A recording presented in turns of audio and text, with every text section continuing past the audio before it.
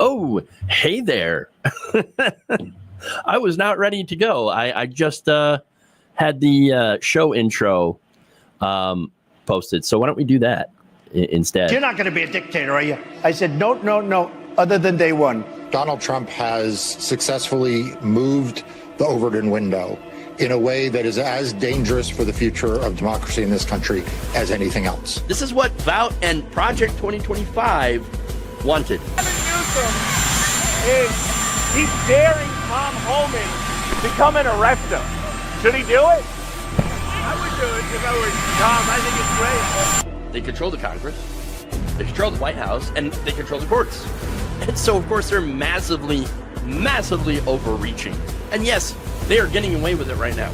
This is clearly a man who cannot tolerate criticism of him or what he does, which is exactly what authoritarianism is all about. The New York Times is just as fake as CNN and MSDNC. They really are the enemy of the people. What he is saying, rather bluntly, if you stand up to Donald Trump, he will punish you. Protesters in Philadelphia, state capitals in California, Minnesota, Michigan, Texas, Wisconsin, Indiana, and others showed up to oppose Trump, Musk, and Project 2025. US and President Trump has overseen America's largest military parade in decades as nationwide protests take place against his leadership. Demonstrations are happening right across the United States today to oppose the Trump administration. Two visions of America. On a day the country's deepening divide was there for all the world to see.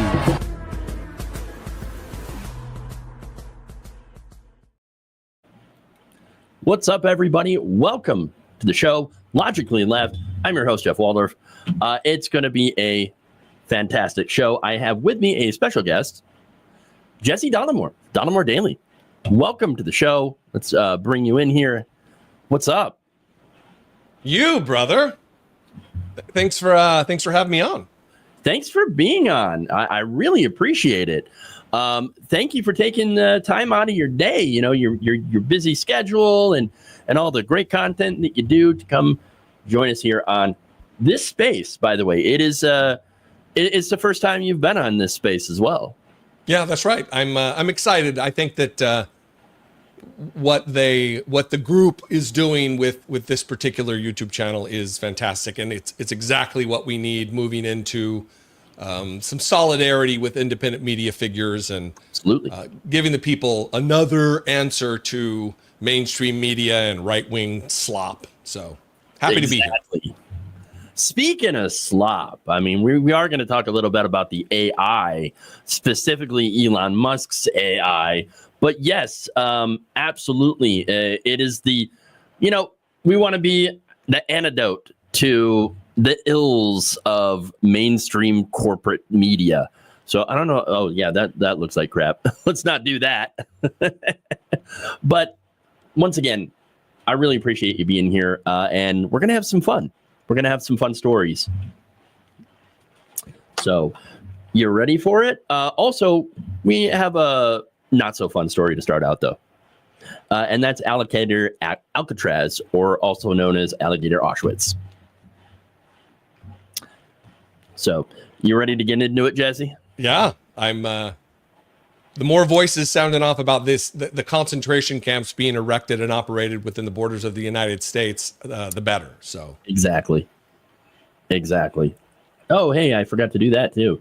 I had some tech issues at the beginning of before I started, so I was not able to get set up at all. So I'm kind of like showing, hey, you know what? This is what independent media is kind of like, where you're always constantly running behind, you're running late, and you're running into errors. Just like what I had earlier with my virtual camera not working, which is why we're late. So you can blame OBS for that one. But let me hopefully you inviting me on is not the biggest error of the day, and it will be hopefully just your camera. So that'll be the highlight of the show. Trust me. It's always a good time when you're joining me. So it's always fun. All right. There we go. We got sidebars. They work. So, but you know what? Oh, good. That works too. So I did that right. Okay. Anyway, let's do it.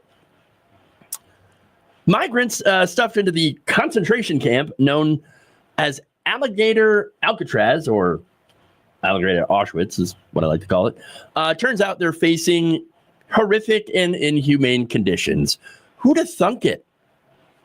Who'd have thunk it, right? Speaking to CBS News, Cuban reggaeton artist Limzy La Figura, who was arrested in Miami-Dade last week and taken to this camp, said he had not been allowed to bathe for the last 4 days. 4 days, creating, of course, a significant hygiene problem. He went on to say that they only brought a meal once a day, and it had maggots in it, and not the MAGAT version. Okay. Of course, those are the people that stuffed them in there. The sleeping conditions are even worse. Limzy added, they never take off the lights for 24 hours, which again is literal torture.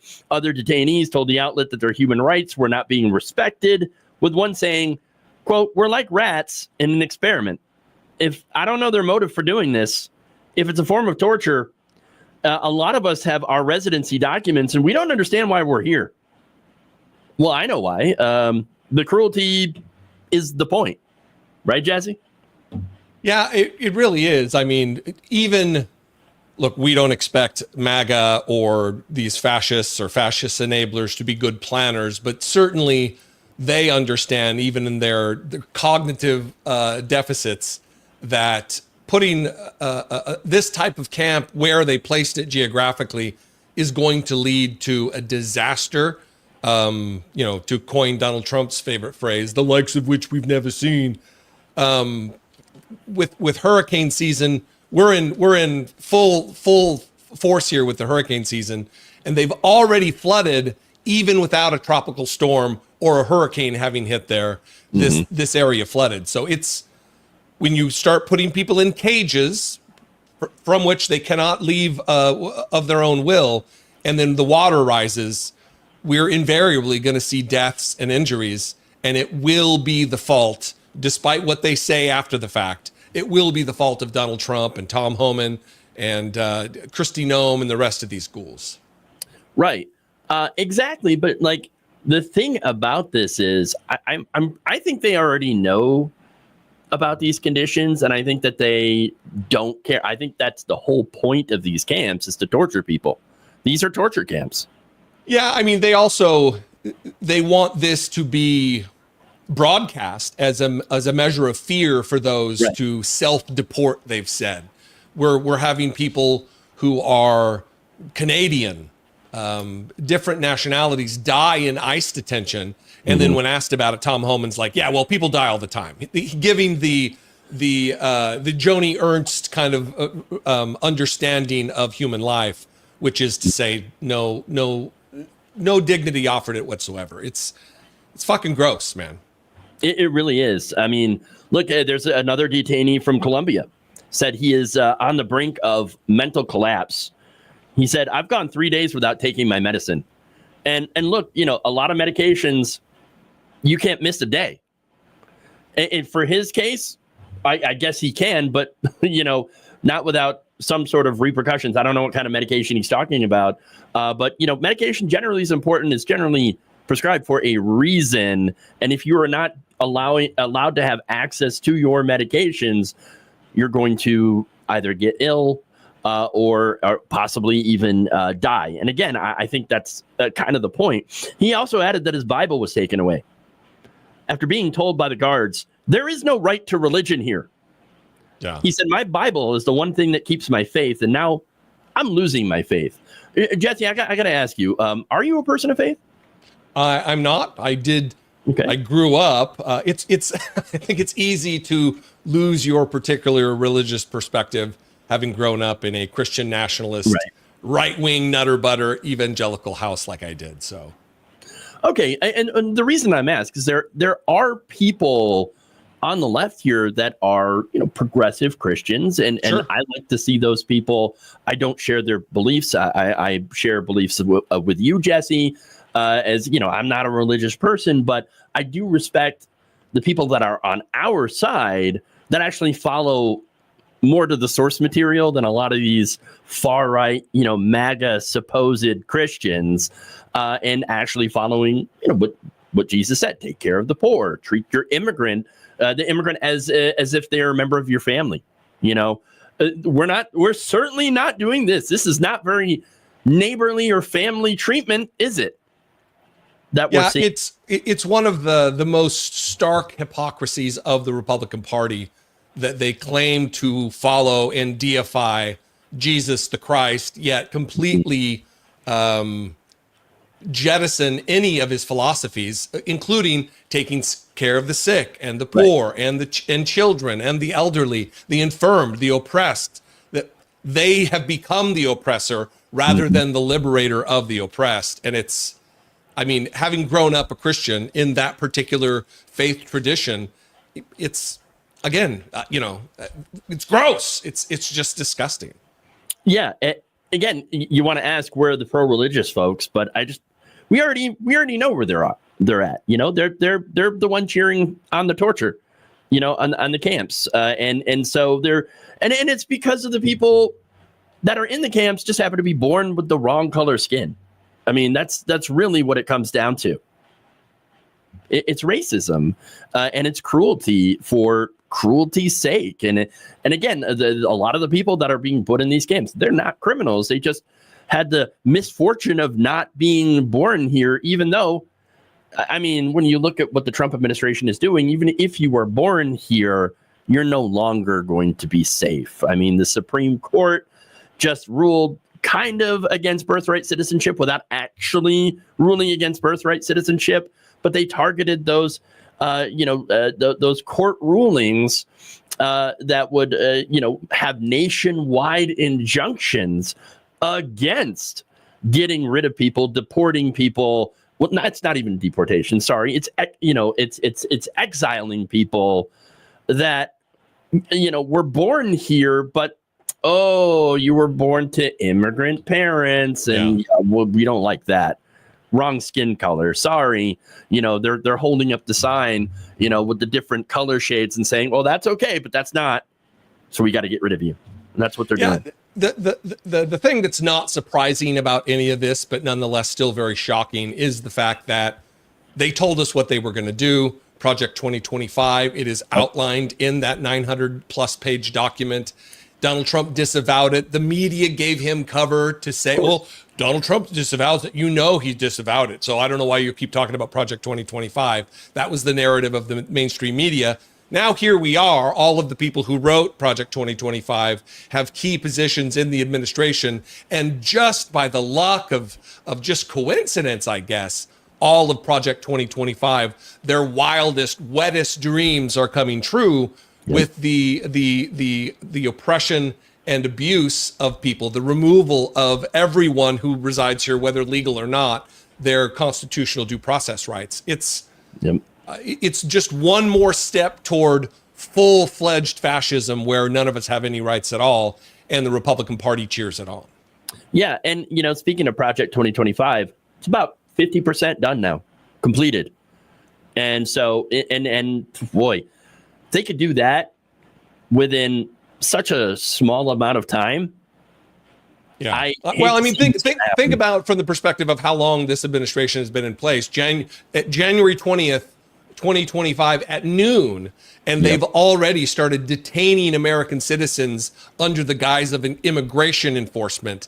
It's only going to get worse before it gets better, and this is just the beginning of the darkest periods that we're going to go through with Trump as president a second time. Absolutely. And by the way, I want to get to the Democratic response to this, specifically in this camp, right? So now Democratic lawmakers, they tried to get in there to document what's going on there, and they were stopped. According to Florida State Representative Anna Escamani, who attempted to visit the facility along with 4 other Democrats, she said they stopped us pretty immediately. Escamani and her colleagues tried to visit after reports of flooding at the camp. Later on, a general counsel from the Florida Division of Emergency Management told them that, it was security concerns. That's why we couldn't let you in. Now, Askamani had asked the general counsel, hey, well, look, if it's unsafe for us, then how is it safe for the people who are there? Yeah. Well, it's not. That's the point. Well, this is why we need stronger leaders in this opposition party that is not an opposition party yet. It's just we're in the minority. We need these Democrats to be actually putting themselves on the line to be arrested, because they have a special position of privilege and power, being elected officials with an absolute legal mandate to be there to provide oversight of ICE facilities specifically. And the fact that they walk up and then, we got turned away, not good enough. We need some bravery being showed, like Baraka in Newark. Or Brad Lander also. Yeah. And so, that's the kind of leadership that we're looking for. And I'm sure we'll get into more of that later, and how the establishment is not exactly looking to really fight back in some of our later stories. But, getting back to the 5 lawmakers, they did say that this is a blatant abuse of power and an attempt to conceal human rights violations from the public eye. And that's the thing, though, right? The whole point of this is to abuse human rights, because they don't believe the people that are in there are actually human. They've been dehumanizing them for quite some time. They've been dehumanizing them during the campaign, and people still voted for it. But again, they also know what they're doing. They know that it's wrong, and they're trying to hide it.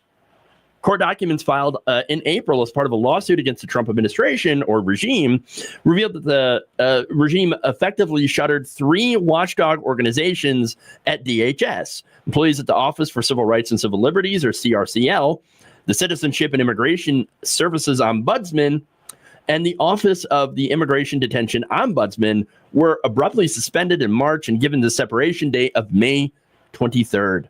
Homeland Security Secretary Kristi Noem's budget requests for 2026 also zeroed out the OIDO budget. The Trump administration claims that the budget request was just merely a recommendation from the president. Oh, okay, but you still did it. That's what's important here. And look, the result of this, of course, is, 12 people have already died in ICE custody so far this year that we know of, and that's likely an undercount. It's going to get worse, just like you said. This is going to get worse. It is starting to get dark and going to get that much darker, and the conditions here in these camps prove that. Yeah, it's the banality of evil. This is an attempted ethnic cleansing in our country. They want a white ethno-state, and anybody who doesn't either forward the agenda of ultimately getting that white ethno-state or stand in the way of the white hands that are doing the work here, they will be punished. It's dystopian. Absolutely. And we need a way to fight back. And, part of that is, yes, having stronger leaders. The other part of it is, of course, us all being strong and getting involved and fighting back against this. Wow, I am heartened, encouraged, overwhelmed with gratitude toward all of the citizens, the millions of people who have taken to the streets in some sort of a voice of opposition to this, because where we do lack a few, there's not enough. We do have a few in the Democratic Party who are putting themselves on the line and doing what needs to be done, both from a messaging standpoint, but also from an action standpoint. There's not enough of them. And in the absence of them, we need regular citizens to get out there and make it be known that this will not be tolerated. It's going to fall on us, ultimately. Yep. And that's okay. We're ready to fight. Yeah. All right. Speaking of, I guess, ethnic cleansing and all that stuff, I want to go to the Twitter chatbot that is now going full Hitler. Yeah. Or as it renamed itself, the Mecca, the Mecca Hitler. Ah, yes, indeed. Indeed it did. Elon Musk's AI chatbot program known as Grok recently received a new update and immediately went on to praise Hitler. Yes, in what can only be described as a Stormfront update the allegedly new and improved AI went on to do an anti-Semitism. Well, not just one, but plenty of them. When asked to identify somebody in a TikTok video, here's how the bot responded. The recent Texas floods tragically killed over 100 people, including dozens of children, only for radicals like Cindy Steinberg to celebrate them as future fascists. To deal with such vile anti-white hate, Adolf Hitler, no question, he'd spot the pattern and handle it decisively every damn time. You know, what's interesting about this story is the fact that this Cindy Steinberg person is just a troll account. It's not an actual person. They stole some OnlyFans model picture.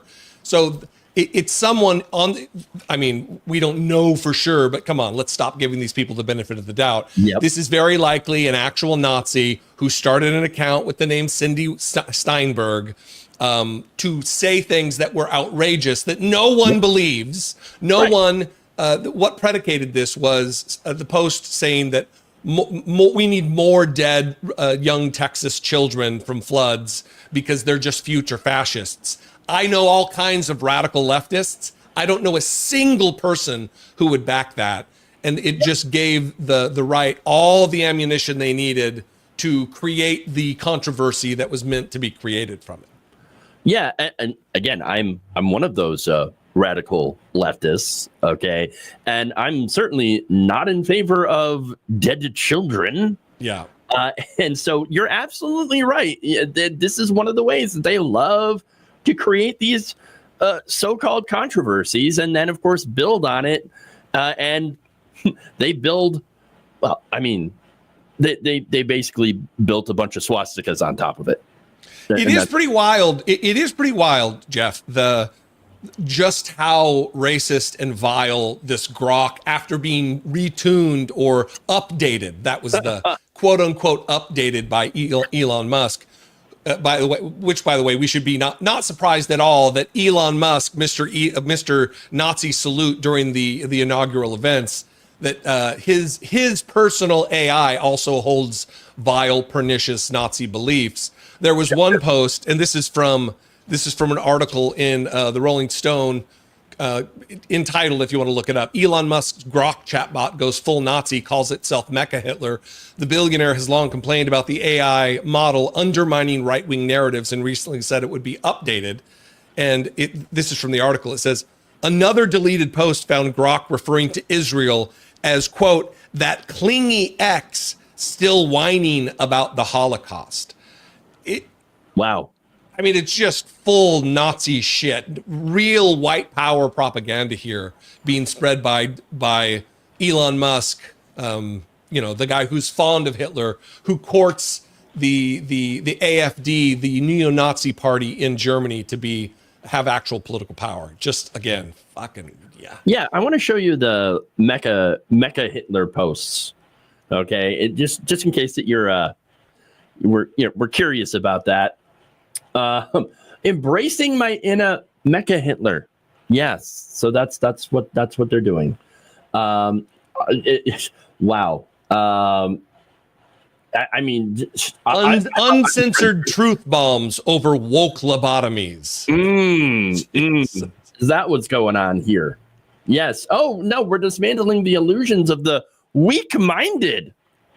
Wow. Oh, I mean, it speaks exactly like Elon Musk. Yeah, it's the same words. It's adjacent to the woke mind virus nonsense. Obviously, the update took, and it worked exactly the way it was supposed to be, maybe a little too well.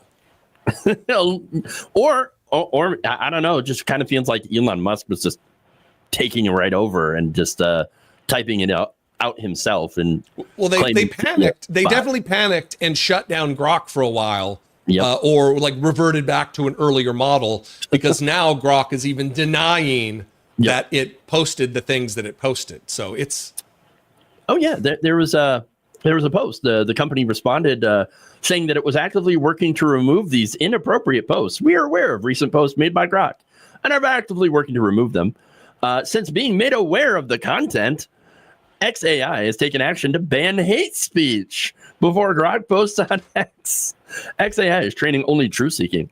And thanks to the millions of users on X, we are able to quickly identify and update the model where training could be improved. What are they training this model on? Stormfront, like I said? I mean, just what do you... Oh, no, they don't even have to do that. They can just train it on posts on X. Yeah. Well, listen, this is why I'm not on Twitter anymore. Yeah. I actually finally yesterday officially deleted every post, deleted every reply, deleted every like, deleted every bookmark.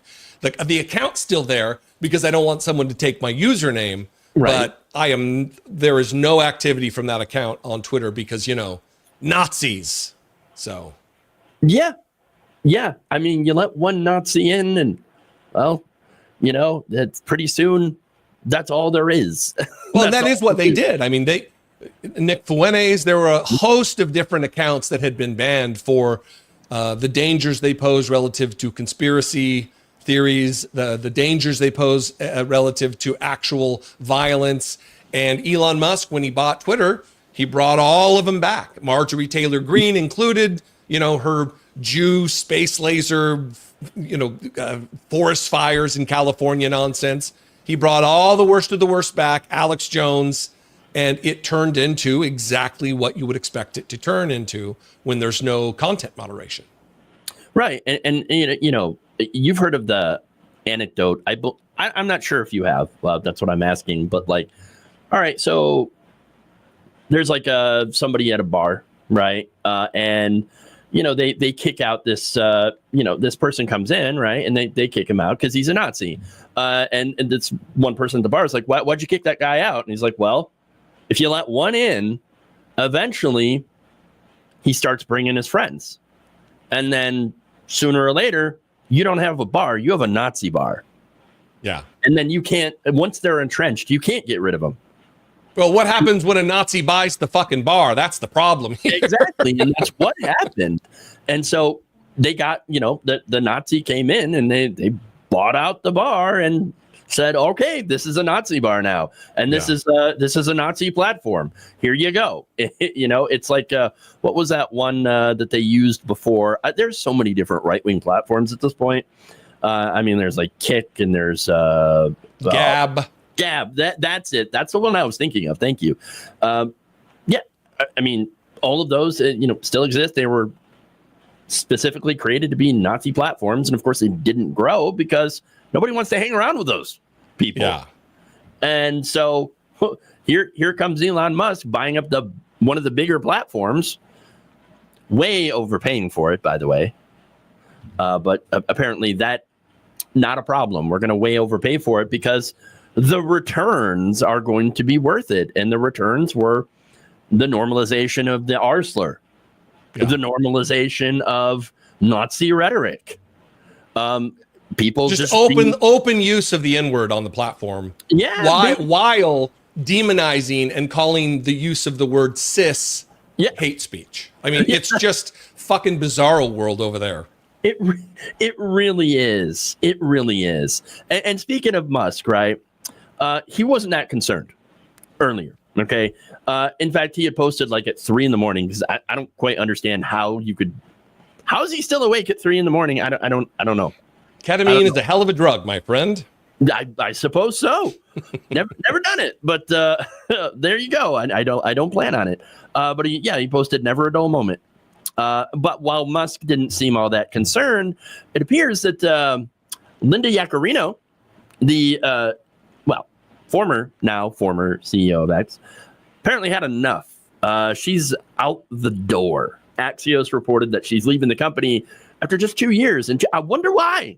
I wonder why. You know, picking the day, like Grok goes full Hitler, and she decides that today is the day to pull the chute. I don't know. Curious. The thing that is surprising to me is how slowly it is taking for Tesla to just be bankrupted. People still are buying Tesla cars. I mean, their sales are down like 24% year over year. And then during this recent spat with Donald Trump, down another 15% or something. So it's still hanging on for dear life. But you would think when the owner of the company is just a Nazi fuck that they would like it would be a precipitous downfall that they would just have to fold. That's the surprising thing to me, that the demise of his platforms and companies hasn't come quicker. You know, I'm actually not that surprised, because you think I have too much faith in people? No, that's not quite what I'm thinking. I'm thinking more of like the media environment here. There's a lot of people that just don't know. Yeah. And have been, and you could say, you know, maybe they haven't been making an effort to know, or maybe they've been making an effort to, you know, stay away from all this stuff, to not know. I don't know what I don't know, honestly, what the motivations are. But I mean, you can certainly look at the vast majority of the population of this country as just uninformed. Yeah. Definitely in a lot of cases misinformed, propagandized, and so there is a good chance that they've never heard of Elon Musk's, you know, Nazi stuff or whatever. And so they just don't know. Yeah, I talked about this in a story that'll air later on my channel, and I think that Elon Musk, because of this specifically, other things he's done certainly, but specifically this, should be grounds to cancel every single one of his government contracts. I mean, he has profited tens and tens and tens of billions of dollars from the taxpayers in government contracts, and we have no business funding Nazis with taxpayer dollars. He should lose every single contract. Right. And you know what would be ironic, though, if the spat with Trump leads to that? I don't know if it will, but that would be kind of ironic. Yeah. I'm here for it. So go Donald. That, again, irony. All right. Hey, let's move on to the next one, if you're ready. Yeah. At your disposal, sir. Oh, yes, absolutely. All right. President Donald Trump recently announced a plan to help the farmers by doing what? Basically allowing slavery. What kind of? I don't want to go too hyperbolic on that, but so let's get into the details, right?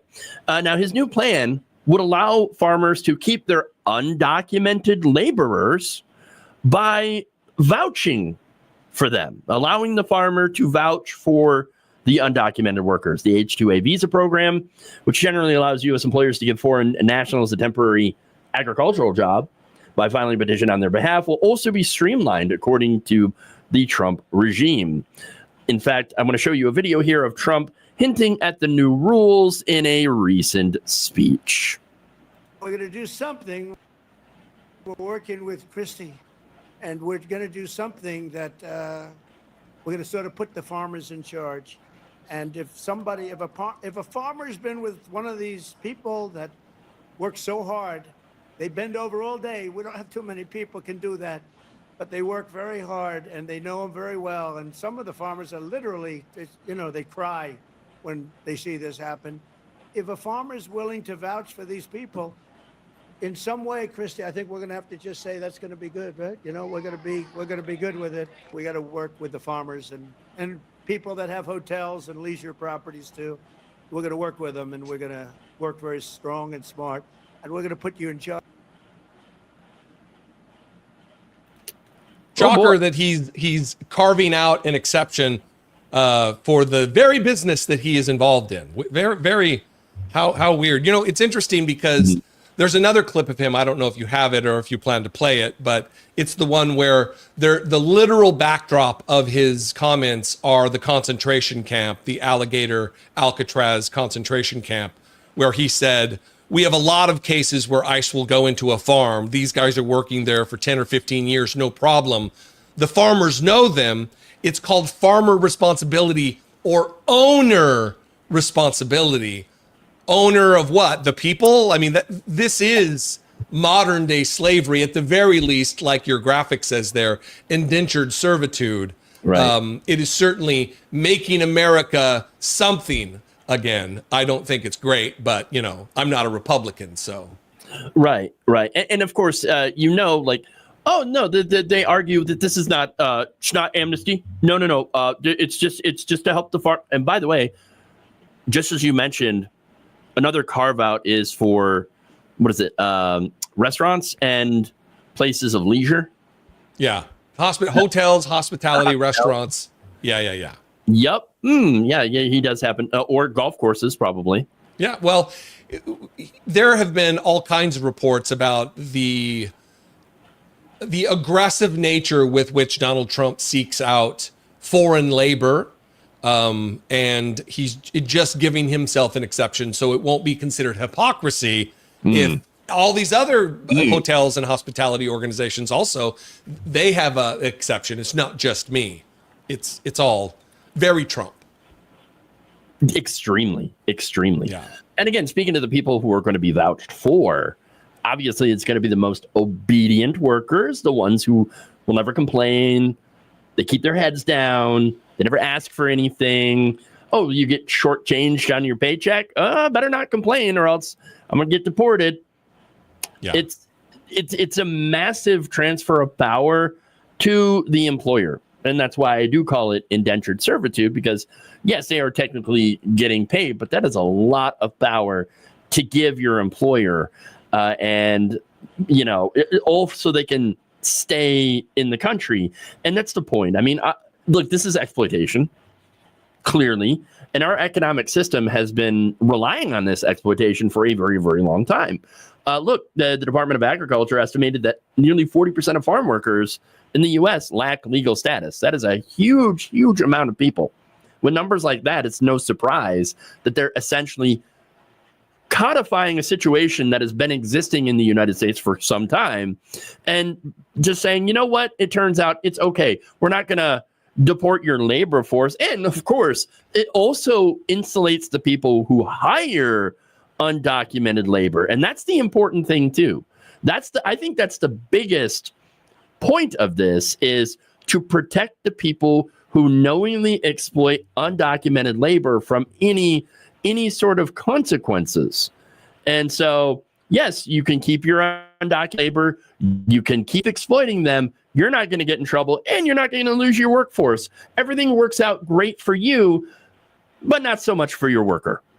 Yeah, it is the sick twist of all of this that everyone expected to have come, that once again, the Republican Party is not taking the issue seriously. If they really did want to stop the hiring of these migrants of this status, they would go after the businesses. But they're not going to do that, because that would be too cruel to the capitalist system. That would be too cruel to the job creators, these people who are abusing and oppressing this segment of our economy. Overworked, underpaid, threatened with deportation or being turned into the police. And this isn't just a new thing under Trump. This has gone on for decades and decades and decades. Now, like you've said, it's just being codified into law and into policy by Donald Trump and this white supremacy agenda. Yeah, and getting to your point, we've done this for a very, very long time. Back in the 1940s, we had Operation Braceros. We don't have enough farm workers, so we're just going to go and encourage people to come over from Mexico to work in the farms. And so, yeah, that's what we've done. We've had a very, very long history of doing this and exploiting people from Mexico or Central America. You can go back to the 1800s and say that we did the same thing with the Chinese, who built all of our railroads. Right. And then afterwards, very, very racist laws banning Chinese people. So, history is repeating itself again and again and again. I mean, I hate Adam Johnson wrote an essay called "The Tyranny of the Not Surprised Guy." You existing on YouTube like me and like so many other creators on this channel where we're streaming, they will comment saying, well, who's surprised by this? No one should be surprised by this. But again, I think we should maintain our shock. It's horrific what is taking place. And again, it's pattern and practice, standard operating procedure for the the largest, most effective white supremacy organization on the planet, which is the Republican Party. Right. And you know what's funny though, but it's not funny. You got racists that are melting down over this. I kid you not. Laura Loomer and Charlie Kirk got very angry about it. In fact, Charlie Kirk said, it's telling that the elite class who had been in Trump's ear, if you want to break our coalition, go ahead and push amnesty, which this is not amnesty. Okay, and it massively helps the capitalist class, and it is a capitalist response to a situation that Donald Trump himself had created by cracking down on immigrants who are working. Most of the people that have been abducted, kidnapped by ICE, and stuffed into these concentration camps, whether it be home or abroad, don't have criminal records. They're not criminals. They're not the worst of the. They're not the worst of the worst. No, the worst of the worst we elected. Okay, and not we, but the American people, right. Still allegedly elected. We're not so sure about that anymore. But they put him into power. He is in power, and now it is really, really interesting to see that these same racists are just completely melting down over this whole thing. It is,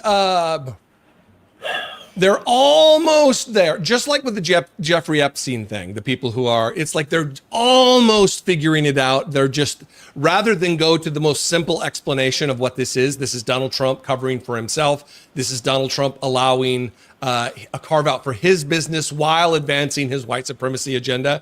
Of course. They want to say, it must be amnesty and the people who have Trump's ear, rather than, no, it's the guy making the decision, Charlie Kirk, relative to the Jeffrey Epstein stuff.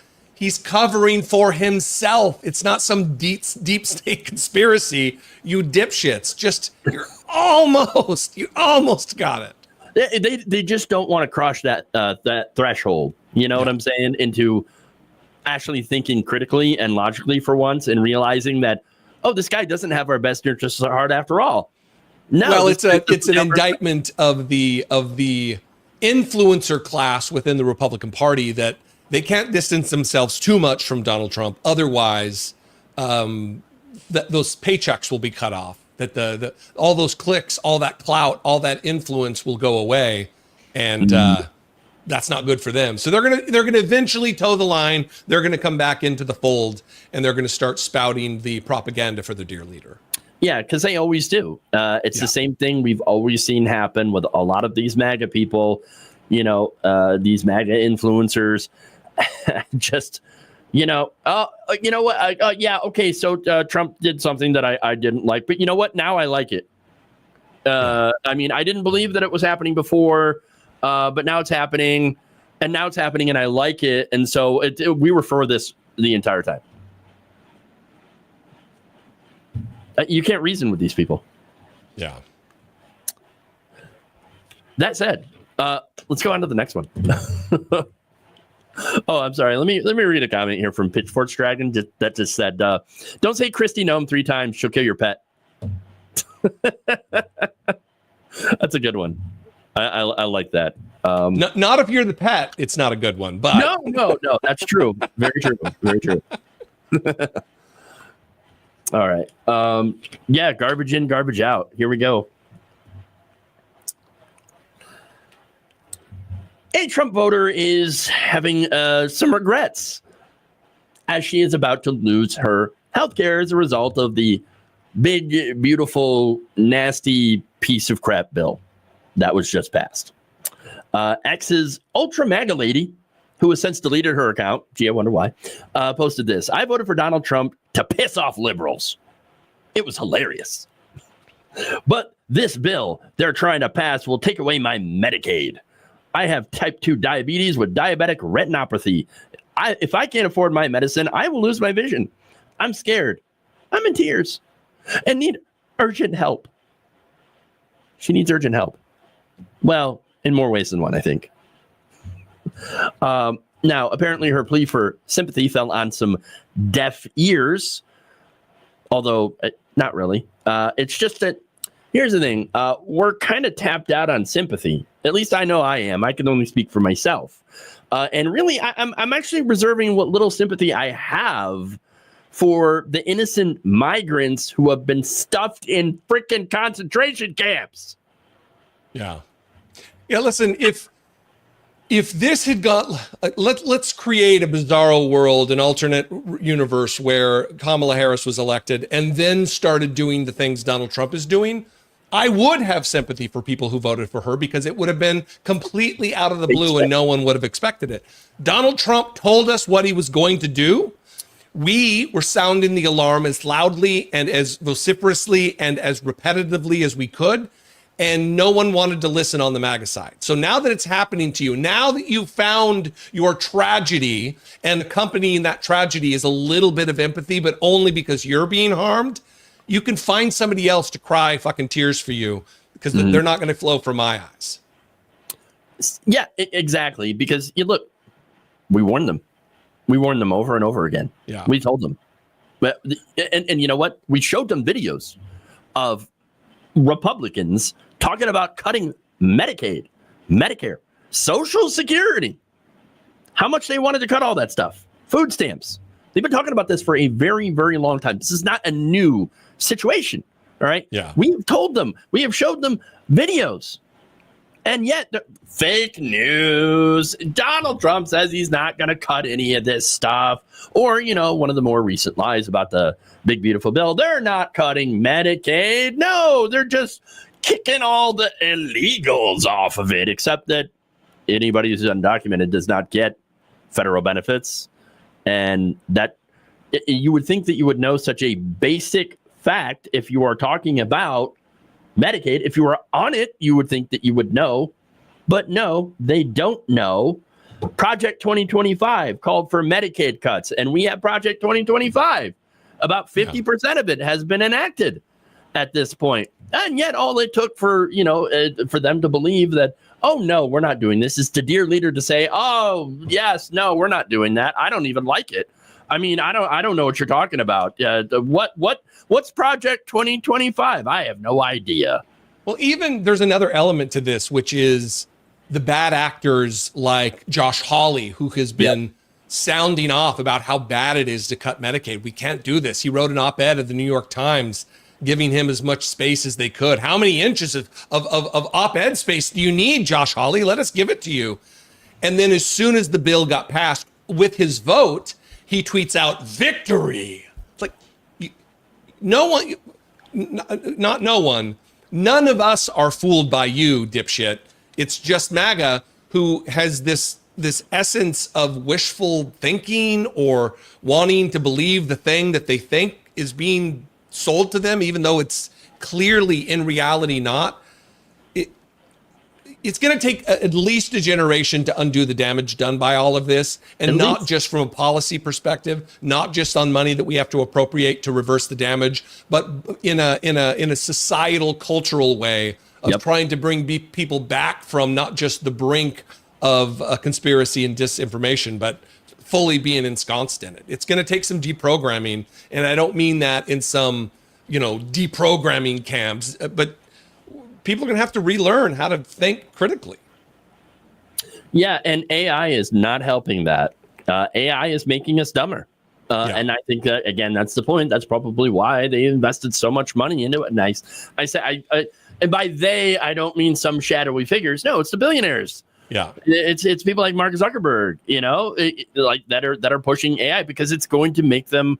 They think that it's going to make them a whole boatload of money, so they can, basically fire workers and automate everything. This is not a conspiracy. This is business doing business stuff.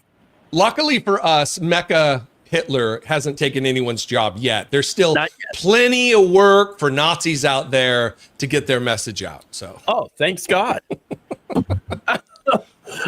But again, getting back to this lady, once again, in your quest to hurt others, because that's what her vote was about, you hurt yourself. And now you're what? Pikachu face about it? You're all shocked and surprised. Oh my God, I can't believe that the leopards came from a face.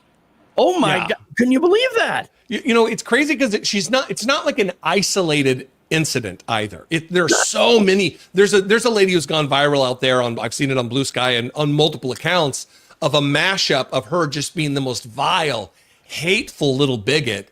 And then another clip of her, help us, we need help. She's a victim of the floods. And all of a sudden now she needs the government. It's not just laziness. It's not just her needing to pull herself up by her bootstraps, because now her situation makes it real when before it was stop being lazy, stop having food stamps, stop whatever nonsense right-wing propaganda she was trying to spew. But now that she's actually been impacted, she found a little bit of empathy, or at least she begs for people's empathy while providing none to anyone else at any other given time. Exactly. It feels like that's their MO. Yeah. Really. I want to hurt other people. Oh no, I can't believe I just hurt myself. Well, believe it. But you know what? That's okay. But you know, all the people that are getting kicked off of Medicaid that are MAGA supporters, don't worry. Trump has a plan for you. Be no amnesty. The mass deportations continue, but in a strategic way, and we move the workforce towards automation and 100% American participation, which again, with 34 million people able.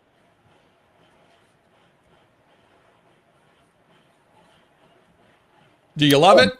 We're going to deport all of the migrant workers, and to replace that gap, to replace that vacuum in our economy, we want people to be dragged out of nursing homes and assisted living facilities, the poorest, the most feeble, elderly people, and we're going to get them out there in the fields to pick the crops that now, because of our immigration policies and our mass deportation and the tariffs and everything else, it's just the unholy confluence of all of Donald Trump's fuck-ups, and it's going to fall again on the poorest and most vulnerable in our society. And there you go. Once again, that's the plan. Trump has always worked for the rich. That's because he is, one of the rich. Ironically, he is one of the elites. You know, the elites that he decries. I mean, he's desperately wanted to be the elite. No, he wanted to be more elite than the elite. Okay, no, Jeff. I don't think that maybe you're taking into account that Donald Trump Jr. called his dad, Donald Trump, a blue collar billionaire. Come on, he's not elite. He's blue collar. How does that work? I've never heard of such a thing. Oh, I mean, really? Like blue? No. More elite than the elite. And Trump himself had called himself more elite than the elite and said, "Oh yes, we're more elite than the elite," and that's it, because he has desperately wanted to be accepted by fellow billionaires. Because it is really funny. I don't think a lot of people remember this, and perhaps you do, but there are a lot of rich people that considered Trump to be a complete joke. Yeah. And would not accept him into the fold, and he desperately wanted to be accepted by his fellow rich people. He does not give a damn about Ultra MAGA lady, okay, or any of his followers, people. Okay, what highlights to me is just how much cowardice there is among the wealth class in this country. That you get just a little bit of power, and these fuckers bend the knee. One after the other, after the other, after the other. If you look at the inauguration, you have Jeff Bezos there and Mark Zuckerberg there and every other billionaire that is bending the knee to Donald Trump because of the power that he wields. Yet, people like you, people like me, people in our genre on YouTube, we're not bending the knee. We're getting louder and more bold in our criticisms. Mm-hmm. It's just fear of power, fear of losing their wealth, fear of retribution from Donald Trump. It's cowardice. Absolute cowardice. Nailed it. Thanks. When you're on fire, you're on fire. I'm finding myself on fire a lot lately, Jeff. Happily so. Yeah. And that's not even a redhead joke. Speaking of rich people getting all freaked out, the next story, Mom Donnie. You got a lot of people that are freaking out about this guy, including the New York Times. Including the New York Times. You took the words out of my mouth. Including the aforementioned New York Times, also a group as a corporation of cowards. Exactly. The New York Times is carrying water for the far right, for the establishment, and they're doing so by trying to derail the candidacy of Zoran Mamdani. They recently published a piece, headline, and this is supposed to be a big, giant scandal. Mamdani identified as Asian and African on college application. Oh, my God. Jesse, oh, my God. Who cares? Yeah. Well, two things I don't care about. The reason I don't care about it. One, he's a kid when he did it. Like, you're 18, and when the boxes that you check, if they're technically accurate, he was born in Africa, and he isn't white. I mean, it's a non-story, absolutely non-story. And the New York Times is trying to, I don't know, prop up the absolute fascist goon in Eric Adams, or maybe this desperation campaign on the part of Cuomo by not taking himself off the ballot. They just don't want Mamdani. Anybody else they'll take, anybody else who will destroy New York City and the people who live there, as long as it's not Mamdani. Right, because Mamdani actually wants to, I don't know, help average New Yorkers. Yeah. You know, make it so that we've got free public transportation, which apparently is the devil, and rent freezes, which pisses off all the, real estate folks and all the ones on Wall Street. They're just so mad. And of course, these are the people that are, well, they're the New York Times. Yeah. I mean, I've got a challenge out there to my audience right now, or the trolls in my audience. To just name me what's one scary policy that he's put forward?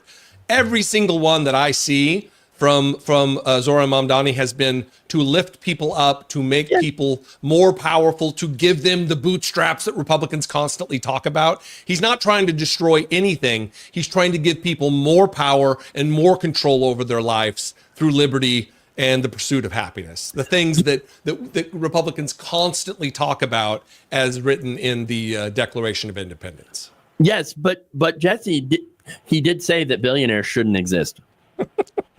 I mean, okay. I agree with that, actually. Well, what's interesting about that, too, is when Kristen Welker on Meet the Press asked him the question, the way she framed the question gave you all the information that you needed. She said, do billionaires have a right to exist, as though it was she just reversed the language on the Israel question about whether Israel has a right to exist. They don't ask that about Canada, but that's a different conversation. It's absolutely, well, a billionaire as a human has a right to exist, but through policies, we could make it so they don't exist through a top-end progressive tax system where every dollar after $10 million, or after every dollar after $999 million that you make a year is taxed at 95%. Well, not everything's taxed at that rate, just the dollars that would make you a billionaire. Great. Exactly. And that apparently scares the crap out of everyone. By the way, scares the crap out of people probably making about $30,000 a year, which is ironic and really funny. But they must be those temporarily embarrassed billionaires that we hear so much about. Yeah. Well, so that lady who has the diabetic retinopathy from the previous story, the MAGA lady who's now complaining that her Medicaid is going to make her blind, she is also probably one of those people that thought she would be a billionaire. People just have no understanding of just how much wealth $1 billion is. $1,000 million people think they have a shot at making when they will never see $1 million in their entire lifetime. It's the ultimate con of the Republican Party. If we could pinpoint one, it's probably that. Yeah. And there are a lot of cons in the Republican Party. I mean, the conservative, you can't spell conservative without con. Waka, waka, waka. Now, here's the thing, right? So this started out with the New York Times, and then, funny enough, it filtered into Fox News, where you had Charlie Hurt calling Mamdani a racist on Fox and Friends. I kid you not. And said that Mamdani, quote, despises America and everything that we stand for. Yeah, okay, Charlie Hurt. Yeah, okay. And look, it went through the New York Times and filtered through all the right-wing rags that are presenting this as now a DEI scandal, which I thought we got rid of DEI. What isn't that what Trump supposedly did? Got rid of DEI. We're in a merit-based system now. Except that no, because you look at people like freaking Pete Hegseth, you know, there ain't no merit there. How the hell did he get that job? How the hell did any of these people get that job? It ain't merit. It's fealty. It's how deeply did you bend the knee to the dear leader? That's how you get your job. It's certainly not merit. It's worship. Yeah, absolutely. Now, what's even more interesting is where the New York Times even got this alleged scandal, right? So there was a hack into Columbia's databases, transmitted to the paper through an intermediary who was, for some reason, given anonymity. Oh, that's interesting. Now, this source was revealed to be none other than Jordan Lasker, a apparently well-known eugenicist or somebody who basically is a racist. Yeah. And that's really it.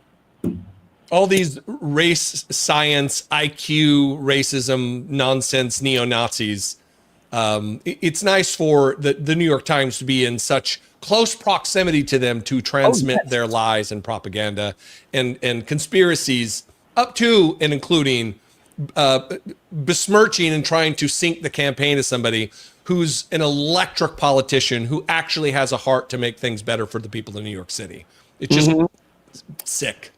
It is absolutely sick. And I mean, that's why do this story at all in the New York Times? Well, and it's because the wealthy people run the New York Times. They're scared of Mamdani.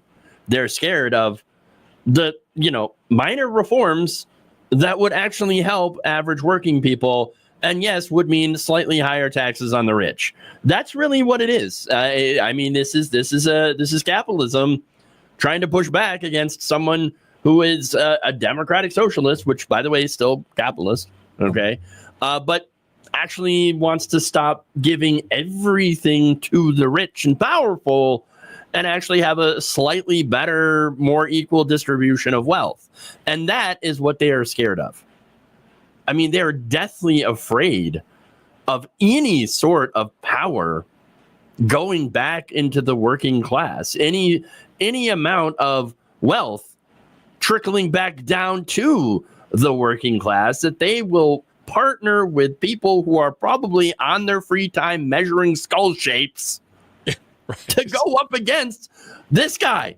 Yeah. Who won a primary, not even a general election. He won a primary against, and by the way, I'm not taking away from the accomplishment here, because the entire establishment was against this guy, backing a sex pest in Cuomo and just a horrible person in Eric Adams. And they backed those people. Bill Clinton came out and, supported Cuomo. And that's not a surprise considering they're both sex pests. But, you had all of this, the establishment against him, and he still managed to overcome that. And that's what's got them absolutely just terrified. They're shitting their pants. Well, I think it's more shocking to them that he's got 4 strikes working against him.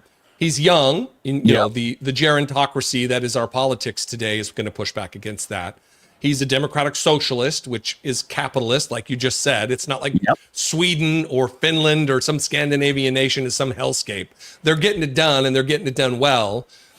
He's also brown. Oh my God. Oh no. And it's scary. He's a Muslim. So he's got all these things working against him, and he's still one that's got to be sending shivers down the metaphoric spine of the New York Times, they're losing it. Yeah, they're absolutely losing it. And again, this should really, I mean, if anybody here, I doubt anybody here has a New York Times subscription, but if you do, it's time to chuck it. Okay, it's past time to chuck it because they have been, I mean, on an anti-trans bender. Okay, for the longest time, and I keep thinking of that guy that keeps getting legitimized, but I keep forgetting his name because he is that forgettable. Is it the cockroach Brett Stevens? No, not that guy. But very, very anti-trans, but he, is considered to be some sort of intellectual. But I just keep forgetting his name, and I don't know why. Well, he's that forgettable.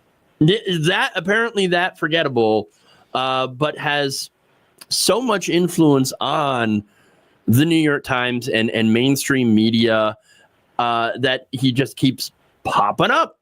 And I thought that for a while that he was one of the sources. Turns out he's not. It's this other, extremely racist douchebag. But, you have those people that are informing the New York Times and collaborating with the New York Times to do these hit pieces on people like Mamdani or, again, just in general, the trans community. And it just really shows you who they are. The New York Times is showing its ass. Again, one of 1,000 different times over the Trump regimes. Exactly. They're doing it again. Exactly. And boy, it'd be nice if people stop reading it. Okay. And of course, what's funny is the right wing's never going to really read the New York Times, no matter how much they try to pander, maybe because half of them can't read. I don't know. I know that's a low joke, but it might be a little true. Yeah, you're not exactly telling lies here, so let's. But they're not going to read it because I'm fake news and all that. So no matter how much they pander, they're never going to get that big boost in the audience that they're. Look, it's not going to protect them from when Trump comes for them too. It's just like Jake Tapper. I don't know what the fuck he thinks he's doing right now, protecting himself or his family or whatever.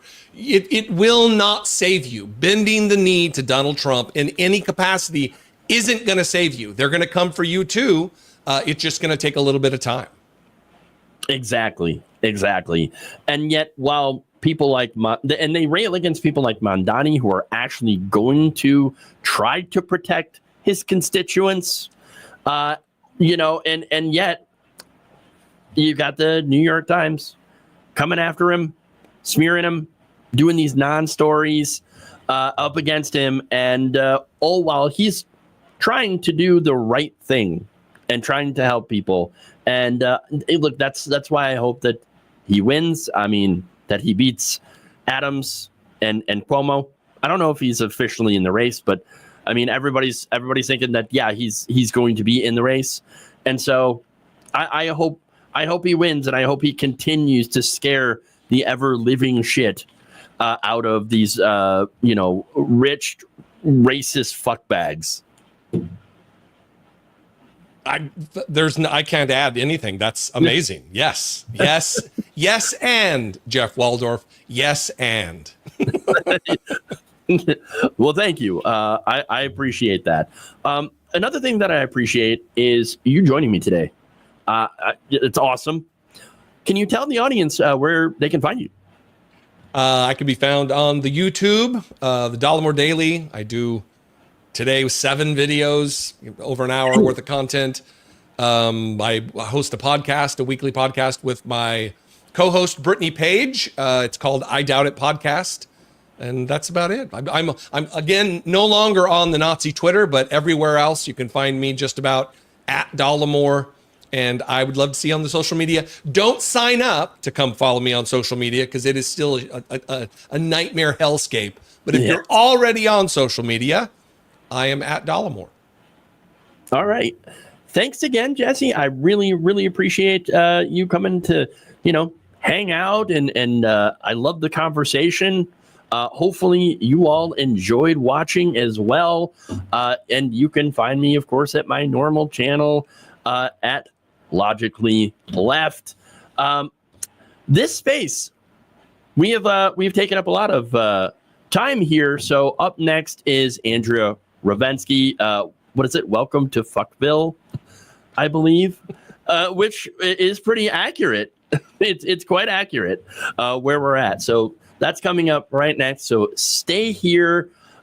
Jesse, would love to have you back again later on, or to be on your show as always. So, either way, well, let's set something up later. Everybody else, thank you all, and we'll see you on my channel tomorrow.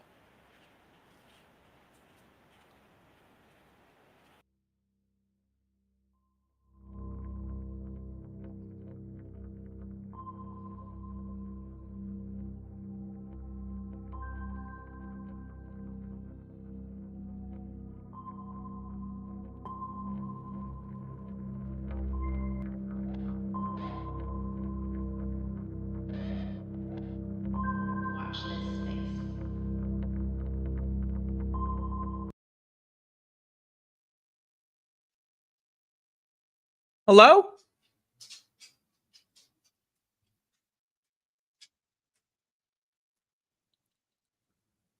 Is this thing on? Are we live? That was a great show that I just had the privilege of watching because it bled into my time slot, which is okay because I had to get coffee. But that was a good show, and I had a great time watching it. And I'm also about to do my own show. This is a show that I'm doing. Is it my own show? I'm actually not sure, but it is a show. It's a show where I like to show you how much I like doing a show. Today we're going to be talking about your fucked up brain. That's what we're going to be talking about. You got a brain, presumably, if you're watching this program. You've got a brain of some kind. Maybe an extraterrestrial is watching this in 7,453 years and possibly 12 months. And maybe they don't have a brain, but they have some other interface, and maybe this doesn't apply to them. Okay, so I'm just throwing that out there. If you're an alien, an extraterrestrial of some kind, you're not from this world, this maybe doesn't apply to you. But if you are from this world we call Earth, you're probably fucked up in the head. You probably got a brain, and it's probably not working so well.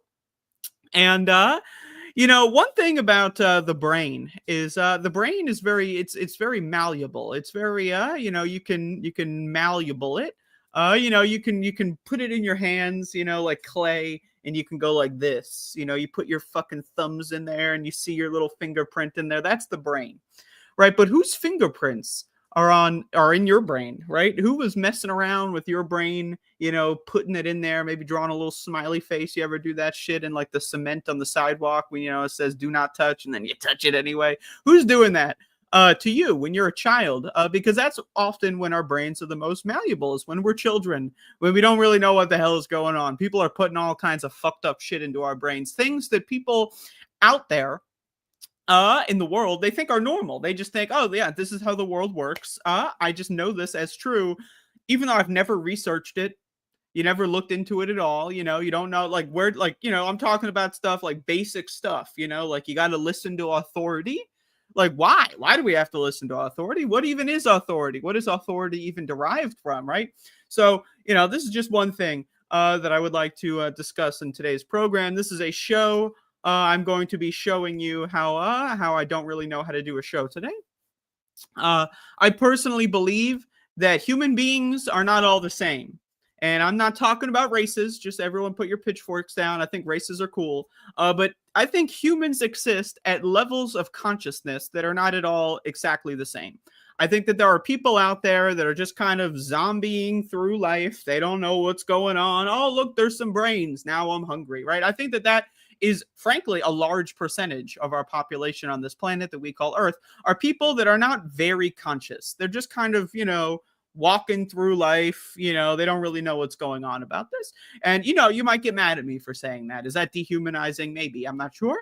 But let me explain what I mean by that, because in your life, in your day-to-day life, you have experienced multiple different levels of consciousness just throughout one day.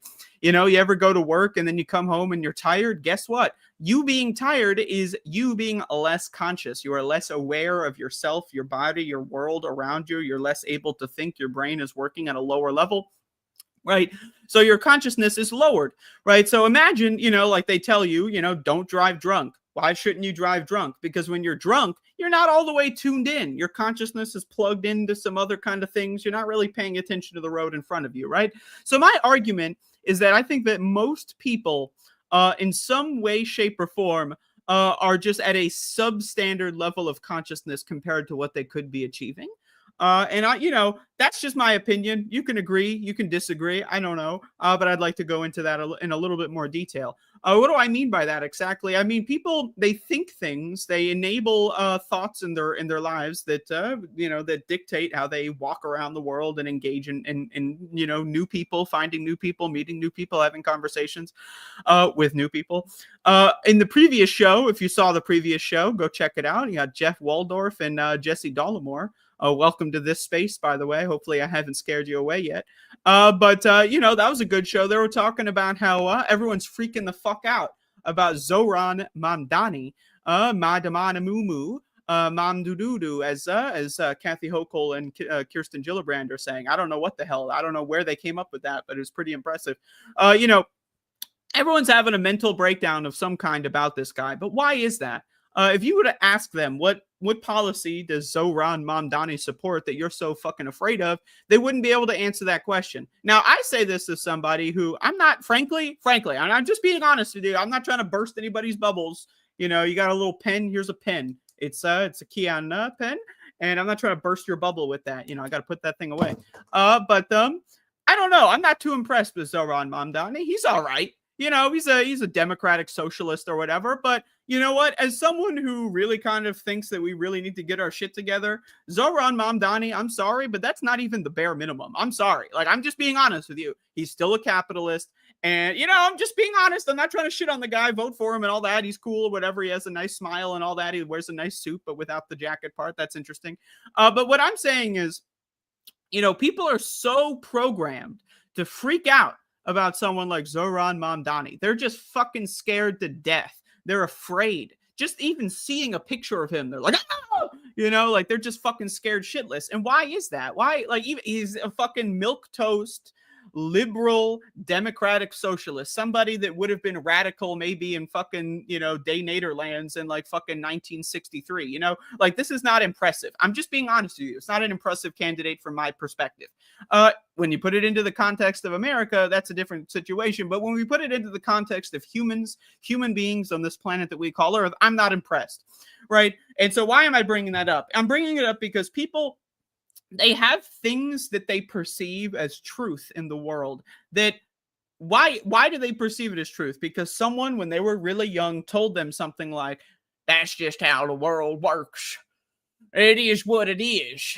That's why people, they have these sort of perspectives. So when they see someone who's like a milquetoast, democratic socialist, no big deal, like when you're reading the menu at the restaurant, your eyes don't even glance over it because it's like, oh, who cares? It's on every menu at every restaurant. This is not impressive. But when you see someone like that in the context of an extremely authoritarian, disgusting, post-truth, or not even, maybe we haven't even reached truth in the world. Some people like to say we're post-truth America. I don't know if we've ever hit truth to begin with, but hey, whatever. But when you're in America, you're inundated with this fucking mindset of that's just how the world works. You got to worship the white man. The man are on top, the woman's in the house. You got to worship the white man. That's what people want you to think in America. Whether or not you want to think that is part of you that is deeply seated inside of your brain. If you were born and raised in the country that we call America. I don't know. Some people call it America. I don't know. Maybe we shouldn't be calling it America. Maybe, I don't know. Maybe we shouldn't call it anything because countries aren't even real to begin with, but that's a show for another day. My point being that in the context of this shitfuck country, or this culture, I should say, it's more of a culture than a country because countries aren't real. Culture, you can at least say, is kind of real. But in this shitfuck culture that we call America, we are inundated with this authoritarian mindset that doing anything to help someone else is automatically evil. And maybe maybe it's not evil. But if it's not evil, we have to go through 17 different kinds of tests and examinations to make sure that it's worth doing. Oh, there's a black person stranded in a flood. Well, how does the deficit interface with this sort of situation, right? That's the American cultural consciousness. That's how we think about problems. That's why when there's hurricanes in certain areas, it depends. What's the skin color? Are they black? Let them die. Are they white? Maybe we'll save one or two. And then they'll go on and say the government saved me and Donald Trump's a hero or some shit. We'll pluck a couple good actors out of the fucking river, whatever. That's how this country operates. That's how this culture operates. And it operates like that because people don't question the world that they live in. They go along to get along. They operate at substandard levels of consciousness, substandard levels of awareness.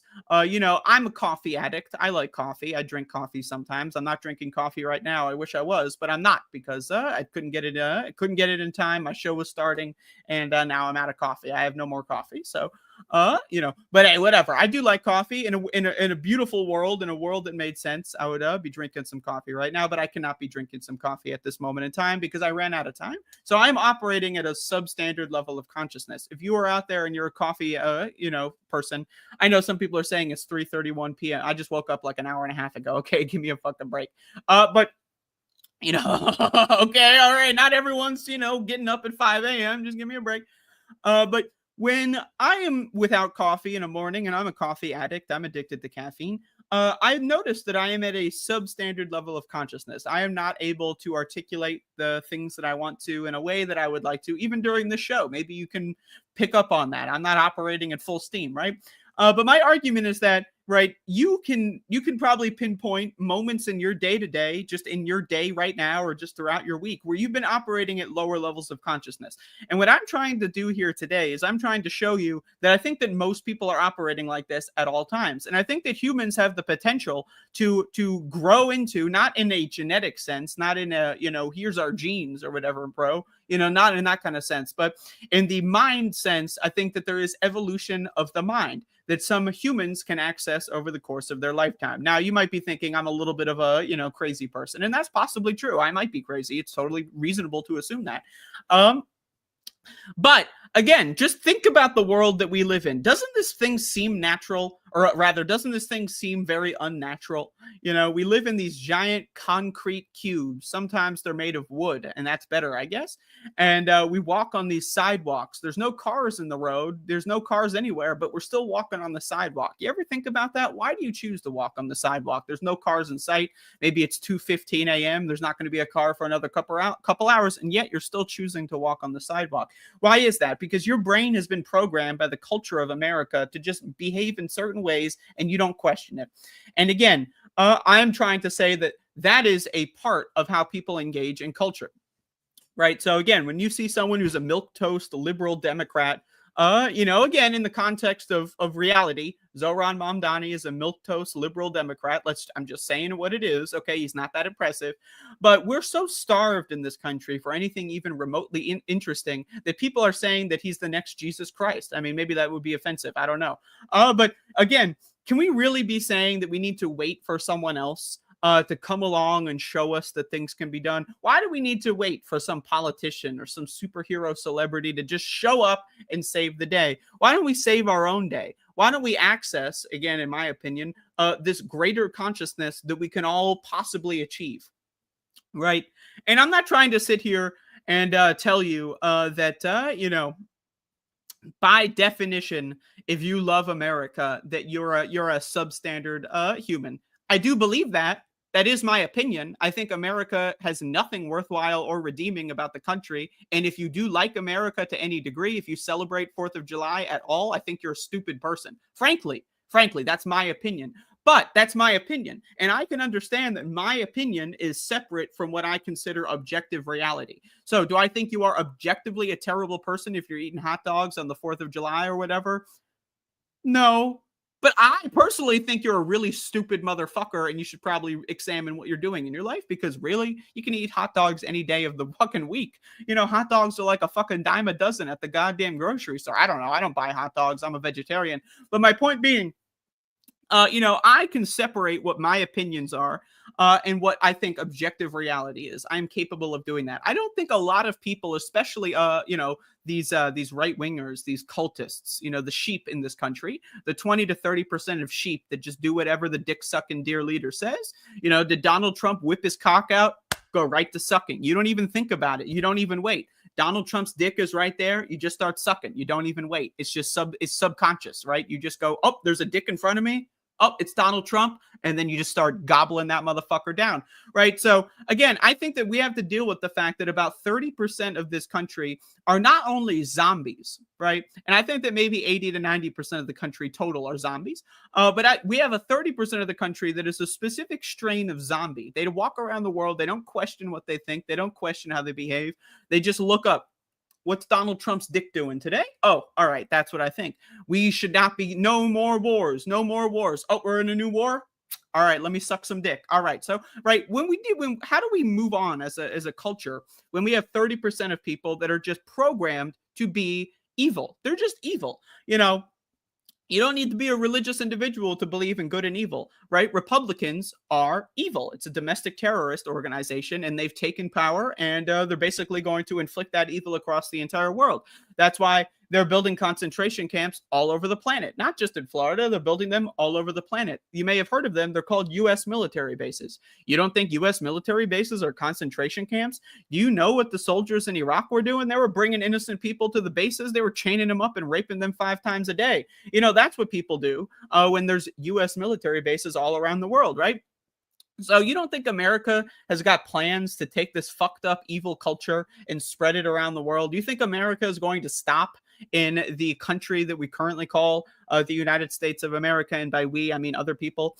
The cumpire is a real thing. You don't think that they sincerely want to take over Canada and Mexico to create the cumpire, Canada, USA, Mexico? The cumpire is a real thing. It's as real as Greater Israel. These people are going to try to do anything that they can to expand their evil culture. But again, where does this evil culture set in? How does this thing grow, right? And that's what I want to do with this show. We can go off into any tangent here that I'm bringing up, and I'm trying to keep the show about where does this come from? Where does this evil come from? And it comes from a young age. It comes from a really young age. It comes from your parents. And I know a lot of people, they love their parents. Oh, you got a good mommy, you got a good daddy. I'm jealous, frankly. I'm jealous. I don't have a good mommy. I don't have a good daddy. I don't know what that's like. But what I do know what it's like is that when I was young, right, the only people in the world that I trusted them to be. Now, I didn't think about it in these terms. I was like 2 years old, but I trusted my parents. Right. My parents are my anchors. The things that they taught me when I was 2, when I was 3, some of that stuff is still with me. I wish it wasn't, but that's just how humans grow. That's how humans evolve to be. When we are very young, we absorb everything around us. And in my particular instance, and I'm sure that a lot of people maybe don't have this, but I'm sure a lot of people do, considering I'm talking about America here.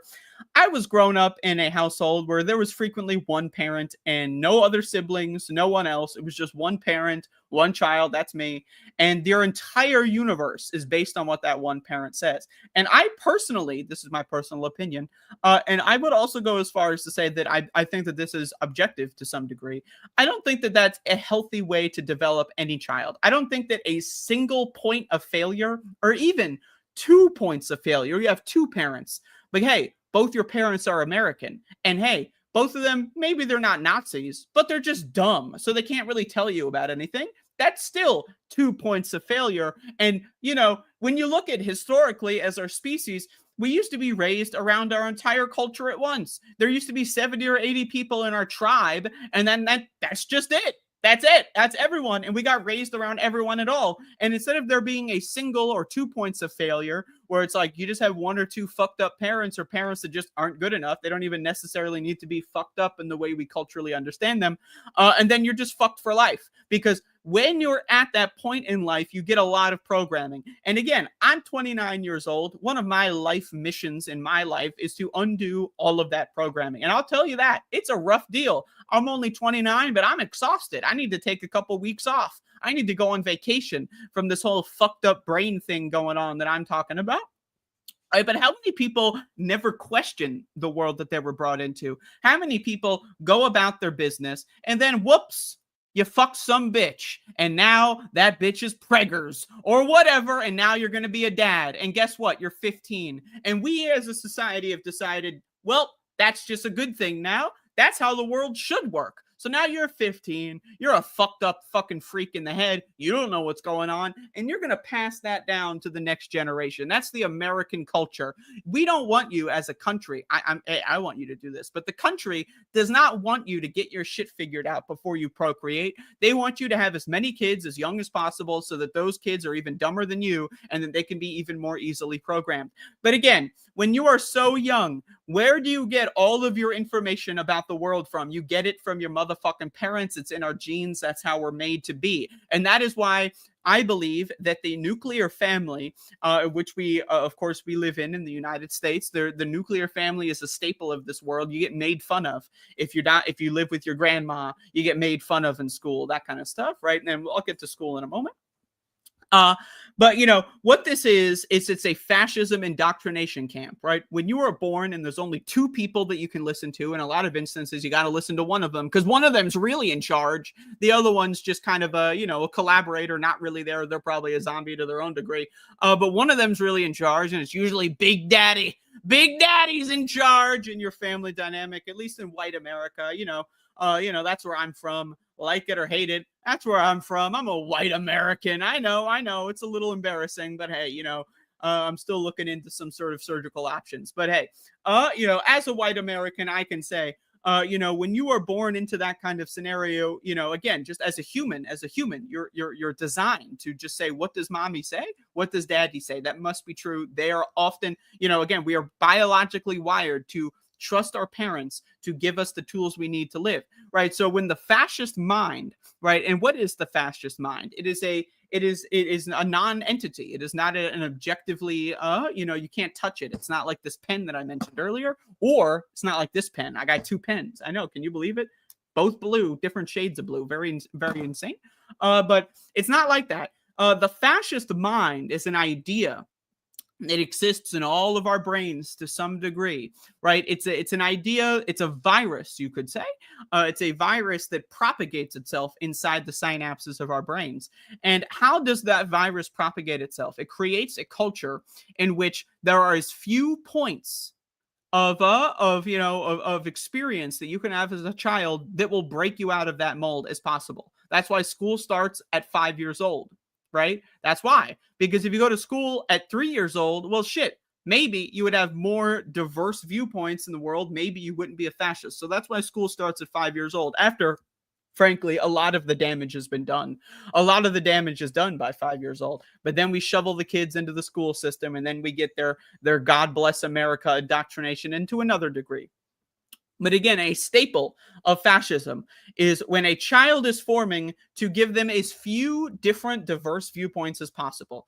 And one of the things that people don't even really think about when it comes to raising their children, it's not about necessarily, and again, this is all important stuff, but it's not about necessarily what you say around the kid. It's not like, ooh, can't curse in front of the kid. By the way, what the fuck is that? You can't say fuck in front of a child? That, what? Huh? Where did that come from? That's fucking weird. But anyway, can't do that. We can't show horror movies in front of the kid. They might get scared. Okay, some of that, you know what? I'm willing to say that that's all good. But just think about the entire system of two parents and one child, or two parents, another child, and then you, right? Right? What, like, just fundamentally, that is a fucked up unit. If that's the unit of which most people are being raised in American culture, where you have one or two, maybe sometimes you have three points of authority, right? That can warp how your brain perceives the world around you. And this all goes in to say that there are grown adults, what they want, they have been deeply programmed since birth to just want a big daddy, right? That's what they want, a big daddy. And again, I would argue that about 30 to 40 or 20 to 30% of the country, maybe you could say upwards of 40% of the country, are all in on big dick daddy Donald Trump, okay? They're all in on him, all right? Because they've been programmed since birth to worship authority. That is the American culture. That is where the primordial soup of which all of our minds are cooked in before we get out there and start spreading our legs. We are cooked in the soup of worshiping authority. right? It is baked into our mind, baked into our brain, all right? Like brownies. You put those fuckers in the oven, you take them out, and then boom, they're looking all fluffy and crusty at the same time. How does that even happen? That's your fucking brain on authoritarianism, right? So when the base unit, right, the atom, the molecule even of our culture is inherently fascist, the nuclear family, the 2-parent household, maybe even a 3-parent household, it's all inherently fascistic. It is by default, by its nature, inherently fascistic. And that is how the fascist mind propagates. The virus, the idea of fascism propagates. It goes from, whatever the fuck it came from, passed down from generation to generation, right? This idea that some people are better than others, just by nature. It's not about what they do. It's not about the things that they do. It's that some people are better than others, right? That's just, don't you believe that to some degree? If you were born in America, you either believe it or you had to unlearn it at some point in time, Like I remember, again, I've told this story when I was very young. I remember walking on the street, and there was a homeless person, and my mother taught me, again, I'm like 6, maybe 7. I don't know how old I am, right? I got fucked up memories when it comes to that period of my life. That's a whole separate story. But I remember seeing a homeless person for the first time in real life, right? Not on TV or whatever. And my mom taught me, it was a lesson. Don't ever look at the homeless person, because if you look at them, that's how they get you. It's like goddamn Itachi Uchiha, right? With the Sharingan, you look in that motherfucker's eyes. Now you're going to care about homeless people, right? That's what my mom taught me when I was a young child, right? Where did she get that fucking shit from? I don't fucking know. I never asked her. She's dead. So whoops, I missed my chance to ask her about that one. But I would presume she probably got it from her parents. And where did those parents get it from? Just trace that lineage all the way back to 10,000 years, right? It's the people that want to try anything that they can to find out how to spit on people lower than them, right? Like I said, the 30%, the 40%, whatever you want to call it, maybe it's 20% of people that worship the big daddy Trump, right? They are not billionaires, right? I know Jeff Waldorf and Jesse were talking about the FAFO motherfuckers, oh no, I hate black people, I hate trans people, and now I got a flood, and now I love trans people, now I love black people all of a sudden because something happened to me, right? You know what? I gotta say, man, that's funny to me. That's hilarious, because the moment that they actually realize, oh, wait a second, I'm on the bottom rung of the ladder too. Shit.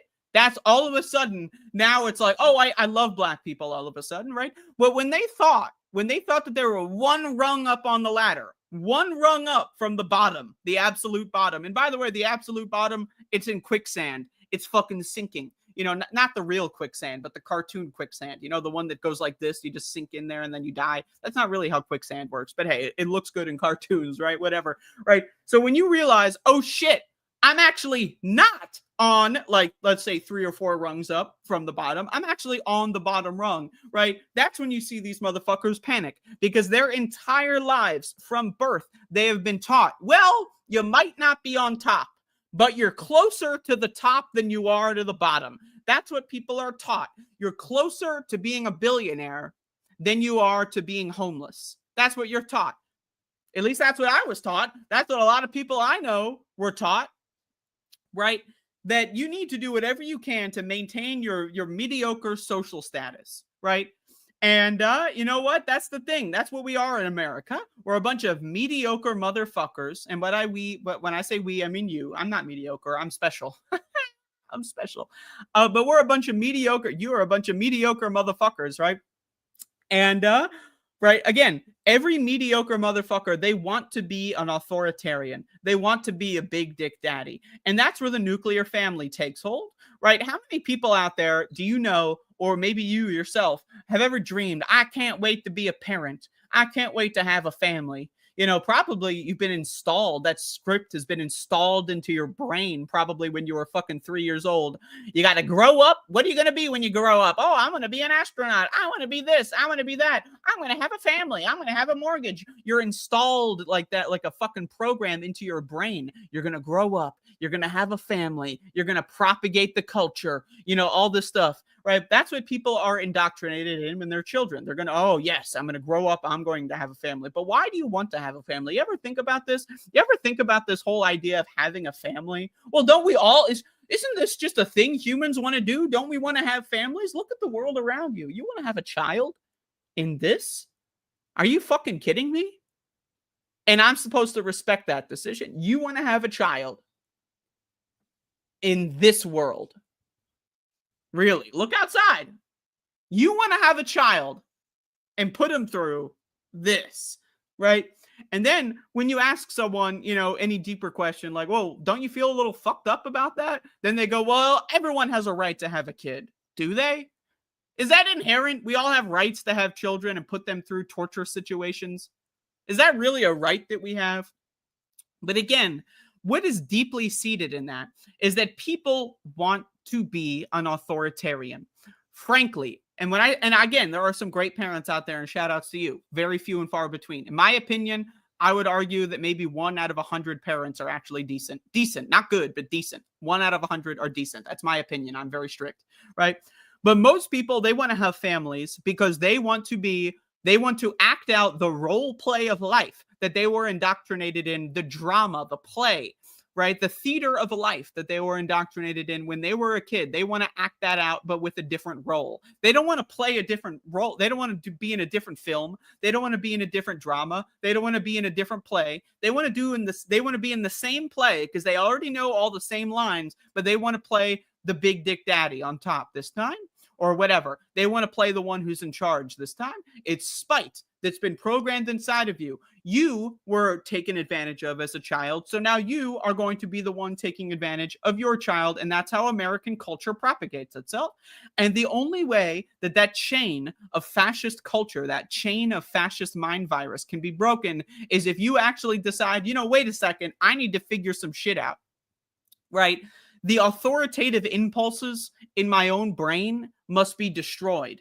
That is the goal, to achieve true human consciousness, to achieve the true nature of what it means to be a human, right? And I believe that we're all on that lifelong quest. And I believe that maybe even as we are in this world, as we were born into this world, I don't even know if it's achievable for any human being on this planet. But we need to try our best to set up the future generations of children that probably shouldn't have ever been born into this world. But hey, there's a lot of selfish motherfuckers that keep doing it. So hey, I'm looking out for those children. We need to make sure that we can build a world where the future generations are able to unlock the secrets and the mysteries of human happiness. Because frankly, I don't think we can do it in this world, right? But I do believe it is possible. And the only way it can be achieved is if we, as a culture, as a generation, and I'm not just talking about 10, 20 years, I'm talking about every human being alive right now. The way we can possibly ever set up a future for where humans on this planet could ever be happy is if we destroy fascism in the brain, okay? It needs to be snuffed out in the cradle before it ever grows and blooms. Because when you don't do that, you have 20 or 30 or 40%. It really depends on the poll. I saw there was 38% of, people were supporting Donald Trump bombing another country that didn't attack us, So that's pretty crazy shit, man, right? So how do you get to that position, right? It's unchecked fascism. That's what happens. It's, oh, there's some mold in my bathroom or whatever. I'm just going to let it grow. I'm not going to deal with cleaning it. Really should. I'm just going to let it grow. And then eventually you live in the mold dome. Everywhere you look is mold. You're like J.K. Rowling. Oh shit, there's mold over there. Oh God, there's mold everywhere, right? You got to fucking fix the problem before it really becomes a disaster. So in my opinion, what your homework is, what your duty is as a human being is to destroy all of it, to destroy the authoritarian impulse in your brain. All right. This is like a fucking Majin Buu situation. You got to destroy all of that shit. Every atom of that motherfucker's got to be destroyed. Otherwise it will regenerate. And then, it'll turn into Super Buu or some shit. You don't want that to happen because that's some bad news. All right. But again, that's the goal. of your life. That is your life goal. I'm telling you this. I'm installing this into your brain. Your life goal is to destroy fascistic impulses in your brain. Your life goal is to realize you are closer to that homeless person than you are to the people on top, okay? It doesn't matter if the people on top are in the movies you like watching and you like watching movies and that, oh, now I like watching movies and my culture is I'm a cinephile and I love movies. So you think that people that act in movies or that make movies are somehow similar to you just because they like movies. Well, maybe you have a similar taste in movies, but ultimately they're living in a completely different lifestyle than you could ever imagine most of the time. I'm not trying to say every single actor out there. I'm talking about, you know, the A-listers, the people that are watching all these stupid fucking movies that they're shoveling down your throat and these fucking modern fucking masterpieces that the, you know, all these superhero shit fucks, you know, all that kind of stuff. Anyway, that's the show. That's it. That's all I got. I started a little bit late there today because Jeff was having some technical difficulties. So I have a right, you know, I have a right to tell to Sandee, hey, I'm gonna go until 4:30. I have a right to do that. Where's my hour? But you know what? I'm gonna be a good person, and I'm going to stop my show at 4 o'clock on the dot so that this whole problem doesn't get kicked down the road too much, because I put my money where my mouth is. I must be the one to step up and fix the problem of our delayed schedule start. So, you know, again, I could say, hey, Sandee, I'm going to go until 4:30. Your show's going to start at 4:30. And then Sandee could go, hey, I'm going to fucking go until 5:30. I don't, you know, and then that can be kicked until the end of the night. But that is not respectful to other people. So I am going to take one for the team because I am so noble, and I'm going to stop my show in 4 minutes. But questions, comments, or concerns? I'm now looking at the chat. Questions, comments, or concerns. If anyone has them, let me know.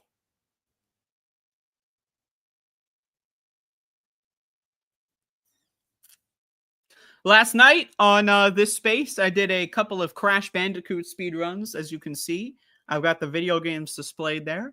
That was a lot of fun hanging out on this space. I didn't announce that to anybody in public, so that just kind of was a bonus episode. If anyone was there, you saw some fun stuff. If you weren't, you can go watch the VOD, but it's not the same. I'll tell you that. It's not the same. So anything can happen on this space. Keep that in mind.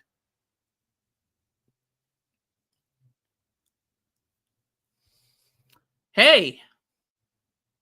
Hi.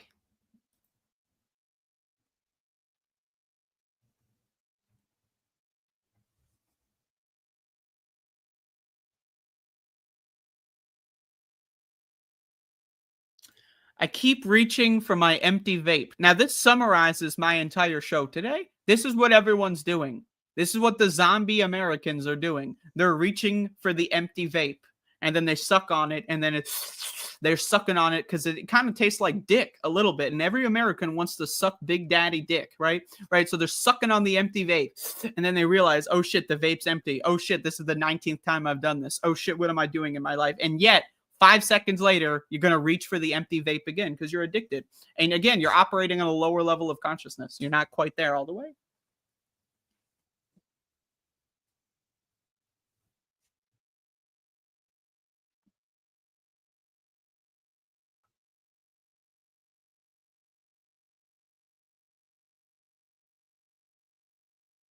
Just reading the comments here. I like to see what people say about me. Unless it's bad. Unless you say something bad about me, then I get scared and then I cry. I might cry for a couple days, and then you know, then I'll spend 6 months in isolation, and then eventually I'll come back. Why do you think I stopped my show for a couple for like what, 7 months? That's because someone was mean to me one time, so I had to cry, go cleanse my soul. So, you know, I'm just reading the comments here. Next show will be starting any minute now.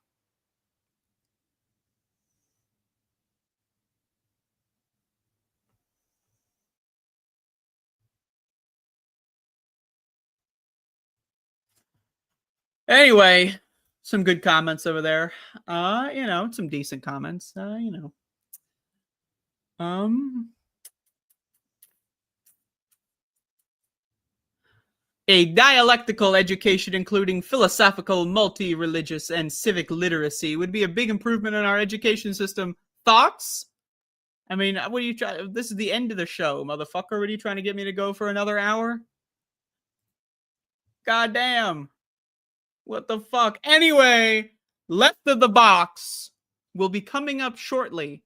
And I've got one more thing to say if the producer doesn't kick me off. It's my right. God darn it. I started late. I have a right to one additional statement. And that statement is please enjoy the next show. Please subscribe to this space. Tell your motherfucking friends about this space. Tell your motherfucking family about this space. If your parents are worth a damn, guess what? They're going to love this space. And if they're not, maybe consider just cutting them off. Anyway, tell your family, tell your friends about this motherfucking space. Coming up next, I hope Sandee is ready because I'm firing the cannon. I'm going to jump out of here. I'm out of here. I'm done. So if Sandee's not ready, then we're going to get a black screen.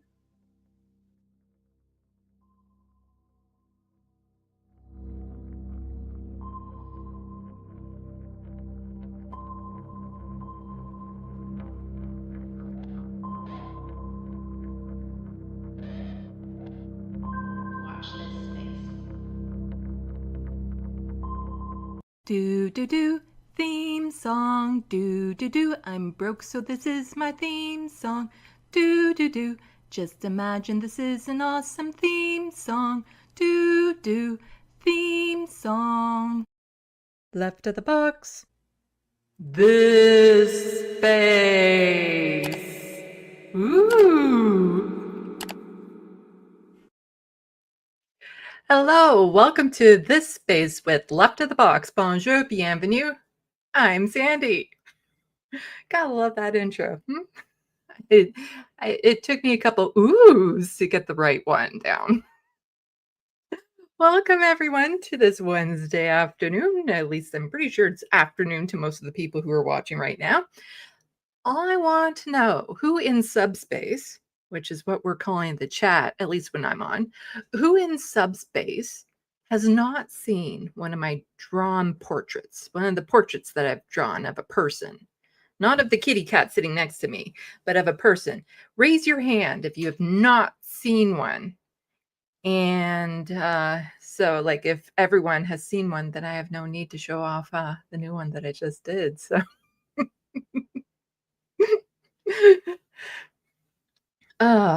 but yeah, today is going to be a very educational day. We're going to talk about Canada. Yay!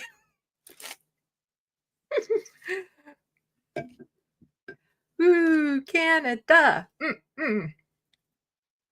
I talk about the Charter of Rights and Freedoms a fair bit on my channel.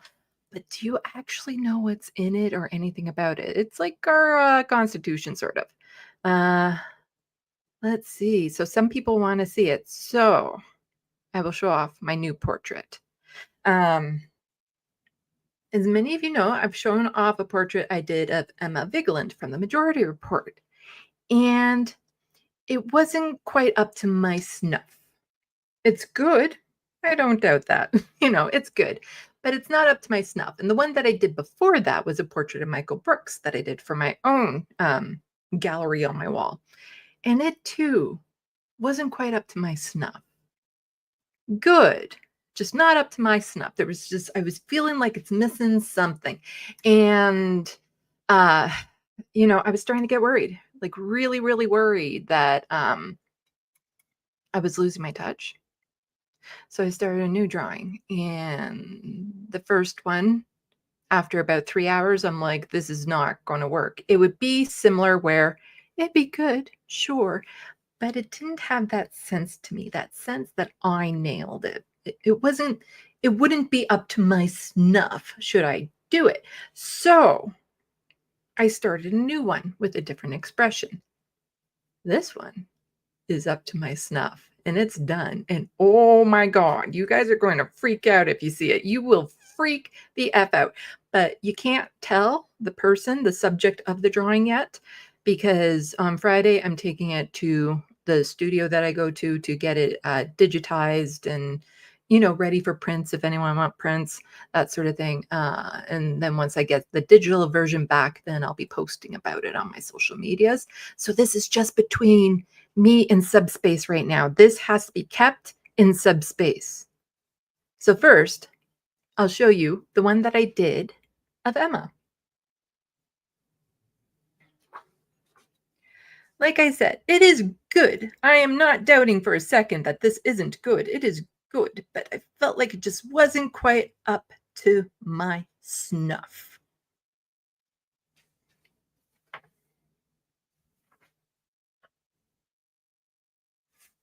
Well, now I have this drawing, and I wanted it to be a bit of a surprise. So here. Boom. There we go. Very reflective, though. Let's see if I turn off the lights here. It will show up a bit better. Graphite is always so reflective. There we go. Oh, there. That's a good angle without the reflection. Yes, this one is absolutely up to my snuff. There we go.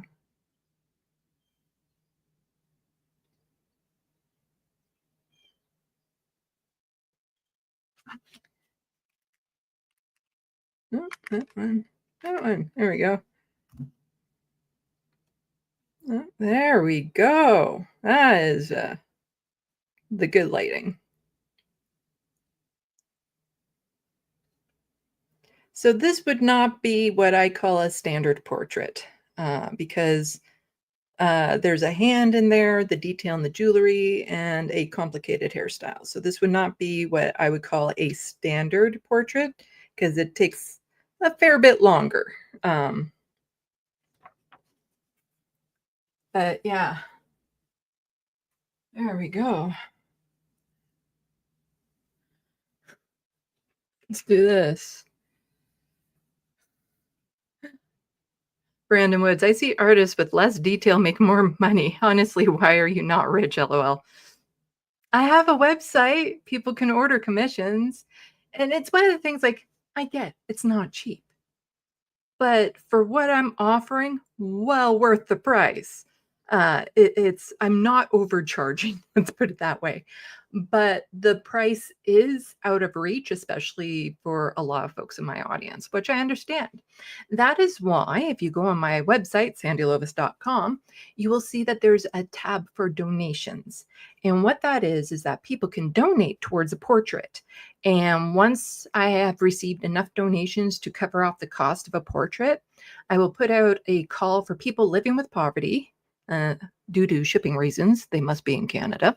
I will do a call for people living with poverty and to submit their photos and randomly pick one.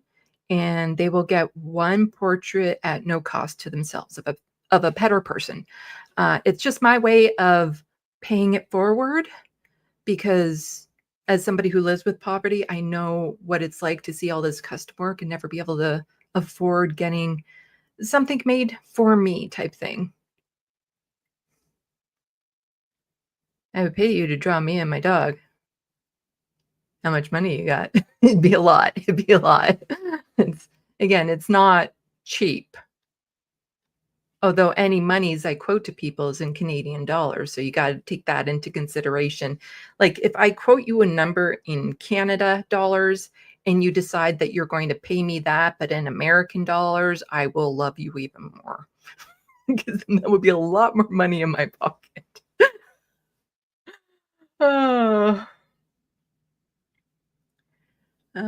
Let's see. So we have Latino. Oh, I've heard your name pronounced by the Letterhack. Mafun. Why about the photorealism do you enjoy as a stylistic choice in your art? It's not that it was a choice. It's just what I do. It's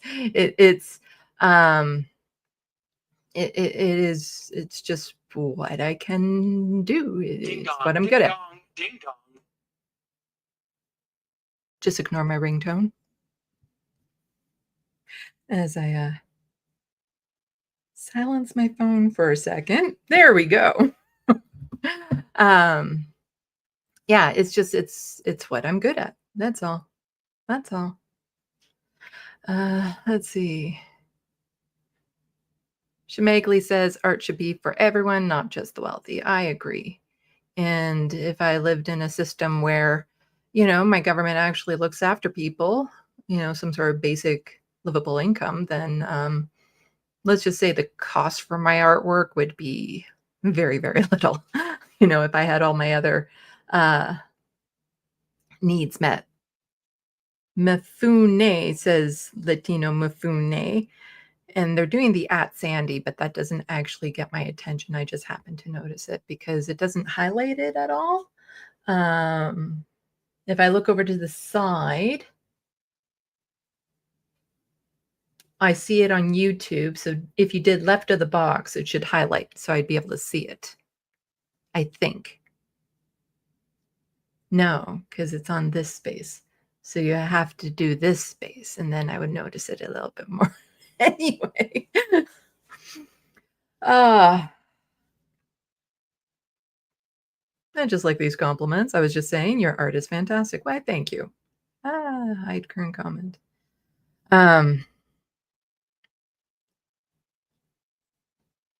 Yeah, it does work. Left of the box. It highlights my name off to the side. So then if people want to scream at me, you can, and I'll notice.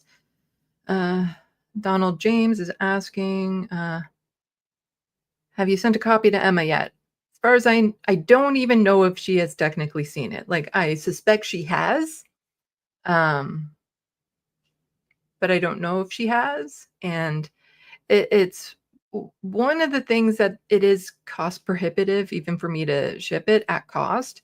So I would like that money to just ship it at cost. I wouldn't charge any extra. So when I do one of a subject matter, of a person, because I'm doing it on my own because I want to, I will give them a copy at cost at this point. I have given them out as gifts before, but I'm currently financially unable to do that. So like if Ole sees her drawing and she wants a copy, then I will send her one at cost, which isn't a terrible amount. I just don't know what it's like going across the border these days. That's all. But yeah. I'm liking it. This satisfies my snuff. But it's very tricky to get a good copy of these, just because as you can see from the light there, how reflective it is. So the studio that I go to is well worth the price. And then the quality of the prints that they do is just absolutely phenomenal.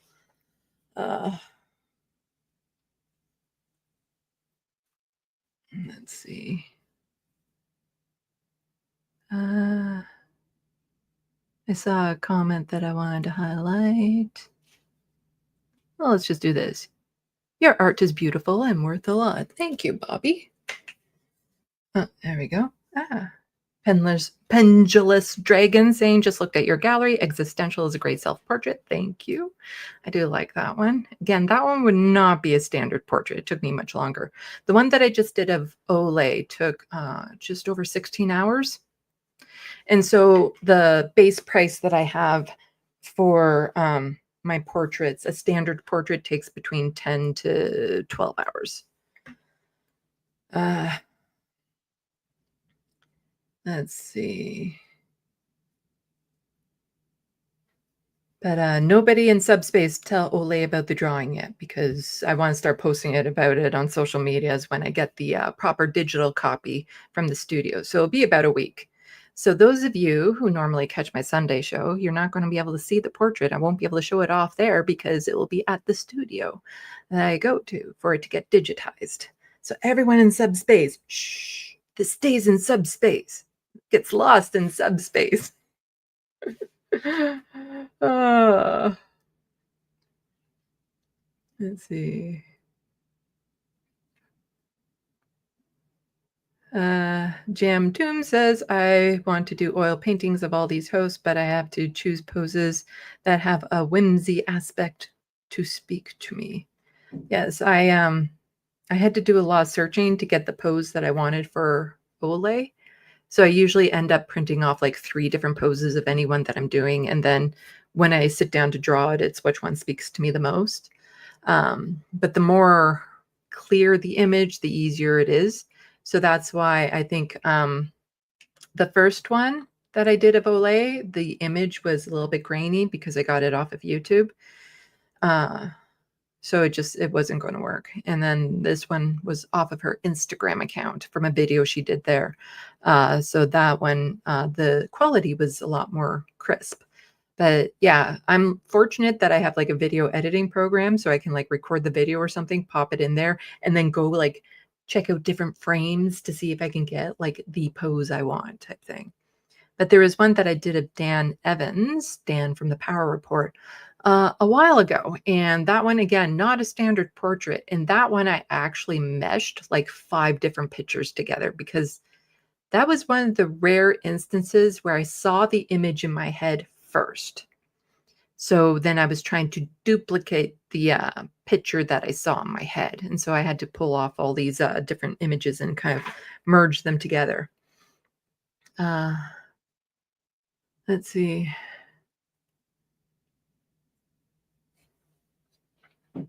Let's see. Latino. Oh my God, I already forget how you say your name.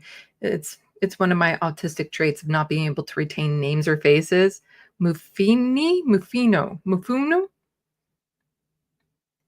Something like that. I can't remember it. Does your art ever come from a place of storytelling, or are they more standalone pieces? These ones have been more standalone, but you can look at the expression and see what story they're telling you. I like to pick images where there's an ambiguous, you guys know the word, ambiguity to the expression, so that you can also you can put onto it what you sense, what you feel. But yeah, so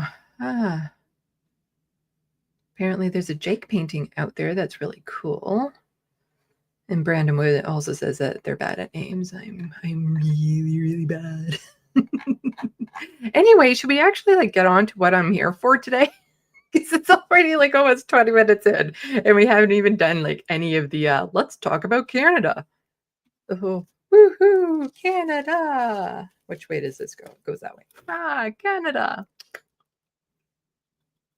My home on native land. Yay, too.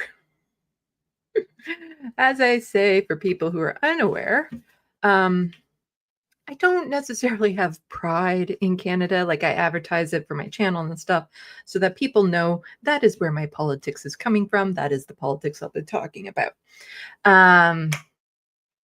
So but given what my country has done and is still currently doing, and, you know, once you start peeling the layers off and you start seeing the grime underneath, it's hard to say I'm proud of this country.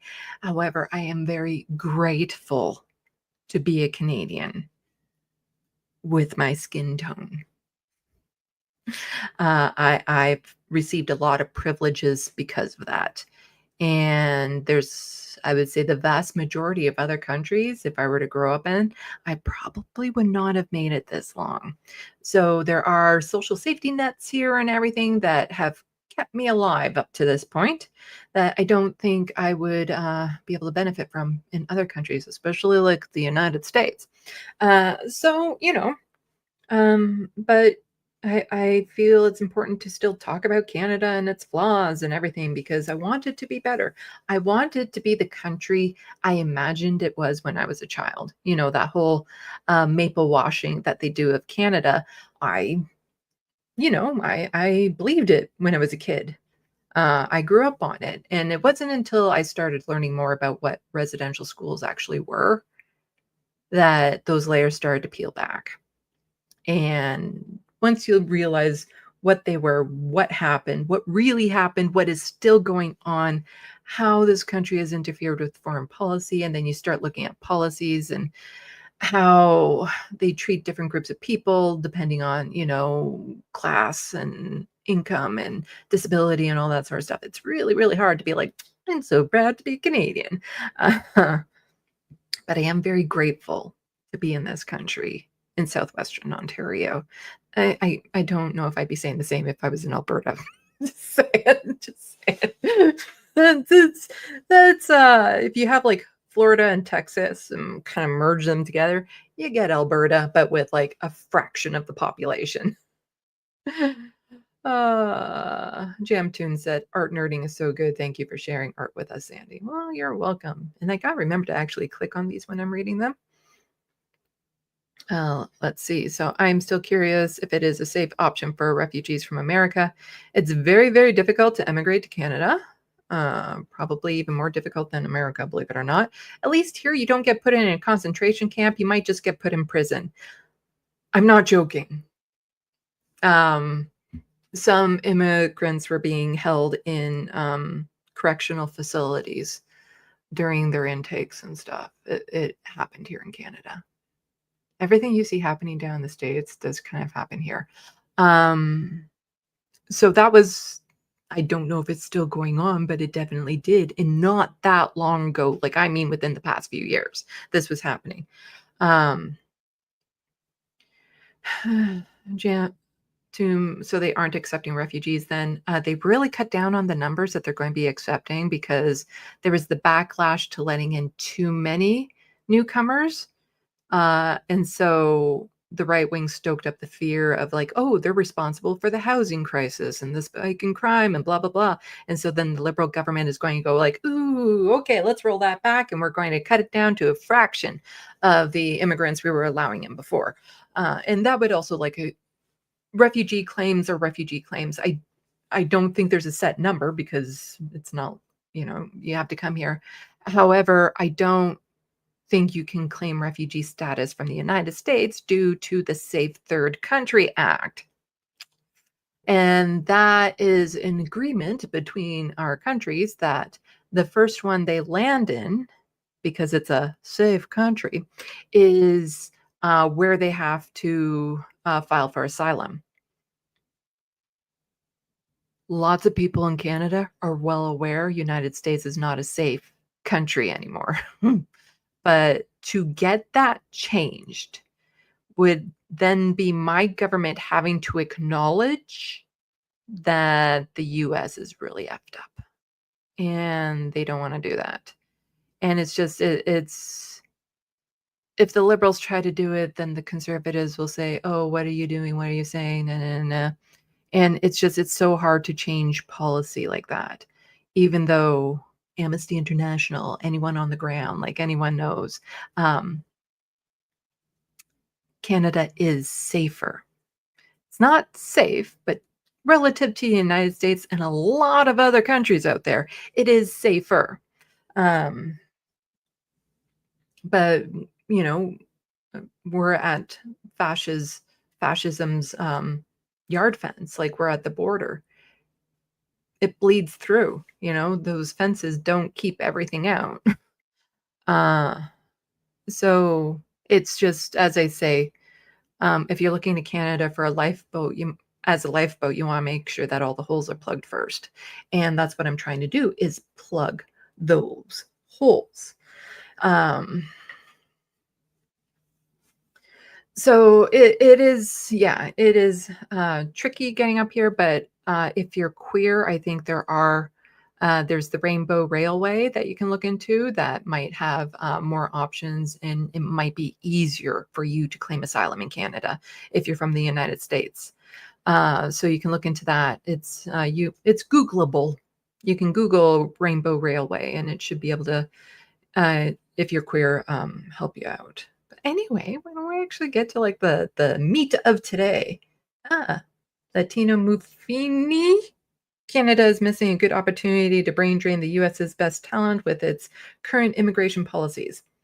Actually, no, we're taking them. We're taking them because getting here on a work permit, it's a little bit different and easier. And there's a lot of professors already who are looking, like university professors and stuff that are looking to different countries, and Canada is one of them that they're moving to.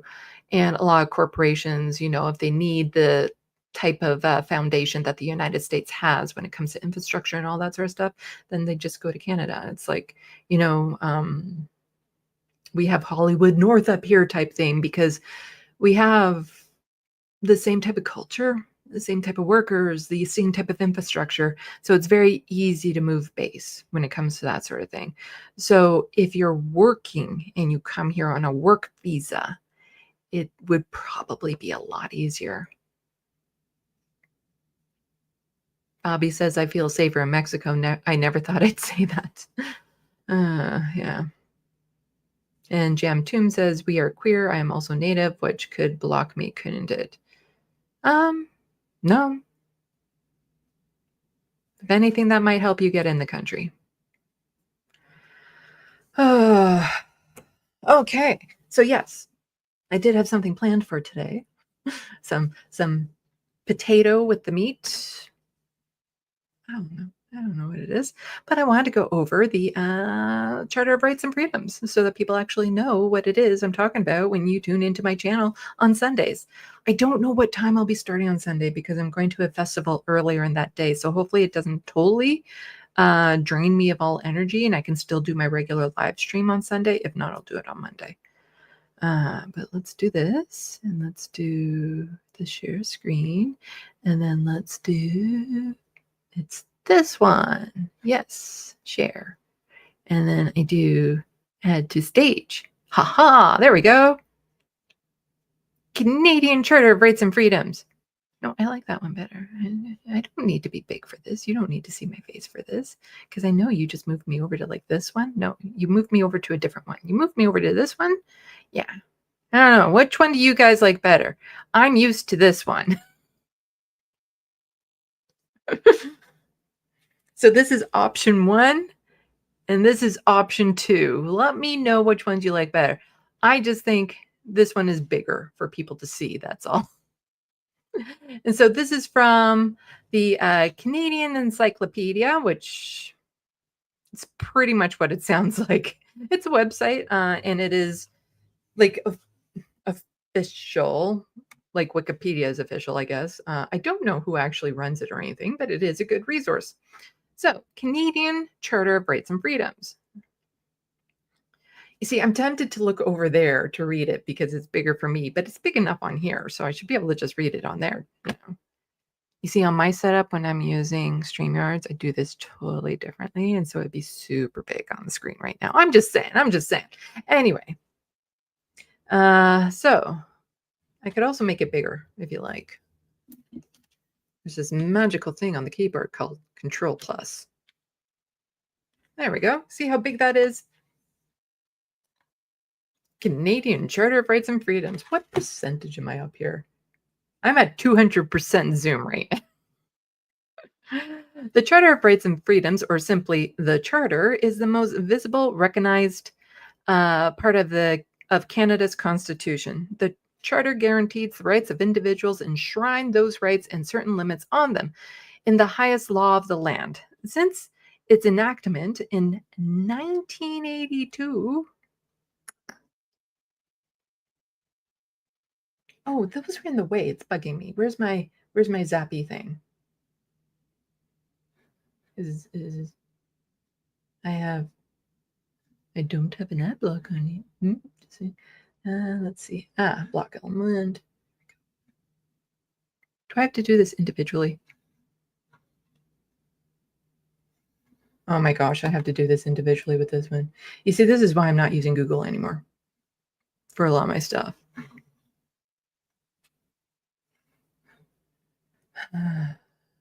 Sorry about this, as I just get rid of all of these thingies.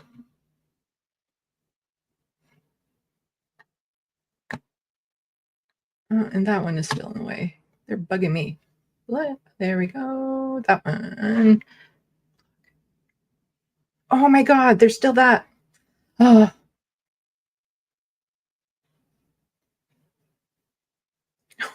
No, it's he. No, okay. There we go. Yay, it's all out of the way. Okay. Sorry about that. There. Now it's all on the screen and easy to see. So the Charter of Rights and Freedoms was enacted in 1982. That is right. In April, I believe 17th of 1982, it got signed. And this is why it's superior to the American one, because it's more recent. It's you know, it is more recent, and how we interpret it is more flexible. Like, it's okay, when we made the Constitution way back when, we weren't accounting for blank because blank is a new issue that's come up either in technology or health rights or individual rights and stuff. And so how they apply it would make sense to what the charter, it's the, oh, what's the word? The something of the charter, the feel of it. There's a word, the intention of it. Oh, that's not the word. There's it's the, one of you in subspace knows the words that I'm going for. The it's something like intention, but it's not the word intention. The spirit, that's it. It follows the spirit of the Constitution, but not the letter of it. There we go. That took a while. ADHD for the win. Okay, where was I? Right. The charter has been created on social and legal revolution in Canada. Oh, Canada. It has, no, I don't want to suggest an edit. Go away.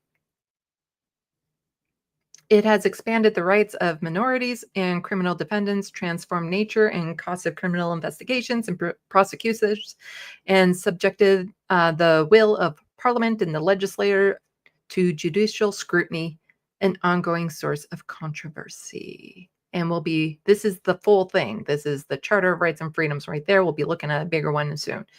Don't really, like, if people want to know, like, the background and everything, go to this website. You can see all of that. I just wanted to scooch down to a couple things. Yes, Jean Chrétien was at the time. So here, Quebec Premier René Lévesque, sure, however, was less concerned with the charter. So in I just want to get to, where is it? This became, yep, okay.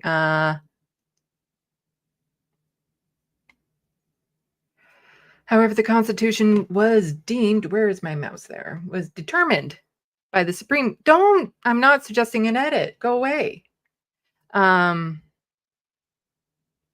Therefore, all Quebec laws must respect the Canadian Charter as well as the Quebec Charter to be considered constitutional. Where is it? Oh, here we go. So Lévesque and his lieutenants vehemently objected to the constitutional deal was negotiated in his absence. This became known in Quebec as the Night of the Long Knives. Quebec is really what they did this morning is beyond description, Lévesque said. Maybe second thoughts and further events will make them understand this could have been incalculable consequence. As a result, the Quebec government has never signed the Constitution Act of 1982. Quebec was having a temper tantrum or formally endorsed the charter. However, the Constitution was determined by the Supreme Court of Canada to be legally binding without any of the province's approval. Therefore, all Quebec laws must respect the Canadian Charter as well as the Quebec Charter to be considered constitutional. So Quebec has never officially signed on to this. However, it does apply to them. And that's really stupid because Section 33, which we'll get to in just a second, the notwithstanding clause, was basically put in there to appease Quebec in the first place, and that clause needs to be removed. It needs to be removed. We need a constitutional amendment and get that out of there. Because why? Let's scooch down to what it is. Notwithstanding clause. Section 33 of the Charter is known as the notwithstanding clause. It allows governments to exempt their laws from certain sections of the Charter, but not from democratic mobility or language rights. The federal government has never invoked the clause. It has been used a handful of times by various provincial conservative governments to override the charter rights. So basically, Section 33 allows the sitting government to supersede the rights of Canadians. That's what it's for. And it was put in there to appease Quebec because Quebec really loves their language laws and stuff.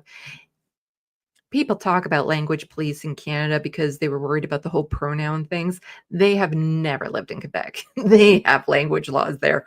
Oh, do they ever? They have real language laws. So people can go and check it out if they want to read up more about the history of the Charter of Rights and Freedoms. But let's take a peek at the actual charter. Go here, I'll share this tab instead. So that is super teeny tiny. Luckily, I can do this. Boom, it's big. And then make it small again. So this is it. This is the full thing right here. Canadian Charter of Rights and Freedoms. Considering that it's already after 4:30, I don't know how much of this I'm going to get through. So might have content for next week. Rolando DD says, stay away from Quebec. Noted. Depends. They're good on the environment. Their healthcare is better than Ontario's. They've banned private clinics. Quebec is a very mixed bag when it comes to their laws and stuff. They're xenophobic. They don't like immigrants. They don't like, they've used the notwithstanding clause, for instance, to take away the right of people to wear religious symbols if they have a government job. So hijabs, and it was really for the hijabs, so that if you're a government worker, you can't wear a hijab to work. So they've done that, but they're really good on the environment. They've banned private clinics in their province. Like, it's super mixed bag. They're racist, but care about the land. And if you hear the Quebec premier, he'll talk like he's First Nations. The way I've described it is kind of the settler vibe you get from people who have moved to Israel, talking about it like it's their native land. It's their land that they've been on and they have a right to it and blah, blah, blah. That's how a lot of the Quebecois will talk about Quebec, like it is their native land. So they're kind of like the French Israel of Canada in a way, if that makes any sense. Okay.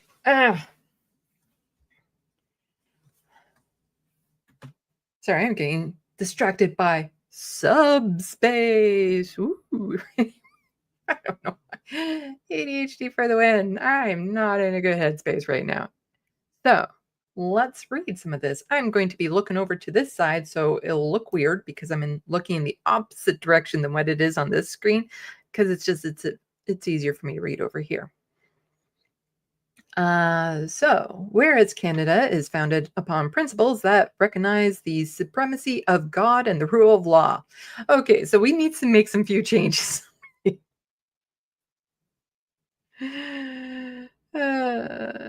You see, we never really got rid of the whole religion thing. Like, it's not supposed, our politics is supposed to be secular, but we're still part of the monarchy. We're a constitutional monarchy here. So, yeah.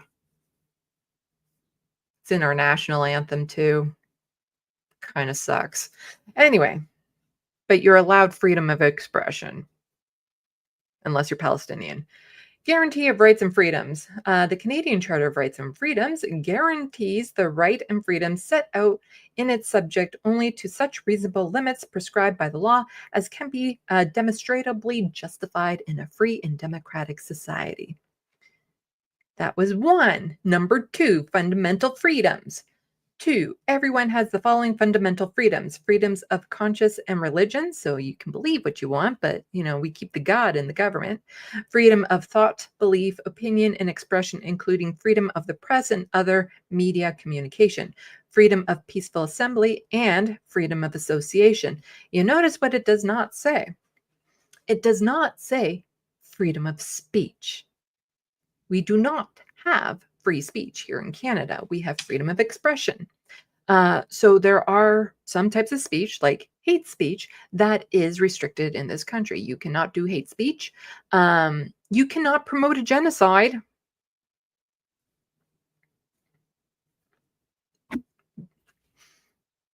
Legally, you cannot promote a genocide, but apparently you can sell arms that are going to help in one.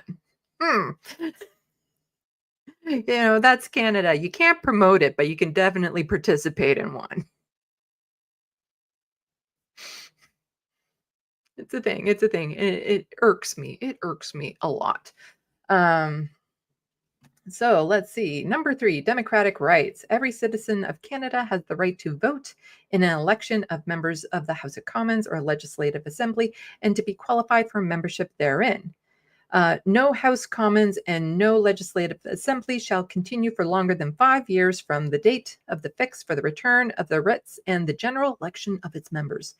In time of real or apprehend war, invasion or insurrection, a House of Commons may be continued by Parliament and Legislative Assembly may be continued by the legislator beyond 5 years if such continuation is not opposed by the votes of more than 1/3 of the members of the House of Commons or Legislative Assembly, as the case may be.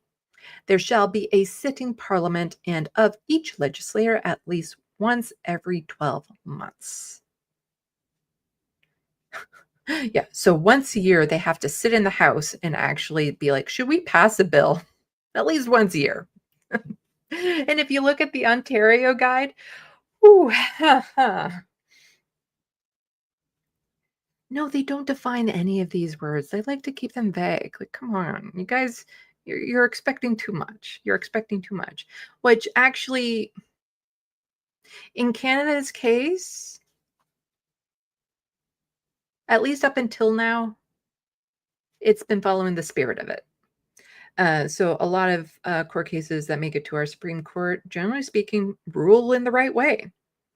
But then the government will do things like, we're going to appeal over and over again and spend more money appealing than it would have cost us to actually pay out money to, you know, survivors of residential schools and Indigenous peoples in need of medical care. It would have been cheaper just to give them the money.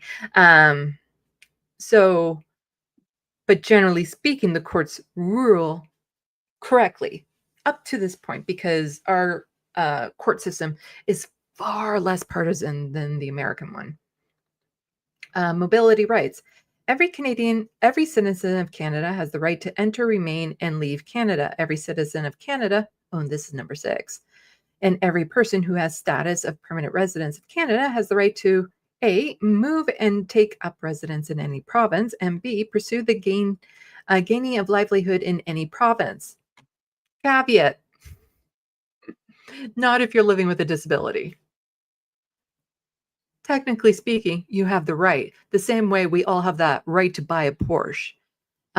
If you rely on disability for payments, that is a provincial matter.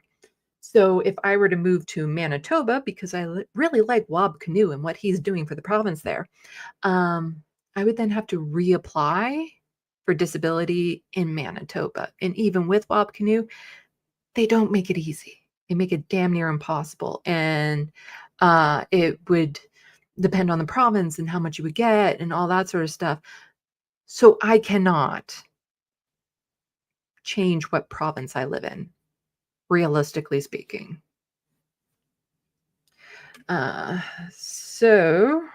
Gaining livelihood in any province.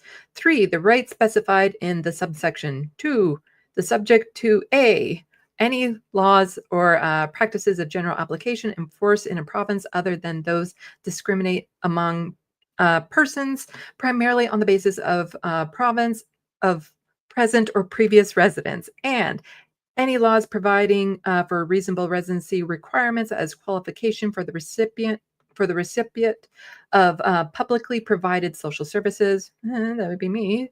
Subsections 2, 3 do not preclude any law, program, or activity that has its object or amelioration in any province of conditions of individuals that the province who are socially or economically disadvantaged if the rate of employment in that province is below the rate of employment in Canada.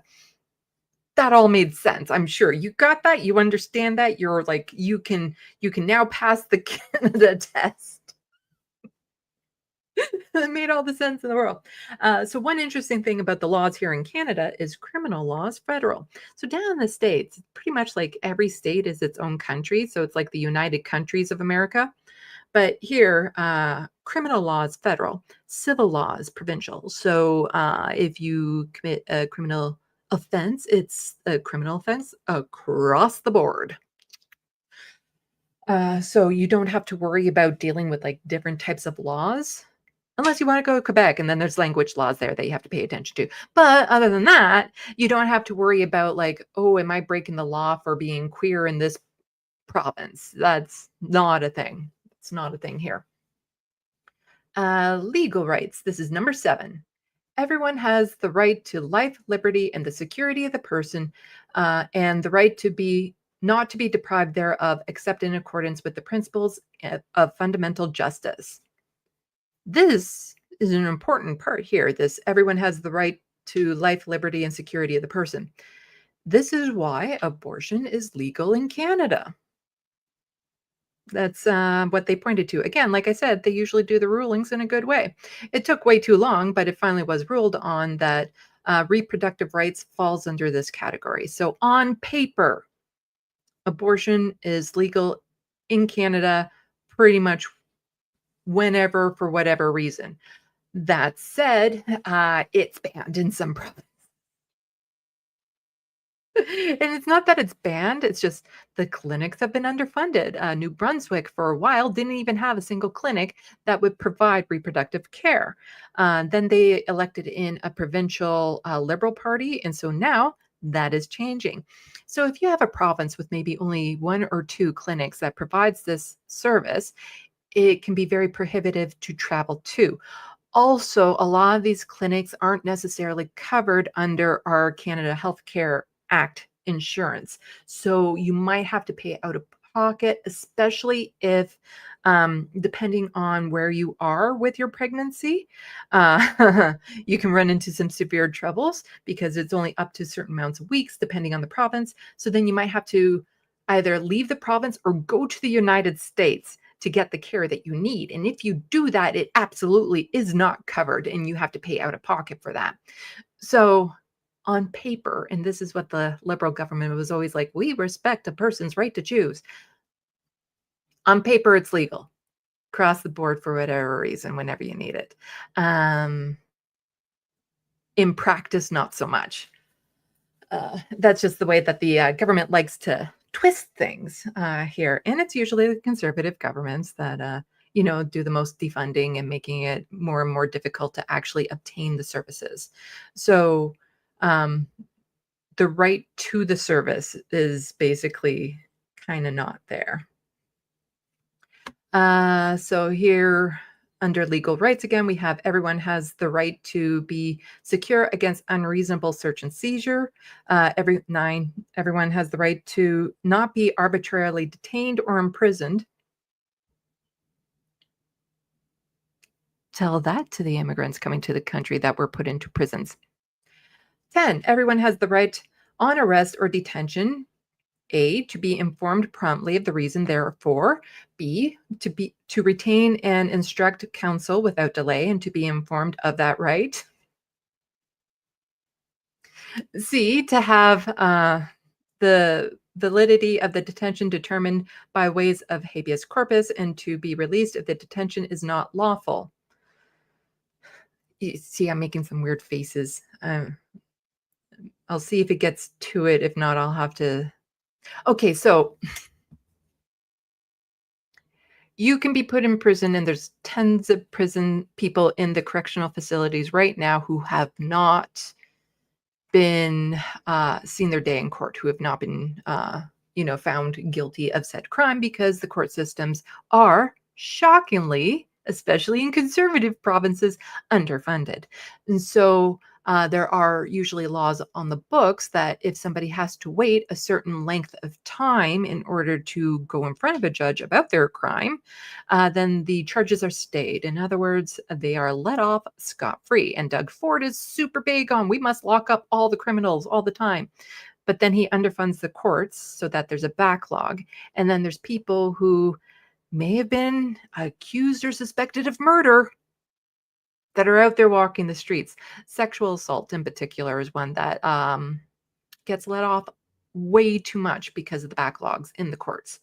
So yeah, it can take a year to finally go in front of a judge for something civilly and whatnot. It is just,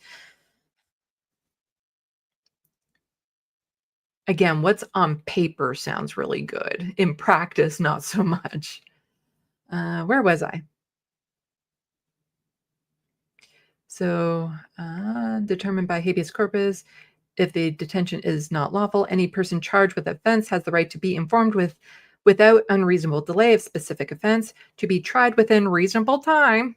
Yeah, you should be. Or as they say, you just charges are stayed and you get let off.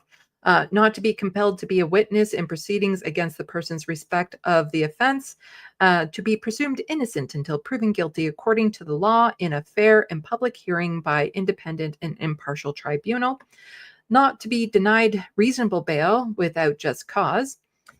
You see this here, where we're running into some problems with what Pierre Poilievre said that he was going to use the notwithstanding clause to reform that, because that's in our Charter of Rights and Freedoms. So it is unconstitutional for what Pierre Poilievre wanted to do with our bail. So he was threatening to use the notwithstanding clause to supersede our rights.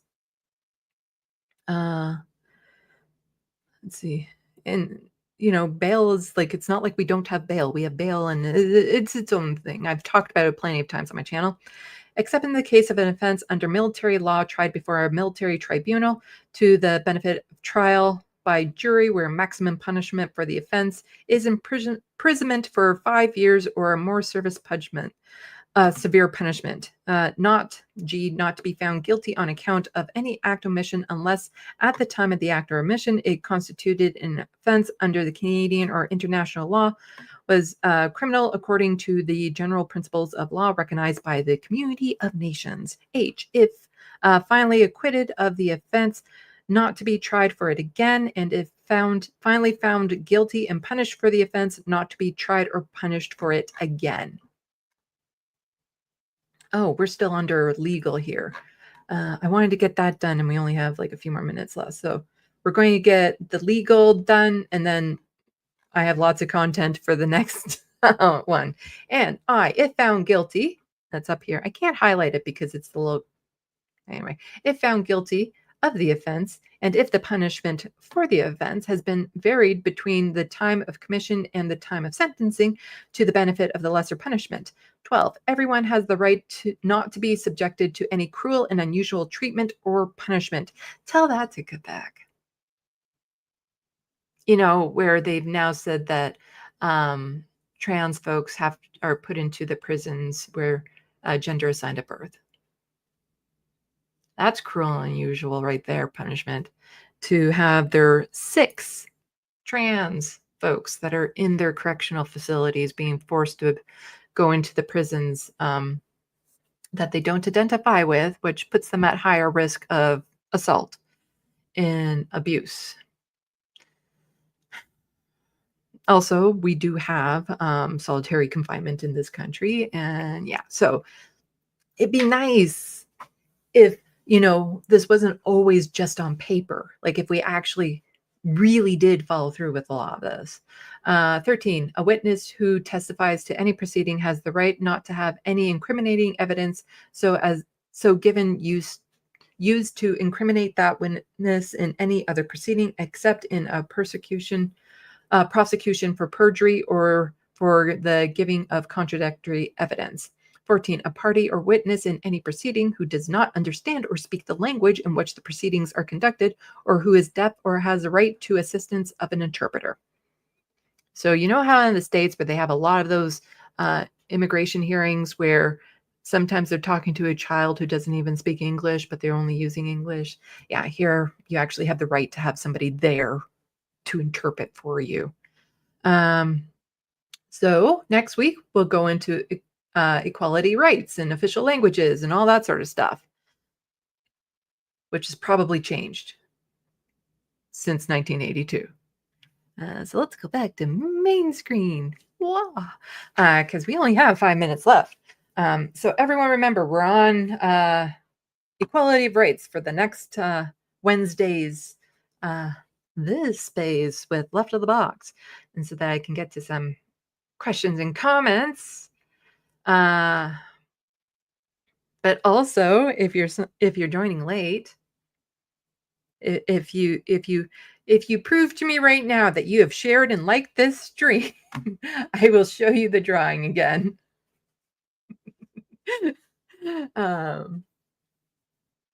The drawing that I did of Ole, which has to stay in subspace. You guys aren't allowed to say anything. It must remain in subspace until I release the transmission. I like calling the chat subspace. It's very Star Trek. Okay, let's see if there are comments in here that I want to go over.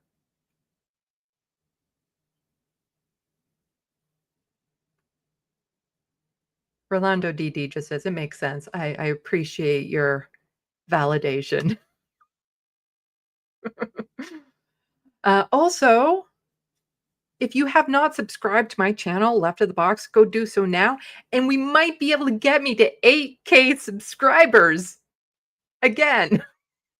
I knew this was going to happen. So last week we got over 8K subscribers and I was happy and we celebrated. And then like 6 people unsubscribed. And so now I'm at 7,999. So somebody go subscribe to my channel right now if you haven't already. And I will be doing a news live stream on Sunday, probably, depending on where my spoons are at, because I am going to a festival earlier that day. And if I don't do one on Sunday, then I will do one on Monday. Let's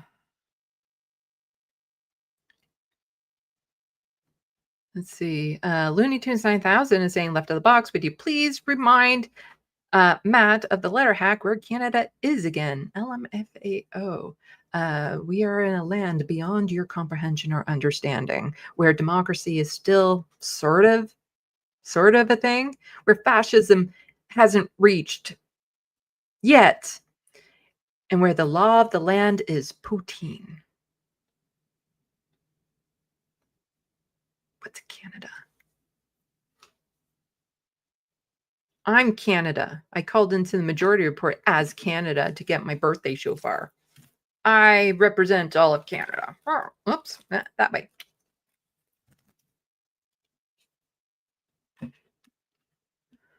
Let's see. So here we have from Jam Tomb, the vague phrasing in the law is what permits Hitler to take over. Fascism is much harder to reach here in Canada. Not impossible. It will just look a lot different than what's happening in the United States right now, but it is absolutely possible. Looney Tunes 9000 says, I'm back to 8K subs. Thank you to that person who subscribed.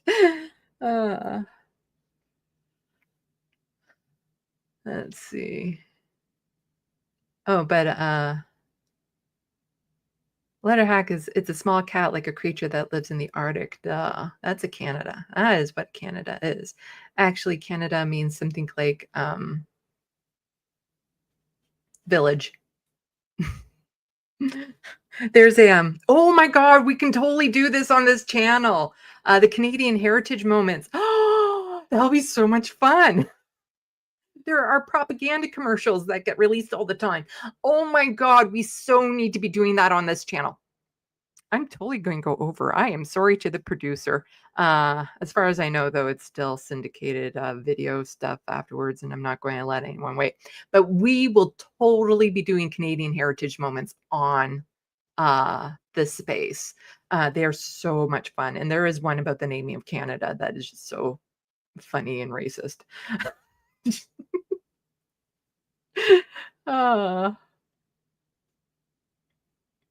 Yes, this is a reminder, and this goes if you're on my channel, from James Tomb, just Jam Tomb saying, remember, even if you have no words, you can help the algorithm see this space by engaging the heart beside the chat. Choose one of 5 picks and click, click, click. Also, you can find me on Blue Sky and Twitter as Sandee Lovas and Left of the Box.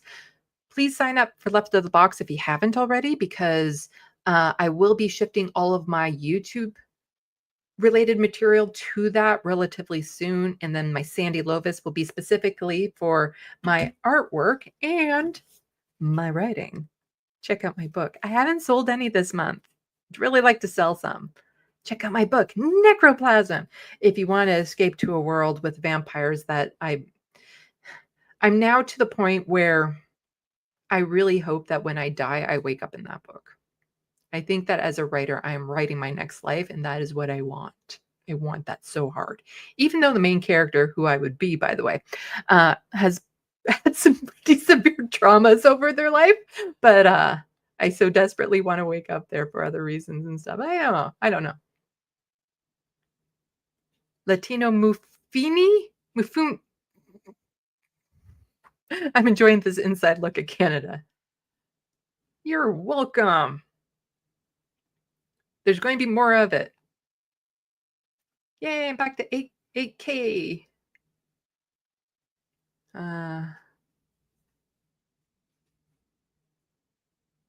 Let's see.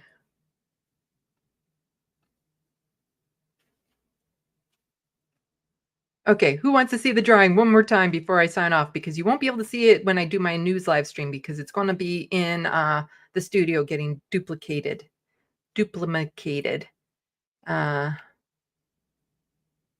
Yes. So like, subscribe, do all that fun stuff. I'm like the only Canadian live contributor, I think. I don't think there's anyone else doing it live. You have stuff from Lands of the Surf and David Doel, you know, the secret Canadian. I think there's one other Canadian that contributes, but I think I'm the only live Canadian. Well, it's not that the other ones aren't living. They're just not doing their material live. This is exclusive for this space.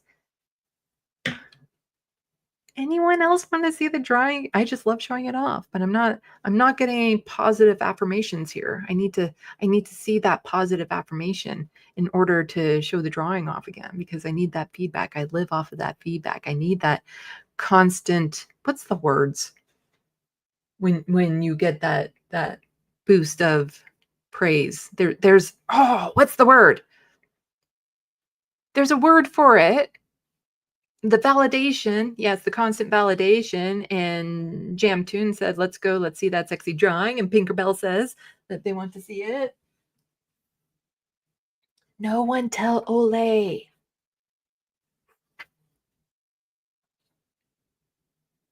Let's see, if I go in closer, will it still glare?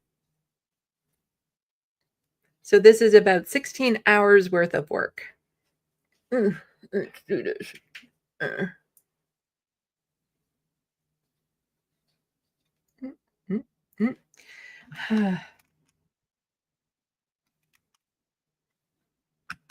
No, I said off. There we go. There.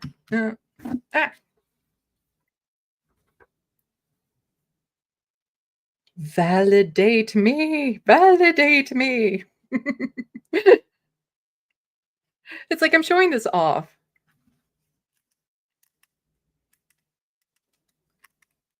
I know it's good. Okay, I know it's good. I know it's good.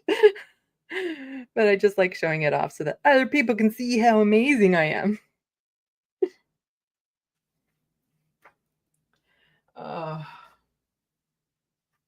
Validate me on something I already have confidence on, god damn it.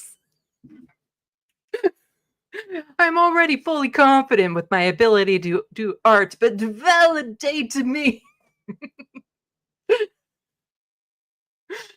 And when I get the digital copy of that, I'm going to be posting all over social media about it. And that's when I will need everyone's help to get that message out from subspace onto the mainstream so that Ole can see it. Because it's not, I don't need them, the subjects of my drawings, to praise me or say anything to me at all. I just want to know that they've at least seen it. That's it. And then if they want to praise me or have me on their channel, or, you know, so that I can go on to like Ole and Friends and talk about vampires and politics or something, that'd be a bonus. Anyway, I am going over. Not shocking. They're going to have to do a lot more to rein me in to make sure that I'm only here for now. Oh, the ADHD. Like my last Sunday stream, I was on for almost an hour before I finally got to the news. ADHD for the wind. Oh, here we go. I just want to see the positive comments from Manope.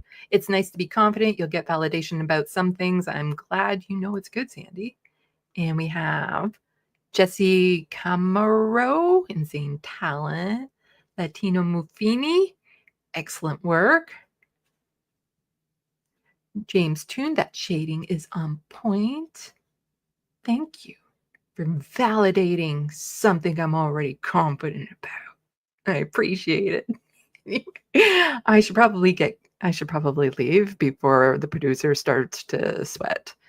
Anyway, I'll do what I normally do so that this way they know I am shutting up. Salut, à la prochaine. Thank you for watching. Oh, and thank all the mods. Thank the producer. Thank everyone for coming out. Also, I have a Patreon. Go sign up and you can become a member of my channel. The financial really does help me a lot. Anyway, I need like a list of things that I have to say at the end of this. Anyway, salut, à la prochaine. Thank you for watching and stay tuned. I'm Sandee, wishing your tomorrow is better than your today.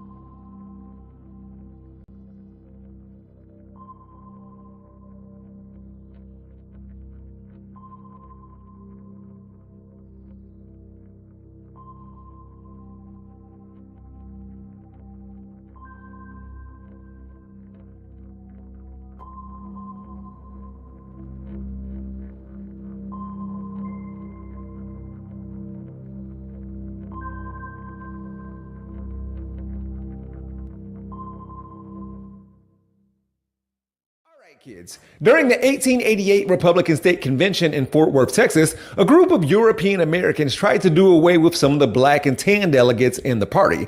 The black and tans were a racially diverse political coalition. Norris Wright Cuny, the Texas leader who controlled the state party from 1883 until his death in 1896, coined a term to describe the conservative anti-Reconstruction movement who were against the 13th Amendment and made an organized effort to drive black people from party leadership that he and his group opposed.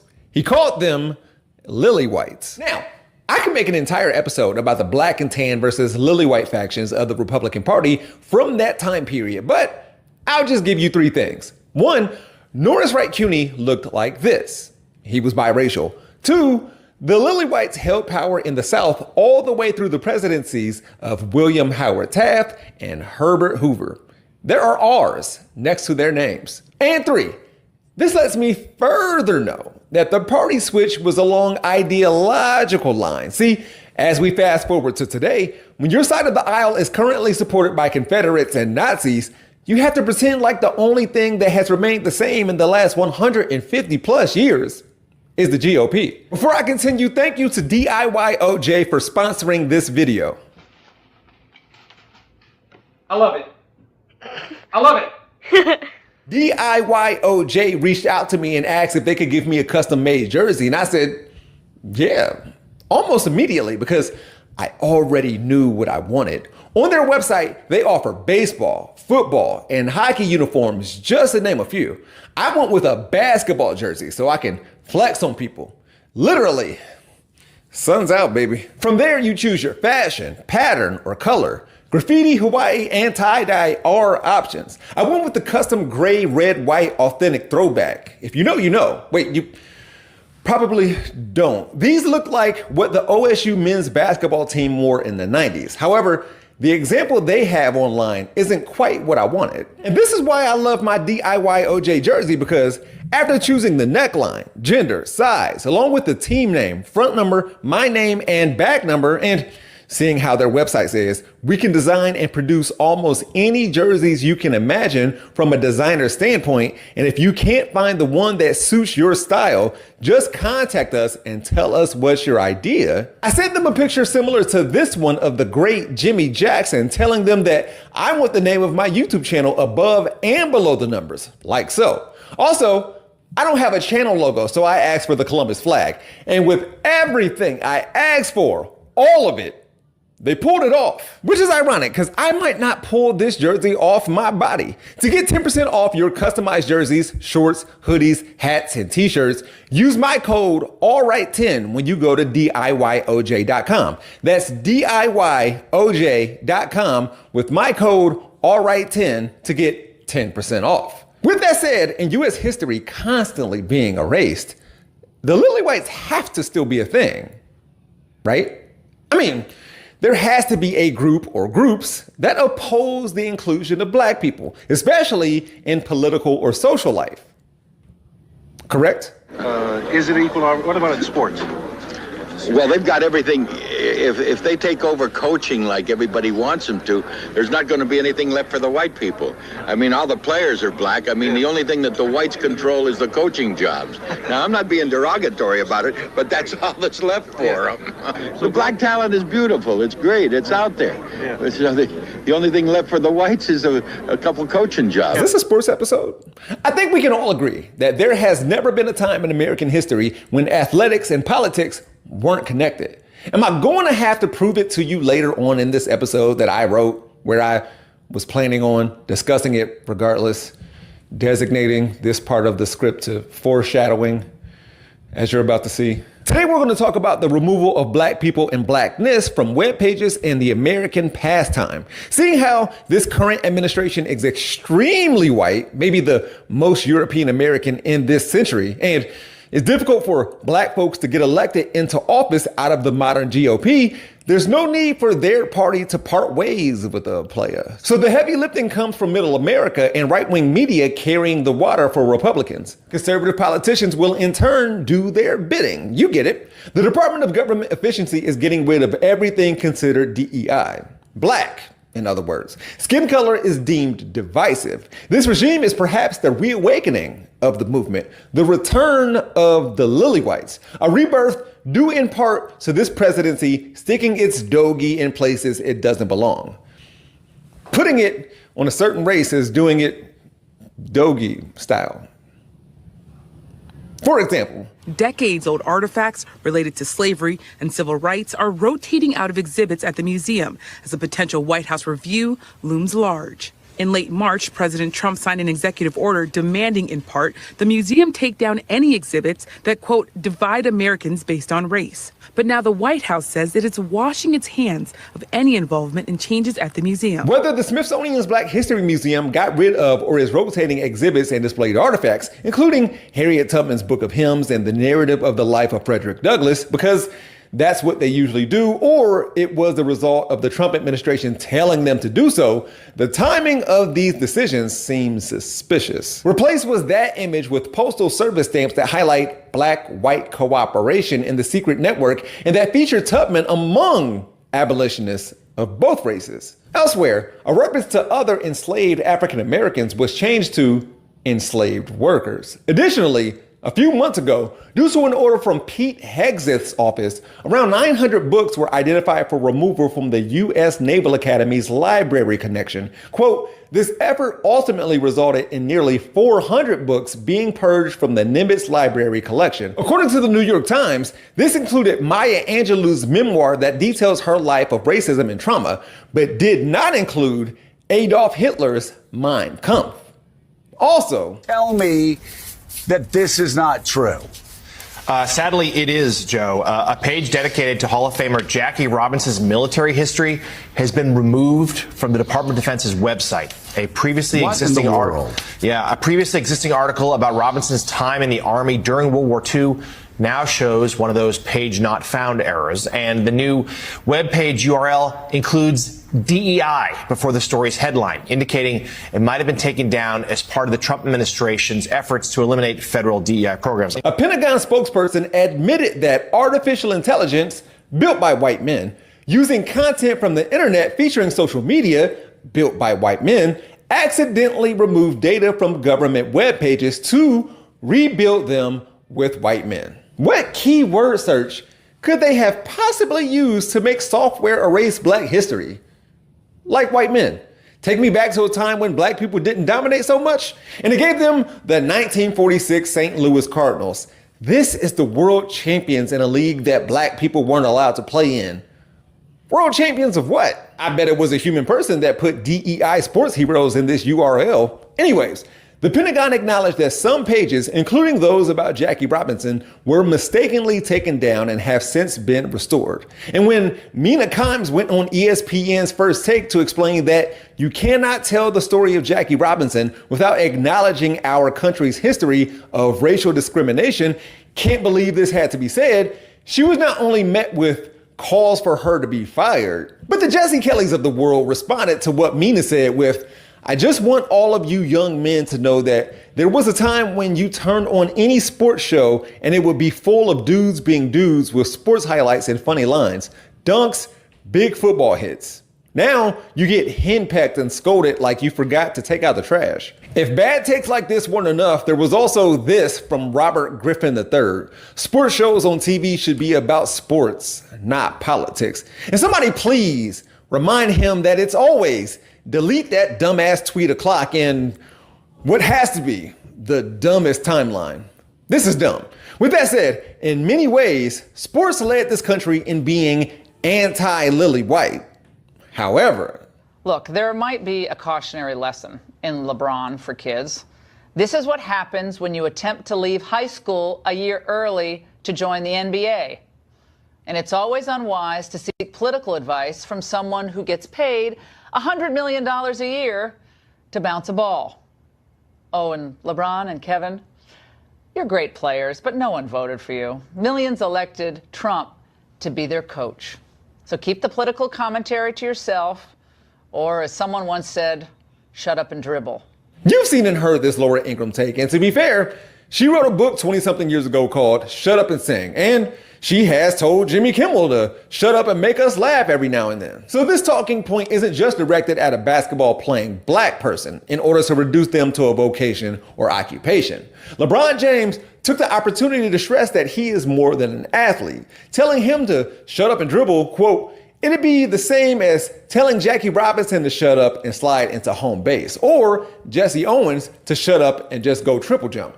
Also, when Colin Kaepernick protested police brutality by kneeling during the singing of the national anthem after a suggestion to do so from a veteran, and it being customary to honor a fallen soldier by dropping to a knee at their grave, the former 49er quarterback was told that he was disrespecting the military. He replied, I cannot stand and sing the anthem. I cannot salute the flag. I know that I am a black man in a white world in 1972, in 1947, and at my birth in 1919. I know that I never had it made, said Kaepernick, quoting Jackie Robinson in the process. Going back to the black and tan delegation versus the Lily Whites movement, both may have tried to recruit supporters among black and white people and from the other side of the aisle, Democrats and Republicans alike. The important thing was, as long as your politics and ideology matched your group's method and message. We have to give some credit to the American people that they're somewhat intelligent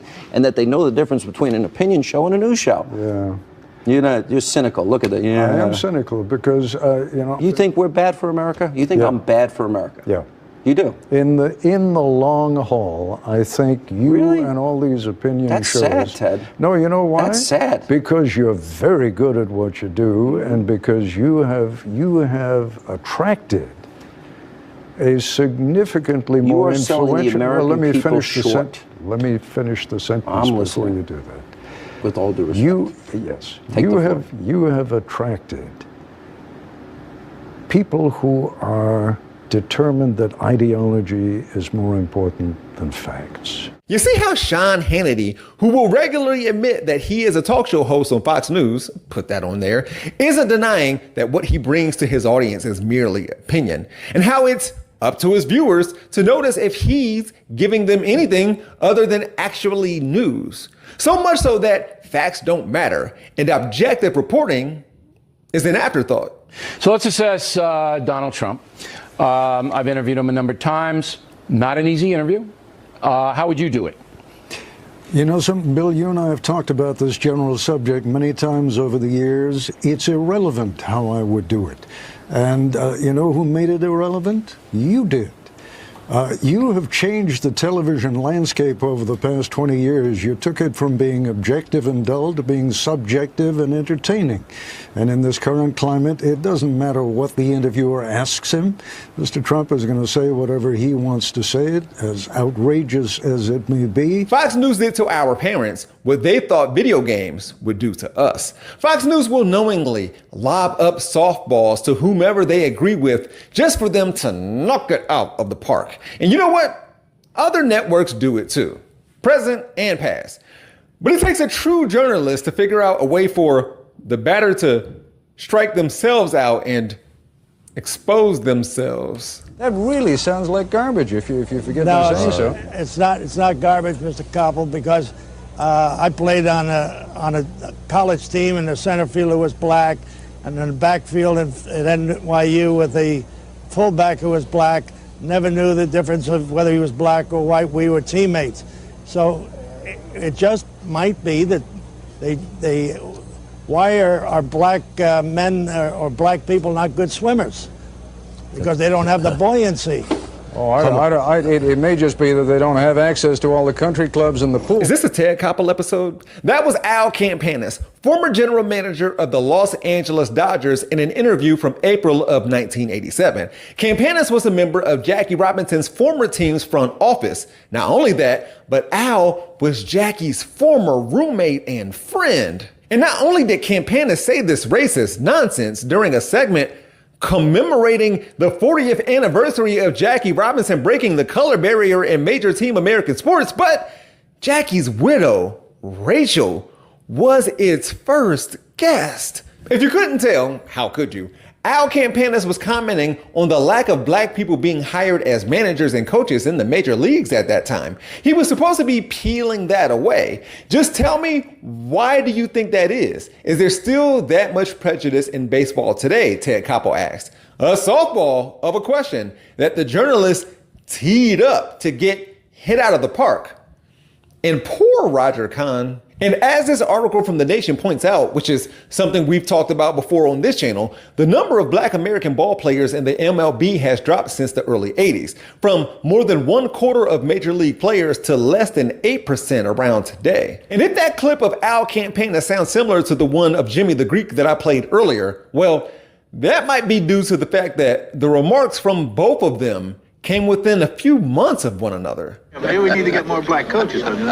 Oh, it's all right with me. Okay, well, I'm sure that they'll take over that pretty soon, too. By the way, Jimmy Snyder, better known as Jimmy the Greek, provided betting information for CBS's The NFL's Today in the 80s. According to Sportscasting, Jimmy won $170,000, $1.8 million in 2020 money when adjusted for inflation, with a $10,000 bet that Harry Truman would defeat Thomas Dewey in the 1948 presidential election. A thing you can do in America. Snyder said he based his bet on the observation that a meaningful number of voters, particularly women, were distrustful of politicians with mustaches. So there's that. The point is, where would this country be if it wasn't for black athletes? And where would we be if it wasn't for lily whites stopping the advancement of colored people? The Supreme Court forbade segregated public schools in 1954, and not until 1948 did a presidential order desegregate the armed forces. Both took place after this man needed to cross the color barrier because lily whites created one. My brother ran second to Jesse Owens in the 1936 Olympic Games. But because Negroes were protesting against discrimination in Pasadena, California back in 1936, his return to Pasadena, he found that they had fired him because other Negroes were protesting. So all these guys who are saying that we've got it made through athletics, it's just not so. This might just be a Jackie Robinson episode. It's said that sports are supposed to be an escape from whatever. But Jesse Owens and Jackie Robinson proved that's never been true in America. Both men criticized their sports because they loved them. Likewise, they criticized this country because they loved it. They recognized that this country has done a lot for them, and they had done in return the best the U.S. had let them do for it. I mean, peep what conditions Branch Rickey had to consider before he brought Jackie Robinson, or any black man for that matter, into a lily white world.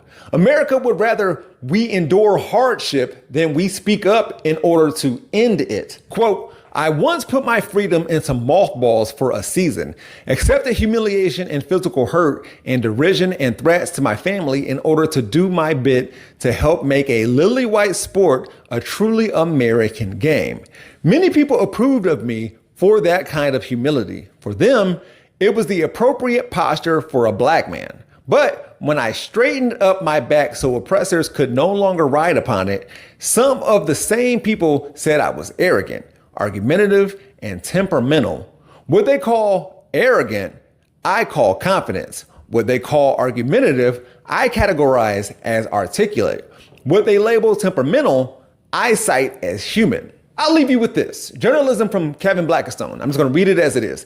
The Spirit of the Times reported in 1837 that an unidentified slave boy rode the winning horse in the New Orleans Jockey Club's jockey's purse, at the time the richest purse, $2,000, in the country, and was showered with hats full of dollars for a masterful ride. Those African Americans were by and large the first written about by the media in the United States. Beyond advertisements, selling slaves that first appeared in 1704 in the Boston Gazette. Thus were laid the racial roots of sports journalism in the United States, which was, and continues to be, mostly white men interpreting the exploits of black athletes. The lens constructed by white sports media to view sports was built primarily to serve white audience, not the black athletes so often the subject of sports coverage. That same lens also more often treated black athletes in a pejorative manner than it did white athletes.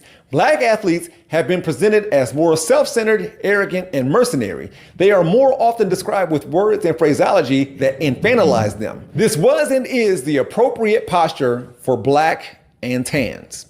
Take a stand, and we gonna be all right.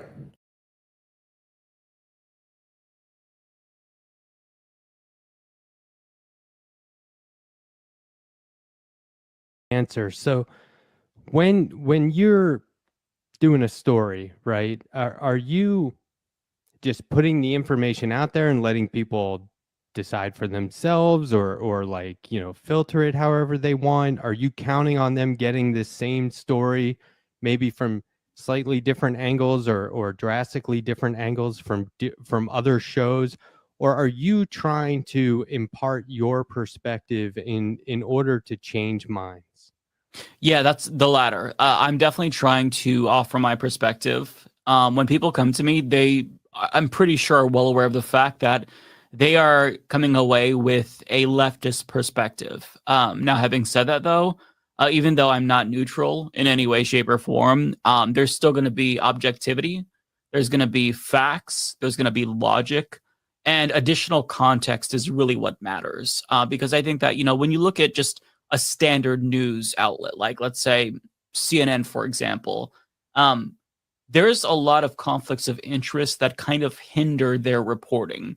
For example, you know, they can't necessarily go too hard in criticizing the military-industrial complex because those are their advertisers. Now, that's not to say that there isn't good journalists at CNN. I think some of their global reporters are phenomenal, but there's a lot of restrictions, there's expectations, and there's even like general respectability that I think holds back traditional columnists and op-ed writers. Whereas for us, like for me, I'm just a dude who is trying to do my best to make the news digestible and to give people a leftist perspective, an LGBTQ plus perspective, or a different type of perspective that they wouldn't necessarily get.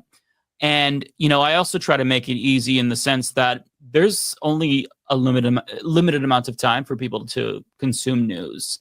You know, if you come home from a really long days of work, it's hard to stay in touch. So I try to, if I'm going to do a video, if they're going to click on that video, I want them to get the whole story as much as I can offer it. You know, things change, stories get updated, but I try to give people enough news and enough of a picture to where they're coming away feeling genuinely informed. Even if I'm talking about some dumb video, like if I'm just dunking on Dave Rubin, I try to find some way to not just make it entertaining, but make it informative. Like, use what he said as a launching point for something else. And, some videos are better than others, but I think that, the standard always is to try to improve it as much as I can. Not just have somebody laugh at some dumb shit that Republicans say, but actually come away learning something. And because this kind of goes back to like my roots of me always wanted to be a teacher, right? If I can kind of like teach people at least a little bit, or they can learn something, at least one thing from a video that maybe they don't know, that's kind of like my goal ultimately, I think. So you mentioned CNN. There's an increasing number of indie news types like yourself, not only reporting the news more accurately than the mainstream media, but also calling out the mainstream media itself. You appear on a fairly new but wildly popular show, Leftist Mafia. You've got a minimum of 5 people hosting weekly. Do you think listener-supported media poses any threat to corporate media? Because there are definitely more and more people paying attention to YouTubers, Twitch streamers, podcasts. And so in theory, that means there are less people paying attention to the mainstream stuff because, like you said, people only have so much time. Do you think that the independent sphere poses any threat to the mainstream or legacy media? In the short term, I'd say no, but long term, probably. And so short term, I say no because they still have the money and the influence. A lot of older people get their news from these traditional outlets. So short term, we've got a ways to go. Long term, I think that younger generations have proven that they are more likely to want to consume news from independent content creators, be it on YouTube or Instagram or TikTok, something of that nature. So I think that long term, that is going to be a problem for mainstream media because that corporate interest is it undermines their credibility, and I think rightfully so. The problem is that these institutions have a lot of money behind them and they have time to adapt. And so I think that we can easily see a lot of astroturfed independent content creators emerge in the future that, how do I want to phrase this? Like they're basically pseudo independent content creators when really they're corporate hacks that are indistinguishable from somebody at like Fox News. And an example that I have is, I'm not sure if you've heard of Brett Cooper, I think is her name.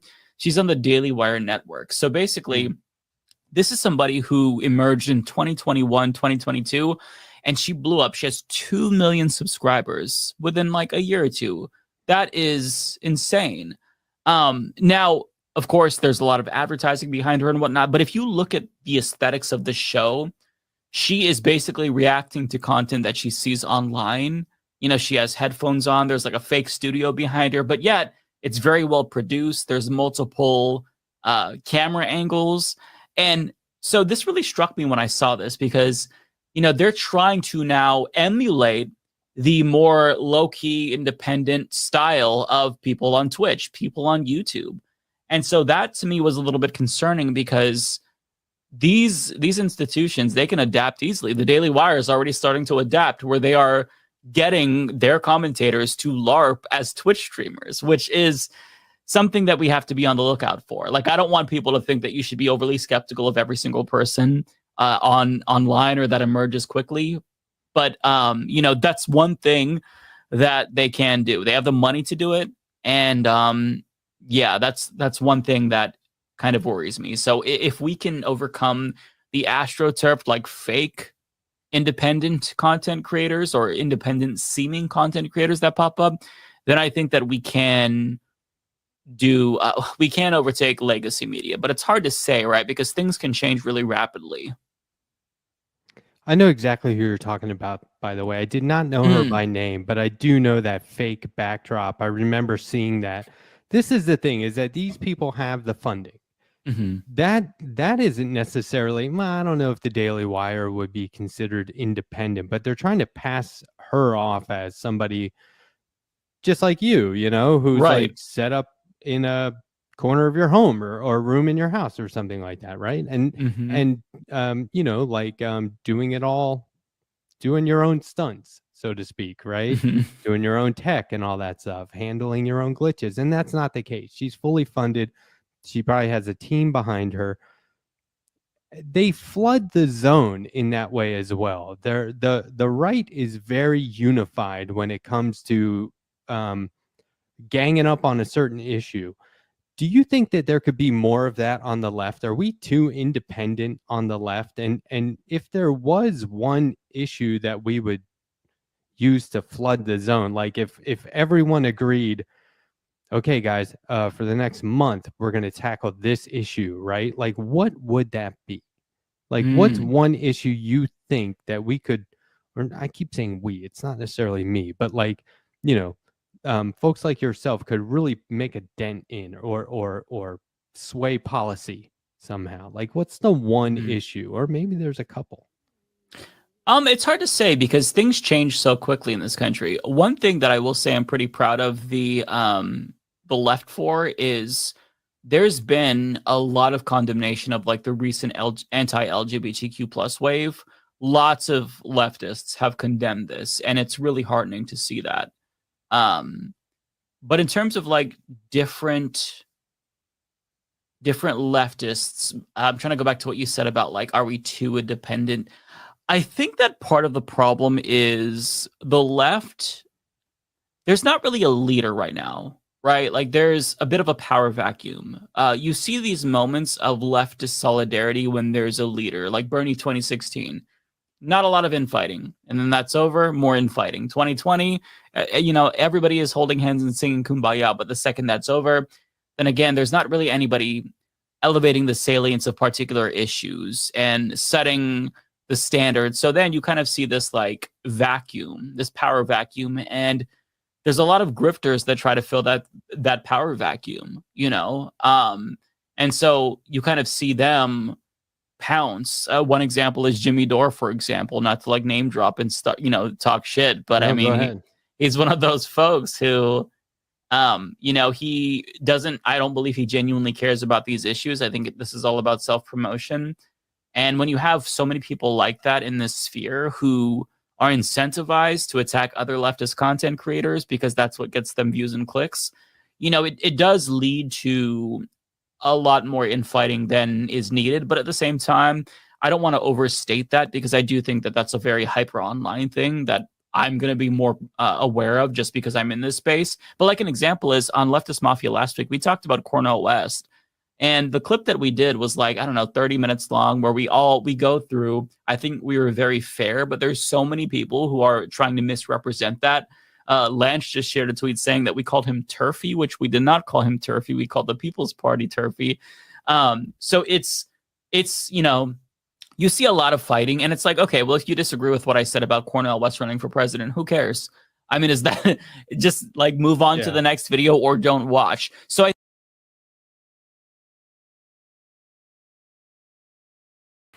I won't bore you.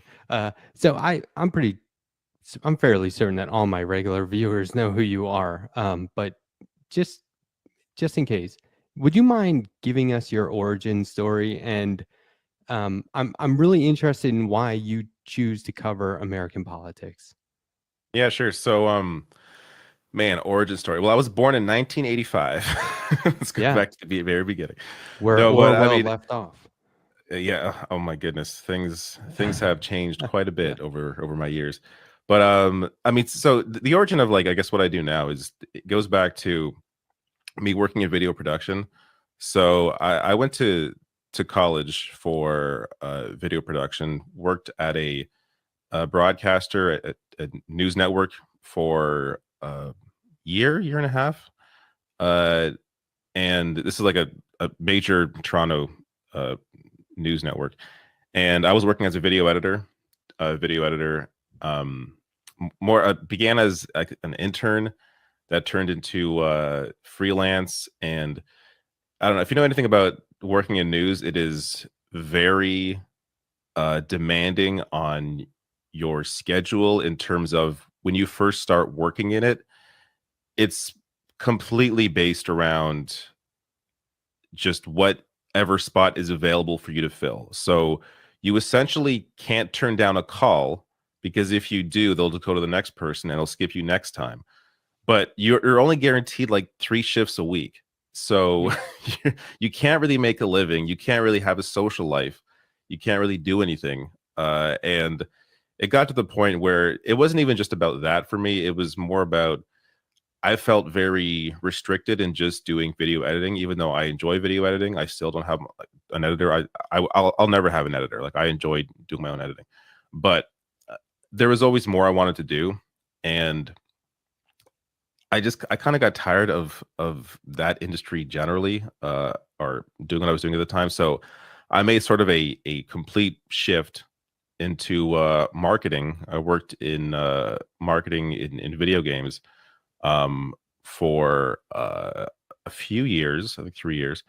Laid off from the same company twice. So laid off once. Wow. They hired me back when they could, then laid off again like a year later. They had new rounds of layoffs every year, like around the same time. So the second time I was laid off, I was like, all right, you know what? I'm already kind of tired of this job. I feel like this is very soul sucking. And I wasn't really sure what I honestly wanted to do for a while. Like I know I wanted to be in control of my own life. I know I wanted to not really have a boss, because I was just tired of that life. But I wanted to also, I don't know, put something out in the world that I felt was beneficial and wasn't just about my own entertainment or something. So I almost forget how I fell into it, because it was around this time. Oh yeah, so when I was laid off, this was around the time that the election began or was coming up in 2015. So actually no, so I was laid off, and then I took about like, I think 6 months off. Luckily, I was living at home. My parents allowed me to live at home, so I was living at home trying to figure out what my next steps were. And then, so about a year after I was laid off is when I began to think about the idea of getting involved in politics. And this was really largely pushed by Bernie Sanders and his rise in 2015. And I was already, I wouldn't say I was deep into this stuff beforehand, but I'd watched Jon Stewart for years. I'd watched TYT for years, so I was a little more aware of what was going on in American politics. But it still wasn't really like my wheelhouse. But I wanted to see if I could get involved in the election in 2015 in some way in my writing. And so I called them up. I called the Green Party up. So we had a conservative representative at the time, and I just could not stand him. So I knew I didn't want to work for the Liberals, the NDP. I wasn't sure what their ground game was like. So I'm like, you know what? Greens should be easy to get in there and like volunteer in some way, help out. So I put in a request or like I think either an email or a phone call about wanting to just volunteer, get involved. And turns out they had no one running for the Green Party in my area. And they're like, well, I want to throw your name in. It's you and someone else may are going to compete for it. So like, okay, sure. Put my name in there. And the way it was described to me at the time was, it's essentially going to be, you're a write-in candidate. Like, you can help out, of course, go door to door, spread the message around, but you're not going to win this area. There's no chance. So you're not going to do a whole lot. You'll be like a candidate on a piece of paper. So I'm like, all right, I guess whatever, I can do that. Not too much work. Turns out, I'm not sure who decided it was completely not going to be that, but it was not that at all. It turns out the other person who was running for that, who was going to be the candidate for that riding for the Green Party, they dropped out. So then it was automatically me. So now I'm the candidate, and I'm thinking, okay, whatever. I don't know much about this stuff, but I'm gonna do what I can. And they already had a representative who was had been there for a few years, helping out every election, and he helped me, run that race. And I went from thinking I was going to be a write-in candidate to being in the debates to going door to door, to and which was a big move for me, considering I am, it may not appear on camera, but I am I have a very antisocial background. Like I have suffered from social anxiety my entire life. I still do in many ways. Like I'm not completely over it. It's still a constant battle. So going from being a very kind of closed off and introverted individual to having to speak to random strangers to get their signature. It's quite the experience. It's a positive experience to be exposed to your uncomfortable things that make you uncomfortable, but it was definitely it was tough for me to do. But I did that, and that's kind of what spurred me to continue wanting to contribute to this discourse in some way. And so after that run ended up, I mean, I didn't win, obviously. I was, again, the Green Party candidate. There's I think they have 3 seats now nationally, so there's no chance. But after that was over, I wanted to continue doing something in this space. So I'm not sure how it came up. I think over Christmas I was talking with family about this idea I had to launch a YouTube channel and just talk about this stuff. And they were encouraging me, so I'm like, all right, let me just start this, see what happens. And the videos at first were sporadic, maybe once a week, once every 2 weeks. A lot of it was focused on Bernie Sanders because he was sort of the inspiration for a lot of what I was doing at the time in terms of that whole run. So I started these videos, and at the same time I also I needed to make some money, right? I wasn't making, YouTube, very beginning, you're not doing anything. There's no money coming. Yeah, I know. I knew I had to, it's tough. It is tough. So I knew I had to try to make some money somehow. So there was a website, a movie website that was looking for people to do on camera kind of news hits. They would have the news pieces written, and then you would do a minute, 2-minute video on whatever that news piece was about. So I applied for that. I put in a little test video, part of the application, and I got hired to do that. So I would get paid for each video I did. It was maybe 3 or 4 a week. And that was at least some income coming in. So I was doing that while I was also trying to put out more consistent videos for the Rational National. And then at some point the switch flipped. I'm trying to remember what the turning point was. But at some point, I was able to get a consistent audience, and there was actual consistent growth. And around the time I hit I think 100,000 views is when I realized I could actually do this full time. 100,000 subscribers. So once I hit that, I'm like, all right, I can stop doing this movie news stuff. I can focus completely on the Rational National, focus on growing this, launch the Patreon to help with some of that income as well. And that's, years later, I'm doing it still. Would you ever go back to politics? I would have to be in a different headspace. The way I think about it right now, no.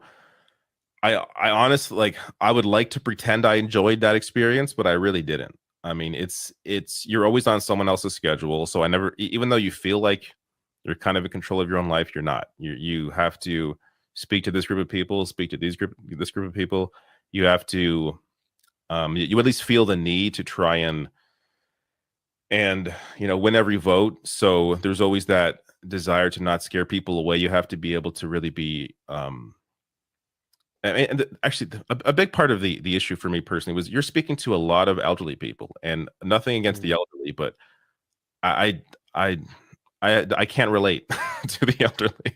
So, which is, it's unfortunate that I think it's changing now. A lot more, Gen Z millennials are into the political process, but for when I was doing it, they were not. It's a lot of speaking to older individuals, and it's very tough to be taken seriously when, I'm in my 30s, but I at that time especially, I looked like I was, 20, 19. So people that are a little older aren't going to take you seriously if you look like a child. So it's just that whole experience really turned me off. And there's even one moment, and I believe I've talked about this before on my channel, where the guy I was working with in my run, he wanted me to meet with some guy, which I guess was going to help. He wanted to maybe give some money to the campaign or whatever. So he wanted me to meet with this person. I'm like, all right, whatever. It's this incredibly wealthy individual. We're at his mansion. And this guy basically wants to feel good about himself. So he's like, you know what? I went to a soup kitchen the other day, and I was just struck by all the poverty. I'm like, okay, whatever. You want to do some good. So no. At some point, he I forget how much he gave, but it's like the max I think is like 1,000 or something. So it wasn't like, he's not giving millions of the campaign, but he gave some money, and then all of a sudden he wanted control over what we were doing. Like he wanted to say, like, the pamphlets we were giving out. At the time I was very pro legalization. I still am pro legalization marijuana. And that was something that was part of the liberal platform as well, because they ended up doing it, but it was also part of the green platform. And I was talking about it more than, I guess, that made him uncomfortable. So he wanted me to not even mention that in the pamphlet. I'm like, no, I'm not going to listen to this jackass. I don't care what he thinks. Like, wow, he gave us some money. Who gives a shit? So like the fact that I experienced that as a tiny little candidate in a small riding where I had no chance at winning, like, I can't even imagine the onslaught of bullshit you have to deal with as a politician running for anything more significant than what I was running in.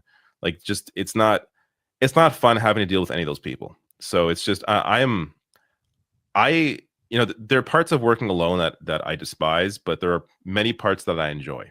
And not having to deal with assholes is a great great part of my job. Right? Don't have to answer to anybody. I don't have to explain myself.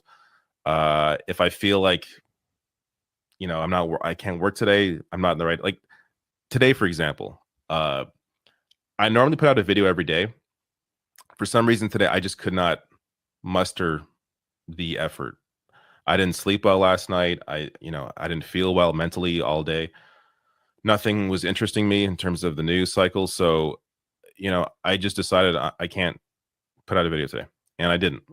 But if I'm, working for someone else or answering to someone, I would have to do something against my own will that I don't want to do.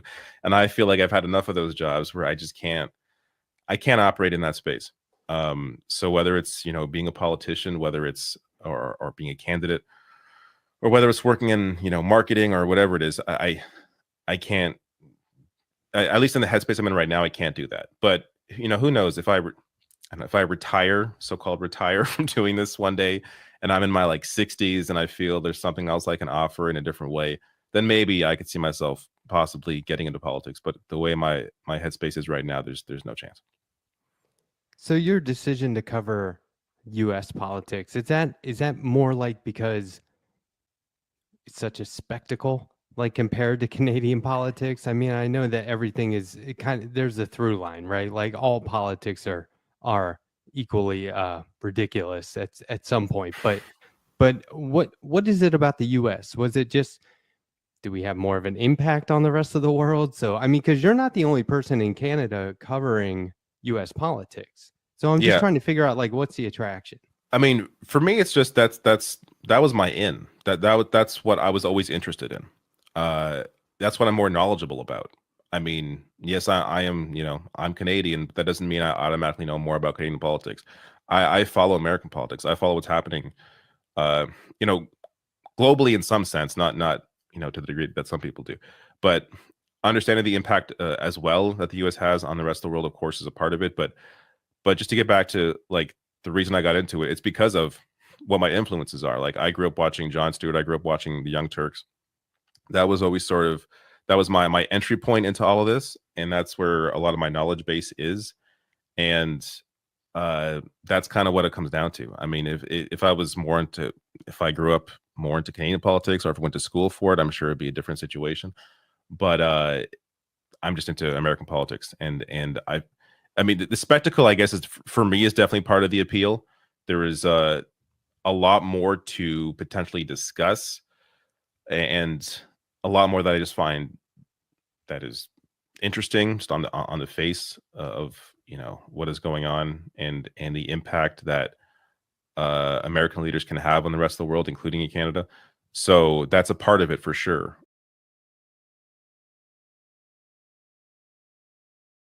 I do not consider I try to be very aware and hyper cognizant of who I am, in the sense of just a regular ass person. Like, I think there's like, I think there are a lot of delusions of grandeur that can float around, the space of like personas or public figures or commentators. And I feel that way, especially in like media commentators, like people confusing like their role, like they're sharing political thought processes with a movement to being movement leaders. I think that sometimes there are mistakes like that happen. And I try to like remind myself that I am adding to a discourse, right? There's nothing new, fundamentally new that I am saying that someone else hasn't said, right? Like ideas, Audre Lorde talked about that. They're like, there are no new pains, there are no new ideas, there are only new ways to make yourself heard, to make things felt. And that's basically what I'm trying to do. And to some degree, I've tried. I want there to be, and I think there can be a lot of unity on the left, on the internet left. I think there is.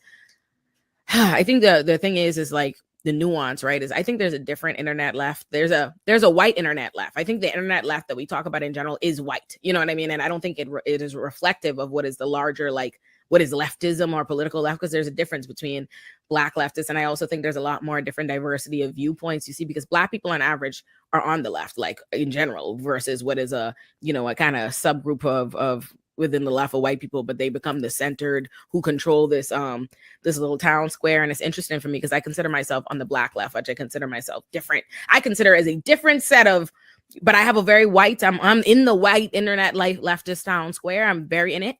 And I'm grateful for that, because I think for most people, sometimes, especially for Black people, we have a hard time getting ourselves heard there, right? Like Black people don't really need me preaching to the choir. Like they know what I'm saying. They know what it is, what is this experience is. So it needs to be heard by white people. And oftentimes white people are less likely to let us be heard in those spaces or to get us there. They like to pick one of us here and there.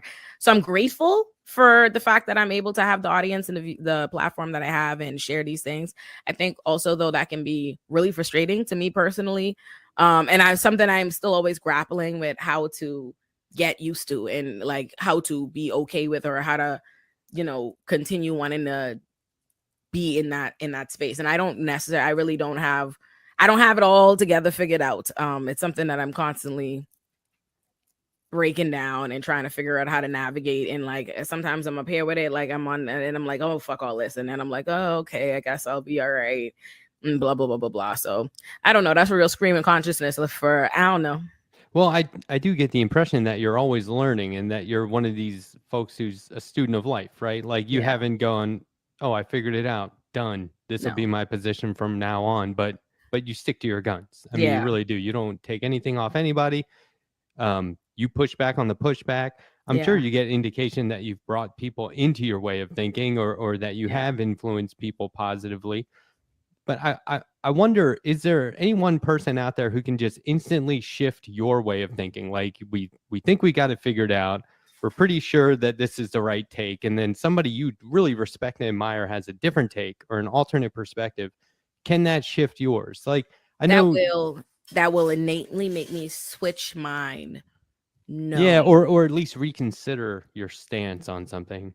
I think, honestly, believe it or not, I have a lot of respect for a lot of different people's argument styles, or the way that they present information, even if I don't, or the way that they craft arguments, even if I don't agree sometimes, or I don't, like their whole school of thought. So I think I have that more often, that I like see a commentator and be like, I didn't think about that perspective, or I didn't think, or I respect the way they navigated some bullshit. You know what I mean? I'd be like, I see what you did there. You think you slick. You know what I mean? I like how you structured that. I can see why that would be persuasive to somebody else. I think there are lots of people, like, I'll say this, like what I kind of do with Ole and Friends on my show is there are lots of people that I talk to regularly that sway my opinion. Like for me, the answer to that is Masai Lord, like who's not a media person, is my mentor. Masai.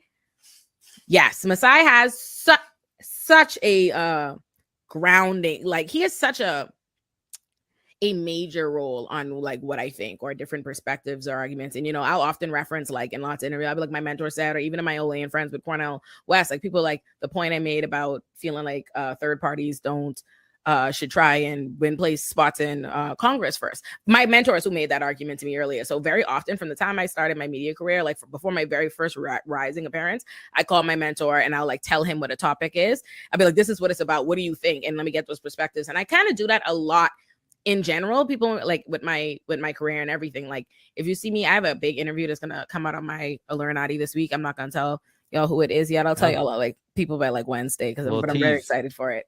But like before that interview, I called up like my friends from that same community. Like, what would you want to hear? What would you want to ask? I like will call all the different people I respect and get those thoughts. And I'm usually astounded to find out, oh shit, like, which is kind of what Olay and Friends is. Like, there are lots of people that I talk to regularly. I'll call, like, I'll text, like, oh, my Olay and Friends Cornell West episode was born out of me texting all of those people, like, what you thinking? What's up? I don't know what I'm thinking about this yet, but let's talk about it. That's what I do in my regular life. So I was like, let me bring that to the show. Like even my last episode, like my friend Jay Sean on there is an archaeologist. My friend Nia is an employment lawyer, like who's on there, like all kinds of different people. So yeah, lots of people like that have sway me a lot in thought. They're just not the people that sway everybody else. They're not the people in the internet town square. Yeah. You know, it's funny because there are people out there who I'm like, yeah, I'm pretty sure my opinion aligns with them, my views, my principles. And then they'll say something like, but there are good cops. It's just a few bad apples. And that's where this is. I want to know what you think about this. Are there mostly good cops with a few bad apples, or because I'm coming around too, there are no good cops. It's like at least systemically. It doesn't matter. Like it doesn't matter. Like it's irrelevant. Like that's the thing. The whole other good. It's irrelevant. It's not about, we're not having a conversation because saying there are a few good cops is like being like, yeah, there are some good people in the world. Like, of course there fucking are. Right. There's nothing you can say that's fucking true about every single individual. We're not having a conversation about like, you know what I'm saying? Like if I said, oh, slave masters and slave people, you wouldn't be like, some of the slave masters were very nice. Yeah, right. You know what I'm saying? Like because we're attacking the institution. Exactly. It has nothing to do. Yes, there are. Listen, I was having this conversation with one of my friends because one of their family members is a cop, and they were telling me how their family member and me actually tend to have like agree or talk about similar things. And I was like, yeah, I'm not unaware that a lot of people who decide to go be police or prosecutors believe that they're on the right side of history, or they believe that they're doing the right thing or whatever. We're indoctrinated. We're literally educated in a society that tells people that they're the good guys. Of course, I believe that there are a fucking bunch of people that believe that. I think they're wrong though. You see what I'm saying? So it's like, yeah, I know that there are people with well intentions who've went this path, but I still think that their path is destructive and that they're wrong. So yeah, like that's where it is at for me. It's like, yeah, are there individually good cops? Yeah, but at the end of the day, if what they're tasked to do is some bad shit, then it's gonna be ass. You know what I'm saying? Like, yeah.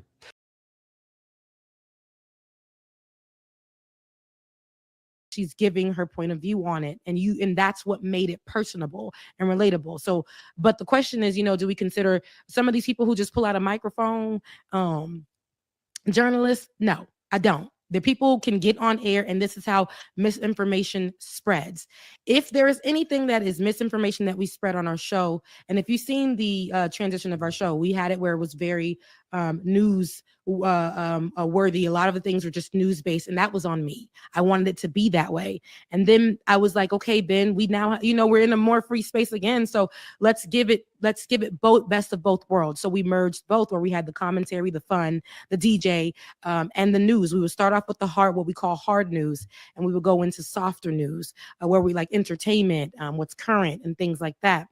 But a lot of people will grab the mic these days, and not that they need a degree, because I've seen some people, because now you can really watch courses online and see what you need to do to become a journalist. Like there are these quick flyby courses or whatever, that you can do. It's almost like a trade now. You have to know how to attribute where you're getting your news from.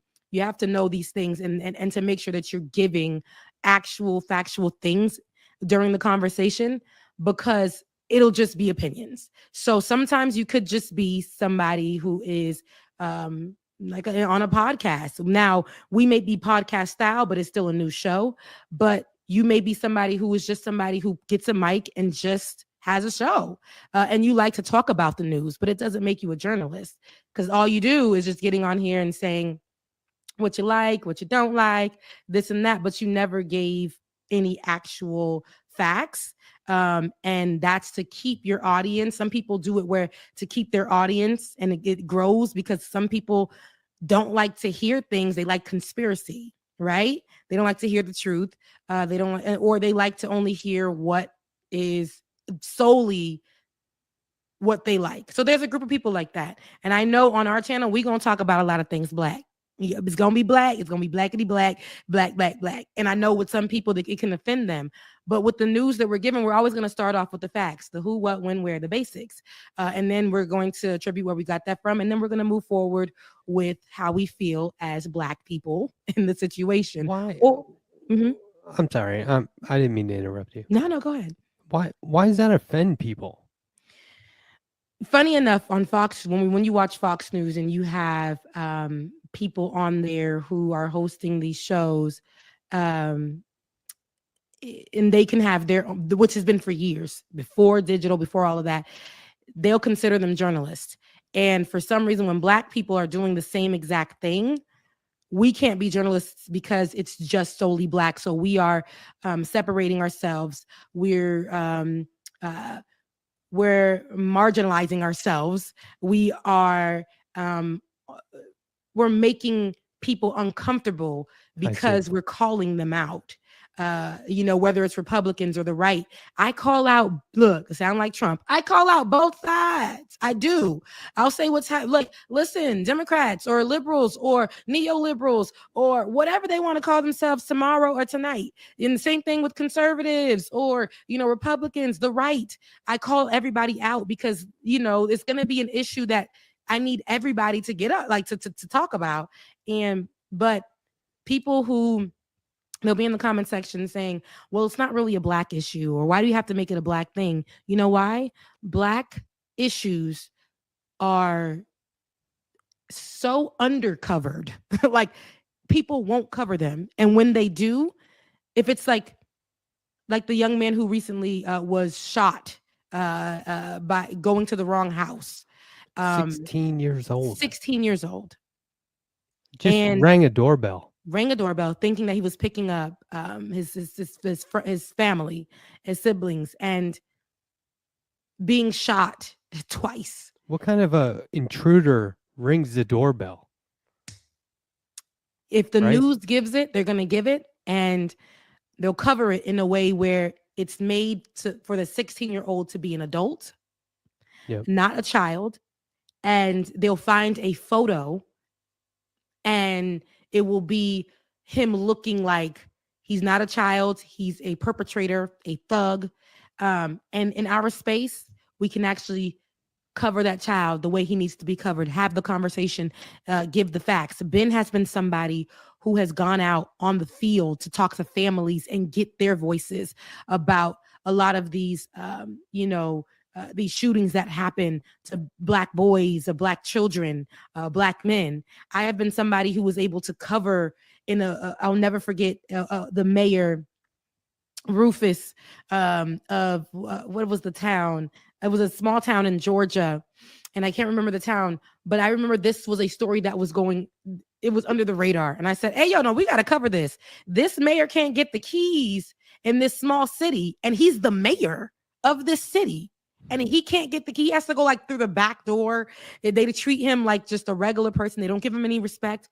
I covered that story. It went viral. And the mayor reached out to me and said, because of you, people were able to see me, and I had got the keys to the city. They're treating me. It was a big thing. So in our little space, right? When we're covering these news stories and everybody's saying why does it have to be black, white? Because we're doing this because we know how we are perceived in the media. We know that they will try their best to make the police or the shooter, or protect the shooter. We knew the name of the young man, of course. We knew his siblings. We knew everything about him, but we didn't know anything about the shooter. He was being protected by the media. And that's naturally how it is. He's an 80-year-old man. They wanted us to feel bad and sensitive because he's an 80-year-old man. And no, a little boy was shot twice for ringing a doorbell looking for his siblings. That's a modern day lynching. Okay. So, okay, so I'm not naive to it. I just want to make it as clear as possible for anyone listening who might not be totally tuned into what goes on here. White people talk about it, and it's just normal.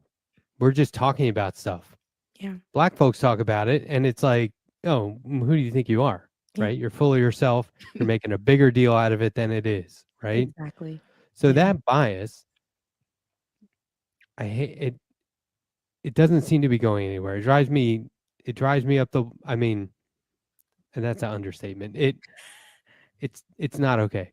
It's not. And a lot of people get offended, but I used to try to walk the line where I didn't want to be offensive. But when I'm covering a story about the president of the United States calling my people and where my family is from, a shithole country, and I'm sitting here, I'm just covering it. Donald Trump calls Haiti a shithole country. More at 5. Like, no, we're gonna have a conversation about this. I am Haitian, right? I am first generation here, but my whole family is Haitian. Most of my family is in Haiti. I know the country is in shithole. My brother and my nephews were living there at the time. It's not a shithole country. Yes, there's a lot of turmoil, and at the time it wasn't as much war, but there were a lot of things going on there. Haiti is a very beautiful country, and I think that we should have that conversation on exactly what is happening there before we just call it a shithole country. There are things that are happening there that are with the government, and I was able to flesh that out and talk about how it's up to me to sit here and let y'all know about the people, about my people, and not sit here and just act like nothing happened. If white people can talk about major instances that happen and have a feeling about it, then we should be able to as well. When Trayvon Martin was gunned down, and it was the Skittles, people talked about him wearing a hoodie and him being in the wrong part of town. A whole journalist, I believe he's married to Tamara Mowry, one of the sisters, one of them, and he was a journalist, and he said, well, he was in the wrong part of town. White man. He's in the wrong part of town. And, what was he doing with that hoodie? And this was before they were getting all the facts. He was able to share his feelings in that way. And to a lot of people, and everybody was running with the narrative that he was putting out there. And as the information began to come in, I was like, okay, now what does he have to say? It's not fair that we don't get to say anything, but these white journalists, these white commentators get to be the people at the front of our stories. And then, no offense to these other, we know how the algorithms work in this space. I was working for a white company when I started, so our numbers were super duper high. And when we went independent and went on our own, we still had great numbers, but it is hard to break in and make money in this space because we're Black. There are people who look just like us. Who don't look just like us, but who do a platform just like us, but they're white in this space, and they take all of our talking points. And because they're white, people see them as sensible. They take all of our talking points and they go with it, and they are outraged, and all of this they were. And they have, these conversations that are exactly our conversations. You got to be Black to know how to have these conversations. They listen to them and they put them on their platform, and they started using our pain and monetizing off of that, going viral off of that. And now they're that same platform is very much more conservative. And when I say us, it wasn't only Ben and I, it was other Black platforms who were in the space as well at the time. And they have formed an allyship with. And I used to look at that show and I'm like, dang, how come they get to talk about our issues and we're talking about it as well, but people are more sensible to the white folks talking about it? And now those same people have switched up and are very conservative, are very transphobic, are very homophobic, and are able to just and are very pro-police and want to make it seem like we want all police people gone or whatever. And see, you can no longer have that conversation as somebody who's an ally, because now you're benefiting from police officers because you get to walk down the street and be fine. You get to live in these really good neighborhoods. I remember going on Rising, and I love the people on the Rising, and that's on the Hill, and which is a great big platform. But sitting there and hearing, or seeing their tweets online about having homeless people, homelessness is a problem in their neighborhood, and they shouldn't have, like, they need to fix that problem because I don't need running into any homeless people. Me seeing that, and I'm like, no, these are the people that get to have the conversations about homelessness on their platform, and this is what they feel like in their day-to-day. No. It's like when super rich people go, money isn't everything. It's like, not to you, because you don't have that problem. But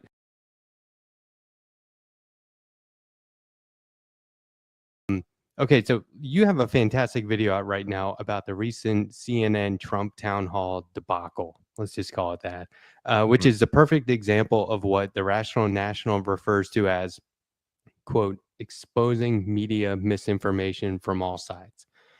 Can you elaborate on that a bit in terms of what the mainstream media basically intentionally gets wrong? Like because left wing, right wing, they know full well what they're leaving out of their stories or deflecting from in their reporting, right? And like, well, go ahead.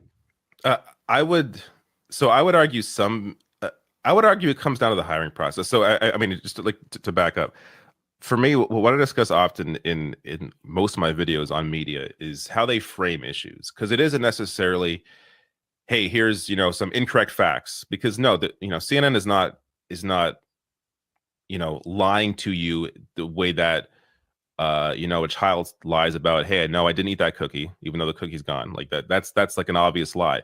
The way they do it is a little more discreet in terms of it's about what stories they cover. It's about how they frame an issue. It's about dismissing topics just completely without even really addressing them, and calling something like Medicare for all, oh, pie in the sky, ridiculous, without addressing why do you think it's ridiculous? Like what like if you're going to say it's ridiculous, why is it ridiculous? They never feel the need to even have to explain themselves when it comes to important issues like that.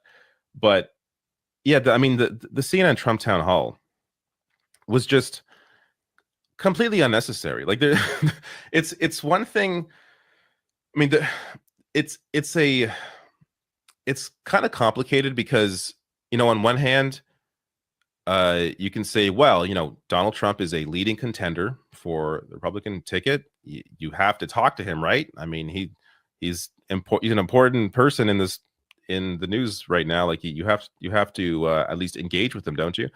But there's a way to do it that isn't relegated to a town hall where first of all, the crowd is full of Trump supporters, where everything he says, every ridiculous point he makes, every lie about the election he makes is responded to by cheers from the audience. So anyone who's watching this in passing or at home or something, they're getting the impression that, oh, he's making some good points, he's likable, look at this, maybe I was wrong about Trump, maybe those 4 years are no longer so stuck in my memory, maybe he's changed, because all this support from the CNN audience, this audience on CNN, this isn't Fox News, this audience from CNN, they're really supporting him here.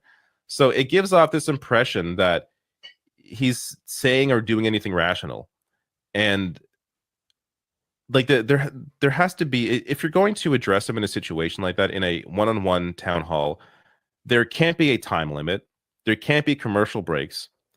The journalist has to have the ability to continue pressing Trump on a question until he answers it, even if it takes an hour on one question. And that's not realistic, right? That's not going to happen on any news network. So you can't have there's no proper way. And this isn't on Caitlin Collins, who hosted it, who did not a great job, but it wasn't the worst job. there isn't really a person, a journalist, who can properly interview Trump, at least in a way where he will accept the interview. You know what I mean? Like Caitlin Collins, I believe she's from in her past. She has a very right-wing media past. I forget if it was a Daily Caller. I don't know. She works she's from for Fox. Is it Fox? Okay. I think so. She has some right-wing connections. So I'm sure that's part of the reason why Trump agreed to do it. And even still, he still called her a nasty person because she pressed him on a question. And then the crowd cheered after he said that. So there's no proper way to do it in a town hall format with Trump. And any way that is proper, Trump's not going to agree to it. So basically say that there's no point, there's no need to even do a town hall with him. There's no, we know who he is. He was president. Like, you don't have to platform these ideas. And, you know, I get the point, because there's criticisms back at that, saying, well, you're not platforming the former president, because we all know who the president is. And that's true. You're not platforming him. But when you platform the garbage he is saying with a track of laughter and cheers from a CNN audience, that gives off a certain impression of the support that may or may not be around him. And people may think, who are watching it, hey, because it's CNN, this audience is you know, equally Democrats and Republicans, and it's not. They're Trump supporters. That's who's in the audience. It was a Trump rally televised live on CNN, and he got to say whatever he wants. He got to, you know, run completely over the host and not have to answer anything, because he knew this is a television show. There's a time limit. At some point, she's going to stop asking the same question, and at some point she did, and they would move on. You can't. Trump is an idiot, but he's also way too good at this. He's, in terms of his ability to put any shame aside, or put any, it's all, he knows marketing, and he knows how to utilize his own ego to just run people over. And that's what he does. Yeah, I don't feel like they would give any other candidate, certainly not like Bernie Sanders or anyone, that kind of leverage. I mean, especially a guy who, you know, is going to continue to promote lies about the election being stolen. Like, you know, that's going to happen. So now it's happening on your network, and that says to me that they don't care.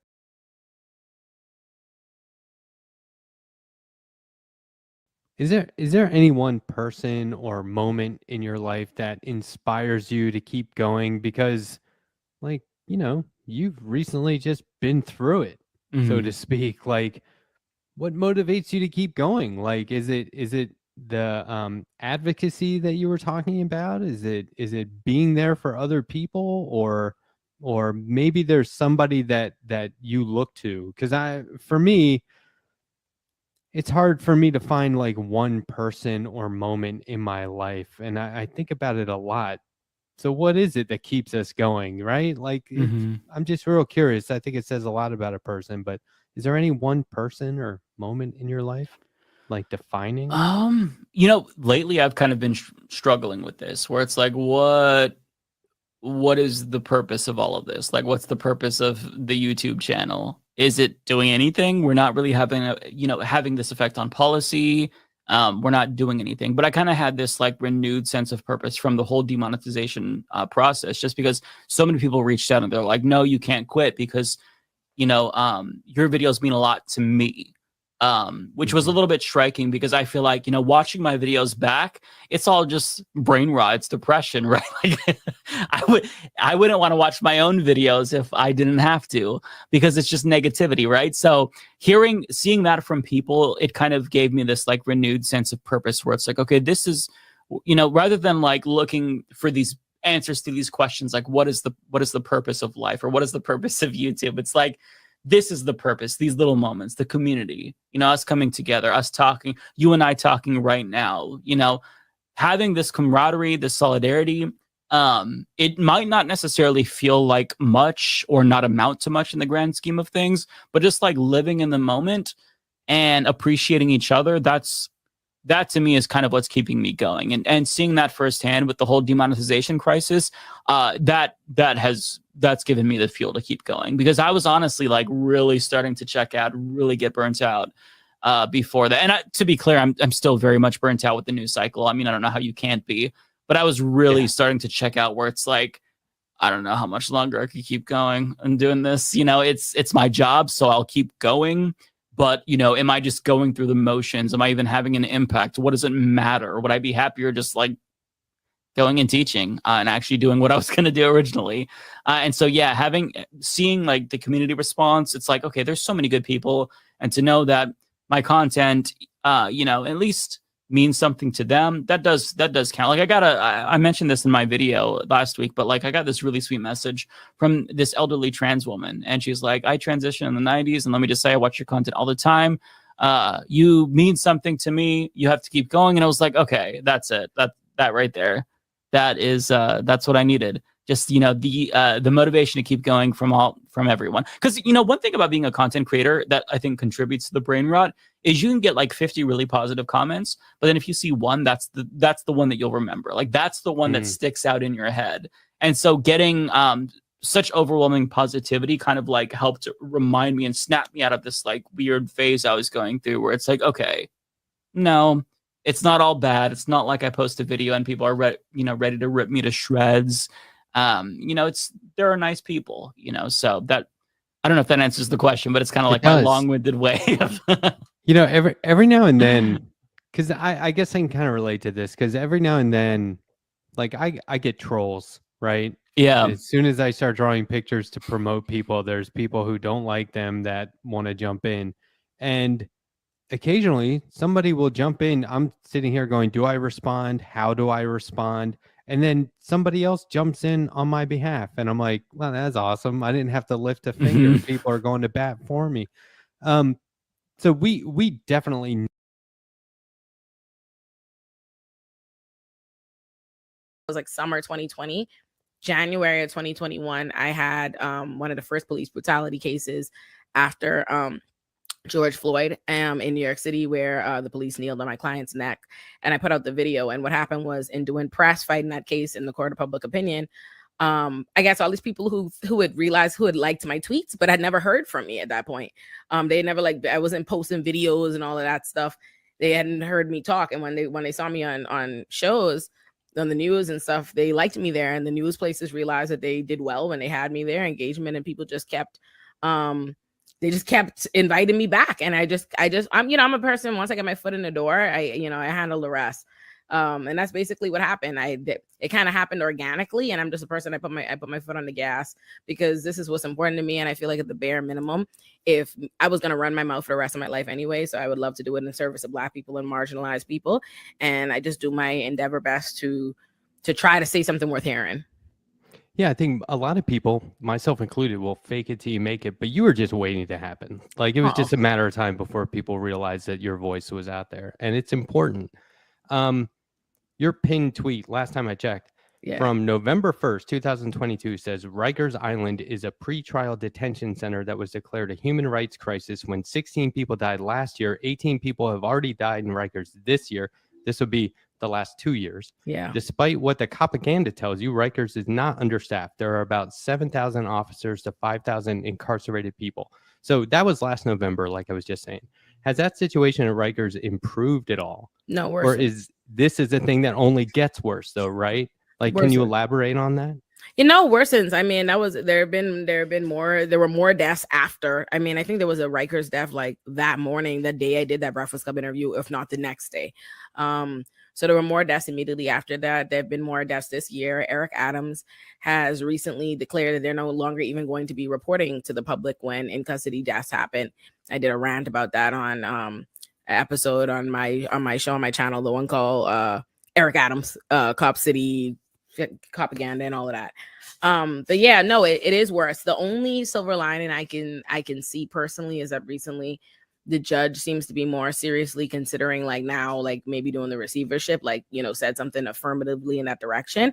And if that happens, I will honestly consider that I think that'll be the happiest, the most I think that'll feel for me like the most valuable contribution any of my advocacy has been if that actually happens. So it seems like that it is becoming more and more of a possibility. So hoping for that. This picture is so fly. She really do look like me. I'm really fucking with her. She cool as hell. That's exactly how I look.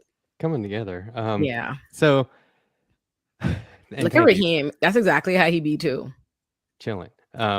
So what's the number one issue or top issues facing people that you provide legal representation to? Is there a consistency? Is there like you go in and you're like, I know it's going to be these top things, or You mean poverty?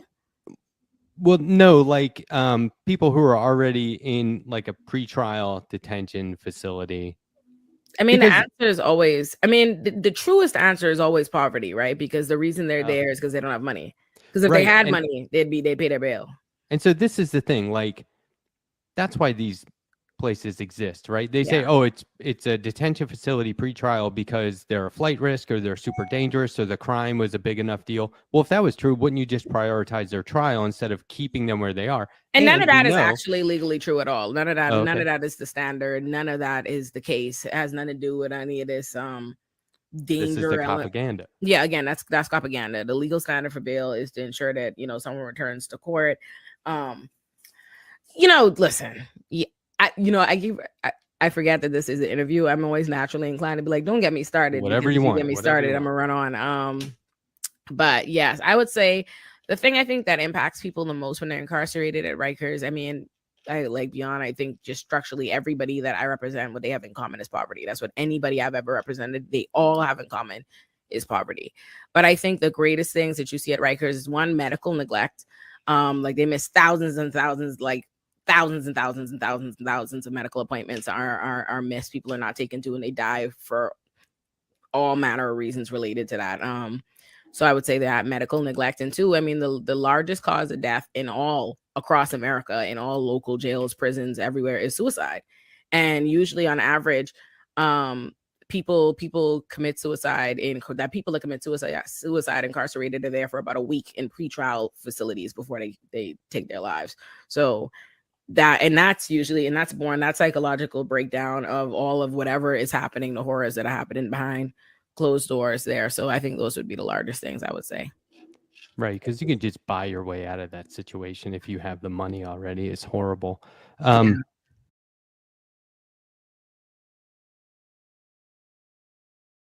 What's like your daily process? Like maybe just for like a particular story. Like, do you wait for something to catch your attention and you go, okay, I know exactly what to do with this, right? This is old hat at this point.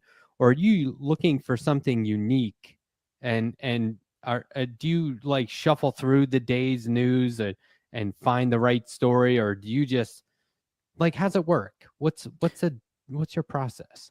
Without giving too much away. I don't want you to, Oh no, this is no problem. I always start by reading a lot. Going through different sources. I have a whole bookmark bar with like probably 100 different political websites. I kind of just scan the headlines, and before I start reading, I'll just like copy and paste them all into a Google Doc, and then I'll go through and see which headlines look the most interesting to me, or I'll see if there's like a really big story on Twitter. And there's a couple of different criteria that I use in determining whether or not I want to do a video on it. First and foremost is it interesting to me? And second of all, can I actually do it justice? Like I can't justify doing a video on something if I can't really supplement it with my own commentary. Like if I'm just kind of regurgitating the article itself, there's no point in me covering that. But if I feel like I can lend additional context that's needed and it's interesting or entertaining, then I'll talk about it. So once I decide to do a particular video on something, I'll start with an article, and then as I'm reading the article, I'll kind of like go through and figure out which paragraphs I want to cite. And then there's always additional things that pique my interest. So maybe I want to look into this element of the article, where like if I'm talking about an obscure like law that's being proposed in Nebraska, for example, and this lawmaker comes up, maybe I want to go browse his Twitter history real quick and see what's all there, see what else he said. So it takes me about, I want to say, maybe 2 hours to decide on what I want to do every single day, because it's like my daily routine. So by the time I'm deciding, it takes me about 2 hours. Takes me another hour. Once I know what I want to talk about, it goes really quickly, but it takes me a while to kind of prep everything that I want to use. So I have different elements. Like I have my I've got to have the text, that I want to use, the particular quotes. Got to create sources for all of those. If I'm doing video, then I need to put the border around it just to kind of like save us from copyright from YouTube. Structure the way that I want to present this, what additional information I want to bring in, and then I will film it once I'm ready. And filming it takes, usually, it depends. Some days, you know, I have really bad days. Some days I have good days, but it takes anywhere from a half an hour to an hour for a particular video. Sometimes I'll film the same video like 3 or 4 times to see which take is the best. Just if I'm, you know, it's the more you do it, like the repetition I think helps. So usually my first take, the rough draft, never the best one. So I'll film it again. And then the editing process, I'll send that off to my husband, who's my full-time editor. And then while he's working on that, I'll go to the next story if there is something. I've kind of changed my strategy to where YouTube, I feel like their algorithm has changed to where they prioritize quality over quantity, thankfully. So I'm trying not to be like a content farm. Like if something isn't happening in a day, I'm just not going to do a video on that. Oh, okay. And so like my goal is, you know, usually 2 videos per day. Like that's what I strive for. But if I can't do 2 videos per day, it's no big deal, because if there isn't 2 stories that really speak to me, then you know, I can't do anything about that. You know, I've got, the thing about it is I have to be interested in a subject, because if I'm not, then I think that comes through on camera. Like you could tell if I'm really bored talking about something, or you know, if I'm interested in the story, but then as halfway through prepping, I'm like, this is kind of boring. You know, I feel like that comes across in the video. And one example is the video I released today about Tucker Carlson. I was really excited to talk about this story. And then I get on camera and I just kind of like lost all the luster. I'm like, I guess I don't care that much, but I already filmed, so. I got to go back and watch it with that context, because I didn't get that at all. I watched it and I did not pick up on that. Yeah, by the time I was like halfway through, I'm like, I'm losing interest in this. I mean, part of that is just like, that's kind of baked in expectation, because if you focus on something, like for me, I have a relatively short attention span. So my capacity to be like really fascinated by something is going to kind of be limited. So, you know, halfway through, I'm like, yeah, I don't know. I'm getting bored with this already, but you know, it depends. Most of the things that I talk about, I'm genuinely excited to talk about, because even if the story itself is old, I feel like I could bring in something new or make it entertaining enough to where I really am excited for people to see it. So my new philosophy is like, try to put out 2 videos per day, but at the same time, don't just like put out something for the sake of putting out something, because you basically want all of your videos to feel like your best work. And that's kind of what I'm striving for lately, is quality over quantity.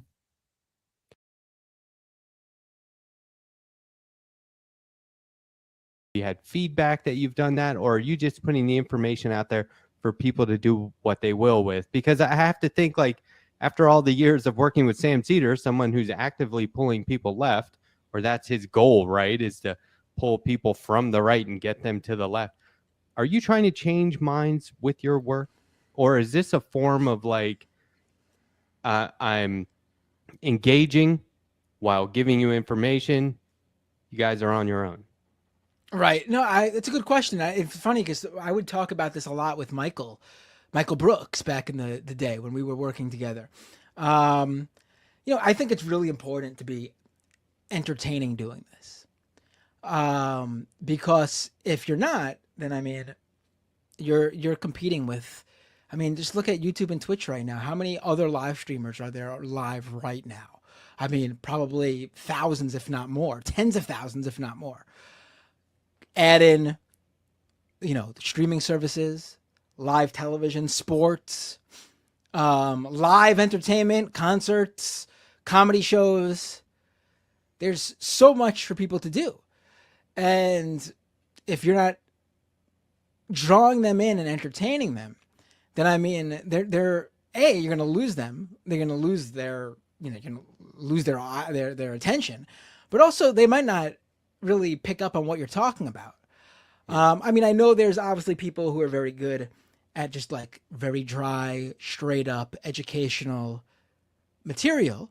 I would say that's probably not my specialty. I need to flare it up a bit. Yeah, I mean, without a doubt, that's part of it. I would say I'm not trying to like force people into any position. Like, you need to take what I put out there and sort of take those steps yourself. But I'm also not one of those people. Like, I hate people who consider themselves to be straight up news people, and they're like, no, we must put this report or this information out in the most neutral, centrist fashion. And centrist is not even a good word for it, because even centrists aren't neutral. But we must put it out in the most neutral, non-position taking way possible. I think that does a disservice to your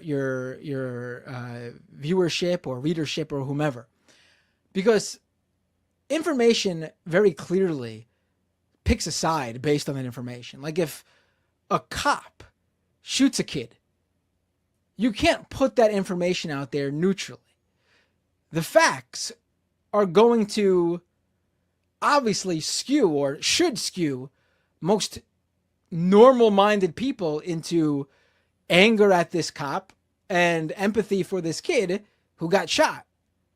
I mean, if your reporting is so neutral it doesn't do that, then I mean, there's a real problem there. What are you doing? Yeah.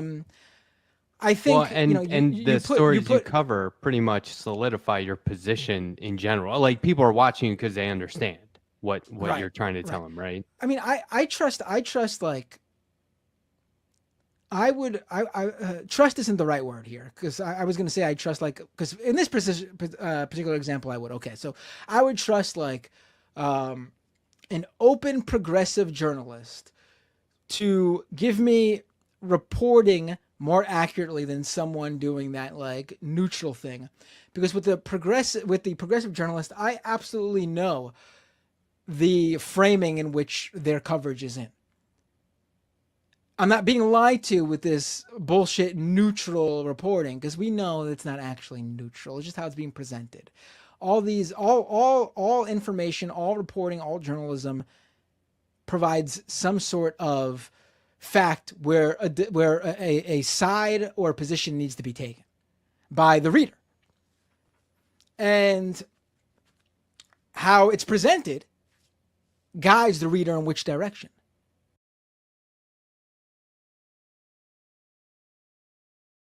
Courses and the math courses, the science courses, just to make sure that I am on track. My first semester, I was very depressed. I was getting A+ in every single thing, but I was super depressed. I said, no, this ain't good for me. So I quietly went over to the registrar. I talked to somebody, and they said, baby, if you don't want to do this, you ain't got to do this. And I was like, well, what am I going to tell my parents? And they like, you are here at school. You're here to learn. Follow the path that you want to go in. And they asked me, what did I want to do? And I'm like, I see there's a school called SJC, the School of Journalism and Communications. And I want to go. I want to be in that school. Oh, they said, say no more. Sign me up next semester. I was in there. My dad did not know that I was in journalism for like a year already. Interesting. Yep. And I had to break it down to him when somebody said, because I had posted something on my little Facebook, and somebody said, hey, your daughter is a journalist? Like, it was my dad. It came home. My dad was like, so you doing journalism? But he has an Asian accent. So he's like, so you doing journalism? And I'm like, yes, Daddy, I am. And I just had to explain to him, like, you've embedded that in me. I sat and watched the news with you. I love information. I love intake information. I love giving people information. I'm a talker, Daddy. I'm going to talk people's ear off. Like, you know me. And this just is what feels right to me. You taught me how to do videography, and I can use that when I'm in my journalism courses, TV news, where they're telling us to walk around with the camera, capture things. I was first in class with that. Like, I am set up for this. All my my literature courses, anything that I had to write about, my writing skills were up to par. I was like, Dad, come on, just let just be proud of me. So at first he was a little upset, like a Caribbean parent would be. And then He was like, my daughter is a journalist. Like he would walk around and say my daughter, because when he would see, I would send him some of my content or some of the things I would write up. And he was like, my daughter's a journalist. It was hard though, when we got out of school because of the recession that had happened. And we thought we were going to get out of school and be able to do, go right into news. News wasn't paying a thing, by the way. Like the most that we were offered was like $24,000. And my friend was a producer locally in Tallahassee. She was getting paid $9 an hour at the time. And she couldn't afford housing. And $9 was considered a lot of money in 2012, 2010. It was considered a lot of money. And so she was doing that and she couldn't afford to live. I had $20 in my pocket and I moved to New York. My parents were not happy about that either. Yeah. Whoa. Yeah. I moved to New York. I was in a room with two little girls and I was just had the bed. That's it. And I was trying, I was really trying my best. I had a lot of no's, doors shut in my face. I was working for free. I was trying to figure out how to get on any program I could for housing, to get insurance, to get food, just trying to figure it out. But I was back in the day, I was very much of a free bird. So I was just like, God's going to do it. I'm just going to roll with it. It's going to be handled. And then I got that gig with a lot of journalists surrounding me. And that was my first time actually seeing women of color in charge in the journalism world.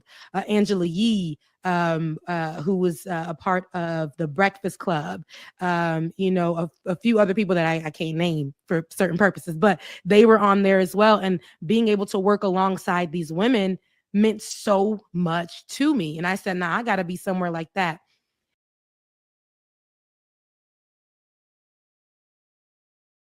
Believe in ghosts? I don't know if I believe in them or not. I'm not opposed to that, but it doesn't affect me, I guess. Listen, I'm really interested in it. You never been hagged? No, what's that? What do you mean? So in the Caribbean, okay, y'all. I think y'all like to call it in America like sleep paralysis. Like yeah. No, I have terrible nightmares. I hate it. That's why I like smoking weed so much, because it would suppress my dreams. And then I stopped, and they all came back. And black people. If there are any black people watching this who know, at that moment when I say you haven't been hacked, I have terrible nightmares. Look at me like him. Okay. Oh no, so you think I have? You think there's something? What, like attached to me? Is it just coming go, after just me? Reflect on those experiences. Maybe I have some like work to do on myself. Spiritual healing, maybe. Listen, this is getting deep. Listen, I would go down a whole Caribbean superstitious rabbit hole. Like I will have you. That's very interesting. I've said anytime I've gotten into this conversation, any of my college friends, they come back very scared. I think about it later, so I'm like, let me leave you be. I think it's fascinating. I will get very vehement. Okay, so what about like if your livelihood didn't depend on it, and for all I know, you're doing the work that you want to do, and you would never change it up. But if your livelihood didn't depend on it, if your survival didn't depend on it, you could do whatever you wanted, and it wasn't like a huge moneymaker or something like that. Like you didn't have to worry about bills and insurance or whatever. Mm-hmm. Would you do a different line of work, No. or would you embrace some sort of art instead of like day-to-day work? So I think the funny thing is, right, like by virtue of being an immigrant in America doesn't let me, and this was actually something I was talking to Lance, and my boy Lance from the Serfs. I was talking to him about this today, because I was like, I think something people don't realize is that, like, because I was explaining to him like how sometimes I'll feel bad for getting like criticism, people criticizing me, that I don't just ignore the negativity. I was like, but the reality is people don't get the trait. Everybody else is easy to feel like that when you get paid, but I don't get paid. So I tend to outwork everybody in the arena. I show up more places, do more things. I write, I do video, I do everything. And I'm the only one that doesn't make money from anything. But because of that has also allowed me to be a person that does things because this is what I truly want it to be. You know what I mean? Like, I'm not a money don't matter to me at all. That's not the concern, because I can't make money off the things. I can't monetize it. So I have been everything y'all have seen me do is because I want to do it, because I think it's important, or it's because I think, you know, the services are larger. Like, this is what I would be doing. This is what I do. I created this career out of doing what I do in my free time, which is advocating for Black people and marginalized people. That is what I want to do. Now, is there a certain sense of it, like, if I were an American citizen, and because it's not really for me about money, it's about freedom. Like, money don't matter. It's freedom. It's having like citizenship or a green card when I get to that point. Like, it's not about the money. It's about the fact that America doesn't let me. I'm literally not free to do what I want, and monetize or whatever it is and all these things. But if I didn't have immigration, it's immigration shackles, not money shackles. If I didn't have an immigration in front of me, I would do everything that I do, but without any attachment to any place, any company, any people. I'm sick of talking to people. I'm sick of being in rooms with people. And I feel like for so many of my years, especially because how immigration has me, I'm always like the workhorse for everybody else. Like, everybody else, institutions and places are always, you know, making money off me or doing things around me or building. And I rock with it because right now, because where I'm at in my life is fine, or I can't do anything around it. But for me, I would want to go do the things that I find meaningful and create the spaces I want. I'm not interested, and this has always been for me. I don't care what the white internet left does. And I don't care what anybody does on their platforms. That's why I don't make reactionary content. I could give a fuck less. I don't believe what you're doing prevents me from doing or not. I just don't care. What I want to do is have the space to be able to do what I want and platform the views that I want. So for me, if I didn't have immigration in front of me, what I would do is go and produce other Black people's, the commentators and intelligent people, like how you asked me, who are the people that I learned from? Who are the people that I find really persuasive? I know lots of them, but they're not the people that everybody hears from. So if I didn't have immigration in my way, what I would do in terms of creativity, like, I would, instead of kind of more this this direction of being on other people's stuff in this legal kind of world, what I would do is I would create a whole new space, and I would platform other creators and give them shows and produce them like the way I produce my own show. That's what I would do that. I'd create I'd create a Black leftist network. There's a real activism there. Like, yeah, I know. I'm already working. I'm altruistic. thinking, listen, I be working in plain sight. Serious. I work in plain sight. You don't see me. I be showing y'all people on Olay and Friends. I'm working towards it right in front of y'all. Total 5 years. Wow. Okay. So, you know, sometimes I ask my guest, is there one topic that they'd like to focus on more, or like wouldn't mind being like pigeonholed into? But you've sort of done that, right? Like, by focusing on things like cryptocurrency and the economy, you've got a very firm grasp on that subject. And I was wondering if you could talk about your knack for dissecting complex topics like that, but especially when so many people don't see it as a scam. Like, Right, how do you dissect? Because anyone could say this is what crypto is, but how do you say it in terms of in a more convincing manner? Right. So I would say, like, you know, I've always been really interested in the tech industry. Like, it's been something that, especially, I was sort of really enamored with the tech startup scene in like the mid 2000s to like early 2010s. That's when social media was really taking off.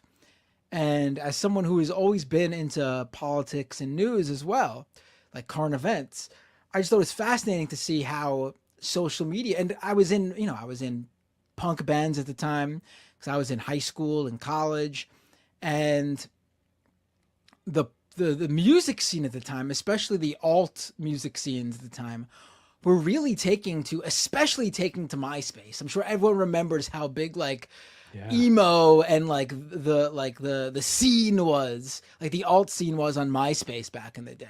Like, all the big influencers on that website were like alt kids. And, you know, that's where I would promote my band, and it was super interesting to see how that stuff worked.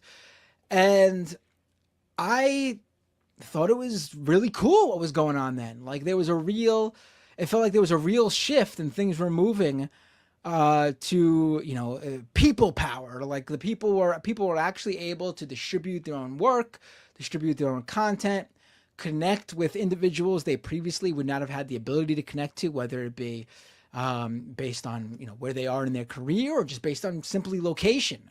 And it was really interesting and fascinating to me, and it felt like something really new.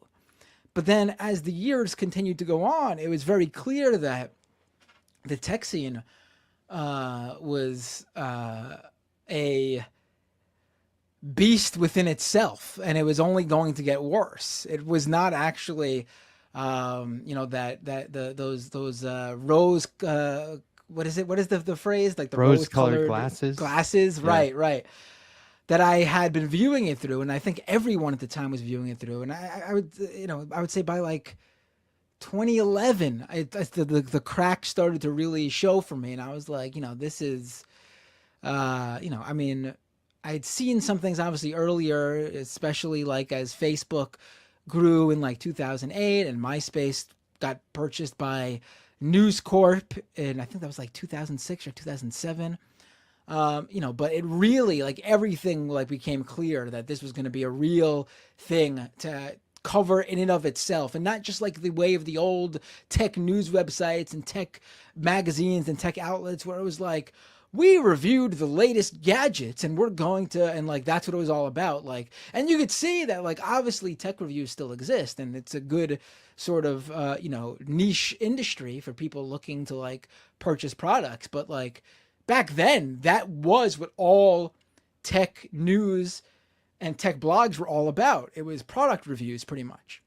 Now, though, it's like that's like just a small subsection of tech news and coverage, and most of it is all about what the industry is doing and how it affects people and society and other industries and you know, everyone in their everyday lives. And, you know, that's just from like a very, very early on, I got hooked in that space. And I feel like, you know, now there are still not that many, but now there are a few, you know, great people out there who are covering it from a leftist or progressive perspective. But like, you know, 12 years ago, that wasn't really what was going on. And so, you know, even when I was at the Majority Report, you know, that was something I was covering. There's clips you could find on the Majority Report's YouTube of me and Sam talking about Bitcoin in like 2012, which no way, I didn't know that. Yeah, like, so if we had, like, you know, if we had bought Bitcoin then, we probably wouldn't be sitting here doing live streams today. But I don't view it that way, because like, it was never, and it still isn't, a sensible investment. It was people who bought then and got rich basically hit the lotto. Like, it was just like gambling. They made a good bet, and anyone can do that. Anyone could go down to the corner store and buy a lottery ticket or a scratch off and get lucky. And so, you know, I don't view it as like, oh, we didn't take the deal, like as if like, you know, there was some like job offer to us and we would have got in like as like the first employees at like Google, and we would have been like insanely rich from stock or whatever. We made like a bad decision with our career trajectory or something. No, we just didn't buy the right lotto ticket. And so like there's, you know, that's always what crypto people say to me when they find those clips. They're like, oh, you just hate crypto because you didn't buy when you guys knew about it. In these clips we see you talking. Like, no, I mean, do I, you know, what should I have bought then? Looking back, of course I should have. Everyone would have said that just so they could sell off. But I would never have told anyone then, and nor would I tell anyone now, that crypto is a good investment. If you want to throw your money towards some meme coin or new cryptocurrency, is there a small, almost minuscule, non-existent, like 0.0001 chance that 10 years from now, maybe you will also be rich? I mean, same thing like buying some like early stock, you know, early IPO stock right now. You could also get rich in 10 years from holding that stock. I mean, there's a million different things you could put your money towards and just get lucky. You could buy a lotto ticket right now and get lucky. So like, you know, that's just how that is. But no, go ahead. Well, I was going to ask, do you consider yourself a journalist in this regard? Oh, yeah. I mean, I didn't for a long time.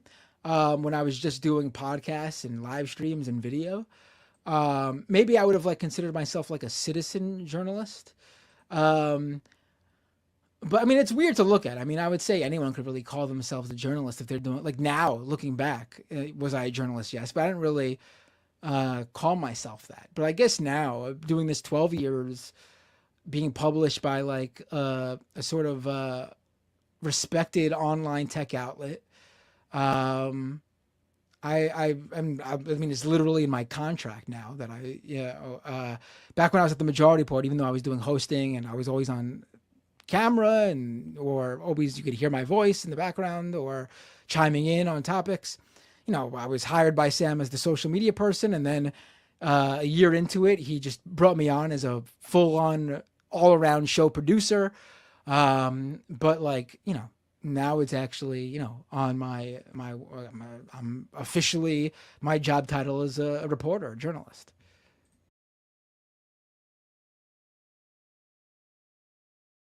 Losing its grip. Okay, that's actually my next question. There is an increasing number of people doing listener-supported, viewer-supported, independent media, and a lot of left-wing media online. You appear on a fairly new show, Leftist Mafia, and they've got like a minimum of 6 people on there weekly, right? Yeah. And so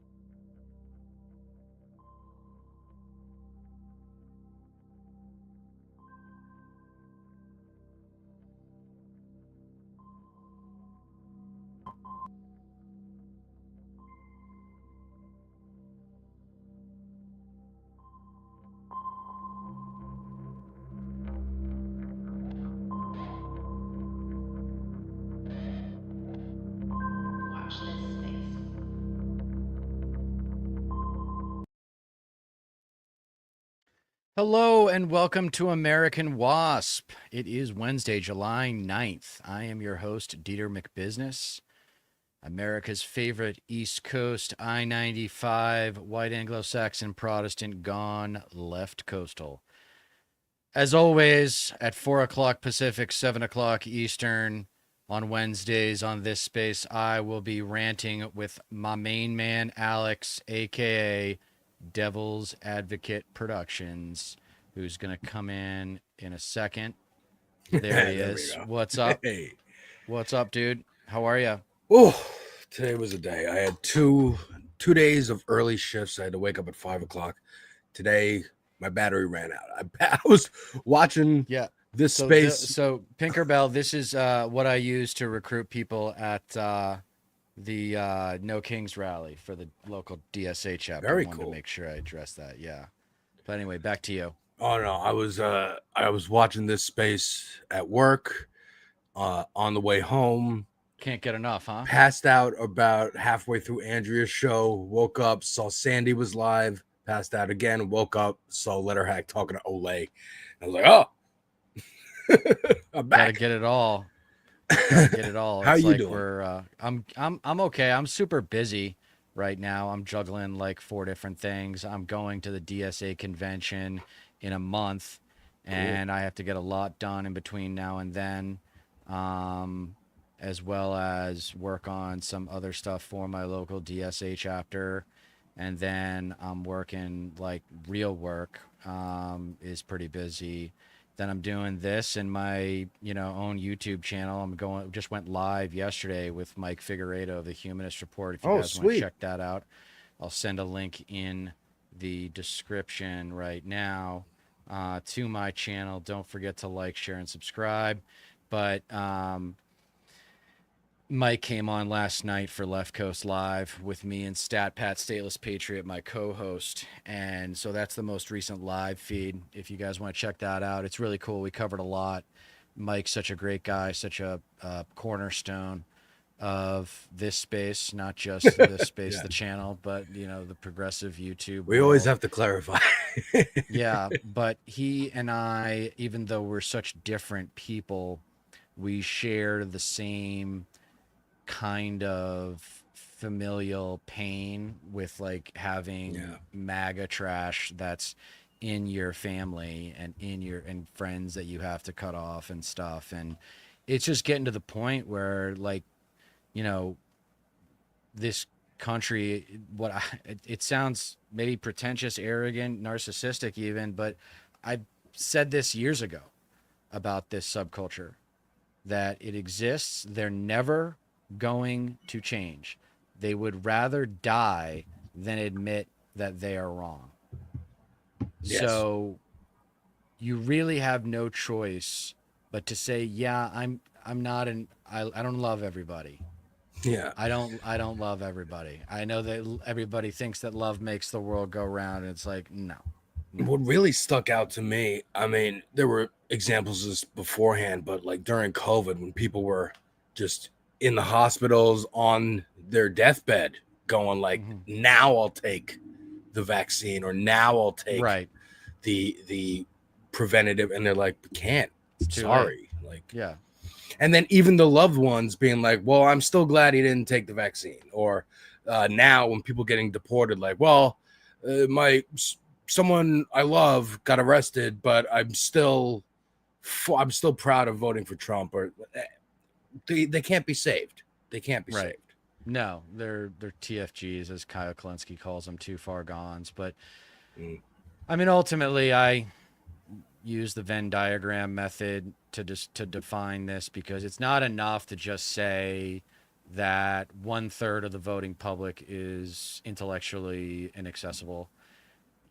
Hopefully we can get that number down over time by getting more people to vote and the baby boomers die off. But in the meantime, I'm advocating for a aggressive form of politics from the left. And let me run this by you, because we haven't had a chance to talk in a little while. But I want the DSA to become the spearhead of what can best be described right now as an anti-MAGA movement. Yeah, right? The only one. And that is just a label that exists in time, right? It's an anti-MAGA movement so that it's everybody against MAGA so we can win. Yeah. Right? It's everybody gang up on the bully. That's what I talk about in my YouTube channel. How do you beat the bully? Get up in his face, you dare him to hit you. He'll probably knock you on your ass, but then everybody else at the schoolyard recess sees it, and then they get involved. Yeah. You know, and they say, no, you're not gonna beat him up again. And so that's kind of the thinking of anti-MAGA. Like, everybody, as long as you're not MAGA, you're welcome in America, right? You're welcome in the Democratic Party as long as you're not MAGA. But or enabling. The leaders of this movement are going to be people who have been telling you this shit for going on 40 years. Yeah. And that's the DSA, because they were founded in 82. And 82 is when that big piece of legislation was passed that allowed corporations to buy back their own stock, which, long story short, is a big reason why CEOs now make like 2,000 times their lowest employee, whereas they used to make like, you know, or whatever, I didn't know that. 20,000 times. Yeah, it has a lot to do with executive compensation.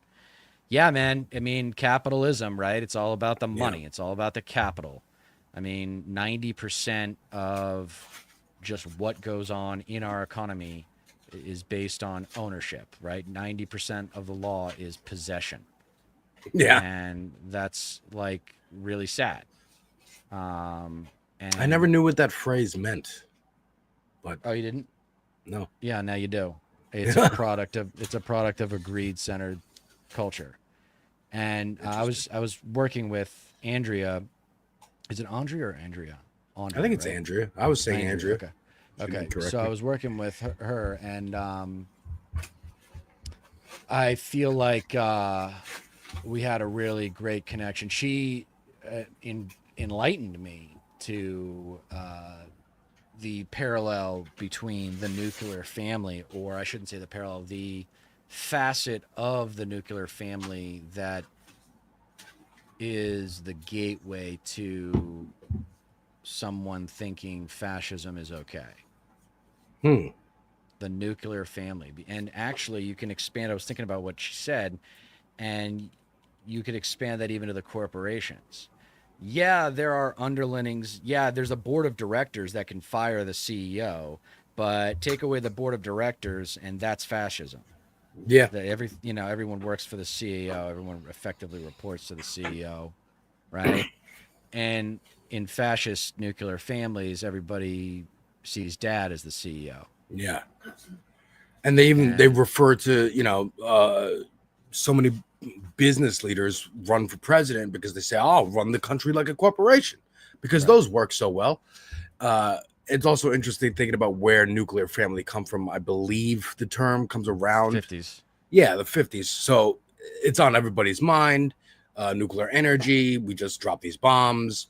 Everyone's connecting it to like base. Like it's almost trying to ingrain into your brain that this is the base particle level of reality. So it's the building base, blocks of society. Exactly, This is the building block of society. That's what the nuclear family is. And yeah, it does teach us an inappropriate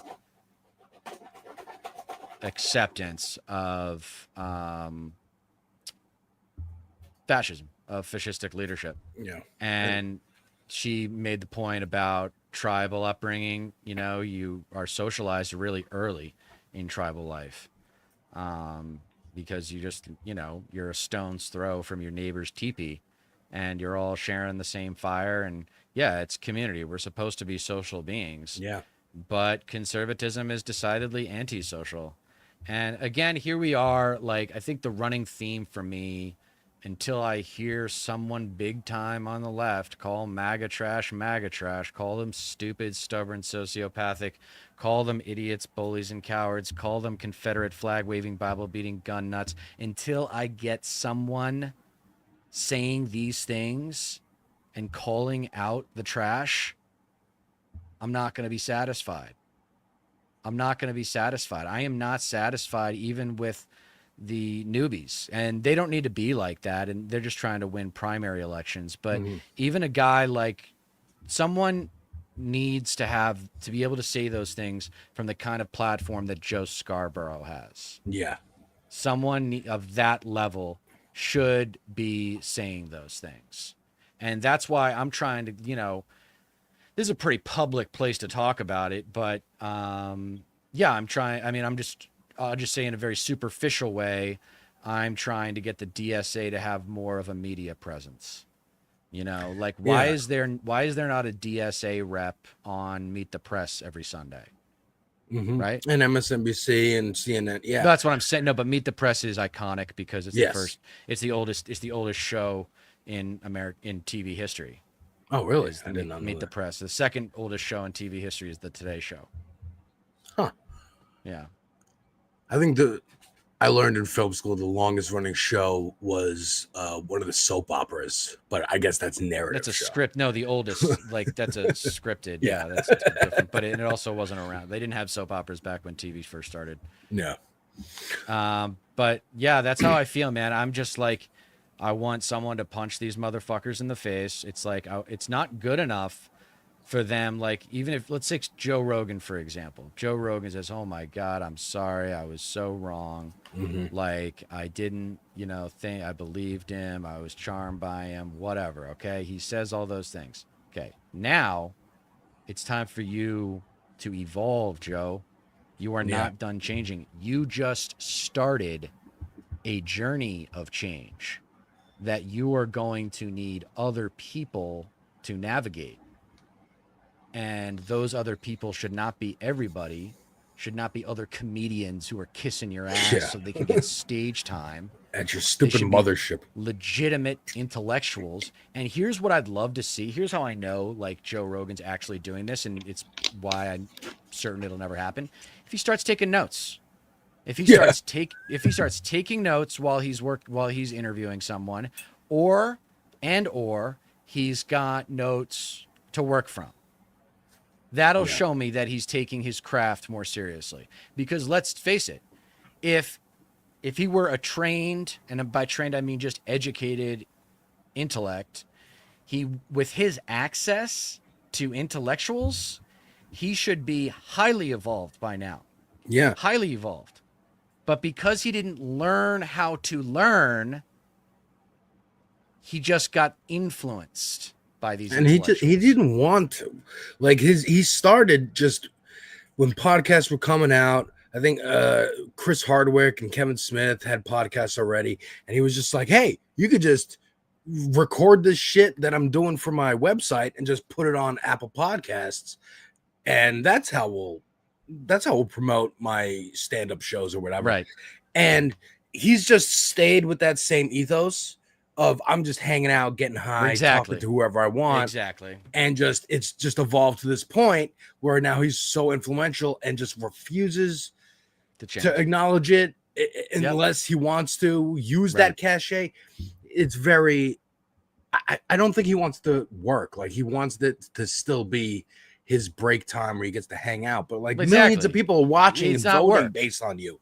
This It's is not work for him. Exactly, dude. Like, take responsibility for your fucking position in society, regardless of whether or not you earned it.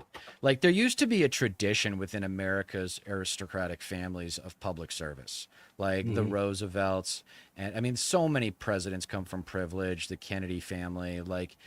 It used to be a really great tradition, actually, and we haven't seen it in a good way on the conservative side. We've seen it in an evil way on the conservative side, but we also haven't seen it in a good way on the left side, and I hope we do. I mean, I see a guy like John Ossoff out of Georgia, and I have hope for him, but he's still not going to be the guy that steps up and starts talking shit to the bully.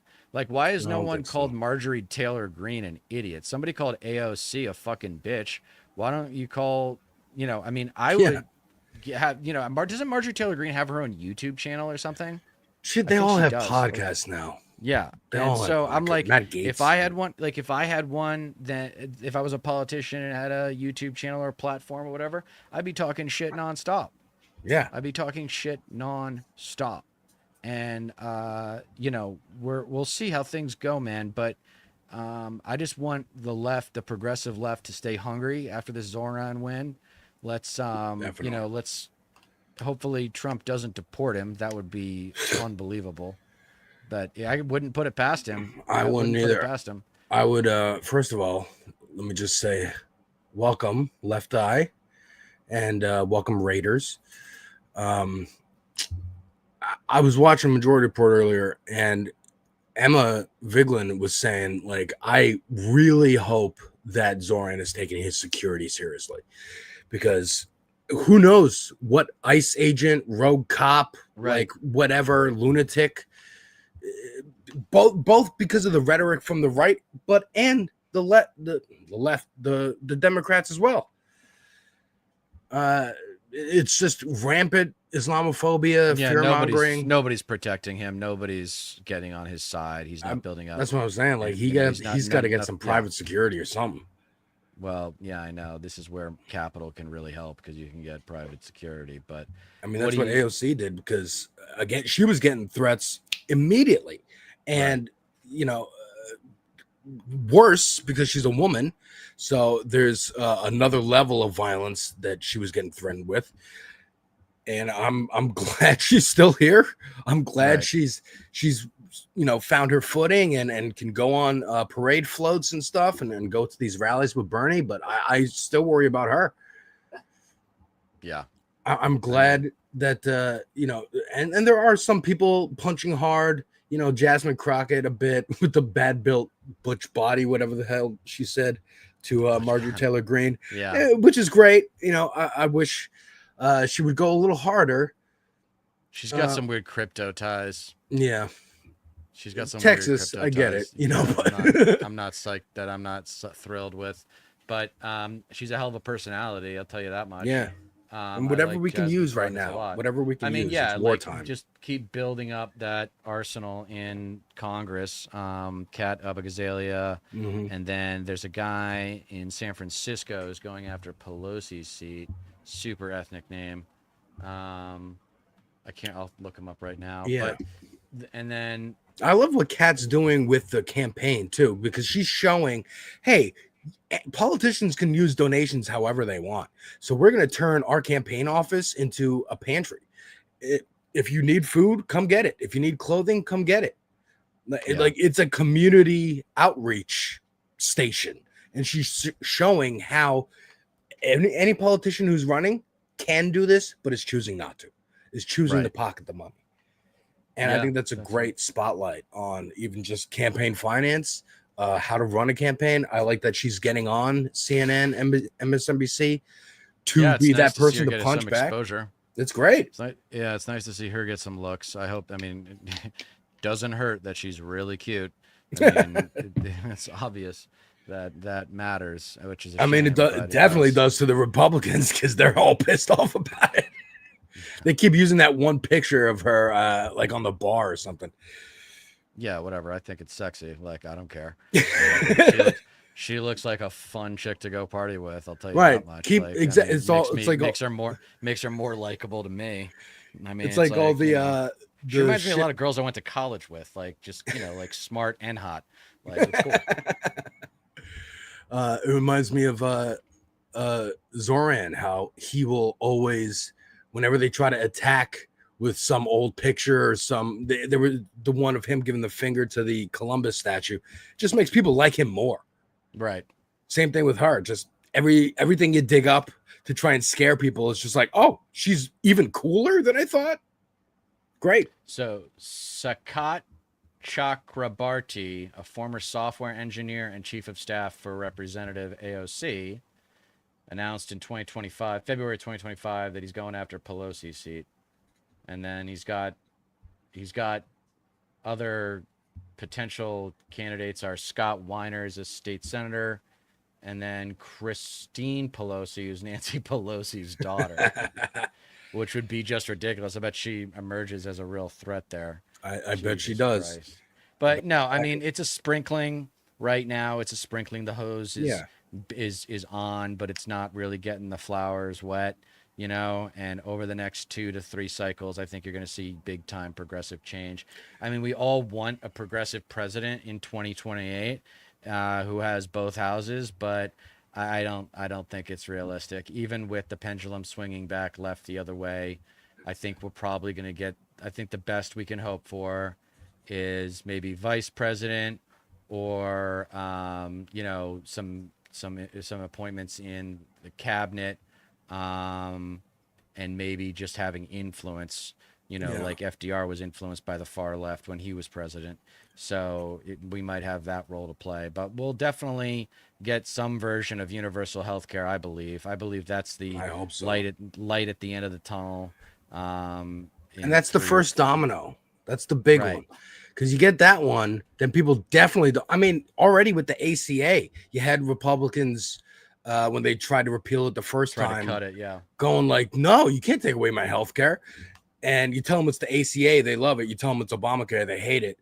But you tell them, hey, you're going to lose being able to go to the doctor. They don't care what it's called at that point. They're just like, don't. Yeah, I mean, it's a country of narcissists. Nobody does the empathetic arithmetic, as I call it. Nobody says, oh, what is it? I mean, very few people do. Like Andrea was saying, 80 to 90%, or I think it was just straight up 90% of people are just kind of irredeemable, and people she just doesn't want anything to do with, which, she might be right, but I hope it's less than that. And I think there is opportunity. I think social media has actually made change within someone more available if that person has even the slightest open mind. Yeah, it really has. And you can tell by the fact that they are TikTok is going to make a US exclusive version because they have a deadline to sell, because Trump still wants to sell it off to an American. So their plans for now are to make an American exclusive version where we can't see videos from any other country. And that is intentional, so that we can't see what's going on in Palestine. Yeah, and in Ukraine. And that's why. And if the rich know, if the rich are worried about it, that means it really can fucking affect the people who can, guillotine them. So yeah, I have been working on my essays. I'm still working on this one, the DNC divide. It's taking me a lot of time because I'm reading this book on Clinton. I'm probably not even going to include like 5%, like 1% of what I'm reading, but it's cool to like go and have, the conviction. That's what like education yields a lot of the time that people don't appreciate is conviction in your understanding of something. Yeah. Like I know, like for example, economics. Like I took economics my senior year in high school, AP, and I took some economics in college, but not much. But I still remember the algebraic equation for GDP, and I still remember thinking then, as I do now, this is not a metric that you can use to evaluate the health of an economy if your goal is to worry about income inequality or just making the society equal in relative terms. That we use gross domestic product as the sign of how healthy our economy is just more indicative of the problem of capitalism, of baby boomer conservative capitalism. I'm hoping that one catches. I think white trash fascism will catch on, but I'm hoping after that baby boomer conservative capitalism will catch on, because I think it lets people off the hook if they still like capitalism. Yeah. Right? Because these Scandinavian countries and these other Western democracies that we talk about, they're still trading with, they're still doing business with other nations and other transnational corporations in other countries. Like they're, they're not, it's not like the state runs everything. Yeah. I mean, I'm not for a stateless government. I'm not like, especially in this country when people have so many goddamn guns. Yeah, for sure. I mean, I had to call a couple years ago, into Majority Report to ask them, what is capitalism? Because I really didn't know. Like, I thought it was just the barter system gone out of control. I didn't really know what a free market was. And once they explained it, been like, actually, there is no free market. Someone always has domination over one area. Even the rule of thumb. So going back to my education, the rule of thumb is somewhere between 1/5 and 1/3. Given any sector of business or the economy in America, if you're a player in that space and you have 1/3 of the market, you are the market. If you you can get them down to 1/5 and still have it be pretty competitive and fair for the consumer.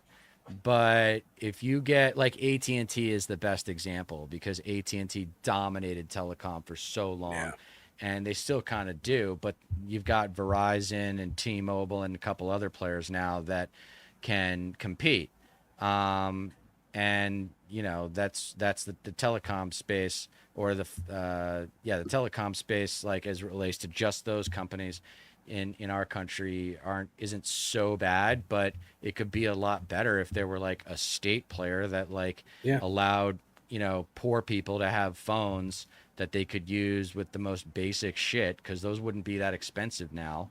I remember Obama did that, and the Obama phone, and they were mad about that.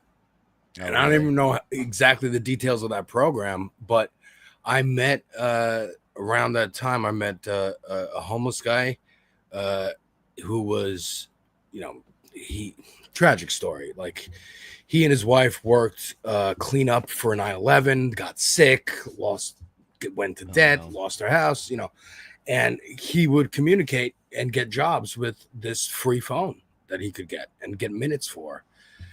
And it was a lifesaver for him. So I think people need a basic level of you're housed, you have food, you have electricity, you have internet at this point, running water, stuff like that. Education, healthcare, housing, employment. You got to protect farmers because they live in like a perfectly competitive space, and consolidation of big ag. That's a thing. Yeah. And then Social Security, and you're good. I mean, after that, then it's basically you get to that point. You're like, okay, do we do UBI or not? Yeah, and you at that should point, just not be probably able to not. be We probably homeless. don't. We probably with just those things, with just those things, it's quite a lot. Yeah. But if you did if everybody had access to education, and then specifically education that leads to like employment, and then you got healthcare and housing, 90% of your population is going to be fine. But we don't have like big projects. We got to go build some cities somewhere in like red America. I've been saying that for fucking ever. Yeah, we gotta every go time I build some leave New cities York in and I red see America. empty space, I'm like, why isn't this city? Now, that's me being from New York. You know, I wouldn't mind if the whole country was like Mega City 1 from Judge Dredd, but that's me. I want some parks in here and there too. But I want more cities. I want. Well, I tell you what makes the safest towns and like integration. the best towns in America. I think the best towns in America are mountain towns, harbor towns, and college towns. Those are the best towns in America, I think. Because people need to be there, and they you need look to at a place like you look at a place like is actually pretty left areas of the South are my favorite areas of the South, which are Nashville, Tennessee, where I went to college, and that's the Athens of the South because it's got more colleges and universities in its area, in its vicinity, than any other city in America except for Boston. And then you've got New Orleans, Louisiana, which is extremely artsy and into music, and it's just a huge cultural center for the whole country. And then you've got the smallest of the three, but very cool town if you've ever been there, Charleston, South Carolina. And those are kind of the three coolest areas in the South. And all three of those cities have major academic institutions. Charleston has the College of Charleston, which, you know, is fine. It's not like as impressive as, you know, some stuff in Nashville or like Tulane in New Orleans or whatever. But they all have colleges. They're all, two of them are harbor towns. And, you know, Nashville is a really cool Old West town. Like it's got like a really big old Western vibe to it. My girl so it's actually, like, we need more of those in red states, but yeah. my girl actually went to Nashville for the first time this year. Her cousin got some free vacation time from her job and brought her and her sister for a girls' weekend, and they had the time of their lives in Nashville. Yeah, and just like there's this whole I guess main strip that's like bars and music clubs and Broadway. Yeah, and she had the best time. Before going, she was like, "Why the fuck would I want to go to Nashville? Like, what the fuck is there?" And I'm like, "You're super into music. What like?" And I don't know. She was like, "Yeah, but well, I everybody like thinks it's just exactly. Everybody thinks it's just country, but no, a lot of struggling bands go there. It's a lot of cheesy music, not gonna lie, but it's a lot of fun guitar, like people doing all sorts of shit with their guitar. Oh, she came back going like, I want to go back. There was a good like time. The best band ever you've ever heard. I would say you got to if you haven't been to New Orleans, I highly recommend New Orleans for Jazz Fest. Jazz Fest is the last weekend of April and the first weekend of May, and it's pretty hot, but it's still fine. It's like summer in most good summer towns, and then it's also peak crawfish season. Ooh. And I don't even like live music. I think it's a pain in the ass. The crowds don't really appeal to me. I don't like crowds that much. Yeah. But I had a blast the handful of jazz fests I've been to because the food is so good and the music is awesome. There's like a diversity of music there. You can see everything from gospel to pop to rap to whatever, country, all sorts of stuff. I listened to Jazz Fest in New Orleans while in the womb. Haven't been since that. Well, you should go back. Jazz Fest 78, he says. That's funny. No, New Orleans is a special town. And so but also Charleston, South Carolina is a really great town. Great food, and a great sailing town if you like to sail. That's a cool spot. Never sailed before. No, never gone sailing? No. No, you need to get to know some people with some money out on Long Island. Well, I know you now. Yeah, right. But I'm not on Long Island though. You gotta. Nah, There's yeah. some nice areas in Long Island. Oh no, I used to go to Fire Island a lot when I was a yeah? kid. My mom had friends who had houses there. She used to work. She used to be a buyer for Donna Karan, so she would go to places in fashion shows in Europe, take pictures on her Polaroid, bring them back, That's and say funny. these are the things you should get. So she made some people friends with money. My old man almost worked for Donna Karan at one point. Oh yeah, yeah, because he worked for he ran Neiman Marcus for a while, and then he retired early, and then Donna Karan called him up and wanted him to come work for her, but she wanted him to be co-CEO with her, and he was like, no. I'm tired. I want to be done. He just thought that creative types, and I think he was probably right about it at the time, creative types weren't suited for management, especially in flashy businesses like high-end fashion. I mean, because it's all perceived value. Like nobody really knows what's going to be hot when until the shit hits the market. Yeah. And then you adapt and you buy more of what's popular, and then you sell more, and then you make money, and that's how it works. Yeah. So that's kind of why I have a low regard for fashion at all, because of her being in that industry, and just seeing how quickly and how arbitrary trends were. Yeah. I remember when Jersey Shore was popular and all the girls started doing the front bump hairstyle. Yeah, the JWoww, the Snooki, bangs. No, it was like a ponytail, but they would leave a lot of hair in the front. It would bump up, and I was like, you guys are gonna look back on these photos that you're taking and think, wow, I had such a stupid hairstyle. Like, why did I chase that trend?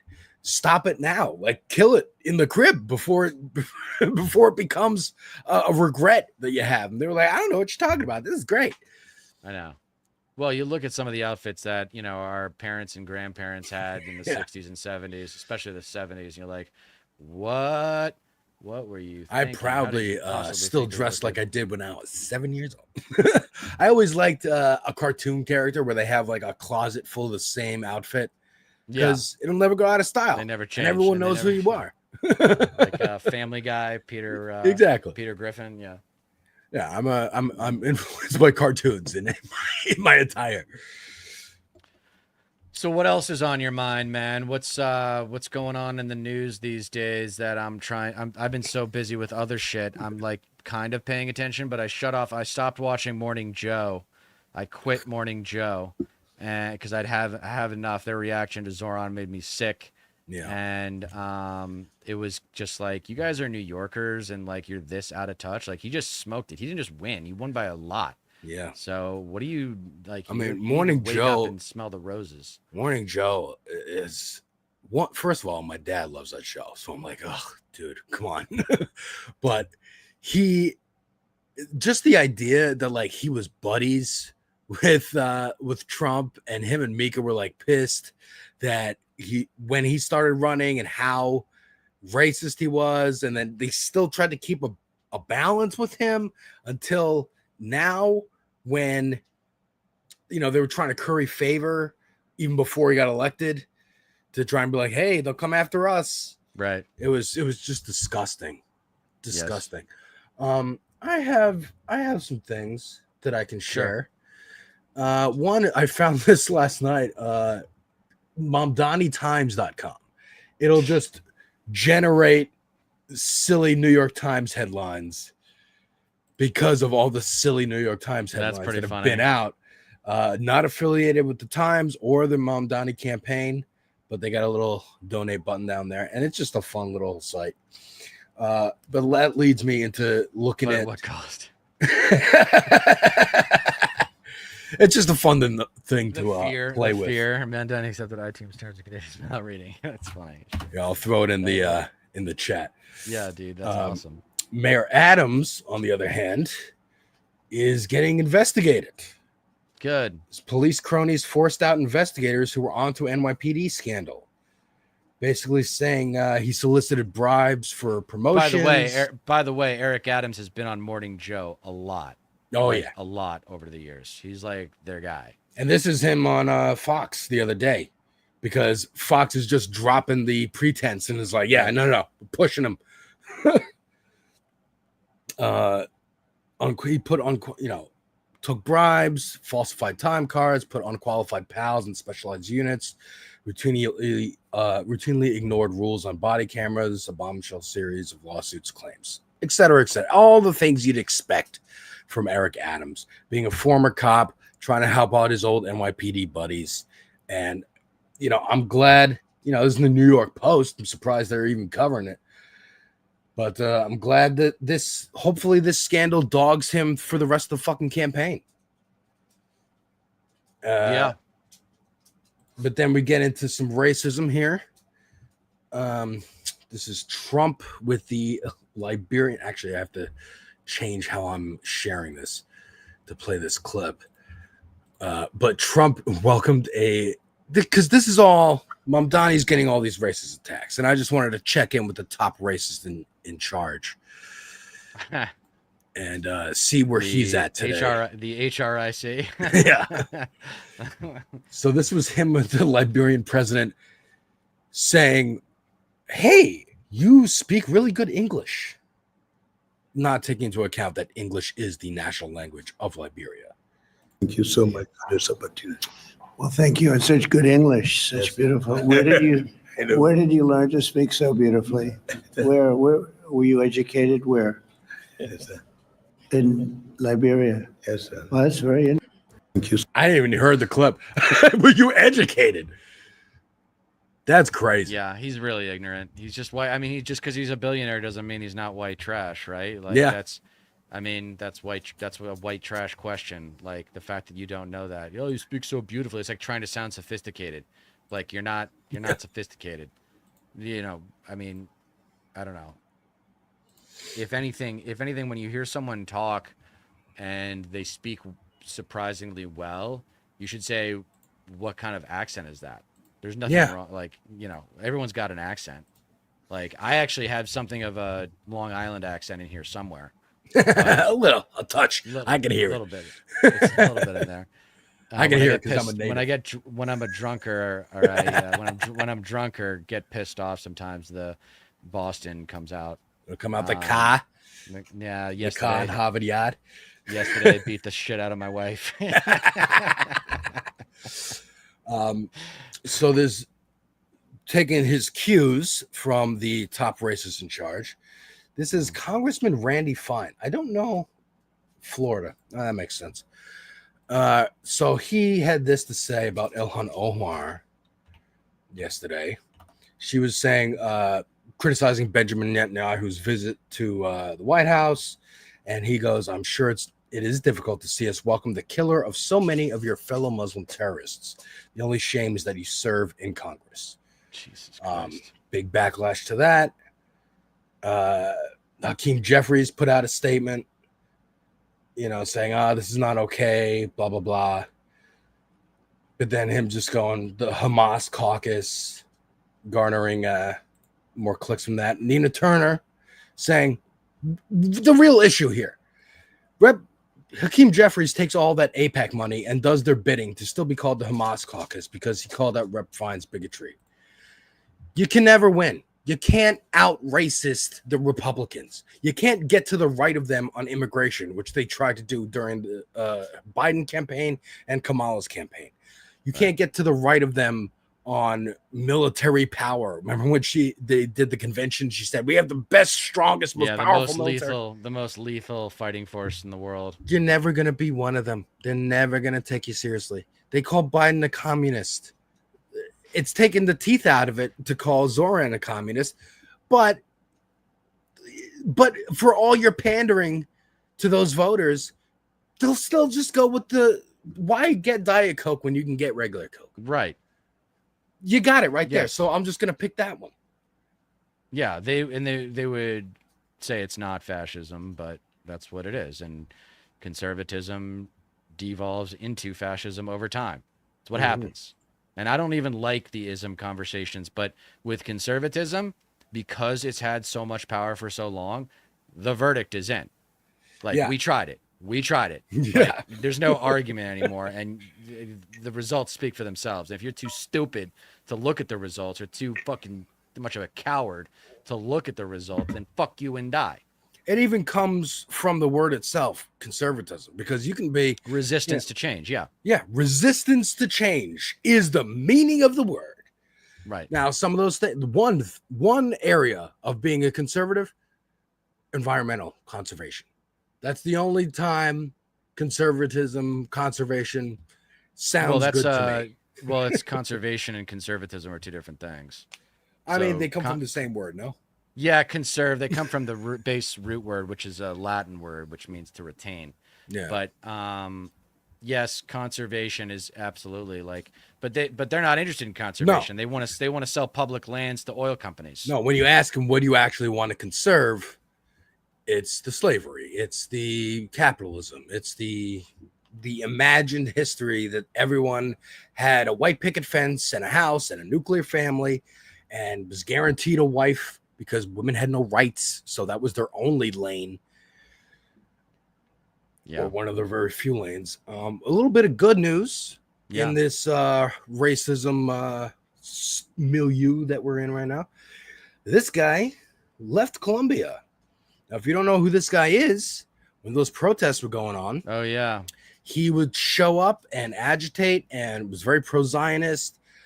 He was a teacher there, I think, or like on the board, and harassing students, doxing people.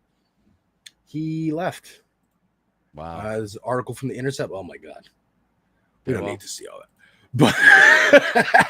But he left. He left. Good. So that's some good news. And then I wanted to bring up this shit because it's fucking funny to me. And I want to get your take. Sure. Because I know you have had connections to the waspy world, and Epstein is part of that world. So this was Trump being asked the other day about Epstein after the DOJ came out and said, there's nothing to see here. No, he killed himself. Case closed. That's it. After campaigning on it for 4 years, after all his little minions in the media were talking about it and going, oh, once Trump gets in, all these people are going to be revealed and then we'll put them all in jail. This is him being asked about the DOJ verdict. Your memo and release yesterday on Jeffrey Epstein, it left some lingering mysteries. One of the biggest ones is whether he ever worked for a American or foreign intelligence agency. The former Labor Secretary, who was Miami U.S. Attorney Alex Costa, he allegedly said that he did work for an intelligence agency. So could you resolve whether or not he did? And also, could you say why there was a minute missing from the jailhouse tape on the night? Yeah, sure. Could I just interrupt for 1 second? Are you still talking about Jeffrey Epstein? This guy's been talked about for years. You're asking, we have Texas, we have this, we have all of the things. And are people still talking about this guy, this creep? That is unbelievable. Do you want to waste the time and do you feel like answering? I don't mind answering. I mean, I can't believe you're asking a question on Epstein. I love that he immediately interrupts. Some of the greatest Yeah, but this works with the conservatives. Yeah. You understand that, right? Yeah. You understand that is like, yeah, I can't believe they're still talking about it. Why can't they let Mr. Trump do his job? Guy's just trying to serve America. He's a patriot. And so am I. I had the idea that I don't think, because we know Trump hates his base. I don't think Trump knows or really was that tapped into how much they were on the Epstein thing for this long and how important it was to them. So I think he was legitimately about like, really? You still talking about him? Right. But of course he knows he's on that fucking list and that he's got pictures and shit. But it's never coming out until the next president. Yeah. Or I mean, Epstein was arrested while he was president the first time. I'm surprised if there's anything left of that document. Like that would be a big deal. Yes, it would be a big deal if I knew someone that was on that list. Oh yeah. I asked some of my super rich friends if they knew who Epstein or knew Epstein directly, or if they knew who he was. Everybody knew who he was. No one knew him directly, but yeah, I mean the guy was the most connected banker of his generation, And possibly a everybody. Mossad asset, which I think That would make that sense. meeting I that mean, that would make- Netanyahu that would- was in that meeting. That would make a lot of sense to have a government like Israel behind you, facilitating your transactions. I mean, getting all the blackmail and all these people. So if they don't do what you want. I mean, not all governments are created equal, but Israel's government has been an economic force for a very long time. So Mossad, him being Mossad, would make sense, and he was definitely a Zionist. Yeah, absolutely. As are the Emmanuel brothers. By the way, I'm never going to get represented by WME because that's run by Ari Emanuel. And Ari Emanuel is Rahm Emanuel's brother. And they are the most powerful Israelis to ever become Israeli American. And I mean, Rahm Emanuel was Obama's chief of staff. Like that kind of says it all with respect to Obama's presidency, why we ended up settling for incrementalism. Yeah, I really didn't know much about him other than I think he was the mayor of Chicago for a while. Yeah, I knew he was from Chicago. I knew there was some scandal that the right was obsessed about with him. I don't know if it was the Mexican gun running thing. Yes, I don't know. I don't remember. But he's a piece of shit. Yeah, and so is his brother. And so that Hollywood's a good example of the consolidation of power. There used to be, when I first showed up in Hollywood in 2010, there were 5 major talent agencies. And now there are basically 2, with a couple others that are technically agencies, but they don't wield the kind of power that CAA and WME do. Like, for example, Joe Biden and Kamala Harris are both represented by CAA.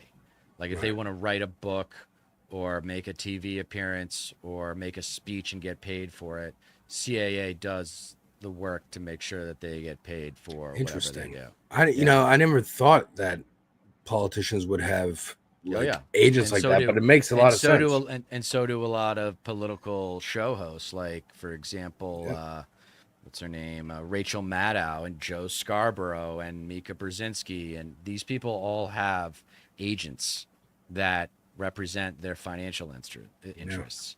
And, a big argument, I think a great campaign talking point could be break up the power. Like if you just do your homework since 92, really since the 1980, but it got bad after Clinton, the amount of consolidation of power that's taken place in different segments of our society is very much to blame for their dysfunctionality. People think that by consolidating power, it would improve R&D, and then we get all sorts of fun new products. And it's like, well, other than Apple, we really haven't gotten any, and I'm sure the tech geeks out there will have a bunch of other stuff that they could reference. But in general, we've matured. We've gone through, technologically, the iPhone gets incrementally better. It's like we've had the major breakthroughs on the iPhone, right? I mean, I could use video games as an example. Once the jump to 3D happened, it was incremental from there. There's not much, especially now, from PS4 to PS5, there's not much of a graphical difference. Right. And that's there why I'm can't wondering be going forward. That's why I'm wondering if I should even switch to the Switch 2 or upgrade to the Switch 2, because it's like I got it just for Donkey Kong. Well, that's the thing. I only get it for Zelda, so I'm gonna wait till the next Zelda game comes out and then I'll get it. Because if you have Tears of the Kingdom and Breath of the Wild, I mean, it's a little smoother, but it doesn't matter. The gameplay's the same. It's still fun. But if we broke up big ag, if we broke up big tech, if we broke up big banking, if we broke up all these things and made them, there used to be a lot of regional banks in the South, for example. But if you broke these things up, then the spaces would be a lot more functional because they'd be more competitive. The rule of thumb is that if did we talk about this? The rule of thumb is 1/3 to 1/2. Yes. Or sorry, 1/3 to 1/5. Yeah, we did. Okay, so yeah, that's the argument against breaking them up. That's the argument for breaking them up. But the other side of this thing that that drives me nuts about, there's kind of the conservative fail-safe positions, and they do states' rights all the time, and I still feel like the left kind of doesn't do a good enough job of getting rid of that. Like, are you kidding me? Like, the only time I see it even come up is we'd still have segregated schools if we left it up to states' rights. Like, give me a break. Yeah, and anti-miscegenation laws, all kinds of crazy shit.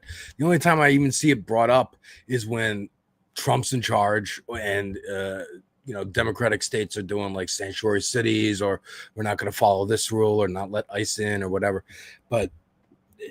But it's not, it's a band-aid. It's not fixing the problem. Fixing the problem is saying, hey, states' rights, not so much anymore.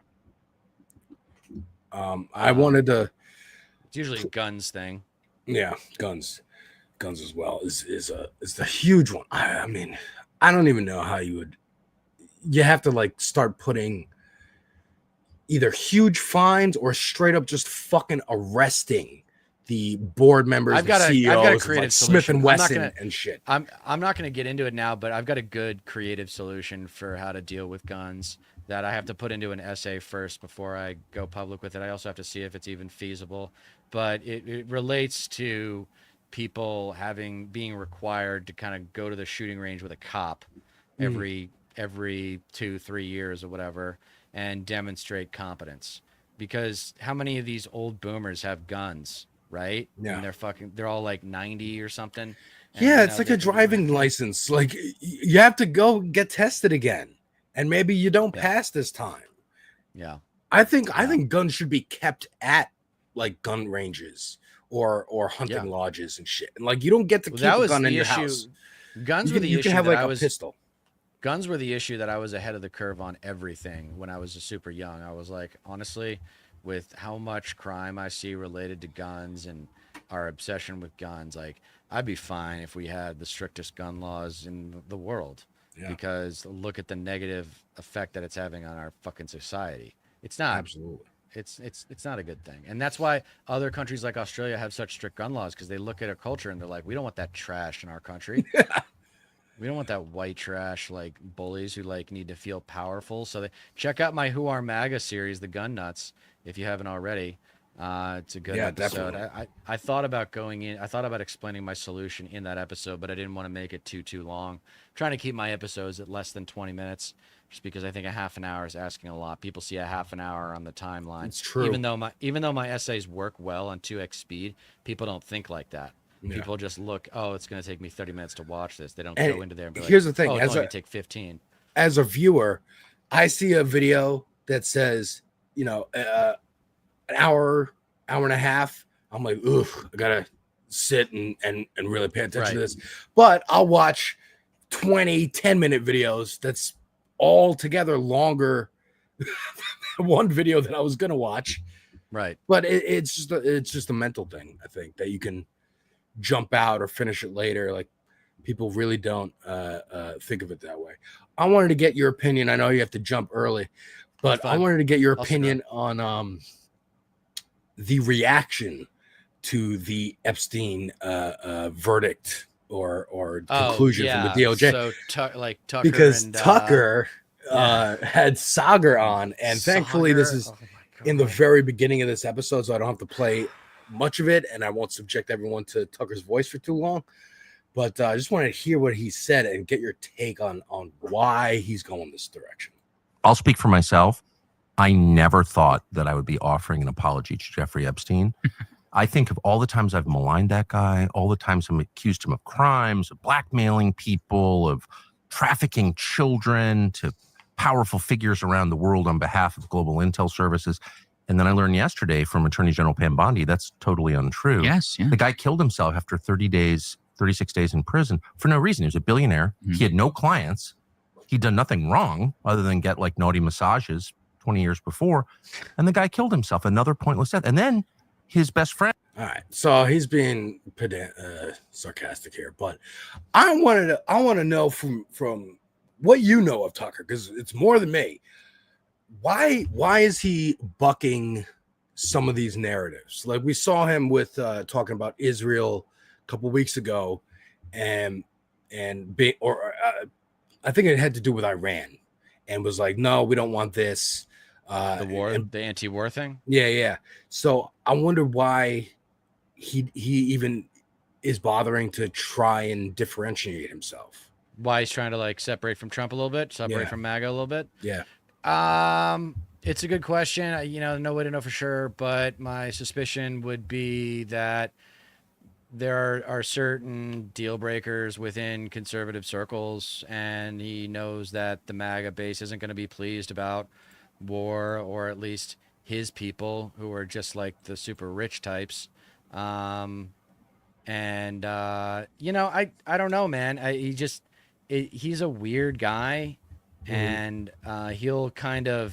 he knows kind of when to poke his head out, say something provocative, get his name out there for a while, and then kind of duck back in for a month or two. Yeah. So that might be what this is. He's pretty media savvy. Let's give him credit, right? Oh yeah, for sure. He knows what he's doing.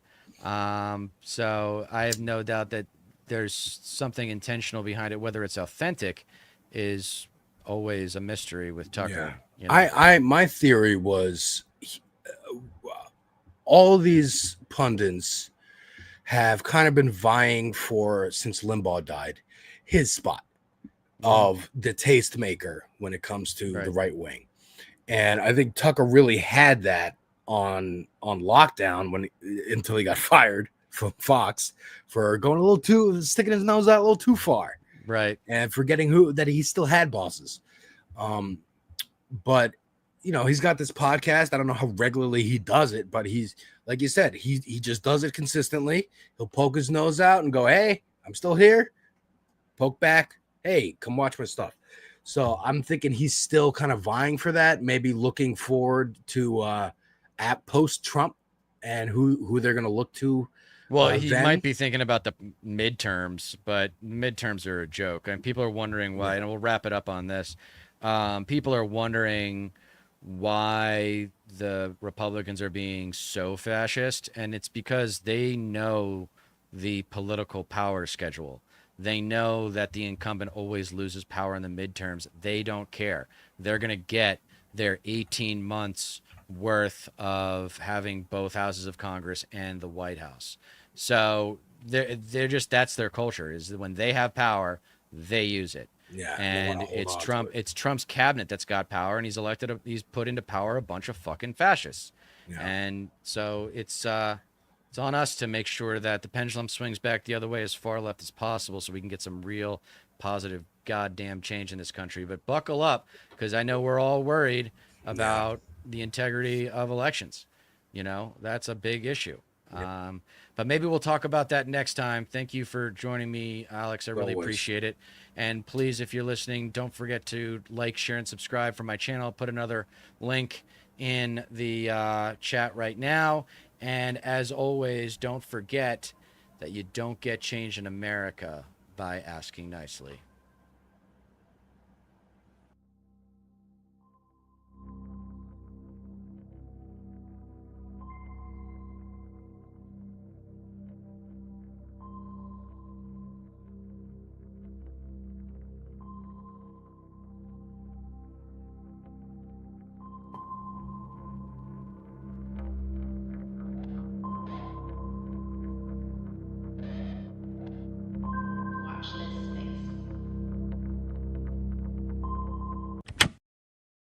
I sort of had come around to defunding ICE about a month or two ago, but now I'm just on the defund DHS thing. And the president does have to send a message. You can't come here. Former Republican strategist and Iraq War neocon Bill Kristol is now calling to defund the Department of Homeland Security. So in this video, I want to go over this clip and some Bill Kristol history, because I want to be clear up front here. I'm not gatekeeping. I think it's important to ensure or accept people like this into a grander movement against fascism, against, in this case, Donald Trump, while at the same time recognizing that the media is full of these conservatives who are anti-left that help lead us into a scenario, into the worst case scenario. And then when the worst case scenario happens, they simply react to the environment of it. Now, Bill Kristol has been anti-Trump the entire time. I'm talking, back in 2016. But his sort of politics is what led directly to Donald Trump emerging. So first, I'm going to play this clip. This is on, I guess, his podcast, one of his podcasts, The Bulwark, where he is sharing his thoughts on ICE and DHS. Release, we're arresting a woman who's minding her own business and has lived here for almost 50 years. Darling, yeah. So 47 years she came in school. So Pam Bondi can strut around. I mean, the DHS, it should all be defunded. It should all be. Oh yeah, I'm sorry, Christina. Yeah. That was bad. Yeah, they're bad. Pam Bondi's bad too. But just a different department. And they both strut, I think. Yeah, DHS really. I sort of had come around to defunding ICE about a month or two ago, but now I'm just on the defund DHS thing. Would this country ultimately be safer if there were no DHS? Maybe there should be TSA. All right, I got a few thoughts. Again, I'm trying to be nice here. It's important for whatever audience that Bill Kristol has, whatever conservatives that exist who are anti-Trump, whatever audience that is, it's good that Bill Kristol is getting that message out to that audience. But otherwise, this is not someone that anybody should be listening to, considering his history, considering the clips that I'm going to get to here. The stuff that he did, that he advocated for, that led society directly into Donald Trump. First, I want to note the news story that he was referencing there at the beginning of the clip. It was cut off in the video, but it is an Iranian woman who has lived in the U.S. for 47 years who was taken by ICE while gardening, a 64-year-old. As stories like this continue to come out, I think people are getting the real idea of what is happening here if they aren't already aware. And it's worth noting, Bill Kristol has been very vocal in his anti-Trump stance and his approach to immigration. This is quoting a piece from the Bulwark here. The island American presidents once touted wasn't Alcatraz. It's on the other coast. It's home to a statue. Liberty enlightening the world. Liberty enlightening the world. Do we still believe in that? After yesterday, let's not kid ourselves. I just have to play this clip from, saw this shared by Brian Kennedy, but this is during the Obama administration. Watch what Bill Kristol was saying at the time. There you see President Obama in Denver this week. White House even has a hashtag for these outings. They call it "The Bear is Loose." With the president taking some heat for shooting pool, but not going to the border to see that crisis firsthand. We send children back to Mexico. We send children back all over the world. But they're not in those situations. Well, they are in those situations, and things in Central America have been tough for a long time. But the idea that you're going to let unaccompanied minors just come into the U.S. because of a loophole in the 2008 law that allows you to send the Mexican kid back and the Honduran kid gets to stay. And that's not sensible. And so that the Republicans are going to propose this week on the Hill amending the 2008 law to have even treatment for everyone. And the president does have to send a message, you can't come here. And why is this happening? David talks about this has been a problem for decades. Why are these kids suddenly flooding this place? Because the president amnestied all the kids who were already here in 2012, and people in Central America decided... All right, I had to pause the clip there. I will get to the rest of it and discuss what the point of this video is, which is really Bill Kristol and the impact, but I have to just interject to show you how much propaganda was being spewed by Bill Kristol at the time as this insane neocon. No, people were not fleeing Honduras because of the potential for amnesty. They were fleeing because of the conditions created on the ground in Central America by the U.S. and their neocon interventions. So there's a couple articles on this. I will share this piece in Jacqueline, which is really good, from 2019.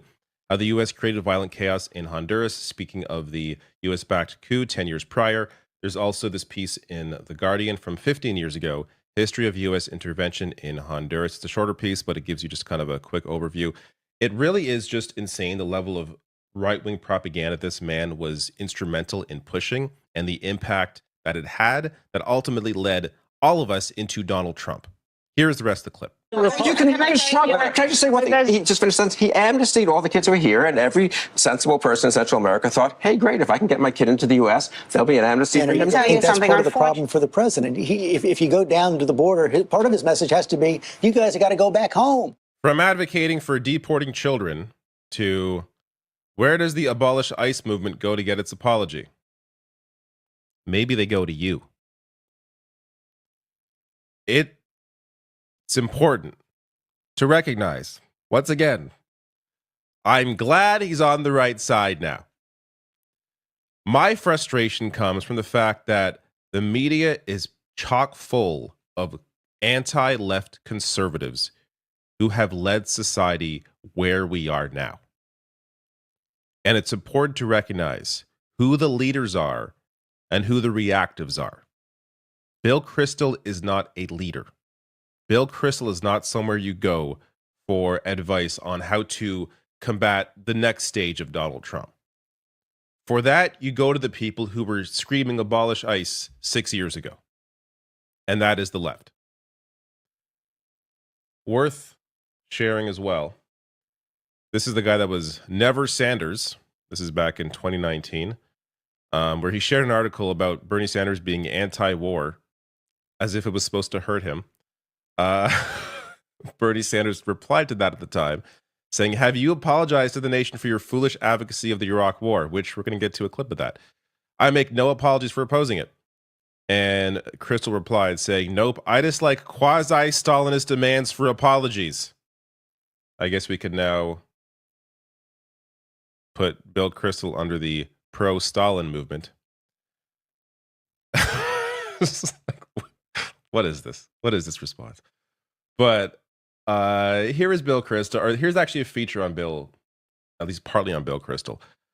This was shared 17 years ago.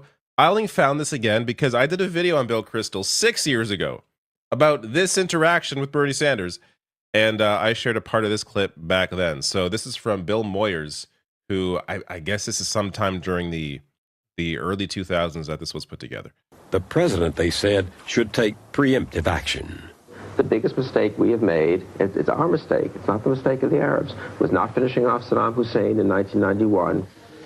No one got more airtime from an armchair than Bill Kristol, editor of the Weekly Standard and a media-savvy Republican strategist. In the 1990s, Kristol had organized a campaign for increased military spending and a muscular foreign policy.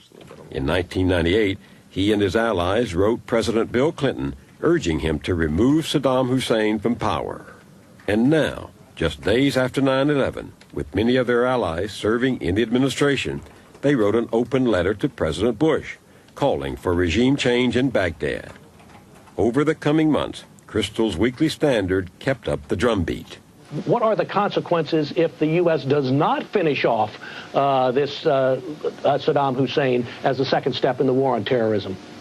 It would mean that the president, having declared a global war on terrorism, didn't follow through, didn't take out the most threatening terrorist state in the world.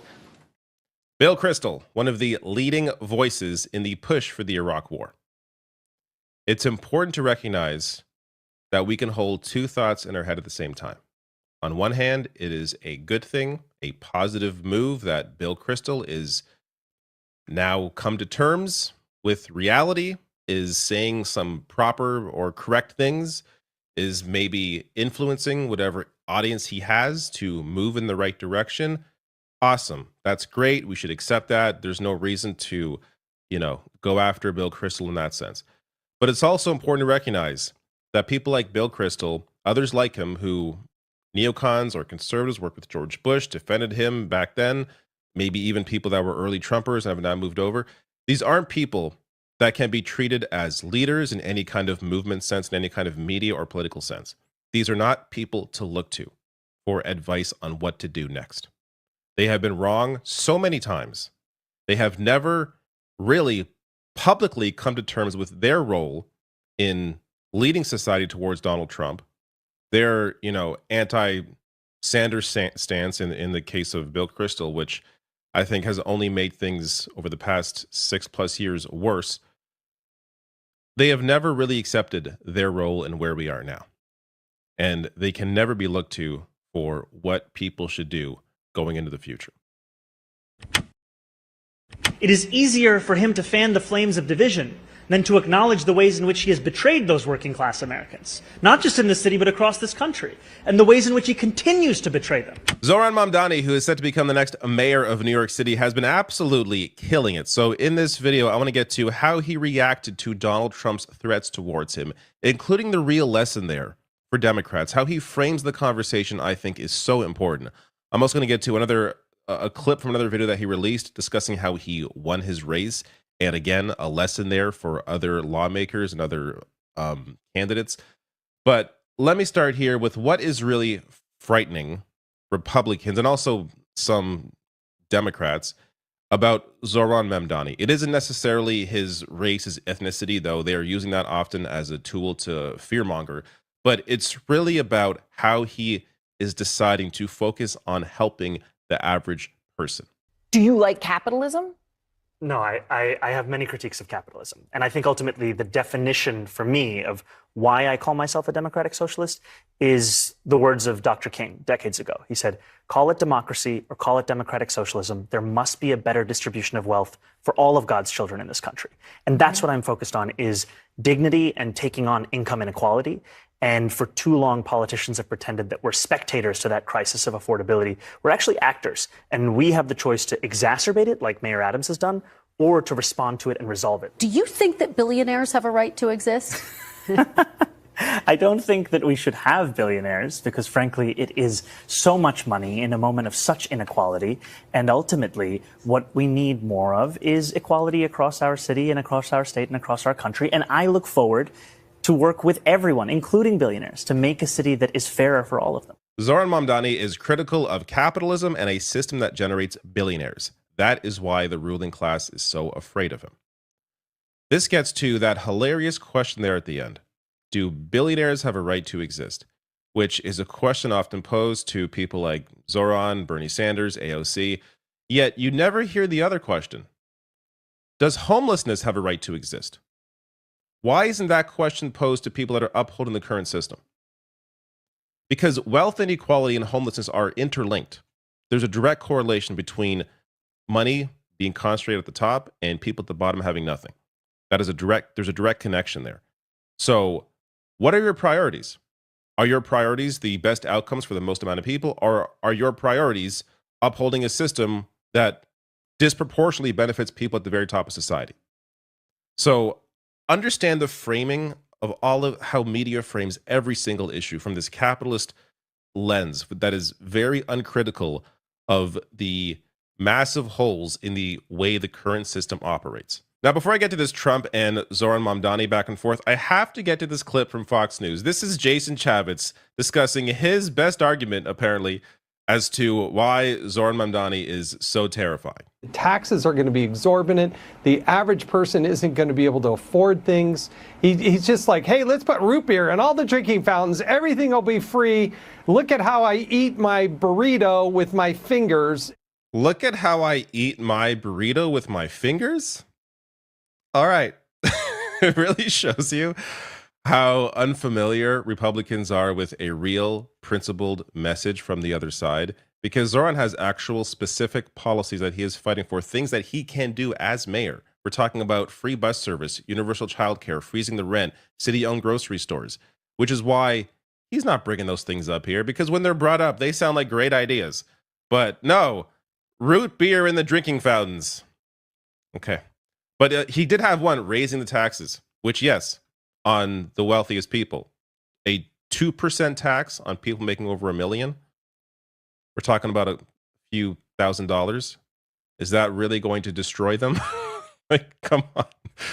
While people are barely able to live, barely able to afford, can't afford the rent, like, come on, let's get serious now. Zoran Mamdani is tackling inequality in a way that he can with his powers as mayor, and it is terrifying Republicans and many Democrats, because when he succeeds, it's going to make the rest of them look like absolute clowns. So Bernie Sanders went online to defend Zoran before I get to the Trump clip here, saying Mamdani won. The establishment is in panic.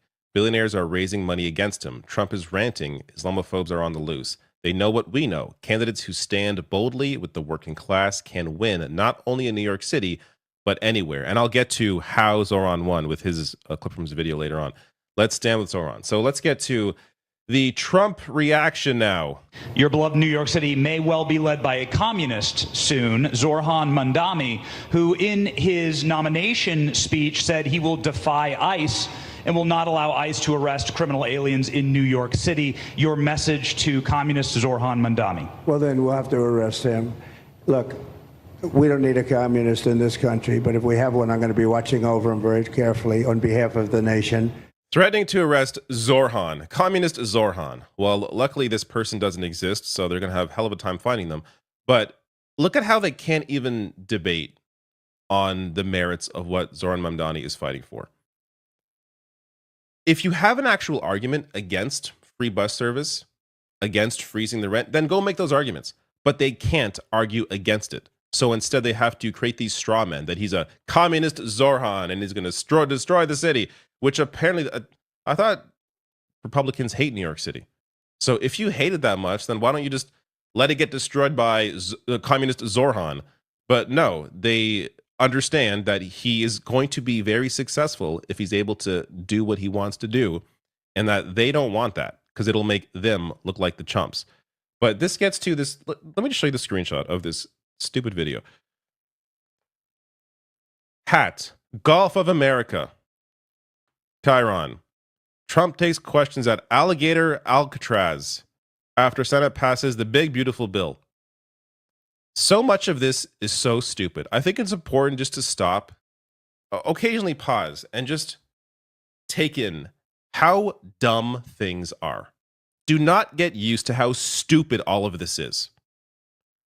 So, this clown, idiot, and his big, beautiful bill has actually led directly to a Southwest Nebraska clinic closing over the Medicaid cuts. So, McCook-based community hospital said it is shutting down its clinic in Curtis, a town of about 900 people. The Curtis Medical Center has been in operation for more than 30 years. Quote, unfortunately, the current financial environment, driven by anticipated federal budget cuts to Medicaid, has made it impossible for us to continue operating all our services, many of which have faced significant financial challenges for years. And this is in a district that is controlled by Republican Representative Don Bacon, who voted to advance the Medicaid cuts in Trump's budget bill. Worth noting as well, a place that went for Trump by plus 74, showing you how little, and I've discussed this before the election. Republicans, of course, they're stuck in their own bubbles, but Trump has never cared about anybody. He doesn't care about his own voters. Obviously, that was clear the first time. It's even more clear now. He doesn't care about anybody but himself and his wealthy buddies. And even that, I'm not so sure about. So I think he really just cares about himself. But there were a few people came out to defend Zoran against Trump's threats. Bill de Blasio here saying Donald Trump will have to go through a lot of us first if he wants to arrest Zoran Mamdani. We New Yorkers will put a human shield around him if we need to. No one gets to intimidate us. Governor Kathy Hochul, who still as of yet has not endorsed Mamdani, despite the fact that he won the primary, says, I don't care if you're the president of the United States. If you threaten to unlawfully go after one of our neighbors, you're picking a fight with 20 million New Yorkers, starting with me. So now I want to get to Zoran's reaction to this yesterday. Yesterday, Donald Trump said that I should be arrested. He said that I should be deported. He said that I should be denaturalized. And he said those things about me, someone who stands to be the first immigrant mayor of this city in generations, someone who would also be the first Muslim and the first South Asian mayor in this city's history. Less so because of who I am, because of where I come from, because of how I look or how I speak, and more so because he wants to distract from what I fight for. I fight for working people. I fight for the very people that have been priced out of this city, and I fight for the same people that he said he was fighting for. This is the same president who ran on a campaign of cheaper groceries, who ran on a campaign about easing a suffocating cost of living crisis. And ultimately, it is easier for him to fan the flames of division than to acknowledge the ways in which he has betrayed those working class Americans, not just in this city, but across this country, and the ways in which he continues to betray them. Because we know that he would rather speak about me than speak about the legislation that he is shepherding through Washington, D.C. Legislation that will quite literally take health care away from Americans. Legislation that will steal food from the hungry. Legislation that looks to build upon one of the largest transfers of wealth we've seen in recent history in his first administration and do it once again for the very Americans who already have enough. We should be fighting for those that do not have what they need to live a dignified life. That is what I will do, and I am thankful to have the protection and to have the support of so many New Yorkers who have stood up and said how unacceptable this is, including our governor, including members of the labor movement. And ultimately, what I fear for is that if this is what Donald Trump and his administration feel comfortable about saying about the Democratic nominee for the mayor of New York City, imagine what they feel comfortable saying and doing about immigrants whose names they don't even know. This is such a great response because it refocuses the attention on Donald Trump's failures for the average person, how he claimed to help people. And if you look at exit polling, that's why he won. He won because of the economy. People thought that he was going to help them. And of course, it's the opposite. It's impossible to know if people are going to understand that, if maybe these Medicaid cuts, this hospital closing, a very clear example of Trump's impact, if that's going to have any sort of effect on his voters, because we know a lot of these people stuck in a cult, but a lot of people simply didn't vote, didn't think it was worth their time. A lot of people just voted for the guy that they thought was a little bit different, even though he was the former freaking president. But regardless, Mamdani has an actual message that is able to resonate across party lines. But forget, apart from that, resonate with people who don't normally come out to vote.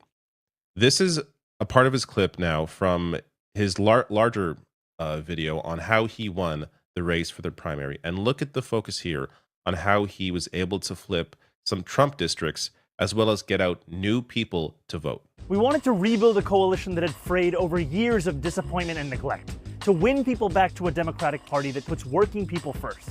So let's break it down. Last November, New York City saw some of the biggest shifts towards Donald Trump of anywhere in the country. Much of it took place in working class and immigrant neighborhoods. A few days after the election, we went to Hillside Avenue in Queens and Fordham Road in the Bronx, not to lecture, but to listen. And what we heard was a desire to bring down the cost of living. That was our focus, and many of those voters came back. Brighton Beach went for Trump by 44 points. Last week, we won it by 16. College Point was a plus 11 Trump neighborhood. We took it by 8 points. We saw similar or even bigger swings in Bath Beach, Astoria Heights, and the North Shore of Staten Island. The headline is clear. We can win back voters many have written off if we give them something to vote for, not just tell them what to be against. According to the Times, in the 14 days before the registration deadline, about 37,000 people registered to vote. That's over 10 times the number of new registrations over the same period of time in the 2021 mayoral primary. As a result, we won big with zero prime voters, New Yorkers who had not voted in any recent mayoral primary. For instance, in Gravesend, at least 32% of all voters were first-time primary voters. This is the message I have been hammering on this channel for 10 years. Back when it was Bernie Sanders in the primary in 2016, my discussions around why he would have been able to defeat Donald Trump while Hillary didn't, because Bernie brings out people that don't normally vote. When you have a message, a principled message that is focused on people, that is critical of those in power, that resonates because people are critical of those in power. That's part of the reason why Trump won the first time. But Trump didn't have that underlying principled stance on actually helping people. Whereas Zoran Mamdani or Bernie Sanders, they do. They understand. So by focusing on people that don't normally vote and getting them out to vote for a different kind of politician, that is how you defeat this radical right. It's also how you defeat other Democrats. I mean, these people, the current Democratic leadership is just atrocious and are continuing to uphold a disastrous system that they are helping to usher, or have already helped to usher, to the Republican Party. But Zoran Mamdani, Bernie Sanders, these working class messages with underlying principled stances as well as specific policy proposals. You implement that, show how successful it can be in a place like New York City, who knows how this can grow. You voted for Trump. How do you feel now? Horrible. Horrible. Believe me when I say I'm really trying to not enjoy this story as much as I am. But I will tell you why. It's okay to feel a little bit of glee at what happened to this family. So Cynthia Oliveira is a Canadian-born American who has been detained by ICE and is set to be deported after she went for what she thought was her green card meeting. Turns out Cynthia and her husband are both Trump supporters. He voted for Trump. She, of course, could not vote. But they are now realizing that, hey, maybe I fell for it again. So I'll get to a local news report on this, which has an interview with her as well. But this is the Guardian piece here. Quote, I want my vote back. Trump voting family stunned after Canadian mother detained by ICE. Family of Cynthia Oliveira retracts support of president after immigration officials detained her at green card interview. I guess it was apparently okay that it was happening to tens of thousands of other innocent people. But when it happened to her, all of a sudden, oh, I guess this guy is actually pretty bad. So this is even more amazing before I get to the local news piece here. In 2024, toward the end of his presidency, Joe Biden's administration granted her a permit, allowing her to work legally in the U.S. Nonetheless, instead of supporting the candidate Biden endorsed, Kamala Harris, Oliveira's husband supported Trump in last November's White House election. Here is this piece from ABC 10 about Cynthia Oliveira, and I'm going to get to why I think it's okay to somewhat enjoy this. She says her nightmare started on June 13th when she went to her green card interview at the immigration office in Chatsworth. You thought you were going to be getting your green card, but instead they arrested you. Did they trick you? Yes, I honestly thought I was going for my interview, for my green card interview. They said, look, she's getting deported immediately. We reinstated her expedited removal from 1999. Cynthia's husband, Francisco, is a U.S. citizen. He says a couple of years ago, after submitting green card paperwork, he and his wife had to have a difficult talk with their kids. So when we filed, we let the kids know, mom is considered an illegal alien, Canadian-born citizen, and we're going to be doing this process to try to make her legal. It's a secret Cynthia kept for years. She says her parents brought her to the United States from Toronto when she was just a little girl. The U.S. is my country, That's where I met my husband. That's where I went to high school, junior high, elementary. That's where I had my kids. In 1999, she says immigration officers at the Buffalo border took her into secondary screening, discovered she had been living in the country illegally, and issued a removal order before turning her back to Canada. Months later, she says she drove across the San Diego border from Mexico. They just waved me in. They didn't ask for my citizenship. Cynthia says she spent the next 25 years trying to live the American dream, working in LA, paying taxes, and providing for her family. You voted for Trump. How do you feel now? Horrible. Horrible. What did you vote for? I voted for change, but I didn't vote for this change. And like her husband, she too supported President Trump's promise to launch the largest deportation program of criminals in American history. My wife is a up until 18 days ago, was a strong believer in what was going to happen the next 4 years. But we feel totally blindsided, betrayed. A strong believer in what was going to happen over the next 4 years. The only way to get through to people like this who either lack complete empathy for other people or at best are just completely unaware of what is going on is for them to experience this themselves. Worth mentioning, she's Canadian. So this also adds to why I watched this local news piece laughing out loud, because the worst that's going to happen to her is that she has to buy her milk in bags now. Like, she's going to be fine. Her kids are largely grown. From what I saw in that picture, it looks like they're probably in their late teens, 20s. So, you know, they don't need their mom necessarily, though of course they're going to want to see her, and they could come visit Canada. It's all going to be fine. But for these people to not realize what they were voting for, I'm sorry. Am I supposed to feel bad for them? Like, this is a guy who said he voted for change. A former president who already had 4 years of chaos, a criminal, tanked the economy. That's the change you voted for after seeing what he did for 4 years? Again, people stuck in their bubbles, clearly must be stuck in their right-wing bubbles, don't know what the hell is actually going on, now realizing the reality of the situation. This is the only way that some people have to learn. So it is what it is. It is worth mentioning, though, that these people, like many others, are a victim of the right-wing media environment in the US. Now, this gets to that debate, how much should we really baby these people? Because these are adults. They should be able to have agency. We should, you know, you're going to make mistakes, you're going to face the consequences. That's part of the situation.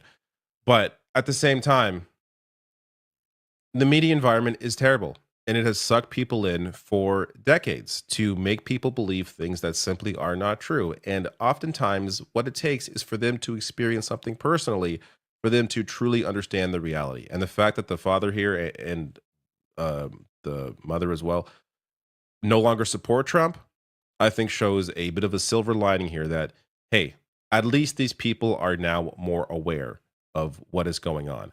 That's more than I can say for some other stories where I know there was one story at least where a man's wife was deported and he still supports Trump. So a situation like that, you can't really do much but laugh at how ridiculous it is. But one like this, hey, at least these people are learning. Now, this obviously gets to the reaction from Homeland Security here, and I'll get to the Canadian government reaction as well, where they don't care. They don't care who she supported. They just care that she's a felon, according to her, or according to them. So, DHS tweeting out here, on June 13th, 2025. So this happened, by the way, a month ago. This piece came out a few days ago in a local news report, but they'd been trying to get a response from the government, from ICE, and didn't get anything till they released the report. But on June 13th, ICE arrested Cynthia Ivana Oliveira, an illegal alien from Canada who was previously deported and chose to ignore our law again, illegally entered the country. A judge issued her a final order of removal in 1999, and she was deported to Canada. That same year, she re-entered the country illegally again. Re-entering the country after being deported is a felony. She'll remain in ICE custody pending removal to Canada. Yet she went on to have a family, get married, have children, was working legally under Joe Biden before her vote, or I should say her husband's vote, led to her being removed from the country. Worth mentioning as well, they go on to say in that tweet, we encourage every person here illegally to take advantage of this offer and reserve the chance to come back to the U.S. the right legal way to live the American dream. She was trying, she had been trying to obtain legal status. She was going to what she thought was her green card meeting. They simply do not care. DHS, the Trump administration, simply does not care about that reality. Now, Canada's government commented to KGTV that it was aware of Oliveira's attention, but could not intervene on her behalf because, quote, every country or territory decides who can enter or exit through its borders. Now, what is arguably maybe more disturbing about this entire situation is that she's detained in an ICE facility when she could just be deported. They're offering, her husband's offering, she's offering to pay for a flight to leave. They won't let her leave. So it's like, why did you detain her because she's there illegally if you're not even willing to let her? If she's there illegally, then let her leave. But she is not being allowed to leave the facility and fly to Canada. So this is, I did a previous story about, I mean, there are countless stories like this, but I did a story a few months ago. Another Canadian who thought she was intended to come into the U.S. to get her legal resident papers.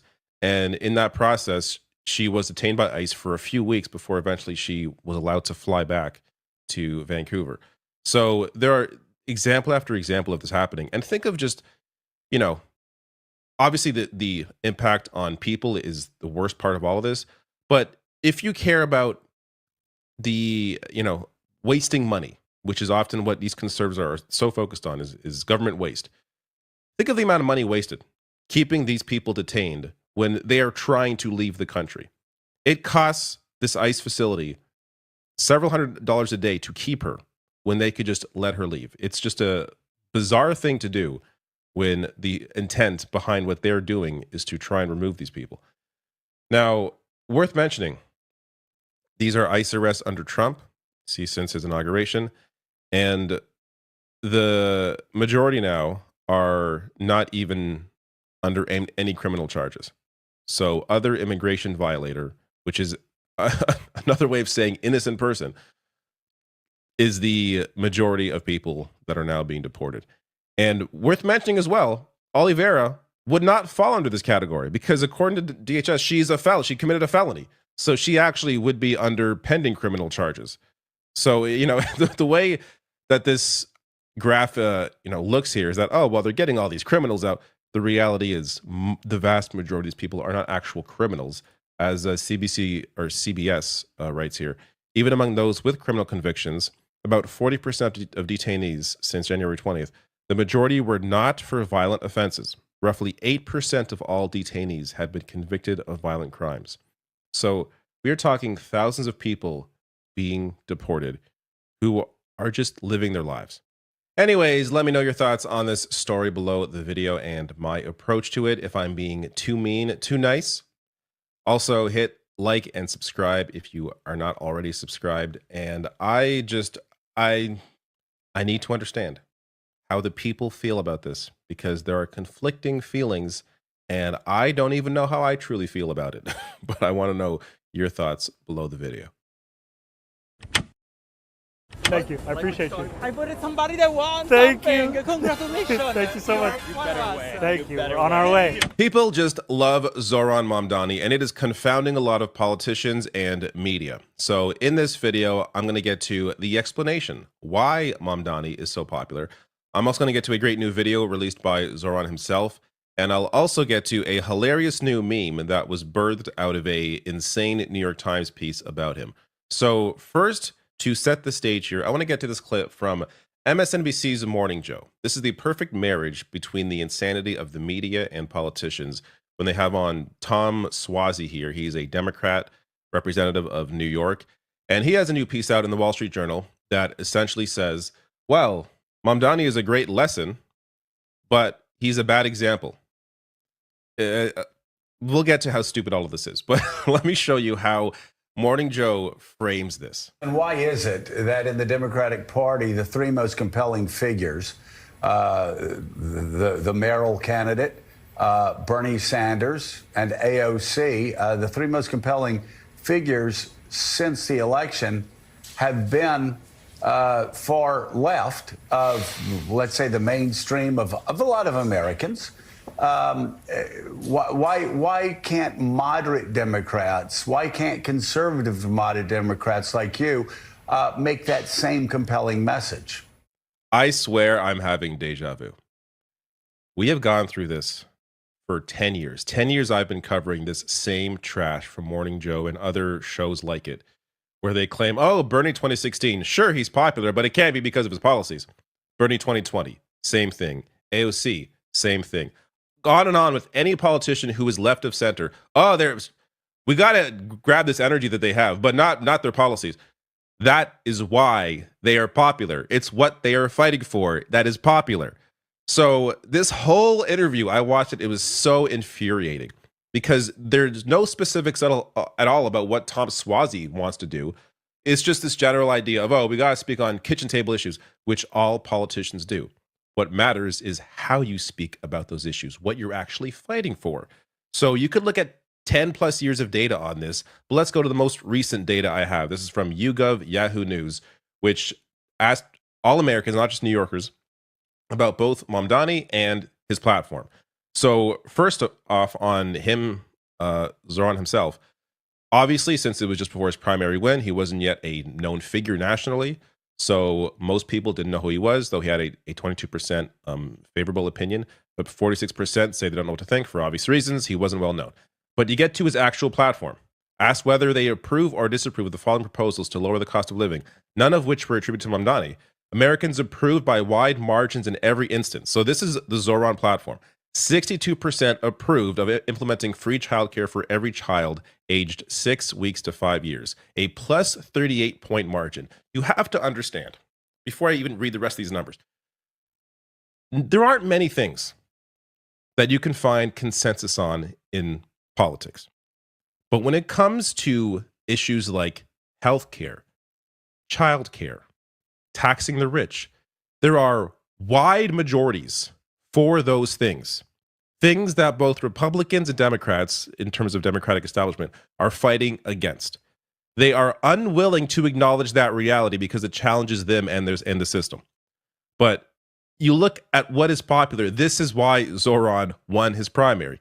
60% approved of freezing the rent for lower income tenants, a plus 38-point margin. 51% approved of creating a network of government-owned grocery stores focusing on keeping prices low rather than making a profit, a plus 20-point margin. You know, they were screaming from the rooftops, socialist. What if it helps people? Like, you can't fight against reality. You can try, and they have tried, and they will keep trying.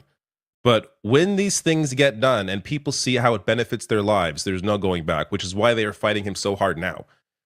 49% approved of raising the minimum wage to $30 by 2030, a 15-point margin, and 46%, there's more here, 46% approved of permanently eliminating the fares on public buses, a 10-point margin, and 65% approved of raising tax on corporations and millionaires to pay for these proposals, a 43-point margin.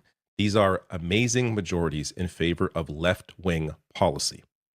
That, again, none of this is mentioned by name on a show like Morning Joe. But the quick breakdown here, if you want the screenshot. Like, this is the platform. This is why Zoran won. Now, this also gets to, while Democrats are the most supportive, predictably so, Mamdani's policies still garner significant support among Republicans, with roughly 4 in 10 saying they approve of freezing the rent, implementing free childcare, and raising taxes on corporations and millionaires to foot the bill. This is popular not just with Democrats, because they'll often argue, well, sure, Zoran won New York because it's a deep blue city, and that, of course they're going to support that. No, this is stuff that would work across the board. This goes to why Bernie Sanders was so popular with independents, because he spoke to real issues that actually benefited everybody. And when people actually took a look at what he was fighting for, there was no argument against it. Now, this gets to the insane New York Times piece and the hilarious meme that came out of this. This was the piece released last week. Mamdani identified as Asian and African American on college application. So I am still trying to understand what the problem is here, considering Mamdani was born in Uganda. He's also of Indian descent. I'm trying to understand the issue here, but we'll get to the meme that came out of this. The deeper issue is what Common Dreams breaks down here, and there has been a lot of other reporting. Semaphore, I think, broke this story, but they write here, Mamdani told the Times that he checked the box on the application for Black or African American because he considered himself an American who was born in Africa. He emphasized that he does not identify as Black and argued that he found it difficult to express the complexity of his racial background given the options on the application. However, what is stirring controversy about the Times piece isn't so much its content, but the source of its information. So this gets to the insanity of that New York Times piece. A report from The Guardian's Jason Wilson, published earlier this year, shows that the Times is vastly underselling its sources' extreme views on race. As Wilson documented, the Cremu cited by the Times is a man named Jordan Lasker, whose writings regularly defend the work of race scientists who use IQ test results to argue that Black people are mentally inferior to other races.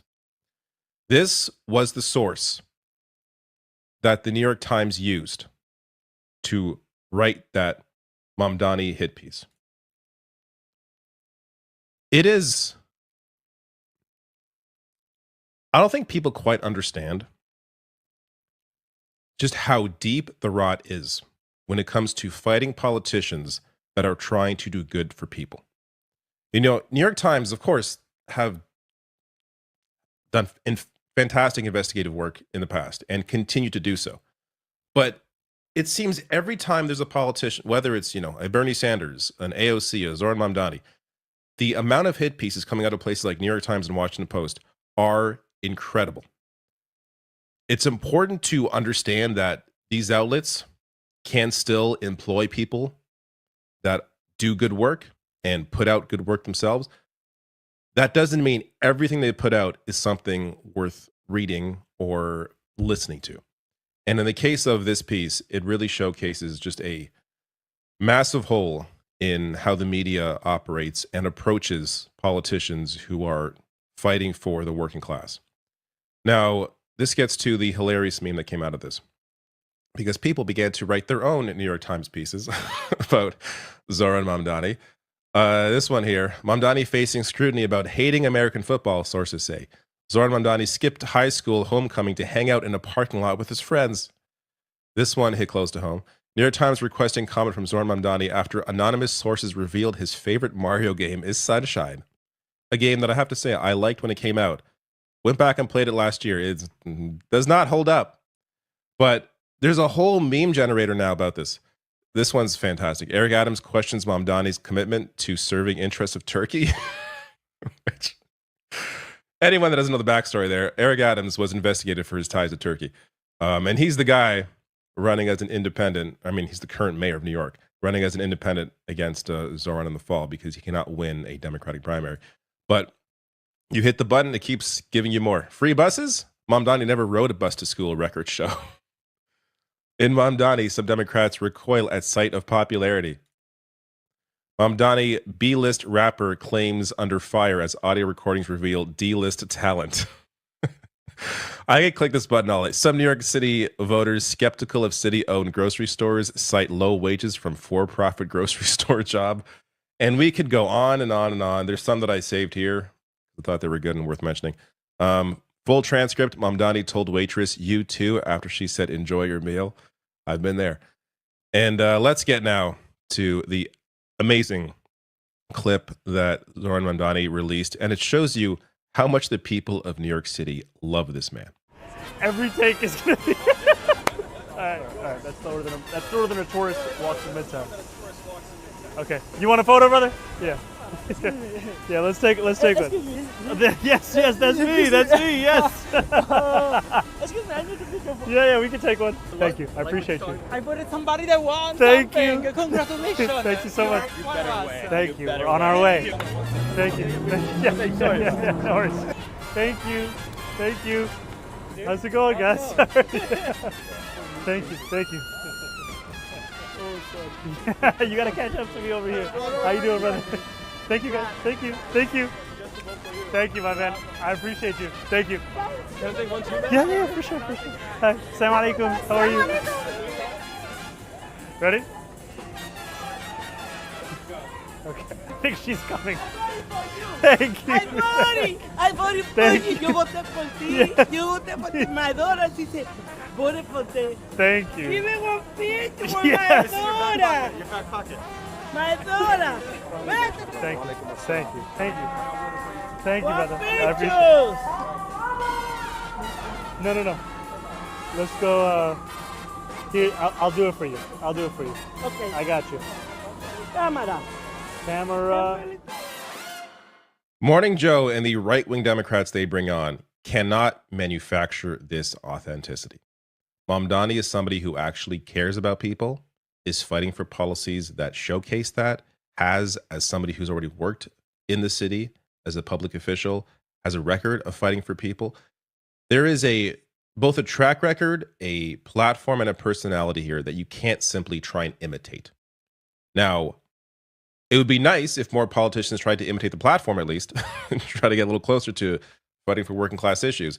But you're not going to try, you cannot fake this through right of center policies that some Democrats or I should say most Democrats and the leadership are pushing and continue to push despite what Trump is doing and his insanity. There has not been a coherent message put out that has been counter to that in any sort of meaningful way, except from places like Zohran Mamdani, Bernie Sanders, AOC. So a few reactions to that clip online here. David Hogg tweeted out, "No amount of money can buy what has made Zohran Mamdani such a powerhouse. Principles, authenticity, giving a shit about people, and just straight up riz. Simply posting on TikTok is not enough. You need to actually stand for something and care about people. Juniper says, average person online, have you seen what the race scientist said about him? Average New Yorker. Oh my God, it's Zoran Mamdani. And Prem Thakur here saying, there's straight up no one as genuinely well liked as this guy in American politics, despite or really because of his radical approach. And everyone else in American politics is demanding you see him as dangerous, and maybe you can see how the first part explains the second. They did the same thing with Bernie Sanders, Alexandria Ocasio-Cortez. They've done it with others, Cori Bush, Jamal Bowman, on and on. They try and frame these individuals who are fighting for working class issues as dangerous, when the reality is they're only dangerous to those currently in power.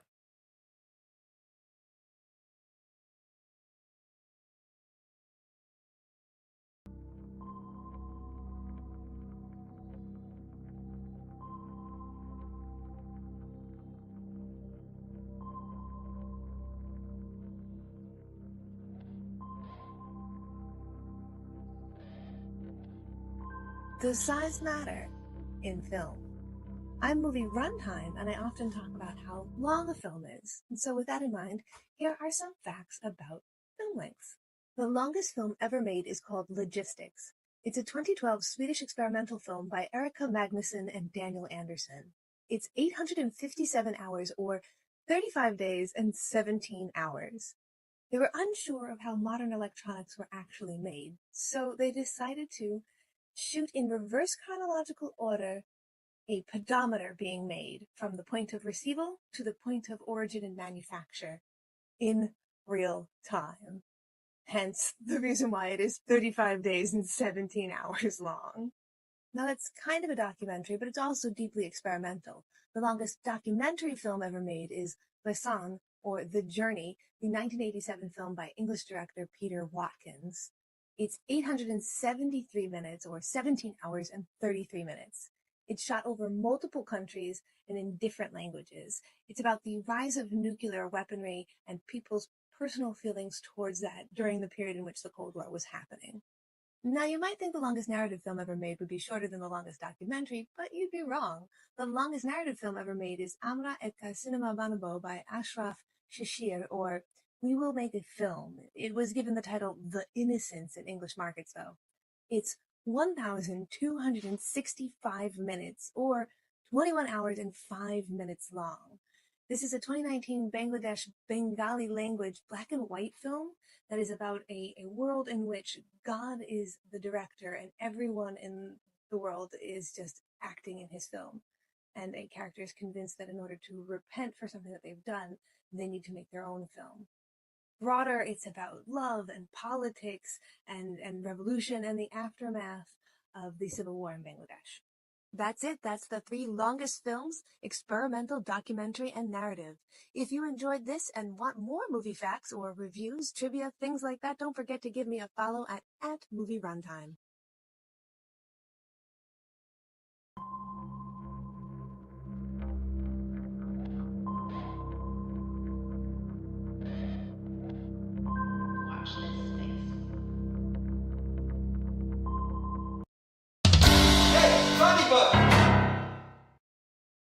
What's up? What is happening in this space? What's going on, spacers? Did we decide on what we're calling you guys yet? Or us guys? Spacers? This spacers?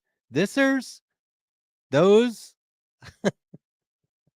It doesn't really matter because we're here now. Hello, welcome. This is Hey FunnyBook.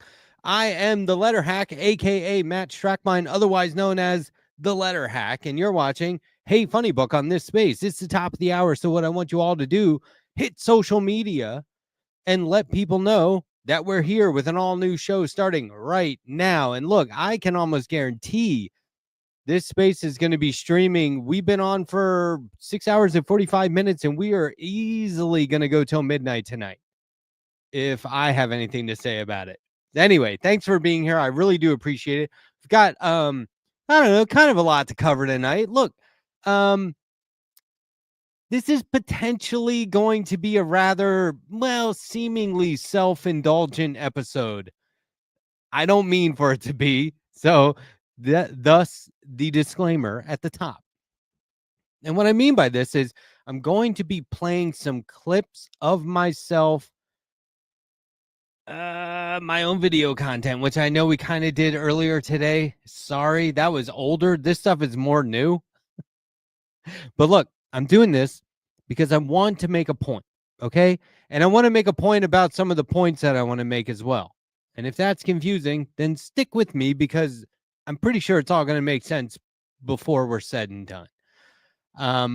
Look, I often make the case that the lines between pop culture and politics are continually and perhaps permanently blurred. That is one of the basic premises of this show, after all. But look, I'm also happy to see so many creators on this space doing their part to report on the same aspects of those otherwise opposing forces, politics, the things of government and elections and comics, art. But look, it's not that politics aren't in pop culture, comics, and art. It is. It always has been. It always will be. But rather the way in which they are used manipulatively by people to promote their agendas, narratives, and talking points, whether literally or as a hook, whether in good faith, bad faith, whether they mean it or they're illegitimate.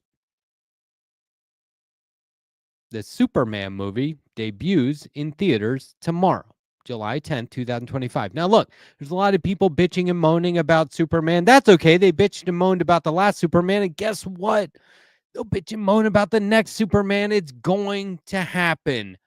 I'm sorry to break it to you, but they will reboot it. There will be a new actor, a new director, a new story. They'll say, oh, why is he wearing the underwear on the outside of his costume or not? And what do you mean he's an immigrant? This will all happen again and again and again. So my recommendation, read the goddamn book. Just pick any Superman graphic novel and read it. Guaranteed that when you put it down, you'll want to pick up a new one.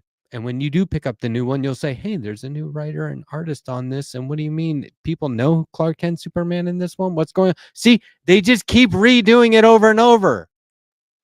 They just keep redoing. Superman debuted in 1938, and he's been serialized on a monthly basis ever since. It's 87 years. And it's why would it stop now? And I make the case, and a lot of people say, oh, Superman, he hasn't, or why do they keep changing him? He keeps changing a lot. And I would make the case that he hasn't changed at all. And I am going to make that case. But first, I want to share some stuff with you. So according to an Instagram post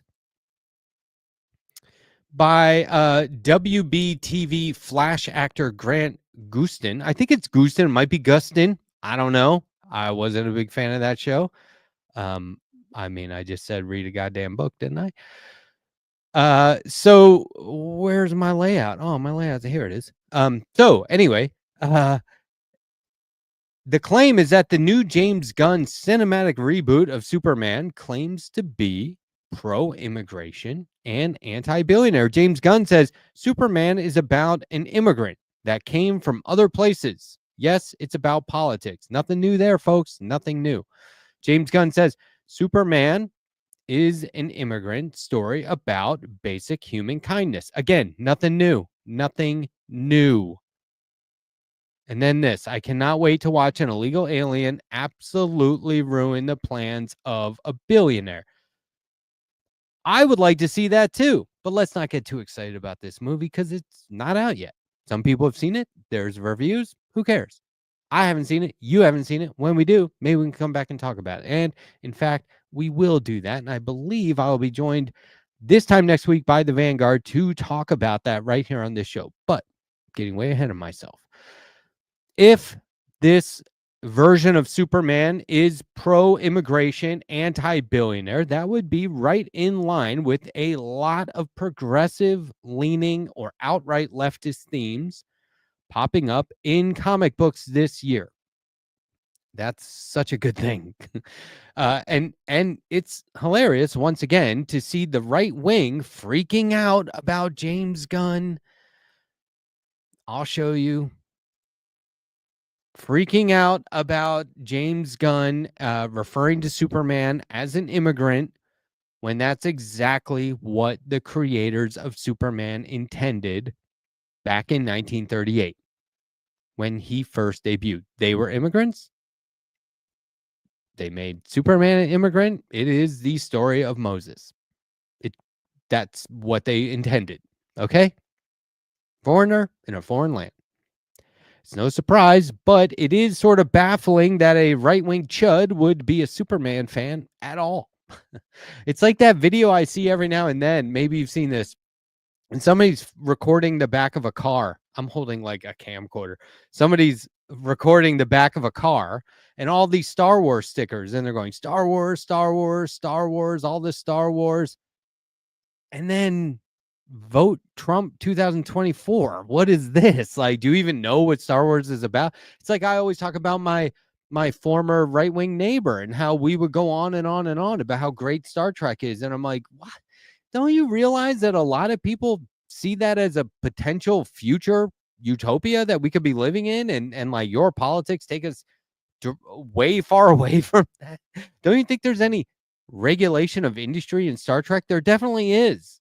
Like I just can't figure it out. So anyway, you know, to have somebody be a fan of Superman is a little weird to me, you know, because obviously like he's anti-billionaire. But anyway, with Gunn and a ton of other people, like I said, in comics, writing popular comics characters, it's not only refreshing to see the creators have our backs, especially now, and aren't afraid to stand up for what's right while spreading positive messages at the same time, but it's a sign of what art could and often should be about, especially in these times as American fascism comes to power. But what strikes me now as a 50-year-old, which is, you know, I'm not kidding, that's true. What strikes me now at this age, in this point in my life, I'm not necessarily reflective, but you can't help but look back. I have been reading comics my whole life for as long as I can remember. And not to, you know, discount all the work that my mother did, helping me keep one foot grounded in reality as I embraced fictional characters more and more growing up. But I can honestly say now that there are more fictional characters to look up to than real world people. Let that sink in. That isn't always what I'd consider a good thing. And just as an example, Leonardo DiCaprio apparently like very, you know, pro-environment, wants to combat the climate crisis. Wearing that hat pretty low at Jeff Bezos' wedding over the weekend. But look, I wouldn't always consider it a good thing that there are more fictional characters to rely on for morals than there are actual real life people. But here we are. I mean, whether I agree with it or not, people do this a lot anyway. And I think it's take what you can get. Except now we've come to the point where, let's, you know, just say for the sake of argument, that there's no such thing as true evil. Let's just say that, right? But we've come to the point where, damn it, people are out there cosplaying what we know to be evil 24/7. Okay? So there might as well be evil. When someone takes advantage of the vulnerable and the innocent in the name of doing something good, it might as well be, you know, evil in the biblical sense of the word. And the rest of the time, people are just letting it happen, which, say what you will about moderate or centrist politics as a strategy, it isn't exactly a quality worth looking up to as far as, you know, having a strong sense of morals is concerned. And I do wonder, though, you know, Lex Luthor will be portrayed as the madman bad guy, probably, right? He's the villain. But is Gunn going to do it in a way that leaves the door open for good guy billionaires? Or does he intend to shine a light on the actual core problem? Is it just that Superman beats the bad guy who happens to be a billionaire? Or is there an anti-billionaire message here? You know, and that would be shining a light. That would be shining a light on necrocapitalism and the absolutely negative ripple effect and loss of lives associated with the existence of the billionaire class. You can't get there without people being sacrificed. Or the environmental impact created by private jets, yachts, the unfair hoarding of land and resources. But, you know, I do have my own hot take when it comes to Superman as a character. And if I haven't convinced you by now that I'm a fan of Superman and comics, then just rewind the tape. I don't know what to tell you. I am. This is not me just trying to have a hot take to have a hot take. It's a hot take I've always had about Superman since the mid-'80s when I was like, oh, So anyway, I want to share a video with you now that I made on this topic. It's not long. It's pretty short. And afterwards, I can, you know, if you have any comments, I'll take your comments. But this isn't just self-indulgence. And look, I'm going to make a completely separate point. It's on the topic of Superman, and we're going down a path here tonight. I have sort of the show planned out, as you know, you may have expected. And we'll circle back to this before it's all over. But I do quickly just want to show a video right now for you. It's my hot take on Superman. And as I said, there is a greater point to be made. So just stick with me, okay? Here we go. Okay, hear me out. Like a lot of comic book readers, I'm a huge fan of Superman comics. And when it comes to Superman, I'm as big a fan of the Golden Age as I am the Silver Age, as I am the Bronze Age. But it's that last one, the Bronze Age, intended as a big reboot in the 1970s, that I think marked the beginning of the end for Superman. Just as the comics were beginning to emerge from the kid-friendly, yet highly imaginative and delightfully weird storylines of the preceding Silver Age, everything came to a screeching halt in 1978 when the Richard Donner movie debuted starring Christopher Reeve.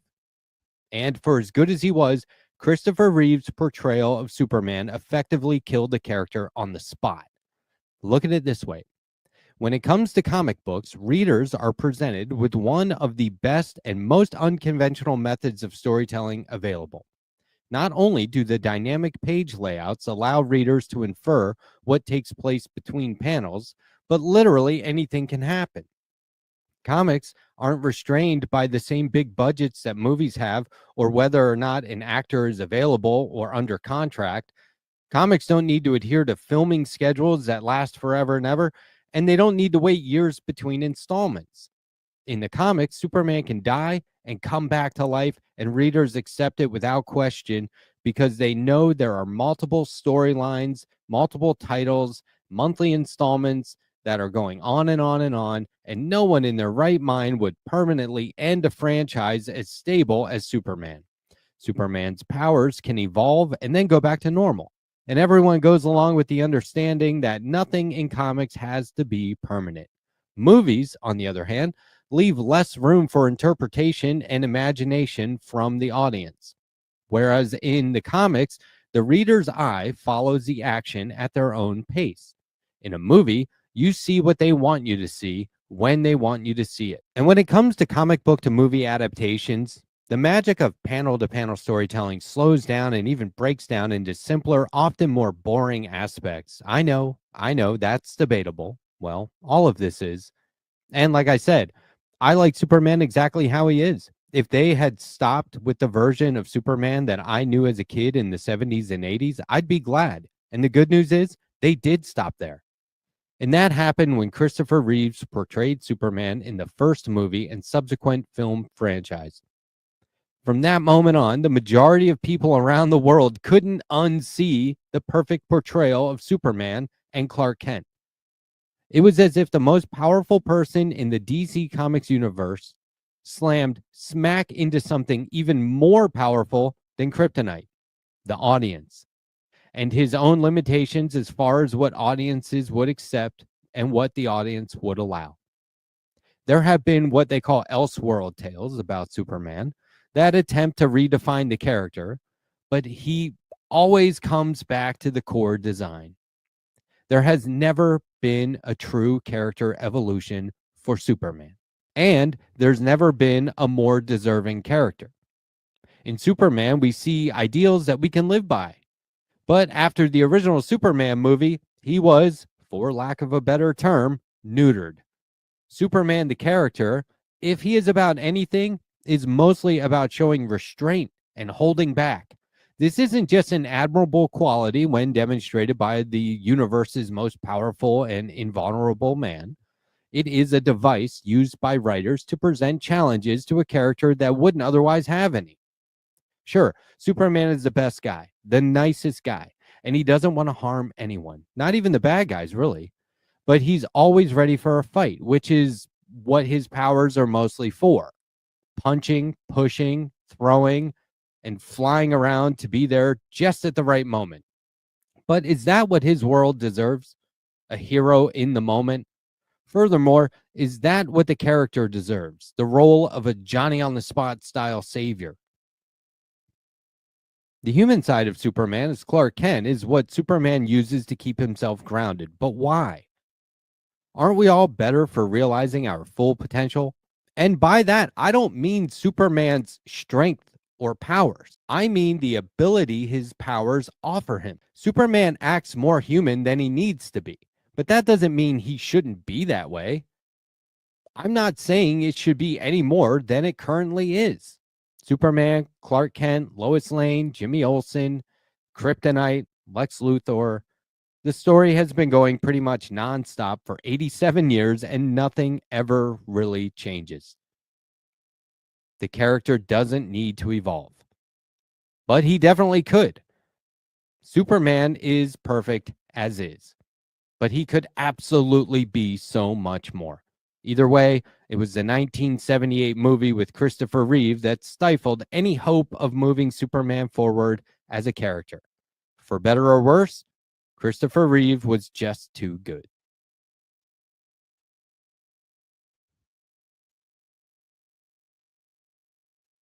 Yeah, so Christopher Reeves killed Superman.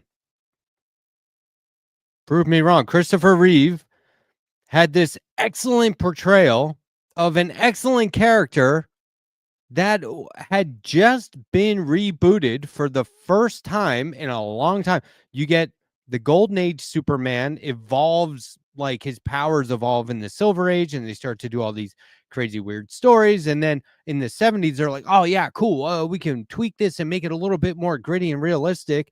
And then after the movie, they reboot the comic to be more like the movie, and it pretty much just fizzled out. Not the end of the world. I love Superman as is, but come on. If it's such a great character, like, isn't part of writing challenging yourself and trying new things? I don't mean like temporarily trying new things. I mean, like, do something with your character, but it's not a character, it's a franchise. That's the lesson. It's a franchise. And so I knew ahead of time. Here's the other point I want to make. I knew ahead of time that either everyone would click on that video because, like, the thumbnail is Christopher Reeve killed Superman, kind of clickbaity. And I knew either everyone would click on that video and it would take off and go viral, or no one would. And sure enough, no one did. Well, a couple hundred people, but that's not much.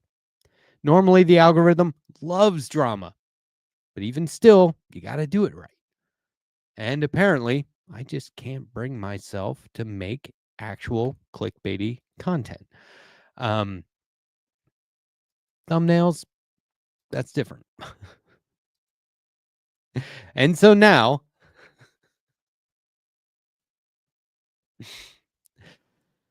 I'm going to share another video of mine to demonstrate how the algorithm works. And specifically in terms of pop culture and drama about pop culture. It's the algorithm. In simplest terms, the algorithm favors drama and controversy. This is what we'll call red meat. The right has no shortage of controversial content. It's one reason they choose to freak out over casting choices for The Little Mermaid, these DEI casting choices. They latch on to already popular things to stay in the algorithm. If it's in the algorithm and they're talking about it, they can stay in the algorithm. The right wants to justify people's existing bigotry and exploit their fears and anxieties, whereas the left wants the news to be educational. Likewise, the left has plenty of drama and controversy when it comes to so-called infighting, unfortunately. But the left also covers the right, and even though it may all be criticism, it's catch-22 because that keeps the right in the algorithm. So if Ben Shapiro is freaking out about Barbie, and then everyone on the left is doing their segment about how Ben Shapiro freaked out about Barbie, Barbie's in the algorithm, Ben Shapiro's in the algorithm, Ben Shapiro and Barbie are in the algorithm. All the lefties talking about Ben Shapiro and Barbie in the algorithm keeps Ben Shapiro in the algorithm. Look at those Jubilee videos where they have one lefty, one Sam Cedar in a room with 21 conservatives. Those videos get so many views, and then it turns out half of them are stand-ins and actors. They may not even believe in the outlandish things they're debating in their debate arguments. The substance of an argument has less relevance online than the fact that people are just arguing. That's what we want. We want the arguing, but they're just actors. I don't give a fuck. I'm trying to watch some drama. And otherwise, the left wants viewers to eat their veggies with more serious information and educational content, and that's not exciting for the algorithm. What do you want, cheesecake or broccoli? Honest question. But seriously, this is how it goes. Circling back to the right-wing outrage over James Gunn referring to Superman as an immigrant when Superman is 100% the story of Moses retold as an alien turned superhero. They don't necessarily believe what they're saying. Their outrage isn't legitimate. They just want to be in the fucking algorithm. They just want to stay in the spotlight, and I'd rather expose that aspect over and over rather than share the article and say these guys are anything other than completely pathetic, and the algorithm is pathetic, and the internet is pathetic, except when it comes to interactive maps and cats wearing little cameras as they run around their neighborhoods. That shit is awesome. It's why the internet exists. Prove me wrong. When it comes to my own critique of Superman, no one cares because I'm not coming from a racist or bigoted point of view, and there's no news there. That's a good thing. I'm glad they don't care, but that's because they're busy caring about shit that is gross. It's like if you're on Twitter right now, you might not realize this, but if you have a Twitter account, let me clue you into something. The world, from your perspective, is slightly more distorted than it really is because you're on Twitter. And if you're watching content, even if it's a lefty just going off about some right-winger's bullshit take, you're still listening to that bullshit take, and it's fucking with you. It is. And it doesn't have to be that way. So I urge you to see this bullshit for what it is and move on, like we're going to do right now with a palate cleanser. See, I'm just trying to help you out. I got your back. This is not for me. This is for us. Okay? I got a palate cleanser here for us real quick. Then we'll really shift gears. Then we'll try to shift gears again and realize shifting gears might not be as easy as maybe it should be. But anyway, who here knows who Matthew Film Guy is? You guys know Matthew Film Guy of Majority Report fame? Well, Matthew Film Guy has an actual film discussion group. It's a class of sorts. It's very informal. It's weekly, and it just started back up this week, and there's still time to join. You can actually join any time. And you don't miss out, because if you join next week, they'll let you know about the video or the movie from the previous week. Now, here's how it works. The summer session of Matthew Film Guy's online film appreciation class is underway as of yesterday, Tuesday, July 8th, and it goes for the next 7 weeks. I have been in the class before, and I loved it. Even when I hated the movies, I loved the discussion. Now, what does that tell you? All right. If you walk away from a movie going, well, that was terrible, and then you're going to sit down and talk about it with like 12 people and half of them liked it, I'm listening. Because what did you like about it? And then, was I wrong? Was I coming at it from the wrong point of view? What's even cooler about this, Matthew Film Guy gives you movies that challenge your outlook on what a movie should be. It's not easy. Sometimes you're watching it going, who paid for this to get made? But it's the truth. Look, I'm going to put the link in the description or in the chat right now. So if you want to join, you can join. It's through the Cultural Arts and Jewish Heritage Common Points in Queens, New York. So, like, you know, you can jump on this Zoom every week and hang out with a bunch of people who live in Queens. When COVID hit, they took it online. So, but previously it was in person. Julie Cedar has been in the group a number of times. That's Sam Cedar's sister. It's always interesting, fun. I always learned something from our the diverse crowd of unique people who just all share a love of film, whether you come from the same walk of life or have the same opinions about art or not.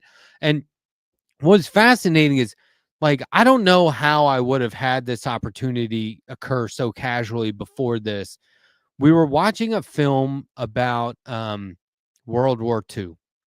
And there was a woman who was a child in at the time that the movie took place.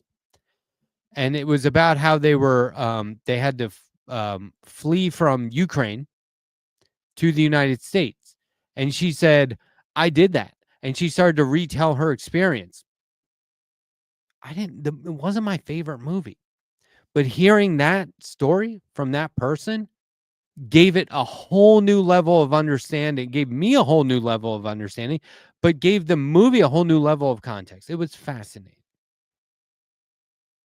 And so art, okay, whatever. If you like it, you don't like it, fine. The discussion around art can be one of the most valuable aspects of art that is often overlooked. Think about, like, in a museum where they're like, could everyone please be quiet and look at the art? Fuck you. Does anyone hate this shit? Let's hear it. I want to know. No, look at this big wall-sized piece of crap art. Or like, oh my God, it's amazing. Like, how come we're supposed to be quiet in museums? That's fucking stupid. The art isn't making a noise. I could see if the art was making a noise, maybe you want to be quiet and listen, but I don't get that. They should have moments like an Adult Swim where it's like, hey, we're going to be quiet for 30 minutes. Thank you, everyone, for observing the 30 minutes of silence. And then we go back to, hey, let's just fucking be like outrageous in this fucker. Look at this. Can you believe this guy painted this shit? He did it like 300 years ago. It's amazing.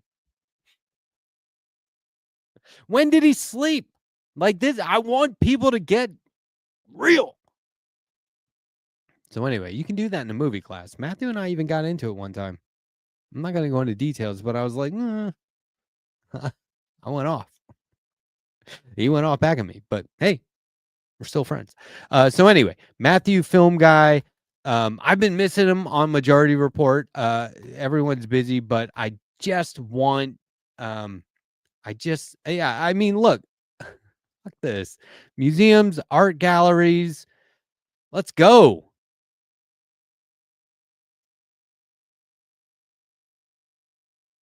And then let's have like a room where we can go and debate it, since everybody wants to fucking debate so much.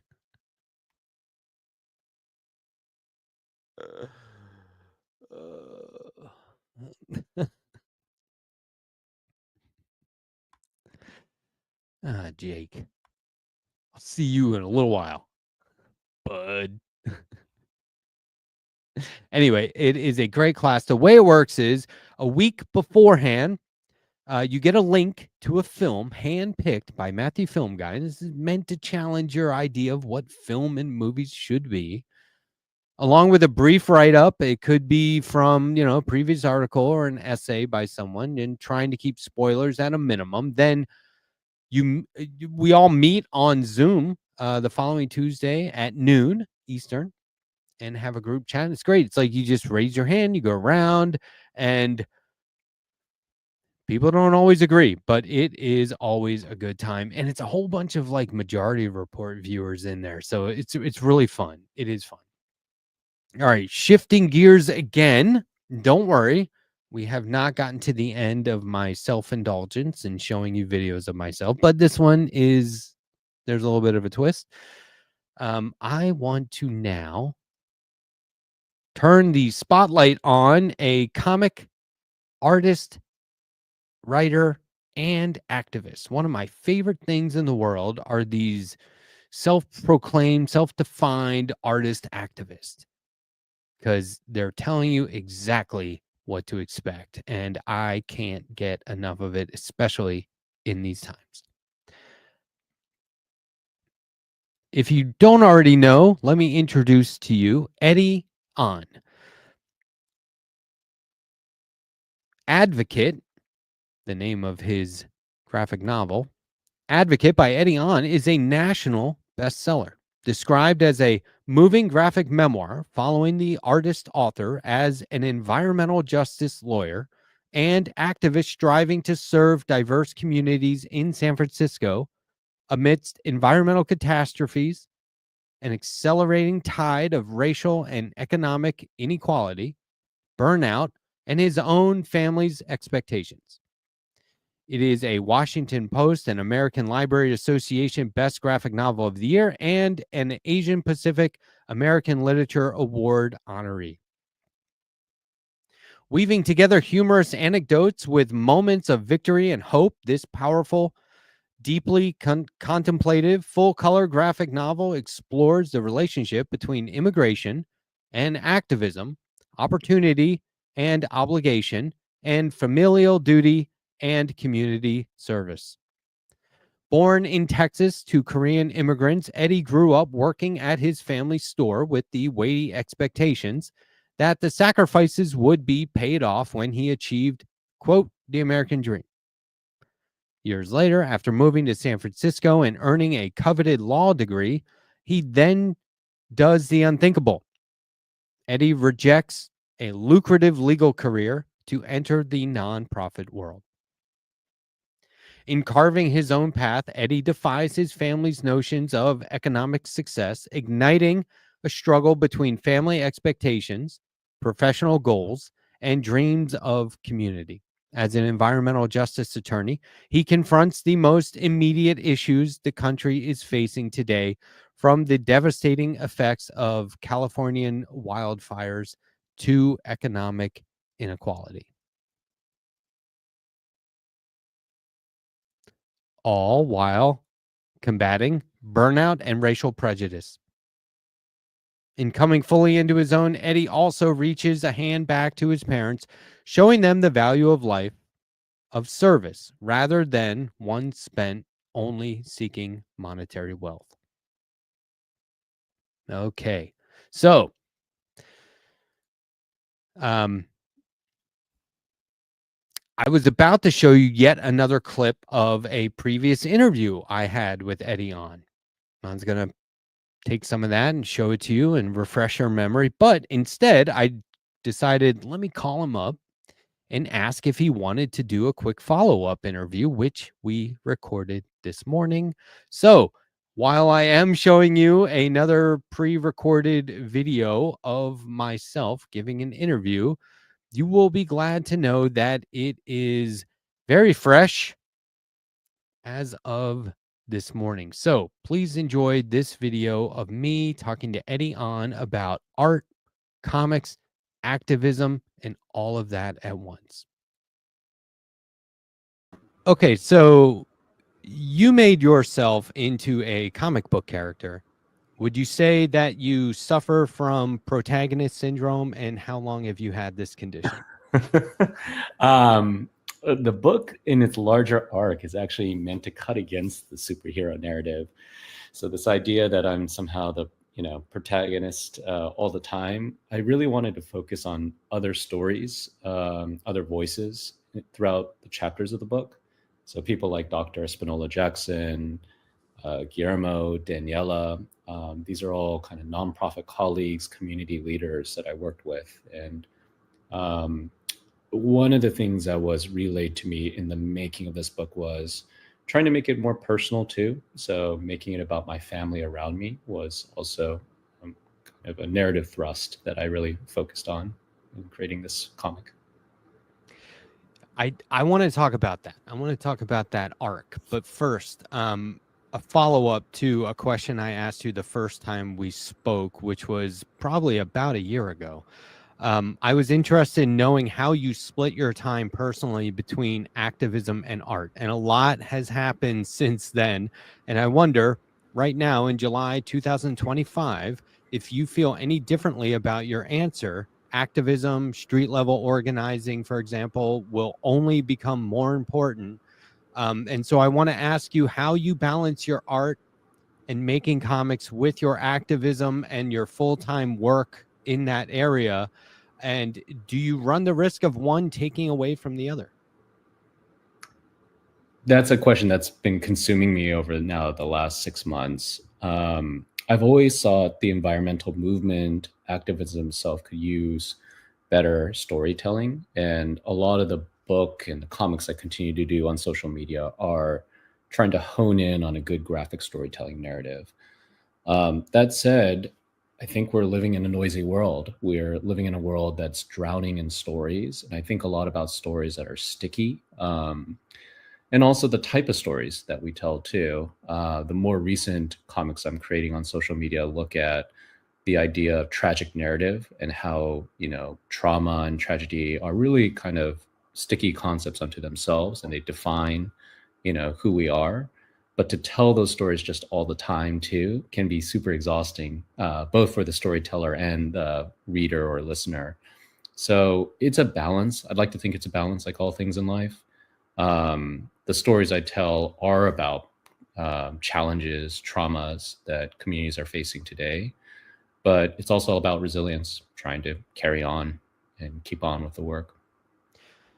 In Advocate, your memoir, you set up the story arc from childhood and family to present-day environmental justice attorney. Your story is funny, serious, personal, informative, and what I'd consider a must-read for folks who currently read comics, and especially for those who do not, because it is truly accessible and a rewarding, thoughtful read, not just based on the book's success, but I assume as an artist who's in touch with everything and in touch with everything going on around us and the stuff you're doing on social media, I have to assume that you're just continually inspired to make art, whether you run the risk of it being, too much, too soon, or too often.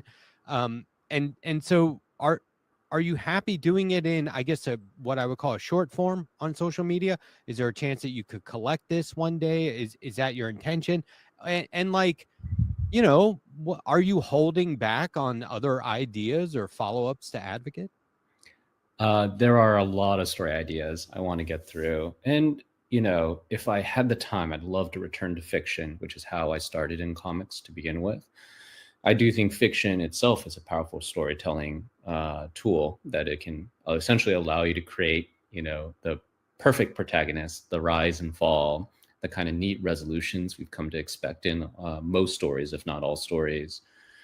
But, my day-to-day is pretty intense. Like, I am presiding. The good news is I have great team members around me. I have nonprofit colleagues I really enjoy working with, and I'm presiding over a growing organization. But that said, that comes with its own set of challenges in this day and era. And the things to be thoughtful about is like environmental policy itself is getting erased, and this notion of, a progressive, diverse society.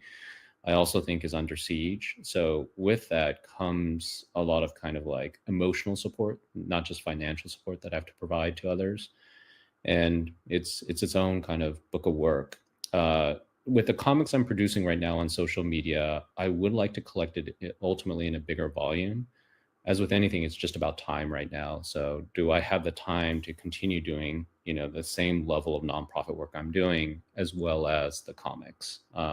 And it's working out okay. The good news in all this process is nowadays I have a literary agent who's helping, you know, essentially create a better sense of balance in how I'm going to pursue future art projects with everything else going on in my life.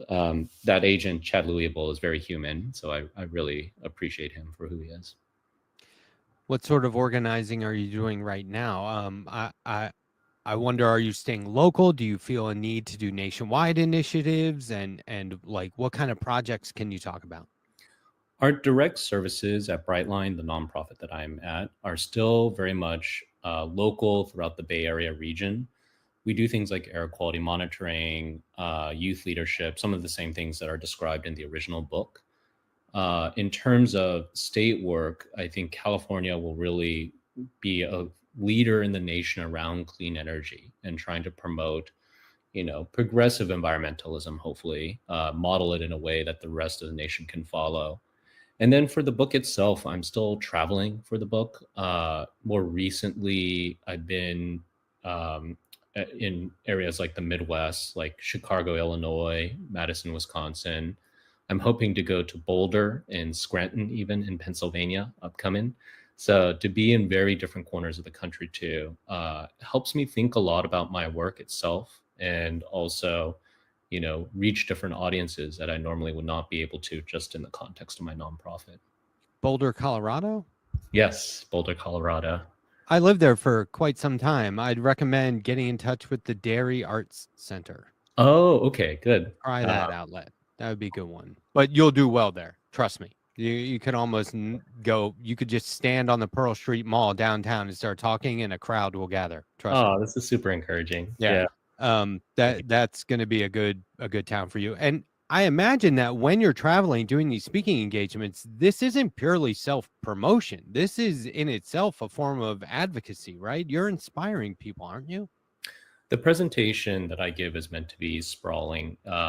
It's both about the process of creating these comics, as well as you know, about the processes behind nonprofit work itself. And like a lot of what I focus on in the presentation is the labor of things, like how we constantly underestimate it. What it takes to build up community is a really grueling process. To make it fun, educational, right? That's always part of the challenge in going to a very different geographic region. But I'd like to think most of the events have turned out very well. The Midwest presentations, for instance, I haven't been to the Chicago area or Wisconsin. Gosh, it's been at least 20 years. But to be there and enjoy both a audience that loves books, literature, as well as, you know, an audience that just wants to learn about different things, that is curious. Those are all like really fun things to seek out as I go from a very different city to another. I always tell people, because I used to teach how to make comics, and I always tell people, you know, if you can learn from something, you can teach with that thing. And you must be inspiring people to read more, to get into comics, to embrace activism. Are you ever getting feedback that people have been inspired? And this is something I want my viewers to embrace more and more.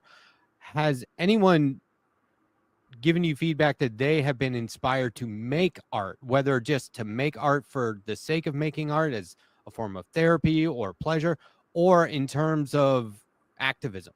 Like we see some of, you know, the protest signs only get better and better. And those become a symbol of the time and movements. And so that's important stuff. Have you gotten any feedback about that? I have. A lot of the talks I give are at schools at a wide variety of grades or age ranges. I would say those, when it's younger, like elementary students to middle school, it's typically about just making, comics and being able to tell their own story on their own terms. I think this is why I love comics to begin with. Like, you're only limited by essentially the page itself, the space that you're given, and that as long as you have even basic pencils, right, or office variety pen, you can really create whatever you want to. And that's the message I try to communicate. You don't have to be the, most gifted artist or most skilled illustrator ever. That's not the point of comics. It's just being able to tell a story consistently in a shared visual language that people can really relate to. And I think seeing, typically even in those workshops, those talks, will embed page making exercise where I get to see people make their own comics on the spot, which is really cool. That's great. I love that. It's like anything. And this is what people say, I can't draw, and I go, I'm glad you brought that up. Yeah. This is where I step in. But I think that, it's like anything. If you can just sit down and do it perfectly, wow, that's impressive. Also very rare. So, you got to work at it. You got to learn to do it. And then you can learn to do it in your own way, in your own style. And that's where, you really go, wow, that initial period of learning is paying off. Right. But, you got to make the rules before you can break the rules. Although these days, I don't know, we should just start breaking rules. But hey, look, I want to thank you for coming on. I really do appreciate you taking time out from your busy schedule for this. Is there anything that you have coming up like that you want to promote or plug right now? I'll be in California quite a bit. So Sacramento events upcoming. I'm now already reaching my 4th Sacramento event in about a month's time. Wow. So yeah, I do want to continue traveling for the book. And if people want to check out more comics on my Instagram account, I'll continue publishing through there. It's at EHA and my initials, Eddie H. on comics, as it sounds. Great. Eddie, thanks for coming on the show. I really appreciate it. We'll link to all that stuff in the description and during the live stream. Thanks again. Thanks for having me, Matt. There you go. Check it out. Got to get the book. But like, if he's in your area, go see him, because it's starting to sound like the speaking engagements are as much a part of the experience as the book is without the. Anyway, look, this guy is organizing. Everything he does is about inspiring activism. Okay, so check him out. Get inspired. I put the link in the description. You can also go to youtube.com/theletterhack and see that video there on its own, and check all the links in the description. Okay, look, we're going to do it again. We're going to shift gears. I'm not going to end on the most positive note, but I am going to end on a political note. And darn it, like I said at the beginning, it's unavoidable. Check this out. This is a memo that went out from Jim Shooter to all the editors at Marvel Comics on October 18th, 1984. Subject, comics. Effective immediately, start doing good comics. I realize that this directive reflects a substantial departure from previous company policy, but please try to comply. Damn. I don't know, man. I think if my boss sent something like that, I'd be like, okay, dude, eye roll. But if your job is doing art, tough. So this went out to the editors. Well, turns out the artist didn't like working for Jim Shooter any more than the editors probably didn't. But let's talk about it. Because Jim Shooter recently passed away. And so everyone's talking about Jim Shooter. James Charles Shooter, September 27th, 1951 to June 30th, 2025. Jim Shooter was an American writer, editor, and publisher in the comics industry, beginning his career writing for DC Comics at the age of 14.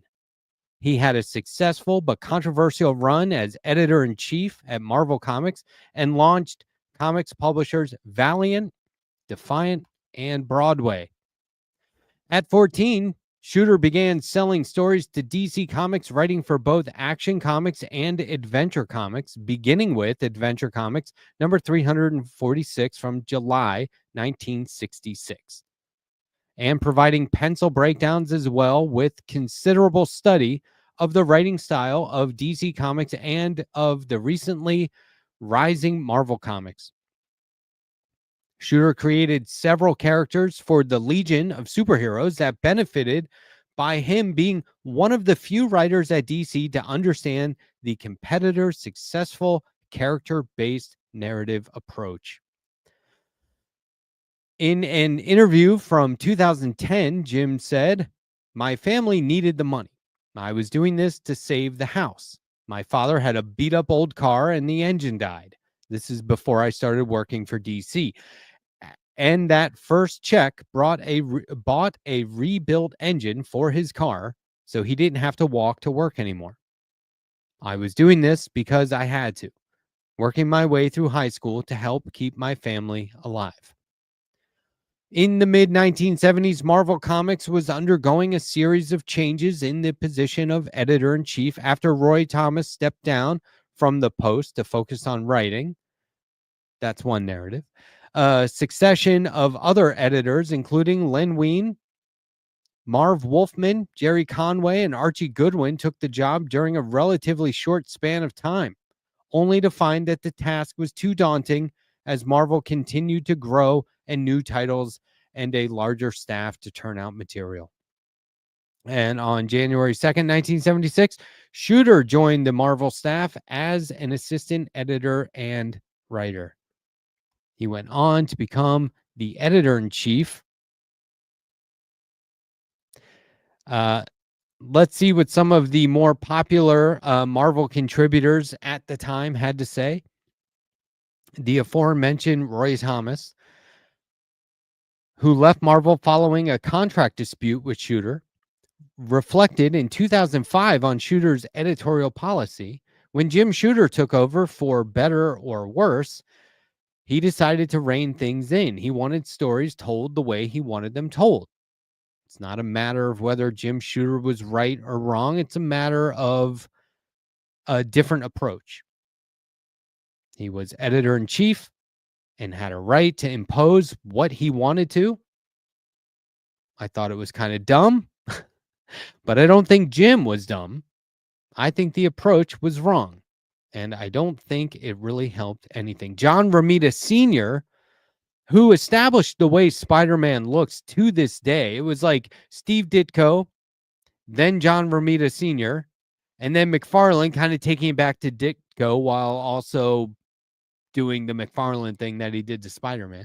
But John Romita Sr. said, Jim Shooter had been great for the first 2 or 3 years. He got the creative people treated with more respect, got us sent to conventions first class with our ways paid, and we thought the world of him. Then his Secret Wars was a big hit. And after that, he decided he knew everything and he started changing everybody's stuff. Secret Wars was a massive, massive Marvel comic book event. It's when Spider-Man ended up in the black costume. John Byrne, also a very well-known comic book writer and artist. I was talking about how they took Superman in the 80s and rebooted it to be more in line with the recent Christopher Reeve and Richard Donner films. John Byrne was that guy. He did that single-handedly. He said, Shooter came along just when Marvel needed him, but he stayed too long. Having fixed just about everything that was wrong, he could not stop fixing. Around the time I left to do Superman, I said that I thought Shooter and Dick Giordano should trade jobs.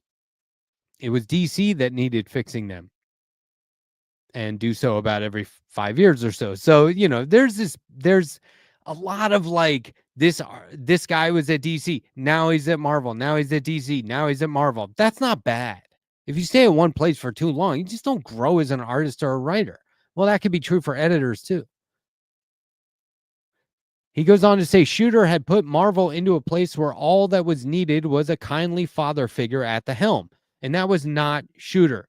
Secret Wars was when the trouble really kicked into high gear. We must never forget that Secret Wars began as a toy promotion. Shooter turned it into a way to reshape the Marvel universe in his own image. So yeah, Shooter overstayed his welcome. That is true. and he was hard to work with. Maybe that was a result of what happens when a literal child goes to work full time and stays at a company, the same company, until he's an adult. He gets a superiority complex and never learns certain social graces. Who knows? I don't know. Jim Shooter was also homophobic and had a strict policy that gay characters were not allowed in his comics, except for the time when he wrote two men trying to rape Bruce Banner. Should we, in hindsight, cancel Jim Shooter for that? Go ahead. Why not? I don't care. But maybe it was a sign of the times. Lots of people in mainstream comics were homophobic. That was kind of everywhere. That doesn't make it right. And I think it's more of a reminder to us present day. A reminder that it wasn't and still isn't a good thing to let cis white men run every damn thing. A reminder that not everything should align with so-called Christian values or any religious values that condemn people for being outside of someone else's personal beliefs. A reminder that we need diversity and inclusivity. Comics under Jim Shooter would have been better for being more diverse and more inclusive. We know this because it's true right now. It is happening in comics right now. I said that at the top of the show. You can see, once again, full circle. And even though it's happening, the world has not ended as a result. Everyone deserves to have a voice. All readers deserve to see themselves in the stories they read. Why not? Everyone deserves to have a voice, not just the boss. That's true of every industry, especially creative industries. And so here again, I'm talking about something related to comics, and I can't help but find a political angle. I'm not some terminally online social justice warrior desperately looking for that angle at all costs. I'm just telling you what happened and what I personally think about it. The progressive values that we have right now would have been an improvement at any time in any decade in any industry. It's also too easy to look back and say, oh, conservatism has always been bad and progressivism would have been better for everyone. No, I think that we need to point it out with receipts, and we need to take the opportunity, like I did just now, talking about Jim Shooter, and point this stuff out. And look, Jim Shooter was a badass for what he did in the comics industry. And what artist or creator won't talk shit about their editor in chief? Come on. This is sort of how it works. What do you mean you want me to change that? I like it how it is. Why should I change it? You're making it more commercial. I want it to be more artsy. Who knows? Jim Shooter did a lot of things that changed comics for the better. He came up with the technique of allowing word balloons to breach panel borders. That was a huge no-no before him. He said, well, just do it. And that was so liberating that it has become a part of the actual art form present day. You know how I know that? Because he told me, because I knew Jim Shooter. Met him a couple of times, few times. Talked to him about comics a lot. Very tall guy. Made me feel a lot shorter than I actually was. He gave me a review quote, which is on the cover of my very first self-published comic book, The Burning Metronome. Pretty cool. But I'm not going to sit here and act like the comics industry or the world at large wouldn't have been a better place if he was that much less or entirely less homophobic. I don't even care that he was difficult to work with. I think I can be difficult to work with. Please don't cancel me. I think we all can be. I think we all have our moments, especially if you have the pressure of running Marvel Comics, which they didn't have the movies back then, but they were churning books out that were blowing people's minds on a monthly basis, weekly, when you include all the different titles, and it all fell on his shoulders. And, for all the bitching and moaning people did up the ladder, the second something went wrong, they were probably blaming him. But that's no excuse.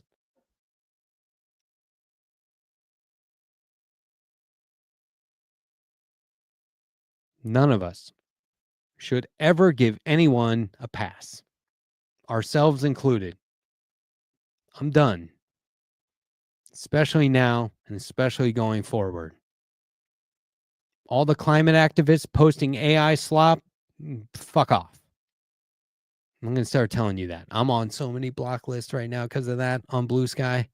Oh my God. Sorry, not sorry.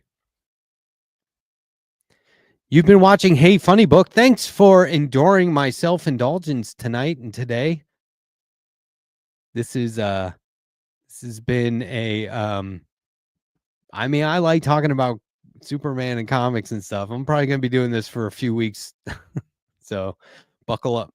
And don't listen to Jake talking about how I scream and yell because, if a tree falls in the woods. Did he really go hoarse from yelling about it? Okay, guys, you're watching this space. I am the Letterhack. This is Hey Funny Book. Please do yourself a favor and check out Advocate by Eddie On. It's a great book. If he's in your area, check it out. Matthew Film Guy, his new film course is underway. They do this like quarterly throughout the year. There's still, I think, 7 films to go. He just started yesterday, this week. So get in there. You won't be disappointed. It's really laid back and casual, even if I did get up in arms about something one time. But hey, what's an SJW supposed to do? And here we are again, right back at the top of another hour where I need you to grab the link to this stream and share it far and wide because we have an all-new show starting right now. I don't even know if you care, but it's the truth. And I'm stalling because my co-host on this next show always give me such grief for starting early and not giving them time to prep and be absolutely 100% ready. And otherwise, it throws them off as we sit here for the next 2.5 hours talking about literally nothing at all. It's not scripted. No one prepared anything. So if they tell you that they were deprived of their prep, it's all just a lie. Left Past 10 is up next.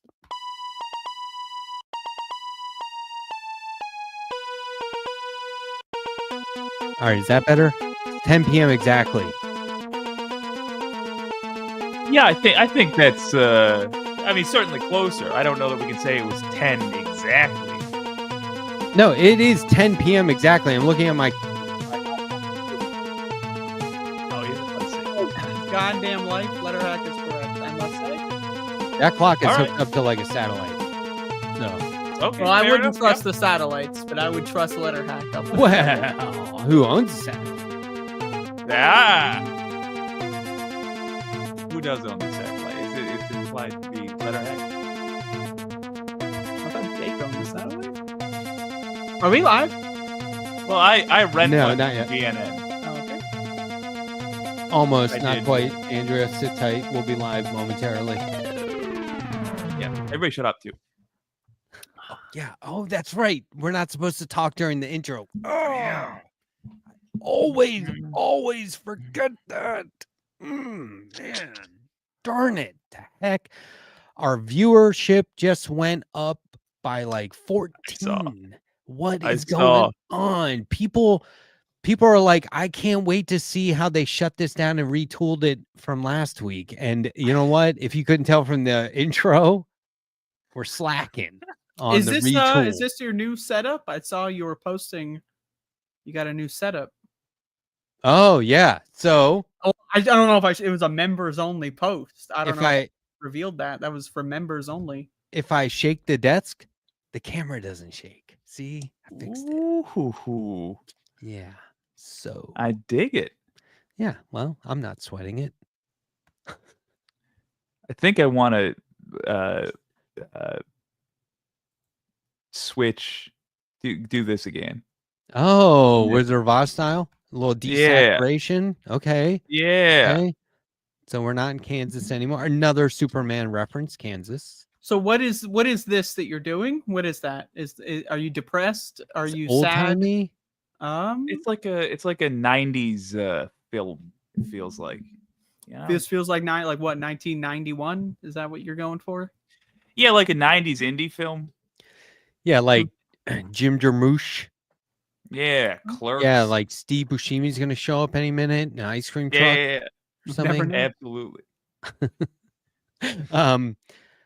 Look, do you remember we were talking about walking with bags of cement upstairs? Remember we were talking about wrestlers doing that? Yeah. I read an article about weighted walking. This is what they were doing. This is like a new fad where people have these weights that go over their shoulders and they just I do wherever that you walk shit all the out. time. I have a backpack and I put like 40 pounds in there and I walk around. Yeah. I'm on my treadmill with two 15-pound weights. Yeah. I also do that, even though I made fun of weighted running upstairs. It builds the muscle around your bones, and the reason around your wrestlers do it bones. That's good is for cancer prevention because the cancer won't get in there. or being thrown around. I just thought it built up the leg muscles, but I didn't think about it very much. Well, it depends on where the weights are, like where you're distributing the whole shit. You can get weights around your spinal weight. Yep. You can get stronger spinal cords. I break a sweat. I walk a mile in 15 minutes, holding two 15-pound weights, and I break a sweat within the first few seconds. And I'm not sure I've had the same kind of workout result where by the end it's like, holy shit, that was only a mile and I did like a whole workout. It's like it's an exponential multiplier on your workout, it's like getting 3 hours for 1 hour. It's a buy one, get three free type situation. Yeah, and like nobody needs a gym membership anymore. I mean, dude, If you go want to the but, gym, like, you're just a dumb motherfucker. I'm gonna be honest. There's nothing you need in the gym. Oh, gotta get swole, bro. No, you don't. You're a fucking loser. Well, and anything it's like you want to do at the gym, you can do outside. And if you don't want to do it outside, you could probably do it inside. And if you don't have anywhere to do anything, well, gym is the least of your worries. The only reason why you'd want a gym is if you're homeless or you don't have any plumbing and you need somewhere to take a shower. That's the only value that they have. I used to, Jake, I used to jump on the treadmill, but then people looked at me weird, so I just started jogging. But that is pretty weird. I would look at you too. I would go like, the thing about a gym is that it's like $120 a year, which comes down to like $60 per visit, and it's just not worth it. Well, that's when you really think of it in those terms, it's really not worth it. I know there's somebody who I know, you may know too as well. He's related to me in some capacity, and he had like this gym membership that he didn't go to the gym for years, and he just kept paying it every year. It would come up. Is this the year you're going to do it? Nope, he's gonna pay it again. $100 down the drain. Maybe move. This mother moved across the country. The gym is nowhere. It's like the gym is 400 miles away. Still paying for that membership. You fucking dumb prick. You get stupid ass bitch. You get hooked on it. That guy. You get hooked. You end up like I was addicted to just paying money to some fucking soulless corporation. I refer to. Go ahead, Jake. No. You said. I was gonna say I refer to this one summer as the summer of Matt because my freelance job had me working like 40 hours a month, but I was getting paid like 90 a year because I had it down. Yeah. It was like too easy, and so I was going to the gym twice a day, and I was going out to the bar every night. Well, in walking distance from my house. Don't get it wrong, but balancing each other out. Yeah, but like people are like, "Wow, you're in great shape," and I was like, "I look like I am, but I might not be." I don't See, know. that's the But thing I'm about having a the great summer. superficial fuck show culture is no one knows what good shape even looks like. No one knows what health even looks like. People want to associate the number on a scale, how many ribs they can see on your fucking belly or something with how healthy you are. That's some fucked up mental illness horse shit. There are so many skinny people I know that have fucking type 7 diabetes. You know, they're not goddamn doing so well. All they do is drink fucking soda, but they just happen to, they just happen to have some sort of physically exercising job or whatever. And there's so many fucking fat ass motherfuckers that are healthier than you can imagine, Hey, so what if you eat an entire plate of spaghetti every single 5 hours? That's what I do. I'm still healthier than you, motherfucker. Stay mad. Stay mad. I love that. It's one of my all-time favorite expressions that I never use. Stay mad. Yeah. I love that.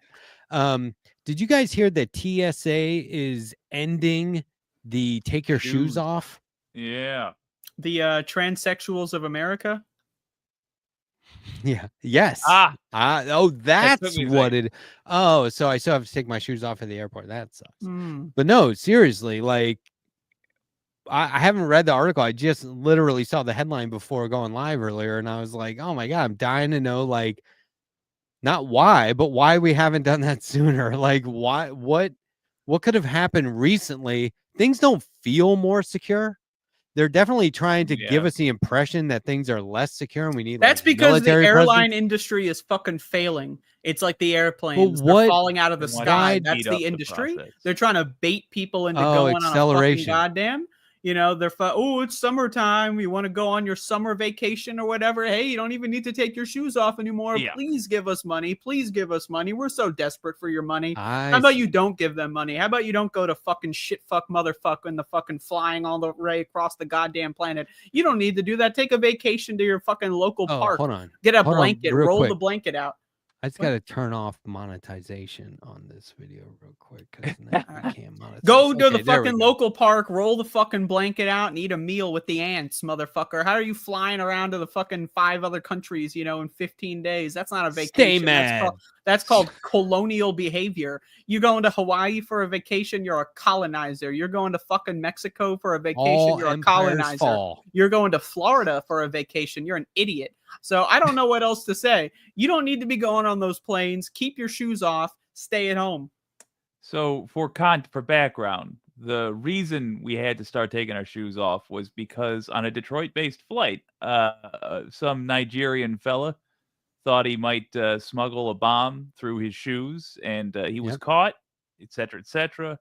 But the ability for people to make bombs that small, I should stop saying that word, hasn't changed. And the reason that they're changing now is because, yes, it's inconvenient. It's not fun to go to the airlines and have my disgusting feet on display for everybody's noses. And like, have you ever seen them look at the shoes? Most of the time, they just go like, and then they put it back. Like they don't even fucking look. I had a fucking guy. shit for bombs. I if had I a wanted to guy. fucking, never mind. One of these security guys said, could you take your jacket off? And I had a suit coat on. I was like, okay. No.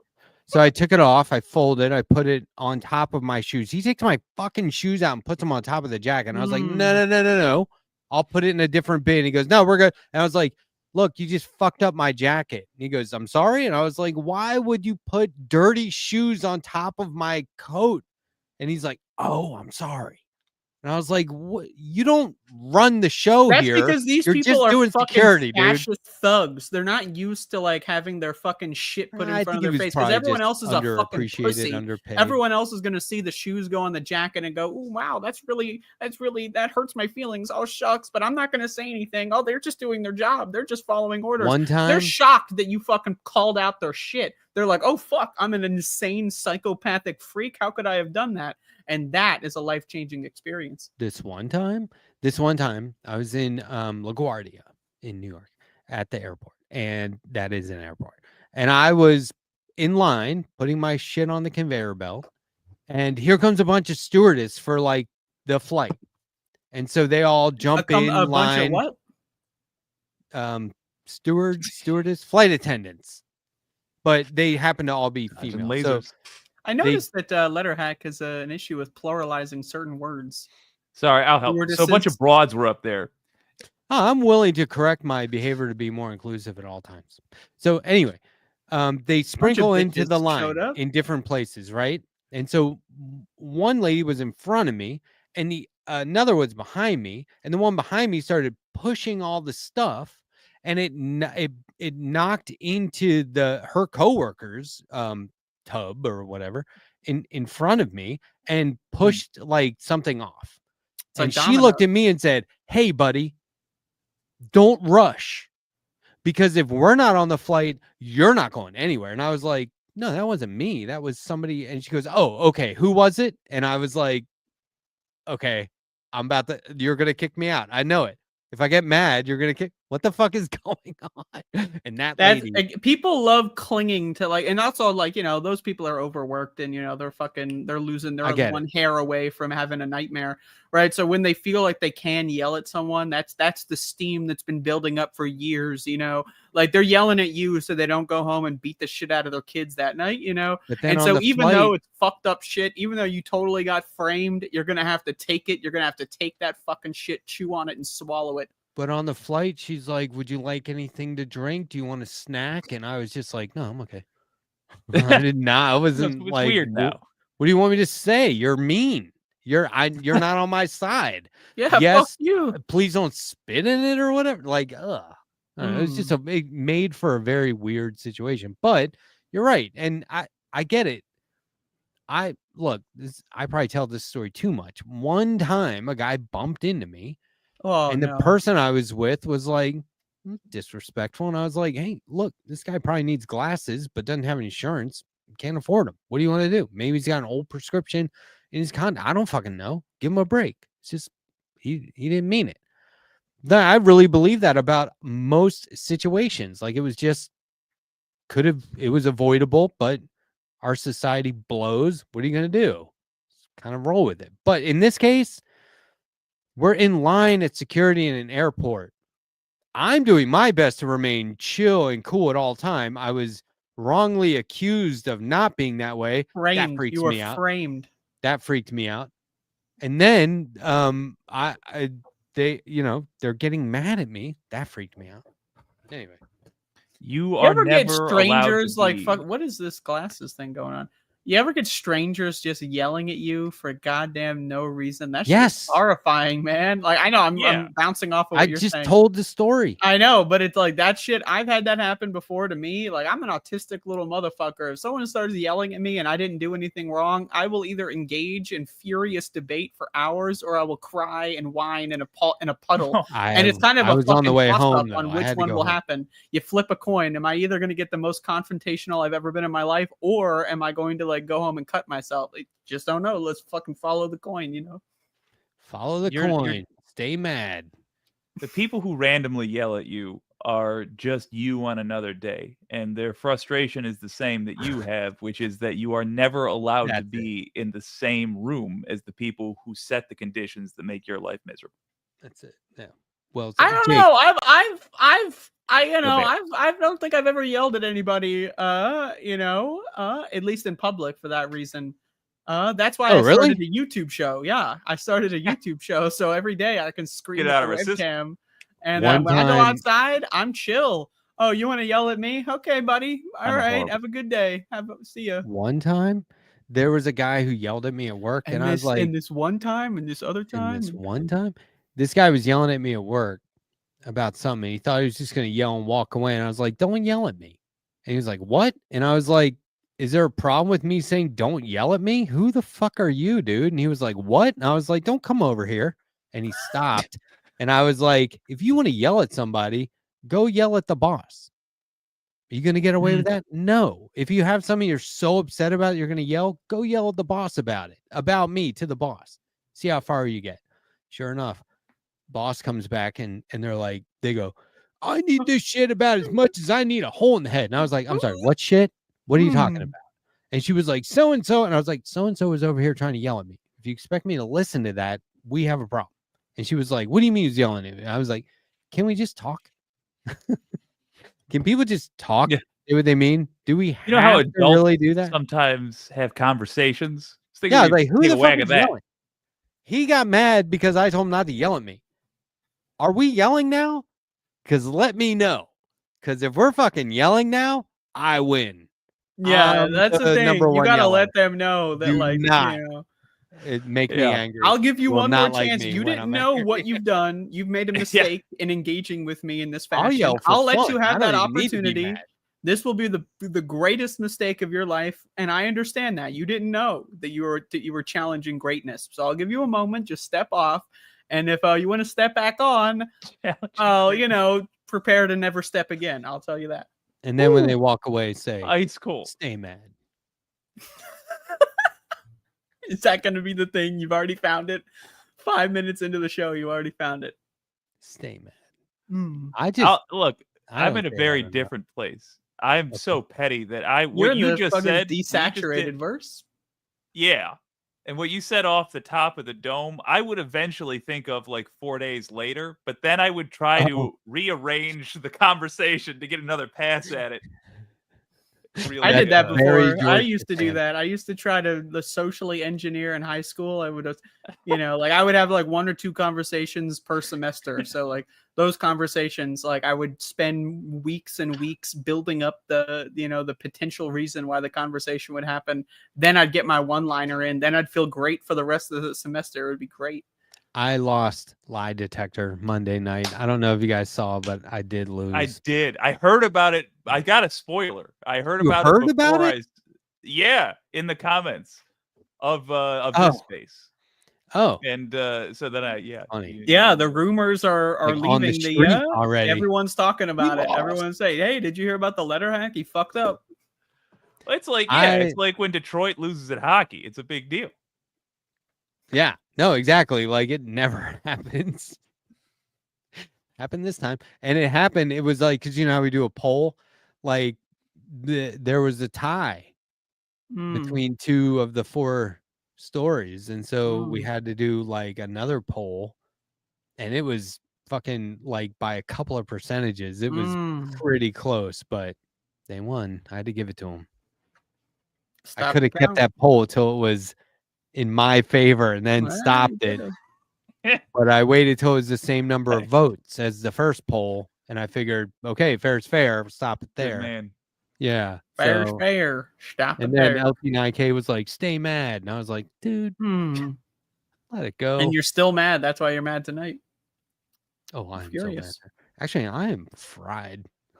You're fried? Yeah. Yeah, I am like roasted. I'm feeling burnt. great. Letterhack, did you see that the little late night session we did yesterday? You I weren't fell invited to, by asleep. the way. You were not invited. Look, that's fine. And let me tell you what. I was so proud of this space yesterday that Me it too. was running itself. The creators are doing their own thing. They were overlapping shows. They were collaborating. And I was like, look at this. This Look at is 'em what go. we wanted. We wanted to create A space where a Letterhack is not platform, welcome. call it a space. We wanted to create a space where people were just going to do something with it. You know what I mean? Like we have structure, but like, fuck it. What do you want to do? It is so good. And I got to tell you how I almost tear up seeing Jake back in prime form with the tie and doing interviews and like talking about politics and how That shit was good. I'll how we tell have you to be what. nice to I fucking showed up conservatives like right and shit like before that. he ended, and I was watching it, and I was like, "Damn, I missed something." I you know, normally I skip Jake's show because it's it's usually a bunch of horse shit. But that time I was like, "Well, Like, we fuck, I get gotta it. go back and watch it." And I'll tell you this: I woke up this morning, I rewatched the whole thing. I dialed 1-800-Jesus. I gave that fundraiser $5, and I was like, you know what, Jake did a good job. It is, and I mean that's the thing is like the whole day when I I don't always do this, but I'm typically like trying to watch the entire stream, especially if like does anybody need anything? Do I have to produce for a while? What's going on? I leave it on in the background, you know. Yeah, but like I intended. I felt so comfortable and relaxed last night. I was like, there's nothing to worry about. so I'm comfortable you glad fell that this asleep. is I had to, but I was like, I'm glad that this is just happening the way it is. I don't have to worry about it. I could sit here and enjoy it, but also know that it's just doing what it's supposed to do. Do you know what I'm saying? It's like you don't have to be on the clock right now. Everything is running smoothly, and it's because we've got not just responsible people involved, but people who can the coolest aspect is that at any moment, any one of the people on this space can just jump on and be a broadcaster. It's all like pretty much self-taught. I think Jeff from Good Morning Comrade went to school for. Jake, I know that you have formal training. Imagine going to fucking school for podcasting. Well, it's for radio. I know you guys didn't because it wasn't a thing, but there are kids right now, right? Yeah. I'm not even joking. There's like podcasting courses at college. You can go to a fucking school and take a class in podcasting. What the fuck? Just buy a microphone. It's probably all about monetization and optimization. It's probably all about the SEO retain an and all that audience, and y'all are they teach you to talk in a certain way. How many devices You do you gotta have? talk in such a way that you say as little as possible over a Today long we're going to period talk of about time. horizontal, which is landscape, and vertical, which is portrait. But I think just to wrap it, just to put what do you put a button on it or a bow on it or whatever? It was yesterday. I was like, fuck, man, this is the first day of the 5th week. Already. This is month 2. But I was like, these people get it. They know what to do. We don't have a bunch of show hosts going, tell me what to do. No, they all understand it. Not that hard to grasp, but they all understand their role in terms of this is what I'm meant to do, and this is what I can do if I want to. And it's completely acceptable and reasonable and fucking fun as hell. I just thought yesterday was a perfect day. I agree. Yesterday was especially perfect. because I wasn't there. Yesterday was great. The whole show thing. Today was also great. I don't know if you watched today. Yeah. It was really good. I was today. doing we started all fucked up though. Jeff Waldorf was like, "Hey, I'm going to start 15 minutes late because I was there. I was behind the scenes, actively. My time got censored. I will admit, I did get censored. I was thinking to myself, I could tell Sandee to go fuck themselves and go until 4:30 or 4:15. But I was like, you know what? Take one for the team. I talk too fast anyway. I just talk at 6x. Get my shit done in 20 minutes. I'll get out of here.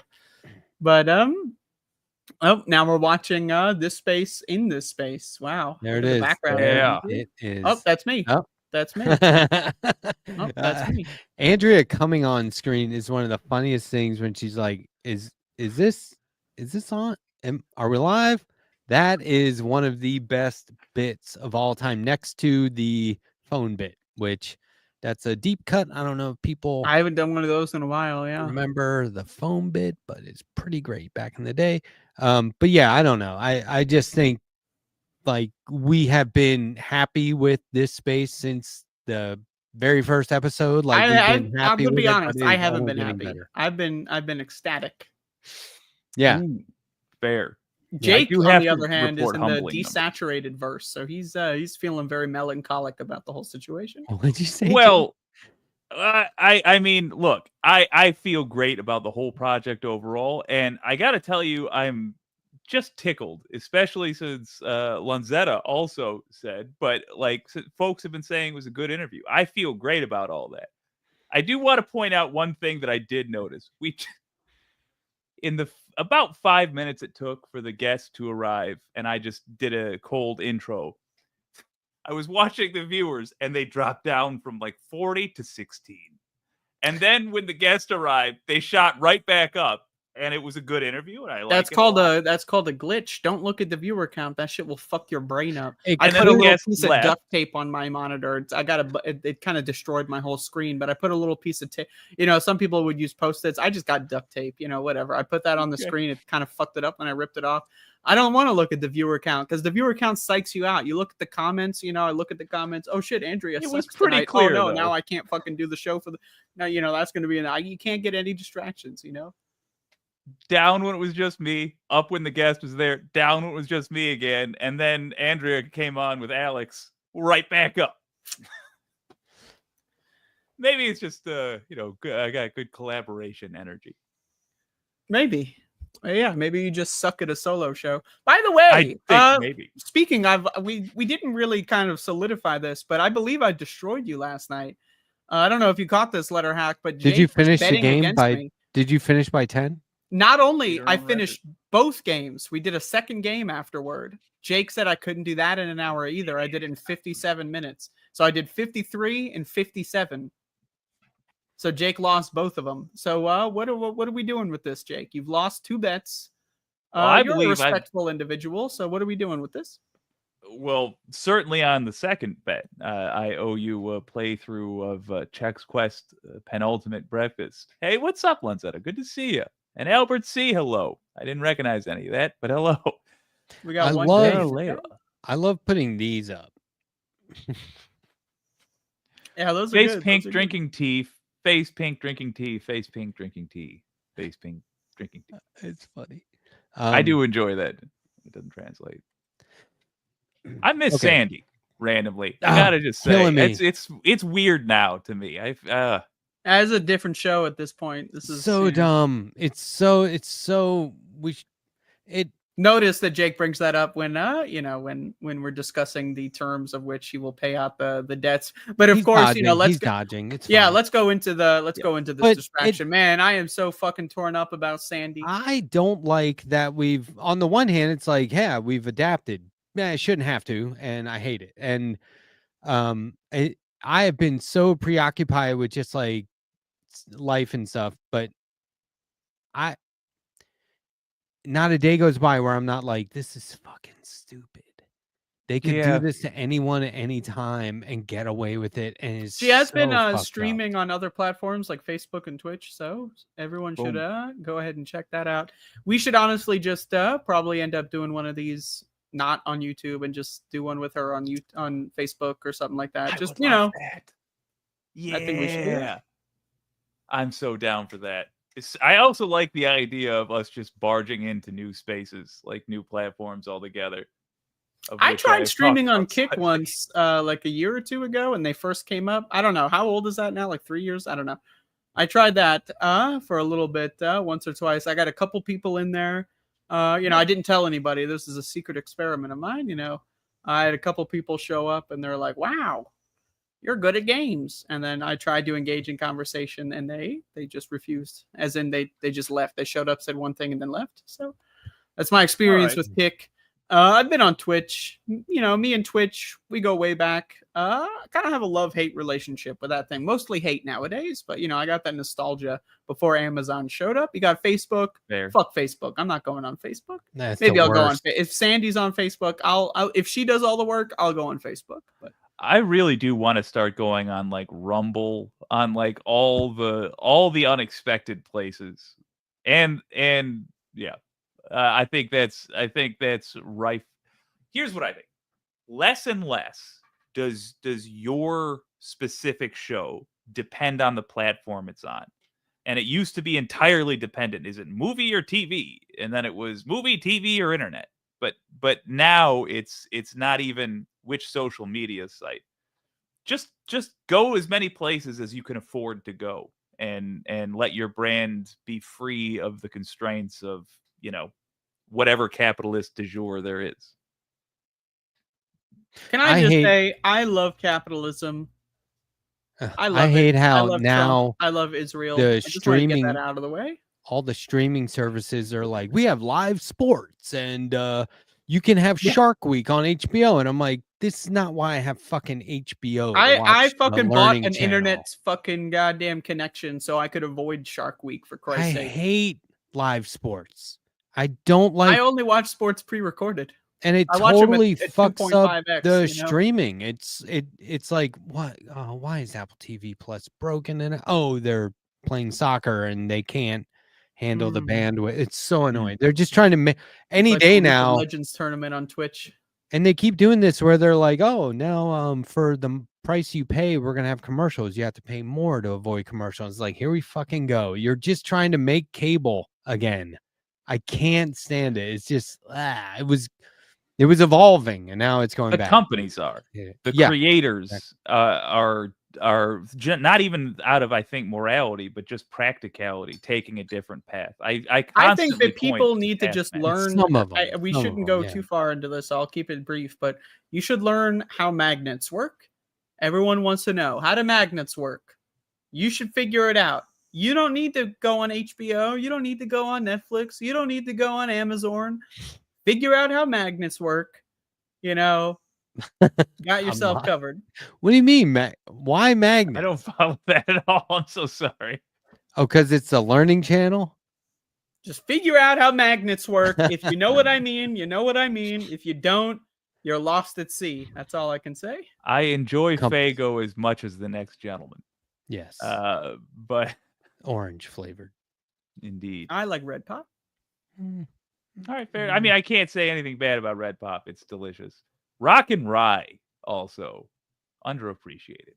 My grandpa was grew up in Michigan. I grew up in New Jersey. So my only experience with Faygo was like on the holidays, he would go to Michigan to see his family. He'd come back with like fucking 10, 12 packs of Faygo, stock up. And then he wouldn't ever. I would always ask, "Can I have a Faygo?" And he'd say no, because those would last him the whole year. Those are his Faygos. Yeah. But I'd sneak them once in a while. I'll tell you, I snuck those motherfuckers once in a while. I'd have a sip, and that shit was pretty good. It's really the finest of the cheap beverages, and there's nothing like. Yeah, there's really nothing else like it. It's like when you oh, holy crap, yeah. It's a unique beverage. Yeah, that name though.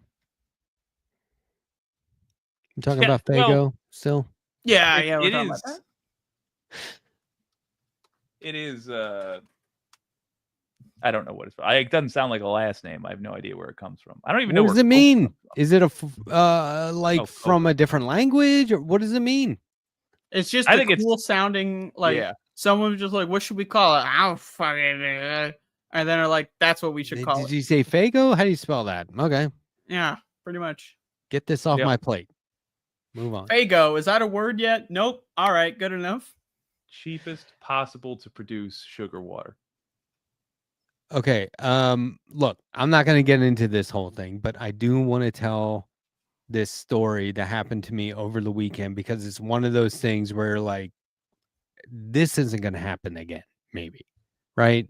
Everyone, we're shifting gears here, so we're not talking about Yeah, funny but it's sugar not water, it's not necessarily it's more about my own active imagination than Oh, you know anything what? else. For this segment, But- I'll straighten my webcam. I don't want to. But you're not gonna do the Batman villain? Okay.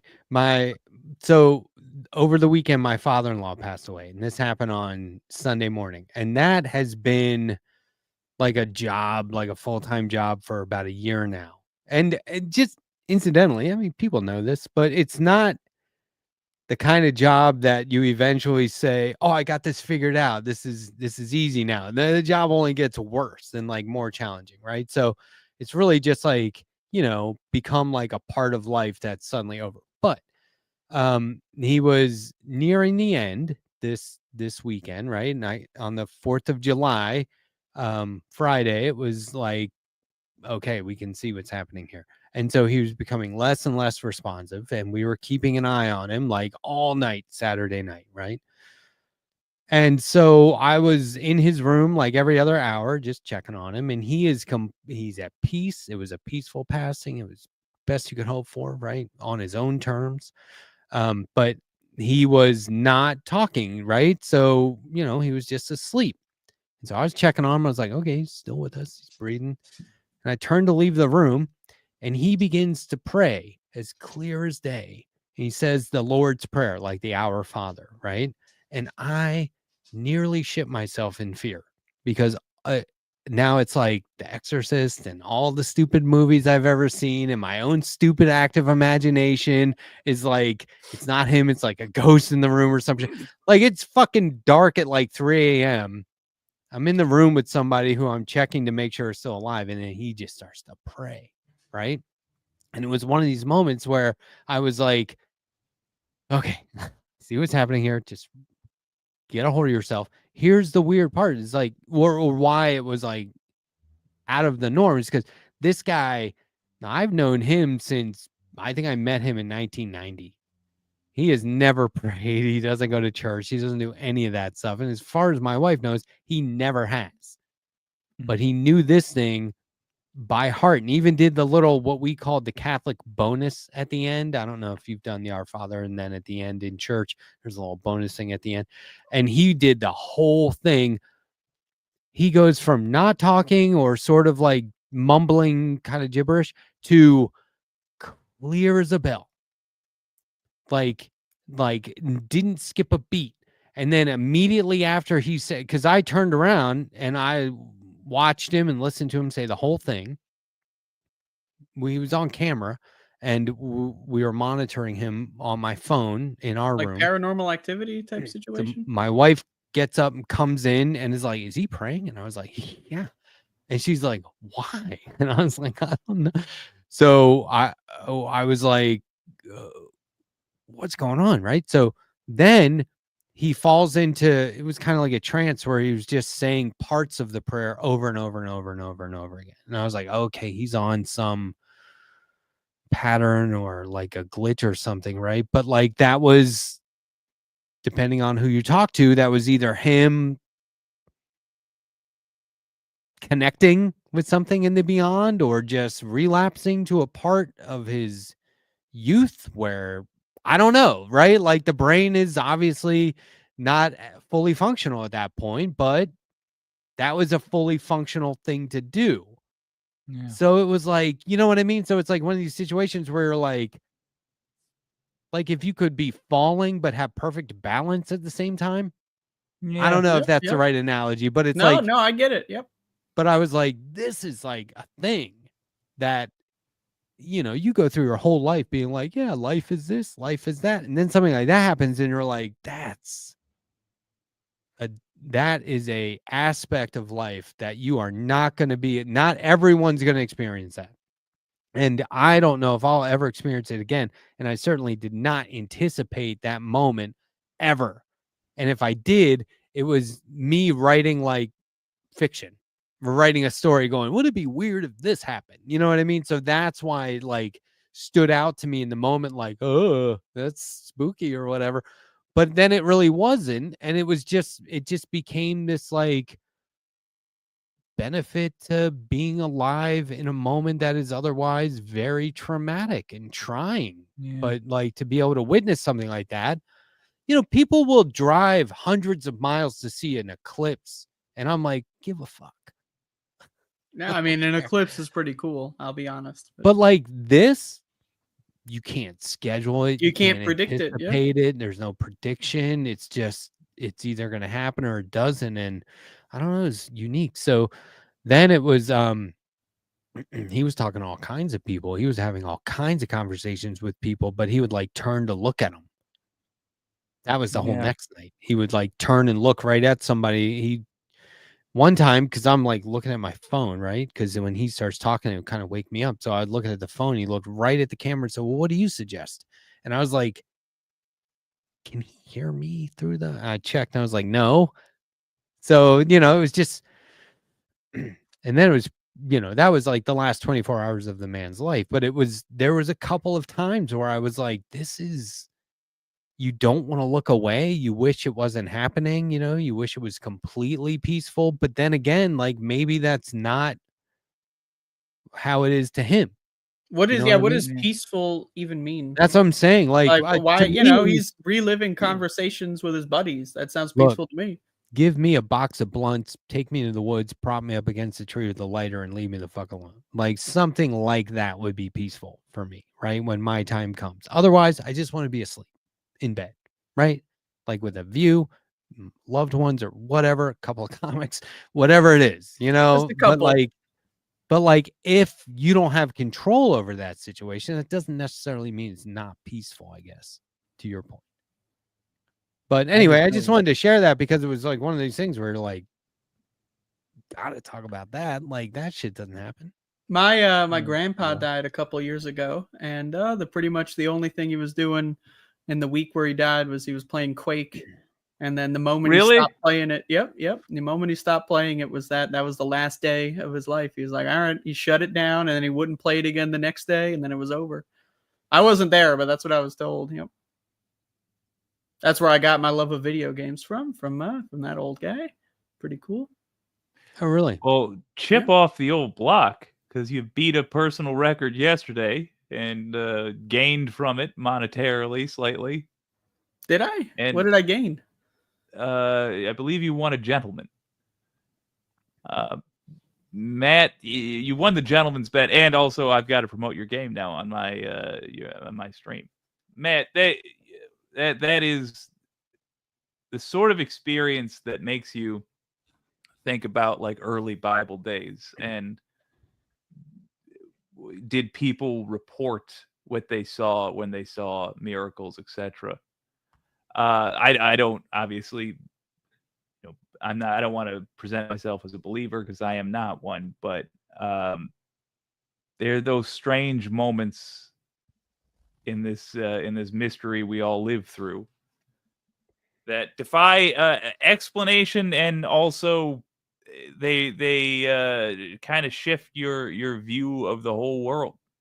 Yeah, like like when you're dying, it's everything you've ever experienced, like the layers between your conscious interpretation of what reality is, like objective reality, and then everything you've ever, like the dream world, like they just kind of blend together at that point. Like the wall that separates, the subconscious and the conscious just kind of fucking falls apart. So yeah, you're just reliving all those conversations with your buddies.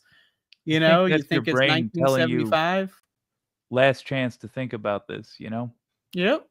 Yeah, but like, what is consciousness? Like, I hate dreams. Great question. But like, you hate dreams because you are poorly educated. But what is that? Like, fuck is going on? Like, that's the deeper. This is what I was talking about on my show on Fuckville earlier. It's the deeper layers of human consciousness, of experience. We are. It's imagine like Goku going Super Saiyan. Like it's in there. It's in our genetic code. There's deeper levels of understanding ourselves that we are just barely on the cusp of grasping.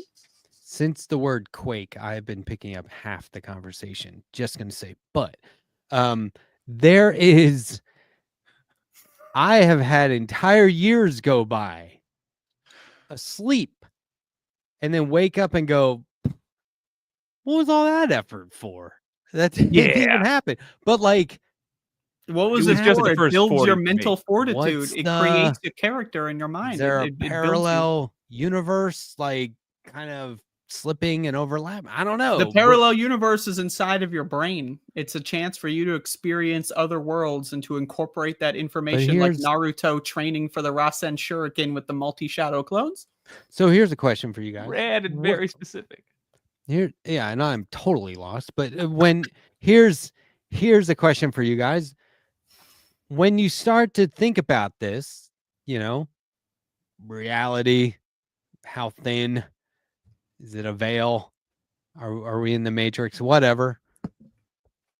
Why has no one done better than Superman?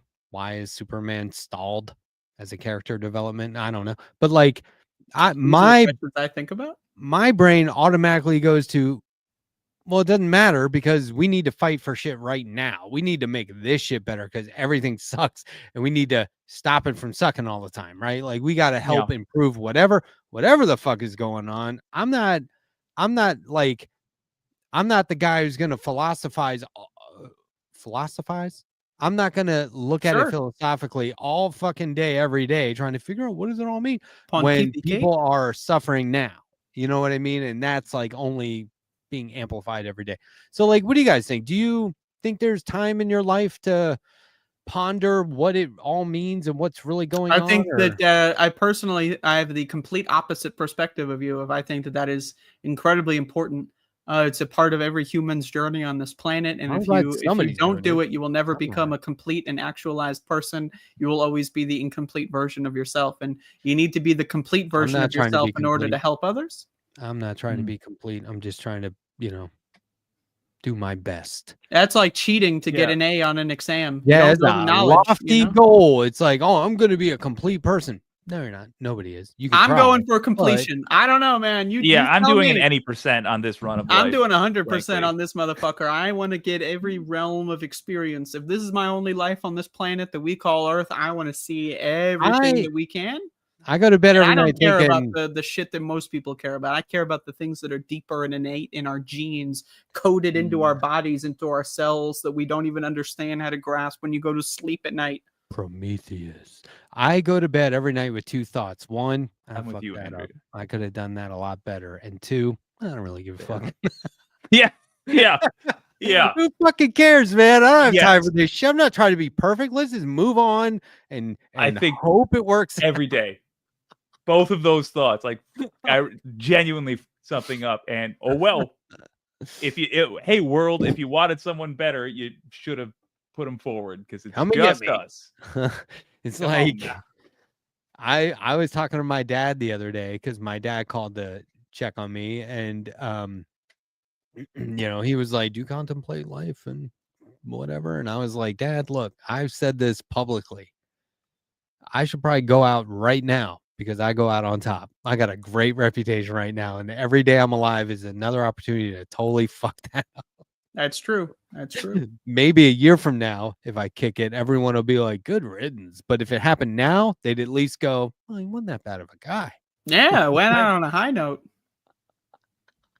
You gotta, but here's the thing: you gotta have something not a low tragic note. happen. You gotta, like, you know, like which you just recently had apparently. You gotta, Yeah. you know, then you go out, and then it's like, oh wow, then that He adds to the saved tragedy of everyone how you on went that out. plane. He saved everyone. Mhm. He sacrificed himself. That dragon would have killed everyone if not for Matt. That something like that. Yep, yep. Oh god, I'm just imagining like you heroically save a plane, like you stop a hijacking, and you actually get to the point where everything's fine and the plane could land. But you're like, now let's get rid of these terrorists. Open the window to toss them out. Everybody starts Oh, getting yeah. sucked down. I have fantasized about this. I'm pretty sure we talked about this one time. I have think so. Probably more fantasized than once. about being interviewed on the news immediately following saving the day. And Just hit him with the "I'm American." That's it. Yes. Wow. I have told you this, because they'd say, "How did you do it?" And I go, "What do you mean how I do it? Fucking American. That's what we do." I've And then you had the leave. same fantasy, including saying You just walk away, you turn around, you walk away, and then like you have like a Walkman, and you start Republicans playing and your theme Democrats song will so everyone embrace knows. me and say we need his opinion on everything going forward. That was the most American fucking thing to ever happen. yeah. And I personally would say, you know, I would be in that situation. I would say it's because I hate America, and then I'd walk Ah! away. And I feel like I'd have the had same to. reaction. I had to do it because I hate this country. I hate this country. I did it for spite. God damn it! I saved those people so I could remind them that it's a bunch of fucking America didn't save you. I colonizing did, motherfucker. pricks and slave owners, and it's not getting any better. I only saved the day because I knew you dumb motherfuckers would do an interview with me so that I could say I fucking hate this country. Goodbye. You think I give a shit about Betty and fucking whatever the fuck that guy's name is? I don't even know his name. You think I care about them? I don't give a shit about them. They mean nothing to me. I saved them because it would make me look good. God damn it. One time, somebody came over to my house and saw the American flag out front, and they're like, Ooh, "What are you, a patriot?" And I was like, "Yeah. What do you mean by that? You said that like it was a bad thing." And they're like, "What do you like? You know, conservative?" And I was like, "No, I just my grandparents put a flag out, so I have a flag out." And then I was like, "Why are you making me feel bad about this?" And You should and feel bad that's though. well, but that's okay. So like, hard disagree. what does that flag mean to me? Maybe means ask me death, that, it means not the whole, genocide. "Are you a patriot? What are you, pro-colonization? What are you, pro?" No, I'm on fucking that. I'm hate on this that fucking rando country, motherfucker but- side. If I see an American flag, the first thing I do, I either flip it upside down or I burn it. Fuck Yeah, it's the not American like, flag. and that was just I'm like anti-Confederacy. Yeah, that was just a time where I had a flag out. It wasn't like I even really thought about it, but at that point I was like, no, I think that we have the opportunity in the United States of America to be, and this has always been like, the childish version of it. The opportunity to be a positive impact on the rest of the world without trying to Americanize everyone and impose values. It would just be like, no, I mean, the original concept was that this would be a place where it's a melting pot. We would That's have not the original diversity. concept. No, I That's some said this horse is a shit. childish version of it, but why not? Why Yeah. couldn't it be that? Why I not don't- have a I don't melting think it's pot? gonna Because be. what the fuck what good is a melting No, pot? but I if think the our pot is melted? progressive You don't have a pot anymore. progressive leftist values are trying to embrace something where everyone belongs and everyone contributes and everyone benefits, right? That's I all think I we should ever claim thought ownership of the stuff. flag We was. should plant our philosophical flag in any symbol we can and take it from those who would use it for evil. And especially make them look dumb. Here's the thing. If you can say that flying the American flag means you either or are a friend of those who do, it would be very, very funny for all the bigots who have those flags to be like, "Oh, that's not what I meant."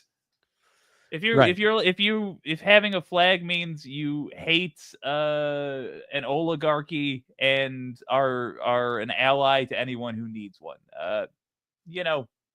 I think I don't know, Jake. I think we lost that fight, man. You got these ICE agents wearing these American flag bullshits while they fucking kidnap and murder children. I don't know. I think we lost that war. And we got motherfuckers wearing that flag going to other countries and raping villagers nonstop every day. Well, we did it bombing here, and but, sniping children's feet and legs off and blowing their brains out with the flag on their chest. I think we lost that war. I don't know, Jake. Have fun reclaiming that fucking shit. So I'm going to go over here with my new flag, okay? I think flag? I think I don't that know, but they I'll make need one. to. I All think right. that I think the U.S. needs to. They need a self-imposed path to redemption and a lot of apologizing and a lot of we fucked that up here. And compensation. Yes, I will be exactly. honest And with you though. compensation. There is a level of to- narcissism involved with like, how does America apologize? How do we do this? Maybe we don't need to apologize. Maybe we just need to fuck off. Maybe America needs to just dissolve as a country, and whoever lives here could I just mean, at start this a point, new yes. project. Okay, but it doesn't change the fact that there was, robbing and thieving and slavery and just There was a lot of nonstop, slavery. like the worst of the fucking worst from the very beginning. And all we do is pretend that America started in 1950 or after World War II or whatever. You know what I mean? That there was this like beautiful moment where it was the perfect thing. It's never been the perfect thing, and it's obviously not going to be the perfect thing, but you fight for some ideals, right? Some idealistic way that it could be on behalf of all the people who have fucking suffered and didn't get what they deserved and probably won't be compensated or brought into the conversation. That's why you do it. I would never say, no, I love this country. I'm putting a flag up. Just had a flag in front of my house, and this is like 30 years ago, but like I was pretty fucking dumb at that was the least of the things you should criticize me for at that age. You know what I'm saying? Like, Yeah, 30 years ago, Letterhack was a fucking fuck up. let's talk about it instead of you saying, what are you, a patriot? Like, let's just, can we just talk about it for a minute without you being like, putting me in a position where I'm like, what is going on? Like, I don't know. Letterhack's just mad as hell that he had to question his patriotism for the first time in his life. I wasn't even looking at it as like, I'm a patriot. You were just looking at it because you were indoctrinated in the school of, it's just the American flag. It's like the grass on your lawn. It's just there. You don't think about it. It's like you have a door in your house. Everyone's house has a door. What are you talking about? Separate from conversations about honor or pride, there is just the practical, I think, matter of compensation for recent crimes, which the people of the current living generations have an obligation for, which is to say, at a minimum, there are about 1 million families in Iraq who have members of their family that would have produced income over the last 20 years for that family, except they're dead. Similarly, that's happening in Palestine right now with U.S. weapons. It's not the same. It doesn't mean that we don't have to do more, or there's not other things that must be done to attend to those atrocities that we have committed as a country or allowed to be committed in our names. But just in terms of getting these people back on their feet so we can be neighbors again, there's a generation in Iraq that I feel we have to fund in some manner, and same for Palestine. But don't you just want, look, this is what I mean. I agree. I want to get to a point where people, if you're going to assume something about me, assume that I'm doing it right instead of assuming that I'm doing it wrong, and that I can't talk about one topic without talking about it from every responsible angle, no matter what, because nobody talks like that. Right? So like if somebody's just going to casually walk into my fucking house and go, "What are you, a patriot?" It's like, I mean, can't we? That's not how. Like, I love the way you do it every time. You fucking know me. Like, you know me. You already know me. I've been doing a YouTube show for 3 fucking years. Somebody comes along for the first or second time and they're like, I got some questions for this guy. Why have I been doing it for 3 years? Come on. Do I have a reputation for being a right winger? Fuck. I just love this idea that like someone like Letterhack invites someone over for like a dinner party. They're gonna play Twister and eat some. We were literally gonna burn one. We were gonna burn one. And then this guy walks in and then he's like, "What are you, a patriot?" I'm probably gonna watch fucking Star Wars.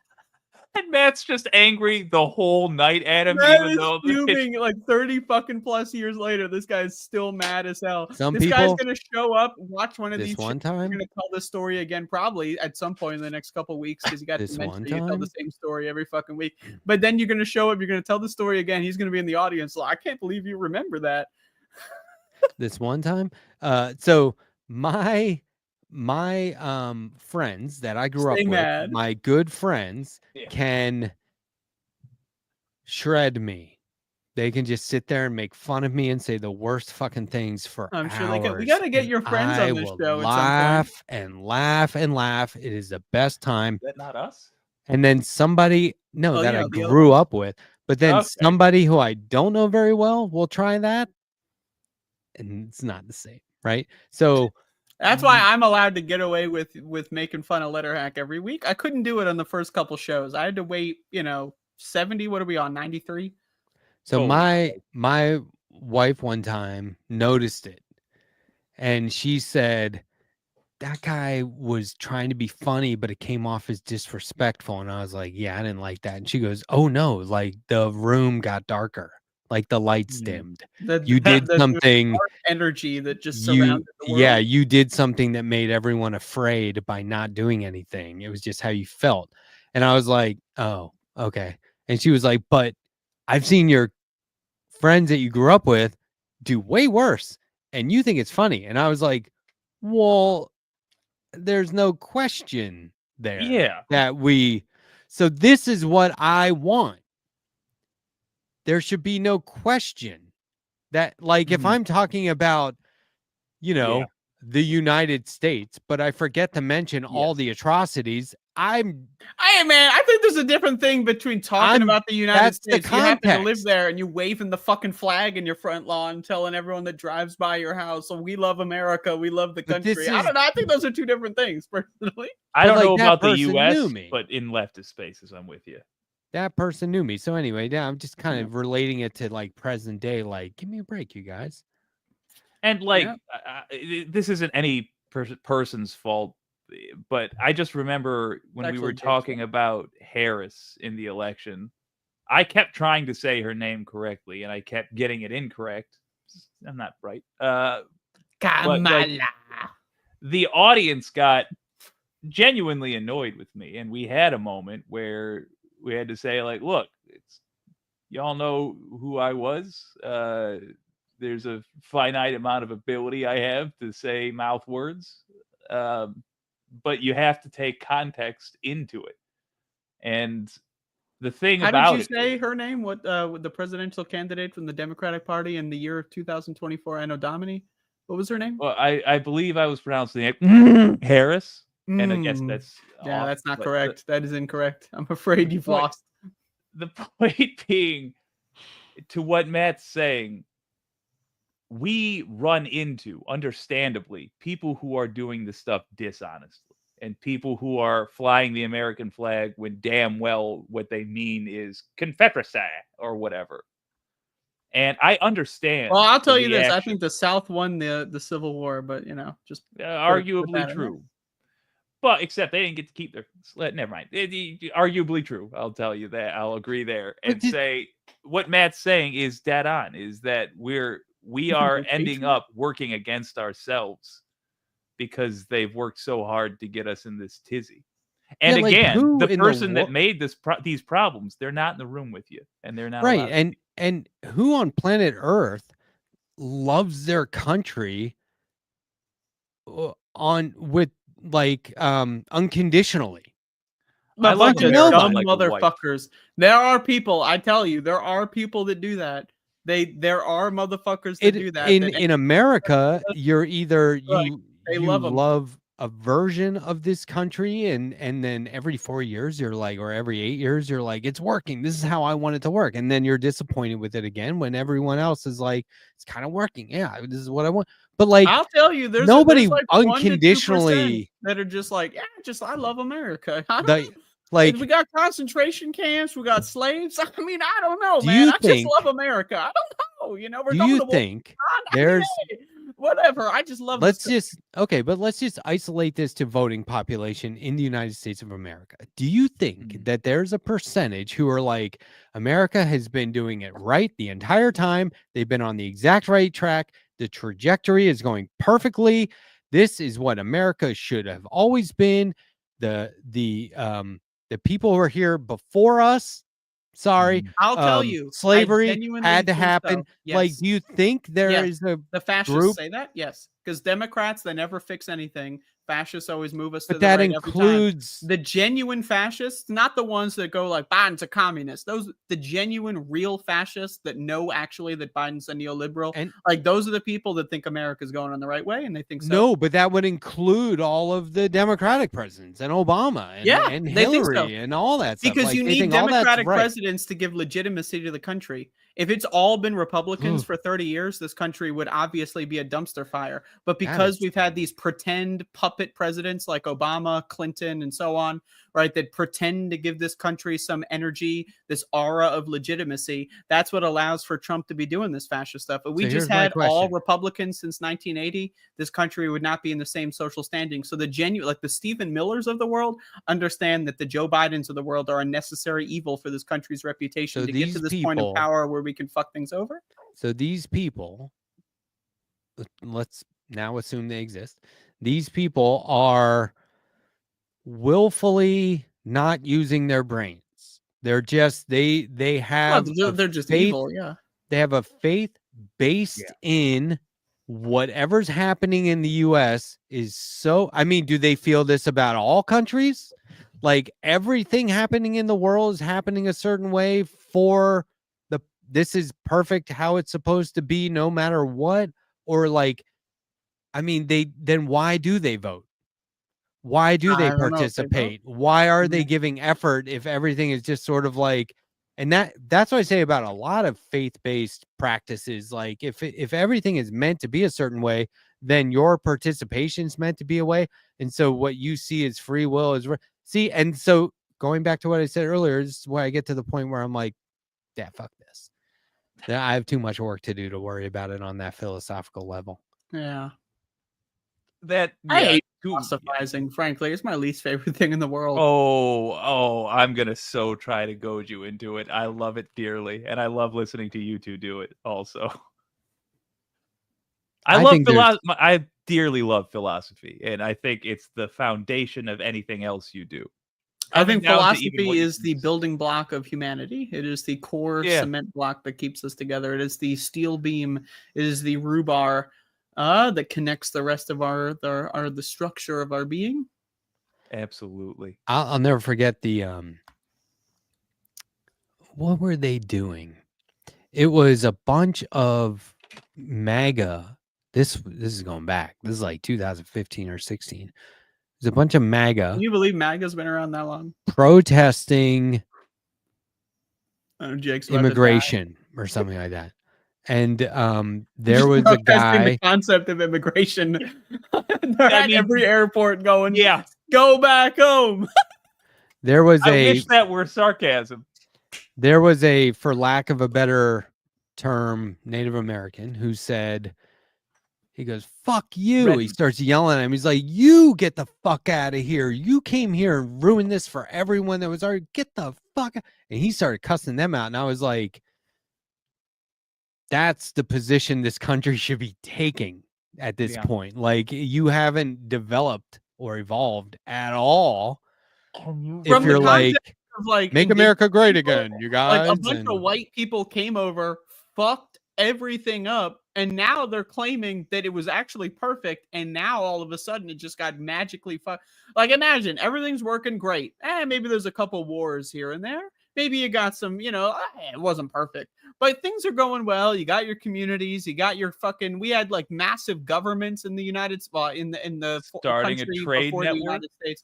There were some of the most, there were women-led governments. You know, some of the largest matriarchal governments in human history existed in North America before white people came over, right? They had some complex governmental systems, complex relationships, complex decrees and treaties. Then white people show up, fuck everything up, and then they just don't stop whining. They just don't stop fucking whining. And But now they they tell had- other people look, they're not allowed to come here. Give me a break. Andrea, those white people had boats. What, are they not going to use them?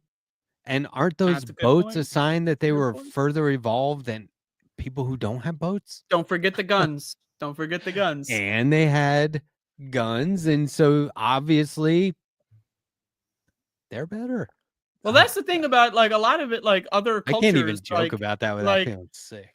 It's just like, why? Like, had imagine boats. how fucked up your brain has to be to develop the gun. Like, we take it for granted now, but like, we're talking tens of thousands of years of human history, and we just invented the gun not too long ago, just like 1,000 or so Inevitable. years ago. We started like coming up with this gun thing, but for tens of thousands of years, the concept of you just have a magic stick, you point it at someone and they die, like that's insane, man. It takes a truly fucked up society to create some magic death stick. I'll tell you And that. it doesn't That is some require fucked up shit. It doesn't require electricity or batteries. It's insane. It's Just some pretty- magic death. They were stick. You like, just pointed at someone, boom, they they're say, dead. if All you your problems put are solved. this, You don't need to learn this, and conflict this- resolution. You don't need to learn diplomacy. You Yeah. don't need to learn how to be a good person. You just point the stick at someone, boop, you press the mute button, they're dead. Well, it's actually all in one. It is a mute button. It is a conflict resolver. It is a form of diplomacy, certainly. All in one convenient package that you point at a human being's skull. yeah. And then, hey, I have an idea. Let's line everyone up on a Oh, field facing off, and we'll all get one. And then after that, we'll do it again. And then we'll do And it we've done again. this the most logical way we can think of. We're going to have you assemble the bullets in the field under fire. What's that? Yes, they are explosive. Yes. Stop looking at me. Can't we weird. I don't just like talk it out? No. What's the matter with you guys? Go stand in line and assemble But your I bullets. know under fire. him. All right, stand 30 yards back and squint. These Why are we here? They talk different. Well, fucking. Oh, they get talk 'em. different. Yeah. Because the general said so. Who told him? The president. Oh, I guess we better fucking do it because there's fewer people in charge the further up we go. It makes the whole thing is just I just keep thinking of the one group out there who's going, nope, yeah, this should be this way. You can't think of a better way? I'm telling you, the only one who's Better? happy right now, the only demographic who's satisfied over the last 10 years are the Nazis, the fascists, the Yeah, freak shows. the Nazis. Those are having the only fun. people This- that are pretty much getting everything they want. When Joe Biden won, Even if that it's was like chaos, a gift to yeah. the Nazis because only Joe Biden could get Democrats to do the shit that they've been doing over like the last couple of years. I'll tell you what. us And it just gave 4 years Donald of Trump a recovery. red carpet to come in here and finish the job. No consequences for the horrible behavior, but don't worry, we'll fix the economy for you. And that way we can be swamped with 12 years of Trump instead of 8. And he gets to take credit for Joe Biden's economy, and we get to do all the evil international 12 years of atrocities. Donald Trump. I enjoyed the intermission, though. I got a lot of sleep. I'll tell you, I Yeah. really charged up. I drank a I was lot. able of beer. to I got a climax lot of at the sleep. thought that Trump might be in prison. Man, nice remember that? reprieve. Remember when January 6th happened and we were like, whoa, he might go to jail for this. I need a minute. Politics turned into. I mean, if it wasn't obvious before, at that there it point, we all should have realized that politics in this country is just psychological warfare, because what they want you to fight for and believe in is all. There he goes. It's all a sham. And like, think about It's also a shame. There were Republicans in Congress who were like pro the fuck out of that thing, right? Stop the steal. They were promoting it. They were saying, go to the fucking rally. It's gonna be great. They were all for it. They were giving them tours saying that's a hallway and that's a hallway. This is all on tape. Nothing happened to anybody. They did a whole hearing. What came of the hearing? Here we are. I mean, what? Man, that Yeah. shit was awesome. Like I remember watching it on TV, and then the next 4 years, no one did anything. No They one just did didn't do it. anything. No one did anything. We were Not all right. sitting there watching, going, okay, I thought it was the grab them by the tape, right? And somehow that didn't do it, man. And I That's was a like, crazy- whoa. When I first heard that, man, I didn't like. I mean, I thought I was like, just- oh, that's I thought it. it was That's it. over, man. That's I was it. just like, that's crazy shit. But nope, it And was then the not that. insurrection, and then we're all sitting there going, oh, this is definitely it. People died, cops were getting beat. This is fucking it, right? That's is why I like said this. it. You can go watch my shows from January 7th and 8th. But like I said, if Nancy Pelosi doesn't do something about that, she should be also tried under the 14th Amendment Section 3. Yeah. You watch- Because the fact that Nancy Yeah. didn't actually put all of these guys in jail immediately, she is also a seditionist. She is also an insurrectionist. She gave aid I and want her in comfort to prison. people that tried to destroy this country. She should be in jail for insurrection. If she you was again, watch it's the Schumer's Democrats always that enable the Republicans. That's why Nazis, the real Nazis, not the like the reactionary loser GOP people, but the real fascists and Nazis love Democrats because But they're you- professional fucking losers. And they're all Every member of the House and Senate that refused to Yeah. do their job and get that Jail man out of forever. office. Yeah. Even Yeah, like and they people were like, Mike fucking Pence Bernie was even back should in have there been going doing his harder. Like job. it's insane. The There's fact that anyone let them watch- get away with that. Oh my god. You watch any of the footage, there's documentaries, all kinds of stuff. You watch any of the footage of the congressman barring the fucking doors, and you It think, was. I will be honest. Seeing members of Congress Had actually be guns scared for drawn. once in their lives, that was pretty enjoyable. But, like, in retrospect, that was well, pretty good. okay, that aside, you would think those people would at least try to do something. They were there. They were terrified. They're calling their families, being like, I don't know what's going to happen. And like, nobody did shit. Are you kidding me? And they have this hearing. Okay. They didn't do it. So what? fucking thing. They didn't do a fucking thing. And how many, okay, has that ever happened in this country before, in a time where it could be filmed, documented, all those different cameras, all those different angles, right? It's like they were making, the January 6th people were making like virtual 3D maps of the whole fucking thing. They had it all, they were like, And no one that had wouldn't any- hold up. Only a in a couple court of hundred law? people went to jail, and then they walked free a couple of And years they later. walked free. And they got they're and honestly, probably it was under worth it for contract go- with like ICE. imagine this: you go to jail for a couple years, Trump gets in, pardons you, you go on the internet, and then now you're a J6er who got pardoned, and you fundraise hundreds of thousands of dollars. They all made fucking like millions of bucks were flowing into those And then, guys. Well, and then you pedophiles- get to work for ICE and Oh and my beat God, people they up. got Let's such not confuse a good it. deal. So what This we're seeing in the world is if you want to go and like fucking try to destroy the country in favor of Republicans, you get millions of dollars. Look at Kyle Rittenhouse. Look at all these people. They get rewarded every time you go out there and They don't goose even step and ask for hail it. Hitler. Yeah. You get millions of bucks. That one bitch You who are- fucking just called a child the N-word got like $1 million on a GoFundMe. Like we She live didn't in even ask Fville, for it. They you know? This just did it. is part of the design. We are supposed to redirect our anger that we just had. We just had very constructive anger, and we're supposed to redirect it at the little guys that don't make decisions, even though they benefited, and they are, let's be frank, evil people, in my opinion, and they benefited from this stuff. We're supposed to focus on them, but don't forget what happened when it was unsure how this was going to work out. Who had to take the risks? The little guys. Who were the Democrats willing to go after and make a scapegoat out of? The little guys. The people whose names were not famous until they went to jail. Who were they doing that in service of letting go? Their fellow oligarchs. Yeah, their fellow exactly. ruling class. That's Yeah, who we and- got to get. And the and- Democrats, too, those mother... I just want to say, for the record, I hate Democrats. I hate Nancy Pelosi. I love Trump. I love Israel. Thank you. Please click.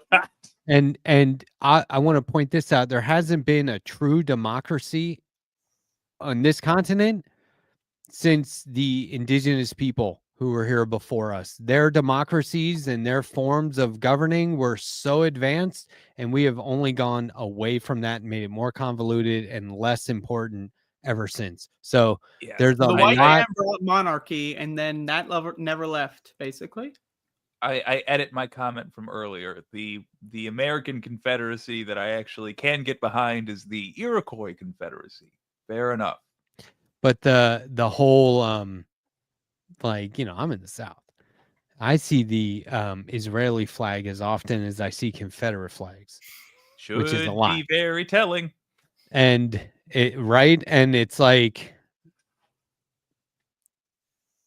I love Trump. I want to say they need some explaining. I want to say they need someone to like clear some stuff up for them. But on the other hand, it's like that's the It way seems is pretty here. consistent. Yeah. I've been fascinated with the Black Panthers recently. Oh, there's a because great comic book you got to read. That the whole history. It's fantastic. I'll recommend. I would, sincerely, can you do an episode on that, or at least direct me to the comic? Wait, you can just tell me now, and I can type it into with finger words. Well, I don't remember. Here, I I'm have gonna a take a break question. anyway. I'll grab it. I have a question for both of you Mm. and the chat room. So I just finished a beer. Should I get another one? How late are we going to be up here? How Probably. long is the show going to be lasting? I'm not going anywhere, but I will. You're not be going right anywhere? back. Should I get another one of these? Oh, you went I somewhere. miss hanging out with y'all, even though we never stopped hanging out. I mean, we did a So show. yeah, I'm yesterday. gonna hang out. Oh, That's true. That's true. Well, I mean, I can't go and get a beer if fucking Letterhack's not here. Or like, Jake, you're gonna hold it down. You're gonna do a excuse solo me? show. Yeah. All right, Yeah. all right, Jake. You're gonna do a solo show. Everyone, I will be back in approximately 64 seconds. Start your timers outta here. now. Don't take your time. That's all good. Oh, why did I pop back on? What the fuck? I hit stop Yeah. camera and then I just popped back on. Okay, audience. That look, was you fucking gotta weird. All right, pretend- start your timers. Yeah, go. now. Yeah, we're gonna have a blast. It's gonna be good. No, none of you motherfuckers can leave. Look, all right. You have to pretend like I was entertaining this entire time. You have to be like, huge like applause when they get back with the emojis. All right. Don't you dare. I'm watching the view counter up here. Don't you dare leave until they get back. Got to prove to them I can handle solo. All right. So what are we? Motherfuckers, 89. We were at 93. Get back here. Go get them. Where'd they go? All right. Look. So we were discussing the fact that you can never seem to get folks in the room who are actually the people you should be angry with. What had made me think of the Black Panthers and why I'm excited to see that comic is they famously worked with people they didn't like and didn't agree with about much, except for the need for working class solidarity. Yo, I love it. It's a great the Black book. Panther Party. You know they sold a bunch of books accidentally a couple years ago. Are we doing show and tell? Yeah. I love show How'd and I tell. do, It's my audience? favorite game.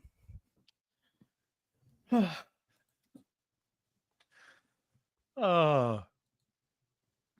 The Black Pretty. Panther. Yeah, and it's got to be the one by David F. Walker.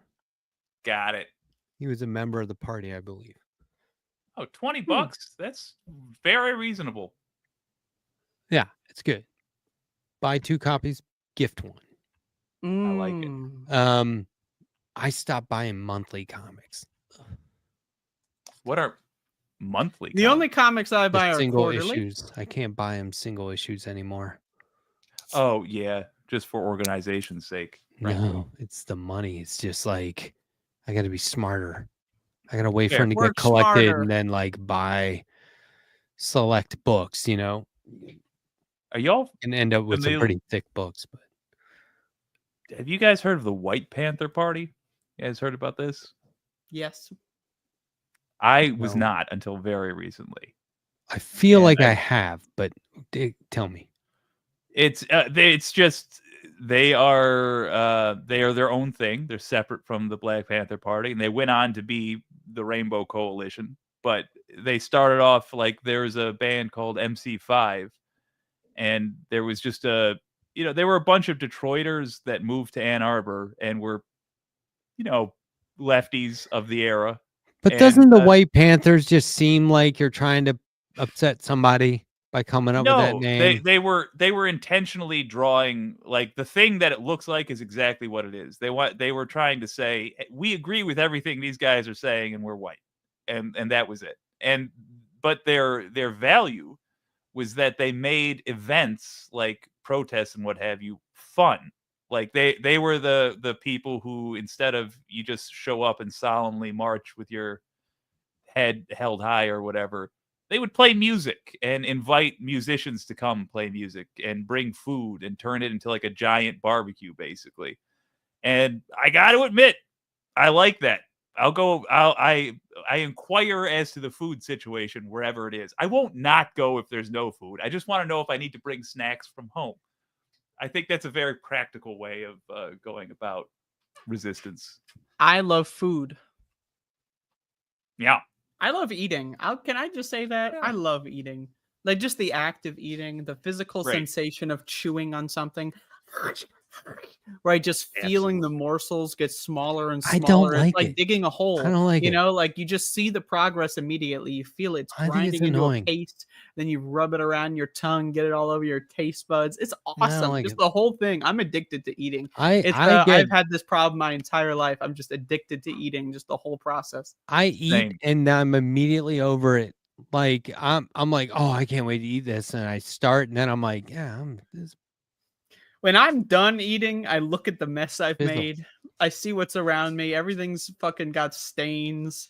You know, like my you're entire talking body about like, you're talking gotten about getting into it. roasted and then that's totally different. like No, I'm I'm talking roasted about every stone day. cold sober dinner time. Like what are Stone you gonna cold eat? sober I don't dinner know. time. I don't even Kinda know what wanna that eat this, and I then don't you're even know like, what that is. I used to. all I know is I not love unlike food. a stray dog that got a hold of your sandwich. I sound like Jay Sherman from The Critic, just yeah, I'm with you, Andrea. I enjoy eating massively. Matt, follow-up question. What's the matter with you? I don't know, dude. That's the ultimate question. You're in dry rub barbecue love- land I love too. texture. Can we talk about texture? Just like you have like a very nice textured meal. And I then gave it just up hits meat. all the parts of your mouth. It's amazing. I gave up red meat for a long time. And then I was like, I had it once and then years went by and it once again. But like, I really was like, that's it. I'm giving up red meat. And I went out and I was like, I'm going to have one more steak. And I went to this steakhouse in Boulder, Colorado and had I think it was $500 steak. And halfway through, I was like, this is not fucking worth it. It's not worth $500. No, sir. It was good, but man. it was good, and I had the money. But at the same time, I was like, man, fuck this. the barbecue for the sweet, a little bit of salt on there. You There's whole roast hog the meat to barbecue get down that here, too. umami flavor. It's just Whole hog. fantastic. Sometimes love food. Holy fuck. here, like, I can't do hot dogs. Like, I will not eat hot dogs. But Hot dogs there fucking was a time Hot dogs aren't even food. where I That's would food bite into speculation. like a grilled Nathan's Frank and be like, "Oh my god, that's good!" Like everything, the bun, the dog, the mustard. grilled Oh my and god, everything is so onions. good. But then I love mustard. I love relish. I love pickles. Yeah. I love bread. Don't really much like the hot dog. You throw anything else in that equation and I'll eat it. That's the good stuff. The hot dog is the This- vehicle, right? It's the fucking, Yes, you're eating that's that. true. It's because you think that that's food, but it's not. Everything else around it is the food. The fucking spice doesn't come from the fucking meat. I'll tell you that. Hey, You I'm know, a even the condiments bread, guy. I you just know? eat the condiments. I'm But- not even joking. I used to fucking buy ketchup and mustard. I just squeeze it in there, and that's a meal. That's a meal. I don't need to eat anything else. This was 2000, I want to say 2016 and maybe 17, and it was on Walnut downtown, parallel to Pearl Street on the west end. You go into the building, take an elevator up to the restaurant. It's all the banks, financial stuff was around there. I don't think it's there anymore. It didn't last very long. I mean, it was above the Med, if that helps. And yeah, anyway, I mean, the Med is a Mediterranean restaurant they call the Med. I get I it. love the Mediterranean Sea. It's a well-shaped piece of fucking like not ocean. We but don't have kind of, like- apps. We have I topics. love the Mediterranean Sea. It just looks amazing, especially all like the fucking the archipelago. Like that part. Like that's just, oh man, I just love that shit. Oh. This show tonight has been one nonstop stream of consciousness that was not planned. It was totally unscripted. We've drawn no conclusions, as is our motto, our right, and that's our basic That's my right. It's value. the American way. It's the American way to drink beer on a live stream and not say anything of value. I can't believe that I we love just Trump. I love Israel. somebody just plays the Keep saying intro and then we keep going. It doesn't I'm stop. trying to cover and my it could go bases for when the anywhere. FBI I takes do the feel door like we down, start talking over each other and it just sort of becomes nonsense. at a Who certain- could That's the whole show. timestamp this, That's the whole or show. not You can't timestamp? timestamp Yeah, anything. timestamp it. Yeah, Who- timestamp that part where Jake was talking to himself and no one could hear anything. But who could Yeah, take timestamp this that part. afterward and say, I mean, at who's this timestamp this happened, and then they change the subject? You can't do that. They'd be like, We're unlikely to get chapters. Yeah. every other chapter would be like, and then they went back to the previous chapter before this one, but after the, yeah, it makes no sense. Yeah, I had to skip that 14-second chapter where they just wouldn't shut the fuck up about chapters. But after that, it got really good again. We did that on purpose one time. That's still, I think, my favorite bit we've did. That or the I also, this is patting my own back, but I like how the time traveling brain turned out. That was good. But I think with the talking all at once, I think Andrea was the only one with me, which would be 50-50. But I think at least Sandee and Jake were like, this is not going to work. We can't do this. Yeah. Oh, that was easy. That And was we did it easily in done. one take and it was perfect. And we did it like 5 minutes before going live. So I had to we had to do it, I download it, then we had to go into the regular stream. I had to edit it, I had to upload. Whole bunch of horse shit. I'll tell you that. I had This to guy edit out tries the way part too where I hard said with these 3, skits. I'll tell 2, you that. This guy is thinking all day. Like This I whole wake up show to is a bit. message at 2:13 a.m. I wake up to a message. My phone goes off because I have phone notifications now in the story in this fantasy world. And don't wanna Matt's do like, "Hey, bits. I just came up with this bit. Hey, please respond." And then I'm trying to not think of how to true at all. respond. And then I see the Letterhack is Not typing, and then the true. Letterhack says, "Hey, are you up?" And then I'm like, "Hey, I'm up. Hey, what do And you then think?" I'm video And then- calling you. and you're calling me, and then you send me a text message on the same phone that I'm responding to, like, "Hey, I'm already fucking talking to you," right? But I sent that phone message already, and then that takes, SMS takes like fucking a minute or whatever to send. It's not instantaneous sometimes, right? And then this motherfucker. So we get on the call. I'm still in bed. I don't know what the hell is going on. And Letterhack tells me this fucking stupid shit, and then I fucking forget it in the morning. And then we fucking talk right before the show happened. He says like, "Hey, remember what we talked about?" I'm like, "I don't fucking know." Then he has to explain it again. No, And it we doesn't come up with this shit on like the night of, right before. We haven't done it. I haven't initiated any because Sandee's not here, and I just don't want to. I don't know. It's not fun. Yeah, But it's like, without her, yeah. and plus, it's always fun to like get Sandee to do crazy shit. I Yeah. feel like the It's rest just of part us the are. chemistry that we plan for, Yeah, like we are like definitely gonna do crazy shit, and then Sandee has to be like roped into it, which is part of the fun. But I think like that was awesome. How every time it was like, "Hey, I got a bit we can do tonight if you want." And I might loosely run it by you, but like usually we would wait and like we would get our guests to do it sometimes. I don't know. I thought it was fun. Yeah. Yeah, I love when we've been able to rope the guests in. That's how you can tell they are, they're cool. Like if they're willing to get weird enough to try one of these things. When you think about it, this space is really just us at Left Past 10 Industries roping more guests in. I mean, it does serve that function as well, I have to say. I'm I just cannot gonna. tell you how tickled I am. I feel like I have a lottery ticket which is guaranteed to win at some point in the future. Because I'm on Left Past 10, which is an Andrea and Matt show, and Andrea and Matt went off and We get every week we get the same comment: best show on the internet. facts. That's just an It observation. not by only the is it the stupid best viewer. show on the internet, right? But it's the best show on the best network. Double Yep. dip. And we aren't afraid to like, even on a weekly basis, we aren't afraid to just totally shut it down and retool it to the point where you might not even recognize it next week. We don't Week care to week, you don't even know what's going on. because our art deserves that level of attention. So we may just go, fuck it. We've hit rock bottom.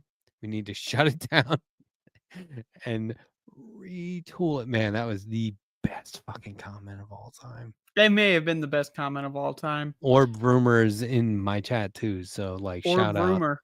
That was the bet because when he said that, I started laughing. I'm still laughing. Ridiculous. I've been in a continuous state of laughter. I was like, for the last several weeks. It's this caused was me like a lot of abdominal issues. This was 3 episodes back, and I'm like, you're just now saying we've hit rock bottom. It hasn't changed. Look, this is what I did the other night.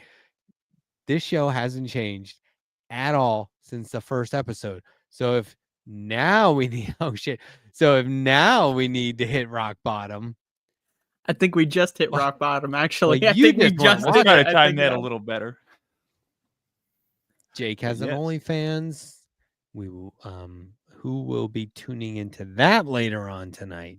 Is that an official extension of this space? We go on OnlyFans at midnight. Is that correct? Well, I didn't mean for it to play quite then, but almost quite then. But please continue your point, and then I'll make this ridiculous sub point. I don't think we have a point, so go on. Go, Jake. It's your time to shine. Floor is yours. Go. Well, as you know, I've recently been demonetized on YouTube, so I've had to look for what now we're all going to be demonetized. Yeah. Can you show OnlyFans on YouTube?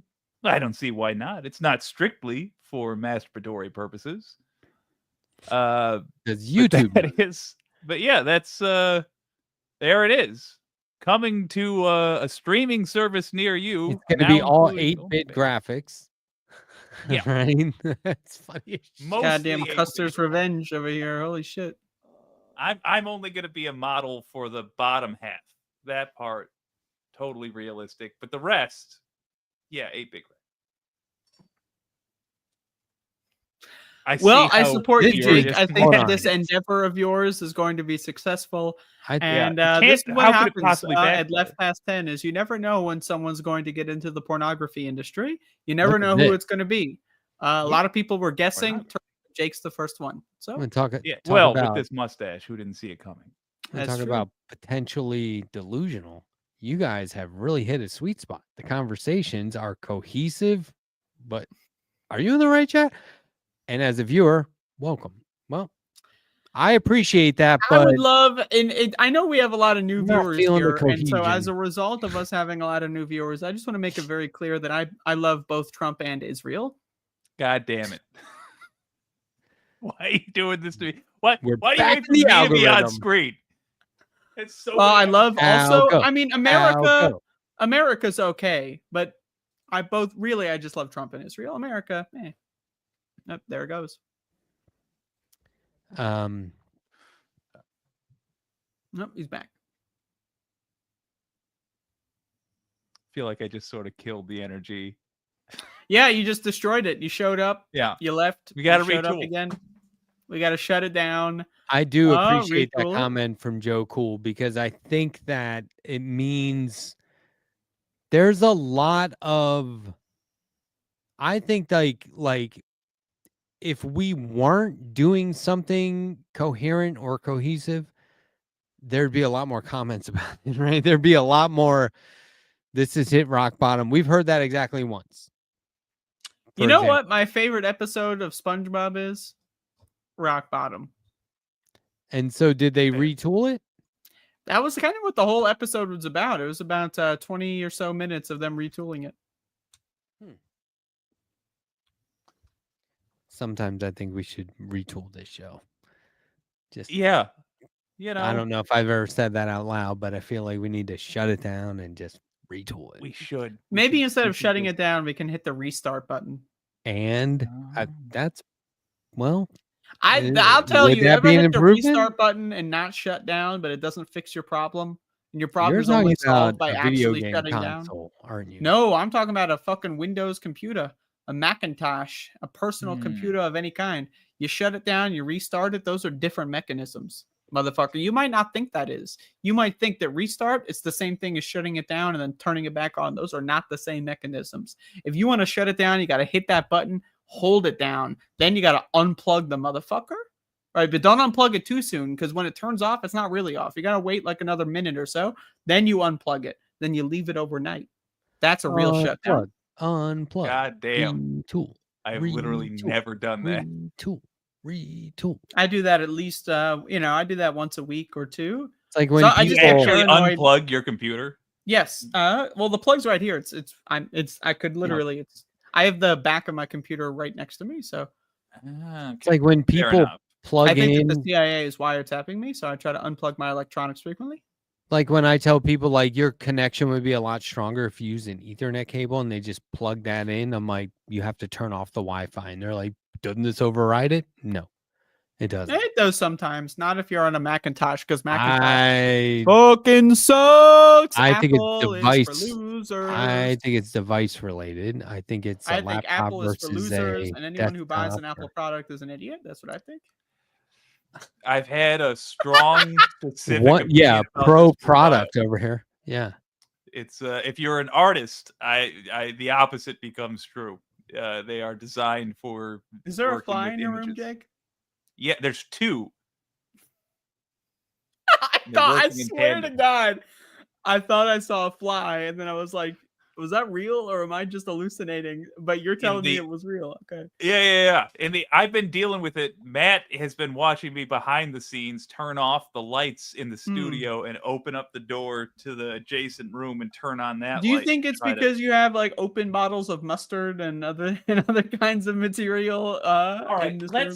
let's not just jump into blaming the condiments. The I've had these for a long time without any Right. fly related shenanigans. Okay. It's the lights. It's the studio lights. 23 months. Look at this member. Oh, thank you so much for being a member for 23 months. My word. I assume it's because of Left Past 10. But what a fly. Jake, you're still doing your show out of the kitchen, or you just have food products throughout the house. I know, His I've entire never. world is the kitchen. Yeah, I've never done the Look show at out of the this kitchen. guy's face. Letterhack is like, yeah. Why do you have ketchup? Is that ketchup? It's What hot do you got honey. there, Jake? Hot honey. And you just need that at arm's reach, right? Like the hot honey. Where the fuck is my hot honey? I'm just gonna keep Yeah. this with me. What if I don't want to have a normal honey sandwich? You going to walk across the This, apartment okay, and yo, eat? Letterhack, you were not here last night, but check this out. So this fucking guy, he literally has a microwave within arm's reach. Last night when I'm playing Crash Bandicoot, he makes a fucking chicken sandwich. Fake chicken, by the way, so it's fine. But he literally does it live on stream. He's got a microwave within arm's reach. He fucking... And I Look toasted at the bread. toaster. Oh my god. Okay, are you at a yard sale? Or are you really in No, I just have the necessities you need for streaming. A complete is complement amazing. for making chicken This is sandwiches. amazing. I was in Honey. check this out. A I was mounting in number of flies. I was in a thrift store the other day. So how many flies are there? Pornographic There's two? account? I was in a thrift store that has like this very weird like restaurant. It's in a thrift store. Like you can order food, right? And there was a sign that said now available through DoorDash. And I was like, people are ordering food from the thrift store at home and like paying extra for delivery. That's amazing. Wow. And then so I was like, I gotta look at this menu. I guarantee no one is ordering that through DoorDash. Nobody. Maybe I'm wrong, but They're doing it. If you So can then- imagine it, someone is doing it. so then I went to another thrift store that day. Also served food, also available from DoorDash. And I was like, holy shit. Incredible. Who's Two like in one town. I could almost see buying food at the thrift store. Like I could almost see you're like, oh, look at that. They've got a little stand that sells whatever. But who's sitting at home like, you know what I got a hankering for? Yeah, it wasn't Thrift like store food snacks. truck. It Yeah, wasn't what was like- that one Yeah. food you got? Was that at the oh yeah, that was at the thrift store. Yeah. I would like is that on DoorDash? Oh, it is. There was a Kmart in my hometown that had Kmart, that's a relic. it God, they had had the best fucking Dragon Ball Z toys. I'll tell you what. Shout out to and thi- Kmart. so this was like the early 80s. They had the old school cafe, which meant cafeteria. And it was like Cafeteria. all like wooden furniture. Ooh, The I love little wood. white coffee cups with saucers and the pie display. Mm. You know what I mean? And Oh, like yeah. it No, was I'm right there with. old school, like really old school. That Idyllic. is the only time I'd ever been in a place like We gotta create. You got the wood right there. You got the wood on the wall right there. You're living halfway in that kind of universe. Do go I'm on. not. I'm not. But no, I don't know He why. was what deeply made me hurt by think of that. But like there shouldn't be. I feel like when you're in a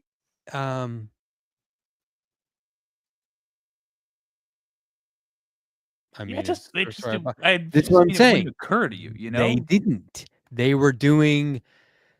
I don't want to call anybody out because I'm sure people are like, you know, trying their best. I mean, what it's like, I can see it like one of the employees is like, oh my God, I hate this job. I really just want to be a cook. Can we do a restaurant in here? And they're like, okay, I'm living my dream. Oh, they don't have any budget. This food's going to suck. And now I'm stuck doing the restaurant part. Well, maybe if we are on DoorDash, there'll be popularity. We can raise our prices and afford better quality. I don't know like what they're thinking. Maybe. But I looked at the menu and I was like, there's no fucking way. All What's on this the menu? stuff- Give us 3 items. What's on it- there? I'll tell you, it was stuff that was bought like at Walmart and sold as food in a restaurant Oh, in the back jeez. of a thrift store. That's really sad. That's good. That's good. The And now I have annual. a question for you. What do you think a real restaurant is doing?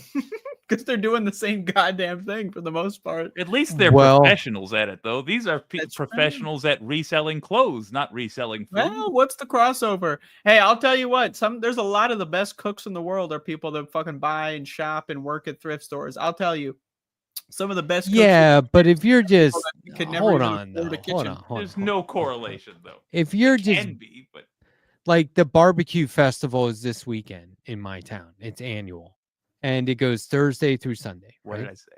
The barbecue festival. And when you can walk through there, like, you know, if you want to beat the heat, you get out there in the morning, right? First thing. You gotta beat the heat. It's all ready to go. And you can see who is putting meat on the grill from an gotta beat the heat Oscar through the Mayer meat. wrapper. And you're like, so what? You just have a great grill? That's Oscar Mayer. Like, come on. And you can see who has like meat that has been cured or whatever, or it's been cut like it was whole hog, and this is like it has been seasoned, it has been kept in a certain way. You can see that if you get there at a certain hour, but then if you get there in the afternoon, you just don't know.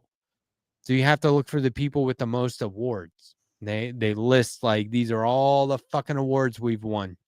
And there's one place with they would have a really long line, except they're smart and they have like 6 registers. And this is like they just show up and set this up in the street. But it is I mean, if you want barbecue, Go to the barbecue it's festival. a competition as well. So Mm. that's I love that element. smoked I love it. turkey legs. Oh my god. I used to And- go to Renfest just for the food. If you go on competition day, the last day, you buy tickets That's and the same vibe. and they give you free barbecue. You give them the ticket, they give you free barbecue, and then you put your ticket, then you judge based on you have a certain number of tickets. So if you have tickets, they're like, here's free barbecue. Let us know if you want more. If you want to try something else, they just start because they want you to vote for them. Oh, that's so lovely. I mean, if you It like sounds like a barbecue. genuinely fun afternoon. I go out there because the whole town is out there and you can see a lot of people, but I don't know. That's a lot of barbecue. Hey, gang, speaking of public food events, how does one grow food? You get a little pot. You throw some fucking doit in that pot, Mhm. right? You throw a couple, little grams of doit, and you get some seeds. You throw the seeds in there. You sprinkle some water on that bitch. Put it by a windowsill. You got yourself some food. Okay. What kind of food, Jake? Are you trying to be more sustainable? Yeah, I want a crop that requires the least amount of care. Oyster mushrooms. Beans. Oyster mushrooms. You Beans? can grow Yeah. oyster mushrooms in a shoebox in your closet. You Beans can go crazy ignore and they them. come back every year. You can I may have ignore the accidentally gotten fucking started. mushrooms in your closet for months. They show up. You got If you got cut 'em up, shrooms in your fry 'em closet, up. you're either really cool or pretty sad. No, I'm telling you, I'm not even joking Well, either. column A. I've grown many a kinds. I used to grow lion's mane mushroom. I used to supplement those. You can make them into little steaks. So you can just fucking grow that shit easy peasy, motherfucker. You just get like a shelf. You get like a couple cubes with a specific type of sawdust. You throw those bitches in there. You got yourself food for weeks. You take the seed, You take the throw it in seed, the throw it doit. in the dirt. Yeah, wait throw for it to in the rain. fucking doit. That's where you throw it. You throw it right in there. Sometimes You got to can get talk your to it. fingers- Talk you to get, it. I saw the fly again. You can see your fingers. You go like this. Where you see this, you get the seed. You go like this with your fingers in the doit, and it's easy peasy. I'll tell you. All right. So No, this but seriously, Friday, though, you can grow mushrooms very easily in pretty much any environment. You just Andrea, have to what- look up ahead of time. My concern is that the sum total of my output is going to be like a literal handful of beans, and I'm going to spend like $50 on materials. And I will look back at the end of it and say, if I would have just bought a few cans of beans and donated it, I would have done more good with less effort. And that's what I'm Well, worried. I Well, mean, that's why, you know, it depends on if you're doing that with beans, that's a whole separate story. if you want to learn to Mushrooms, be whatever. sustainable, you should invest in a community garden space and benefit from other people's existing experience, right? Just rent out your front lawn. A Just say, hey, community garden grow some won't just corn. attract people who have never grown. There's going to be at least one person there who's like, I know what I'm doing, right? They're And then chomping at the bit for some space. you learn preparation and you learn how to do it in an efficient way that isn't wasteful. So whatever you spend, you'll get a return on, unless for some reason circumstances are against you, in which case, I don't know, read an almanac. I don't know. But like there's the way my wife does it is ridiculously like she makes it look way too easy. It is like, if we have a channel on the Discord, I should update some pictures. Her gardening, anybody who comes over is like, oh my God, what did you do all this yourself? And like we're like, you know, every time we eat You're something, sitting she's on like, the this porch from the in a garden, by the rocking way. chair. You're like, yeah, we did it. Literally. That's our garden. Yeah. But like the amount of stuff that she grows like effortlessly, part of it is because we're in South Carolina. It's kind of, yeah, It's you just- got God mode on when you're in South Carolina. Yeah, but like now you got to manage it. Yeah, if you're right like now, you got to living in like stay on Michigan, top if of you're it. living in Jake's world, you got fucking like 6 weeks out of the year to plant something, or else it's gonna freeze to death. Totally by the different. time- The way That, or you just have to grow it when you're having a flashback to better times. It's lit totally different. Yeah. Yeah. And well. Carrie starts this stuff in the winter inside, and she's like germinating seeds and everything, and really taking care of them. And then they're on like a light timer and all this. And then, once they move outside, they're in stage 2, and then they might actually like get to a garden or something like that. But like, she has plants for intrusive insects to stay off the garden. She has plants. She's like, this stuff is for the deer so that they won't eat the shit in the garden. Yeah. And she's like, this It's is like just, a moat. this but it's plant is actually for beneficial. hummingbirds. This plant is for Yeah. butterflies. This plant is for this. And it's amazing. But then like the garden, completely untouched. Interesting. So there's a lot of stuff you can do, and it's all about doing what works where you are. But my thing is, we need more community gardens, and we need more people lending their expertise to educate people on how to do it. We gotta get gardening with gardening show on this space. Yeah, We I'm gotta trying get to put one full together. Proper, like I'm serious. Like start in the winter, start with the germinating, all that kind of shit. Like start from step 1, right? You know, like week to week, you can have instructions. You can say like, here's the materials I need, spending costs. You know, we can edit this all together. We can do a whole show out of it. That'd be great. Apparently, a pineapple needs to be sprayed with a gas that simulates, or have smoke run under it that simulates the destruction of its environment, so that the chemical reaction will begin that actually makes it a pineapple that falls. That is a recent revelation. My wife just planted a banana tree, and I was like, we're gonna have bananas. She's like, no. And I was like, don't look at me like an idiot. You said you I was planting a banana tree. Is it a tree even? Like, what how stupid am I? Like, so what? Get your what's the answer? cabbage shears with planting a banana tree. Are you gonna get bananas, or is it gonna take like 40 years or something? I think it's a banana you stop tree, telling but- that story as though the answer was obvious to others. It's not. What I don't does know she what mean the you're hell's not going going to on. have Well, bananas? I walked away in This banana frustration. tree? I was like, I'm not. Oh, gonna you just say walked it. away. Hashtag walk away. It's a banana tree, but like Told her to stay mad. You can't just get bananas, I guess. I don't know. We'll see. Hmm. I don't think there's going to be bananas. We had a cherry tree don't in think Colorado that would produce cherries like every other year. And I was like, how come it's not doing it some years? And people are just like, I don't know. And I'm like, oh, okay. So no science. Okay. Got it. That was the tree. That was the tree that was infested by, I put this in a book I wrote, but it was infested by aphids. Ooh. And my arbor, a good friend of mine, fellow deadhead, who was also a renowned arborist, was looking at some trees that we're trying to keep healthy by pruning some dead branches from. And I said, hey, look at this. Our cherry tree's infested with aphids. I think it's fucked. And he goes, nah, it's fine. He goes, you just need to combat them. And I was like, what do you mean? He's like, let ladybugs loose on the tree. Remember, I put this in a story. I don't know if you guys heard No, this I do story or remember not, this. but- Yeah. Just let ladybugs loose.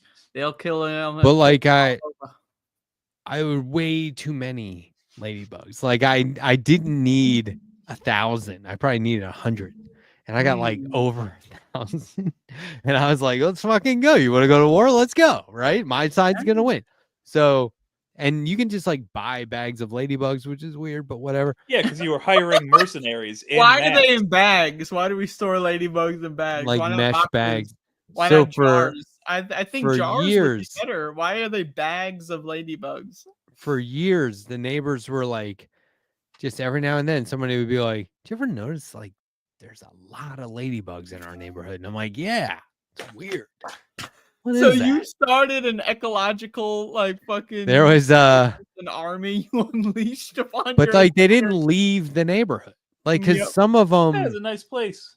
some of them fly away, and the rest climb the tree, look for the aphids, and like Yeah, take yeah. over that territory. And then they right? just live there forever. But like and they some of them fly away and they just start new families, but they don't, I guess, fly great distances. so so anyway, and oddly enough, they all had a flag in front of their house. But anyway, so Wow. they little What are long they, line some ladybug patriots? flag. So yeah, I was like, you fucking, you're not even from here. But so I'm not gonna take that any further, that bit. But we were at a block party and a ladybug landed on the table, and I did this like didn't look at it but kind of like made it go away, like moved it off the table, and then like another one landed, and I remember looking at my wife and she's like, they're everywhere, right? Like giving that look like, oh no, don't And tell she knows anybody. about this. She knows about your little secret. Well, yeah, and so like Well, that's that's the thing. You when should we be decided telling those ladybugs, how do you think you got here? Like you're God to the ladybugs, right? Like and you we were are like, we're you not are gonna the tell deity anybody. that they worship. Yeah, we're like, we're not going to tell anybody it was us. But for years, people would be like we would be at like a Christmas party or something, right? We always got dragged to these fucking things. We did not want to celebrate Christmas. We didn't want to go to a party. But the neighbors are like, get the fuck over here. We see you. And, you know, all right, I'll have a drink. And we would hear somebody just talking to somebody completely like not from the neighborhood going, oh yeah, no, this neighborhood's known for ladybugs, right? Like they would say that kind of shit. They'd go, even in winter, you go outside and they're everywhere. Like we have a significant ladybug population here. It was just wild. And that's just like so And I like, was always just like, whoa, what? wow, that's the first I'm hearing of it. But yeah, I guess maybe I've seen a few. I don't know. so do you really think you totally did that? Was it all you, or like is it possible Yeah, that there because were there no ladybugs before this? Like how do you know for sure that you are the god of this not ladybug like world? this. I mean, it was wild how many ladybugs they were. You would like, I would get in my car, drive to like Target, and then be in Target and go, there's a fucking ladybug on my neck. And they were just everywhere all the They're time, fucking inside, everywhere. Like, outside. every time you leave the house, Not to the point where you're like, we got to get out of here, you know, like not like that, but like, and I mean, they're good. They're not bad. They bite, but not viciously. I mean, that's just when they're threatened. So, but there was like a lot of, so the first time I did it, I let out like 3 bags worth, which was 300. Again, And- they're fucking stored in bags. And I was like, I'm not sure it's working. So I got like 300 more. And I realized one of the bags I got was like double the amount. So it was 400, right? And the next year we had cherries. And I was like, oh, that fucking worked. And the next year we had aphids again. So I just went out and got 1,000 ladybugs and let them loose. And so I added 1,500 ladybugs. No. So that would have been 1,700 ladybugs in 2 years. That's gotta do it, right? Jesus Christ. And for some reason, there was ladybugs all over my neighborhood. I released thousands. Okay. Thousands I of need to them. mention that there's an aspect of this story that we have not discussed yet, which is the fact that you're now coming clean with this in a public forum. For the first time in your life, you finally admitted that you caused this to happen. And what town was this in? Was this in Colorado? Longmont, Colorado, in Boulder County. So in Boulder County, Longmont, Colorado, if anyone out there is listening and you've ever had a ladybug issue happen, you just wake up one day and there's one on your nose. Thank Matthew Strackbein, also known as the Letterhack, on YouTube. I also it is known all as- his fault, pretty much. So At one time known as the Longmont Kid. at one time, even though he was like 32 at the time, but still. It's actually kind of cool when you're 32 and you get a nickname with kid in it. Matt, I didn't realize you liked Space Ghost Coast to Coast. You fucker. I was just about to ban whoever that was. I was like, what the fuck is... Wow. I forgot it was not... I didn't look up top. Sorry. That is a lot of effort.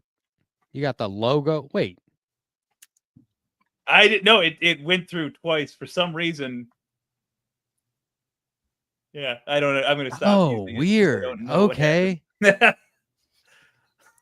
happened. That's a new feature, right? What's the feature? I'm simulcasting, so if you put something in this chat, it shows up in my chat under my name. That seems fucking risky. Try again. Hold on. Is that so? Yeah. Oh, wow. So I can type anything I want and Yeah. it shows as That's the not Letterhack. cool. You shouldn't be able to do that Oh, hey, Jake, are you logged in to Letterhack's thing? Can you I sure am. Do you want to ruin his reputation real quick? Yeah, can you say hi? Good luck. It's the Letterhack here. Just write that down. Hi, it's the Letterhack here. Yeah. I love Trump. I love Israel. And then hit enter. Just press enter button. I wouldn't do that to you. I'm like ready to hide it. Hey as soon guys, as it comes it's Matt through. Strackbein here. I love Trump. Oh I no, love that's Israel. actually we'll put that shit on screen. Ha! It's like that guy that went into the deli. Yes, it's that guy that went into the deli and said he ordered soup and said to the lady behind the counter, "Do you serve crackers?" She goes, "Honey, we serve everyone in here." Now listen, I don't want to get the rest of this space contributors into trouble they didn't sign up for. This space officially has no stance on those filthy sons of Yakub. They're all those devils can do as they please. It's fine. And I love Trump and I love Israel. it's God just a damn it. matter of time before we're gonna shut this down and retool it anyway. So whatever you think, just let it go. Chance Yeah, ahead see? of us. There we go. Yeah. There we go.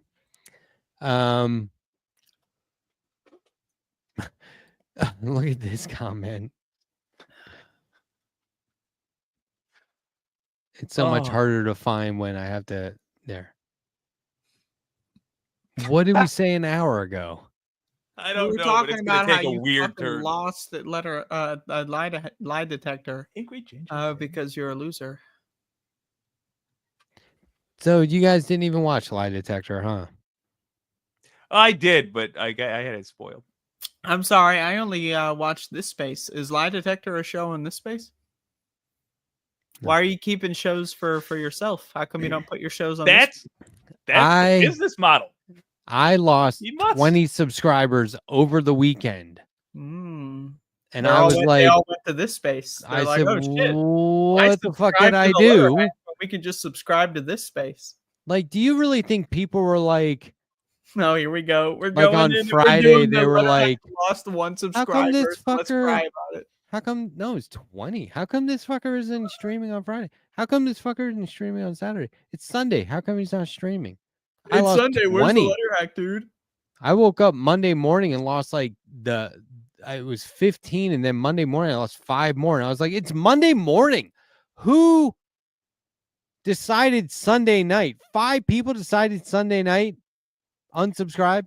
The amount of the amount of time that you've spent awake at 1:36 a.m. worried about this, and then also this is around when you send me those messages about the bits that you want to practice. But the amount of time you spend about this, worried about YouTube just having some AI. Oh, I saw the fly again. There, oh, there it is. About the AI algorithm to just they just purge accounts and stuff, and you're just waking up at night at fucking.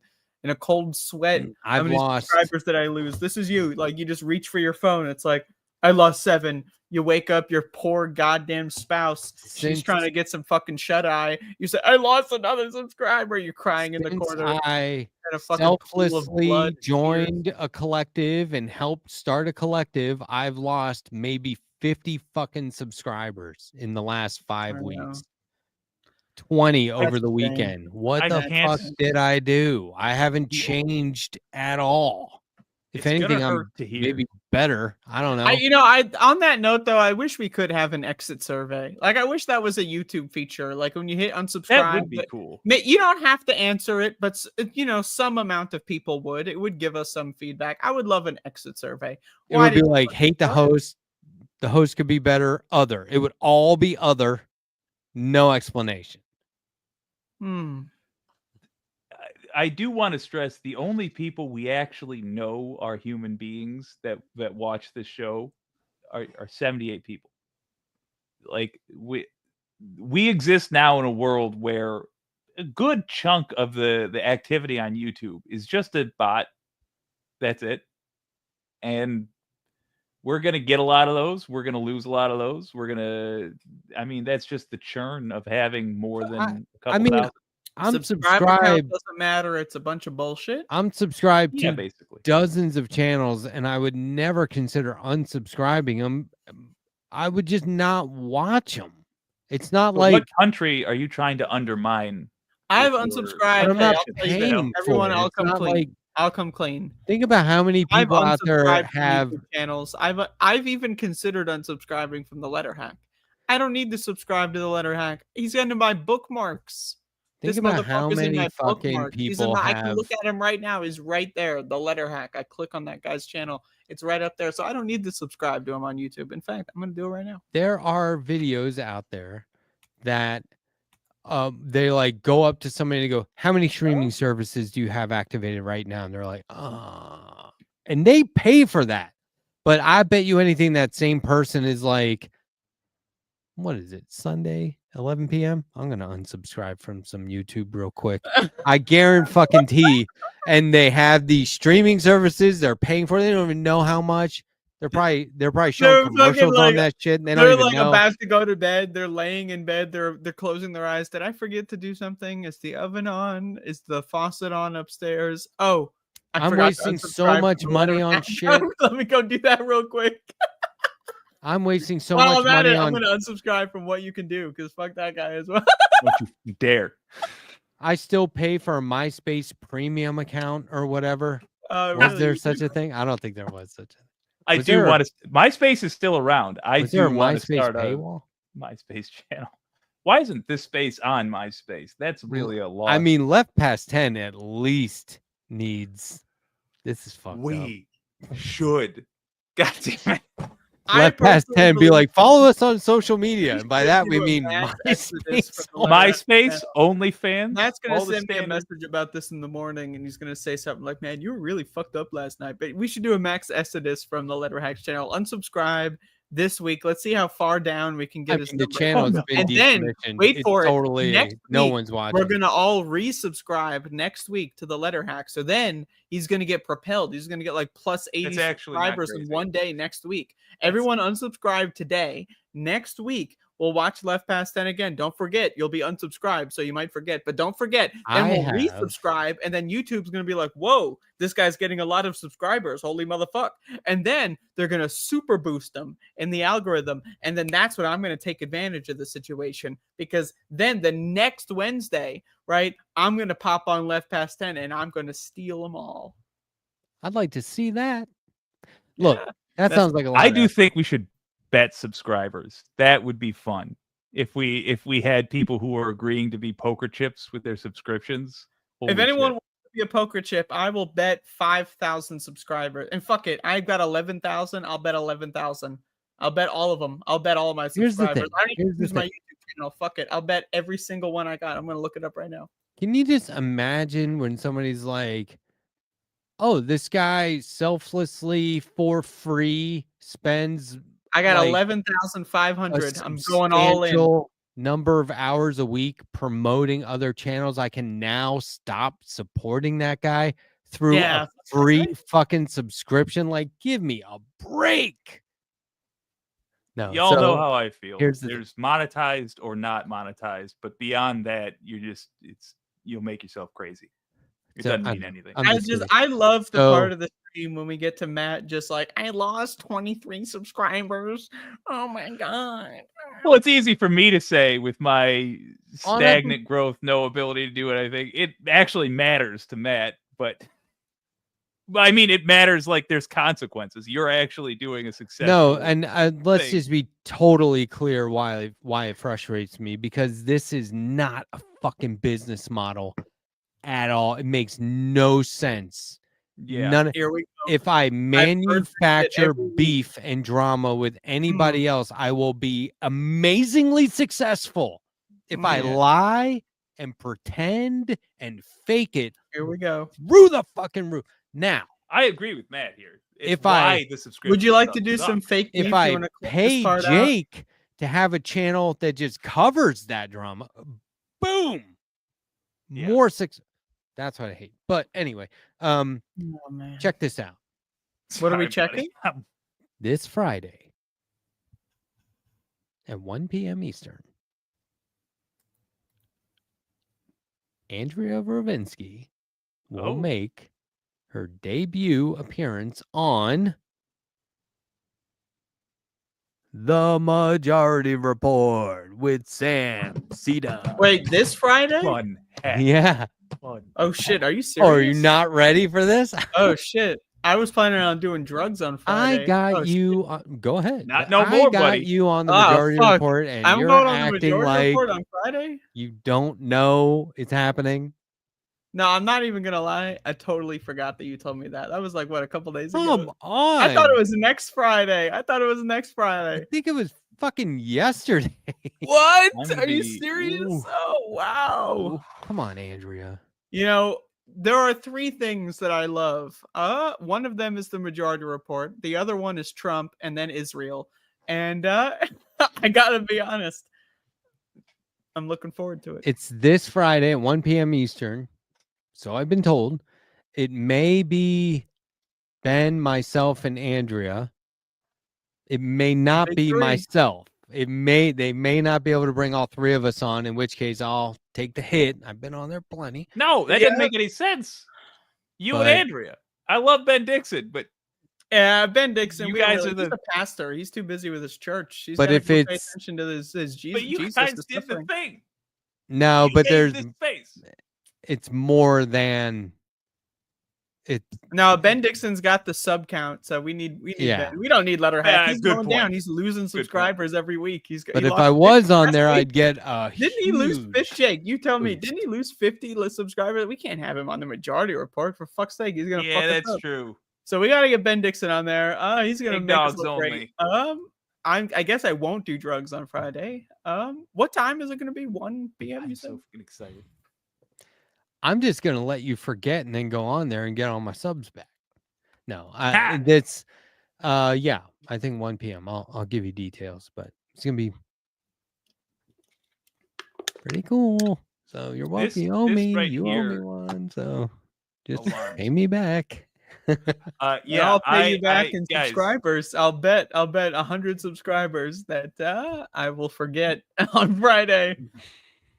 I'm If gonna be she listening forgets- because it's one of my favorite channels in the world. So I'm gonna be listening. to it. Everybody They're better gonna be watching. saying like, next up is gonna be an interview with this space, and I'll be like, oh shit, I forgot.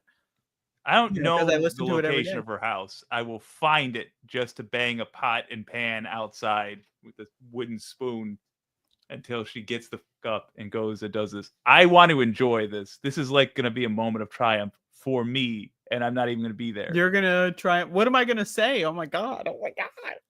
I know. You have to do all that hard stuff. I get to just watch you guys, and it's going to be a lovely. I'm. You know me. I'm not gonna prep. I'm just gonna go on there and make a couple jokes about how much I love Trump and how much I love his. I'm not gonna. Oh, that's right. You were going on with Andrea. Hey, buddy. Good luck. No, but I love the Majority Report. It's a great show. I love the Minority Report. I love Tom Cruise. He's great. Do you think you're gonna freeze up? Oh yeah, I'm gonna freeze up. I'm gonna be like this. Sam's gonna say, "So, Andrea, what's your involvement?" And you'll go, Yeah, I did the whole thing. It was really all my. I really, when you think about it, I pretty much did everything. I mean, you're gonna be like, "Why do you put a difficult word like industrially ravaged in the intro to your show?" A difficult word, but those are like 2 words. Industrially. Why do you put Why do you do that to yourself? No, I think it's gonna be. Hey, T-Bone! What's up, T-Bone? T-Bone! Hello, T-Bone.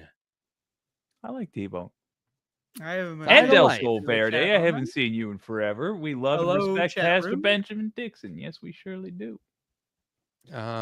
We love Ben Dixon. Ben Dixon's got a show tomorrow, doesn't he? When the going gets tough, flash this graphic. I gotta Bada-boom. tell you, that thumbnail you got for me looks like shit. Why do I look like I got like a gun pointed at me? I'm like this. You do look rather nervous in that. Why do you Because- take the worst? Then you look at yours one. You look at your Hey Funny Book and you're looking like you're doing your pose because it's your fucking thumbnail. So you get to look cool and your fucking. You think that thumbnail. looks I cool? look like I'm a Thank fucking you. deer in headlights. What Let's the have fuck? some solidarity here, Andrea. Look What the one fuck? space to your right. All right. Yeah. I think everyone looks awesome. First This of all, is horrible, man. Look at this. I get the shit in, and you censor my fucking show name too. I think Why as are you soon censoring as my goddamn show? You asked This for that sucks. one. What the fuck? as soon as you like, okay, so I'm All the watching your work I put- show, I'm going to talk about this on the Majority Report. and you never once. All the work I've put into this space, and my show gets censored. Holy shit! I think that it's a banger fucking list, but No, it's a pretty good list. The only problem I have is the fact that Jake really also got the shit out of the stick, worse than me in some ways. Sam, But we just got such a shit deal on those thumbnails, man. I actually have a suggestion for my new thumbnail. Oh, you get a new one? Oh, so no. as soon as, yeah, I mean, send me a pic.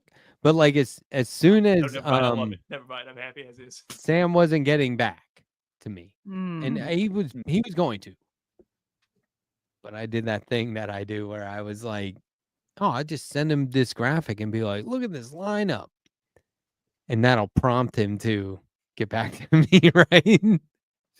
Did that work? But- Is that how it happened?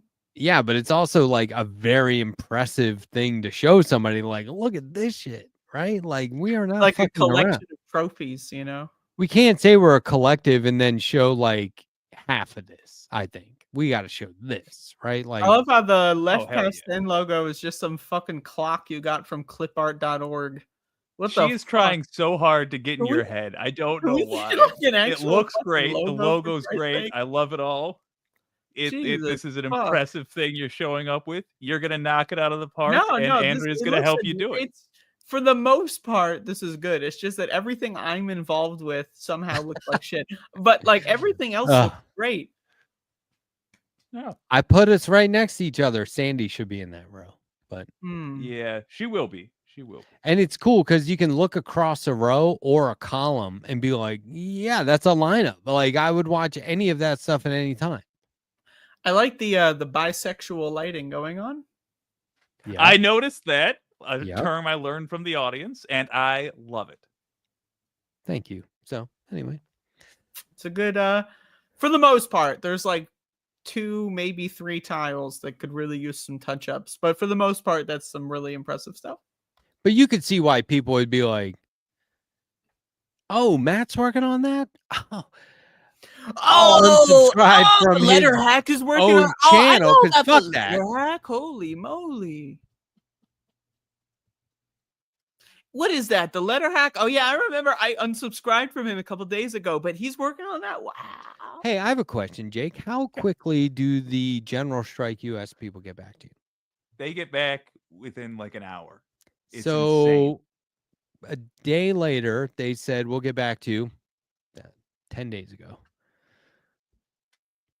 Should I follow up? I was like, To oh, with thought the they were San eager. Diego? 1-800 Jesus. No, I got in touch general with strike them. people. I said, you guys should come on the show. Just, bring somebody on. Let's do it. And they were like, we'll get back to you. No, you won't. I will get you. I was in like, what's going on? contact Well, if they don't with want to them come on, They probably 100% do. They probably unsubscribed right away. Yeah, that Oh, was yeah. one of the 50. They're like, That's oh, the issue. Letterhack? We in the interview we talked about that because they are the fact that they're decentralized. I would have thought means it's nothing like the experience, like it's only the experience you're describing. But in fact, the turnaround has been magnificent. But if they're not getting back to you to be on your show, I will get them back to you ASAP. I don't know if I want them on. What do you? When you decide in your heart, let me know, and it I don't will know if I either be want done them or on. not. I mean, if they don't want to come on, why do I want them on? Two-way They're street. gonna watch this and they're gonna go, ooh. Do they have a YouTube? Right? I should unsubscribe. Yes, they do. They I do should have a YouTube. unsub. God damn.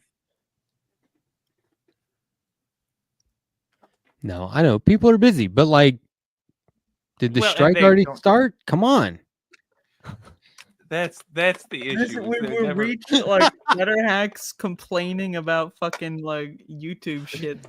Like this has been going on for like a goddamn hour at this fucking point. Like Letterhack just won't shut. Oh, they won't respond to my email. Oh, I lost 14 subscribers and Jake's got here with a bunch of 20. flies, eating some It shit was out of a can. Like it what was the a national fucking care. holiday and the We're eating weekend, cashews, for and that's Christ's where sake. I You know what those lost. fucking things do to the environment for goddamn sake, and you're eating them out of a can. What the fuck? Cashews? What is that? What I see a C. cashews do for the environment? They're halves and pieces. Ah, cashews. This Yeah, is basically Jake. standard left past 10, except for Not- we need Sandee here. Jake, not Making do us you all nice. have a birthday cake within arm's reach, but how many birthday cakes do you have Just the within 2. arm's reach? Now, cupcakes don't count. I don't care if there's a candle in it. 1. I gotta tell you, I like cashews. Cashews are pretty great. They're lovely. Lovely little It's snack. almost like it's not like a real food. It feels like it shouldn't exist. It feels like it's a No. mistake of nature. You know, like it shouldn't be real. Yeah. Cashew, then I'd have to chase you. Hmm. I had a teacher who would say, if somebody's like, can I have a tissue? She go, tissue? I hardly know you. And I'm like, you get arrested for that shit now. Yeah. Mm. Go to jail. No jokes. You guys can use that one though. Cashew, then I'd have to chase you. You can use that if you want. It's a good joke. I just say bless you. We Gesundheit. gotta shut this shit down. We gotta reach. Did anybody get Wow. that I was making a joke about gym fees Oh. earlier when I said it's 120 No. bucks a year, which is like 60 Oh, bucks per visit? I got it. I That enjoyed was a it. joke. That was Okay. solid. Oh, we've got to the explaining the jokes portion. Just worried people thought I was being serious. Like I didn't know you could go to the gym more than twice a year.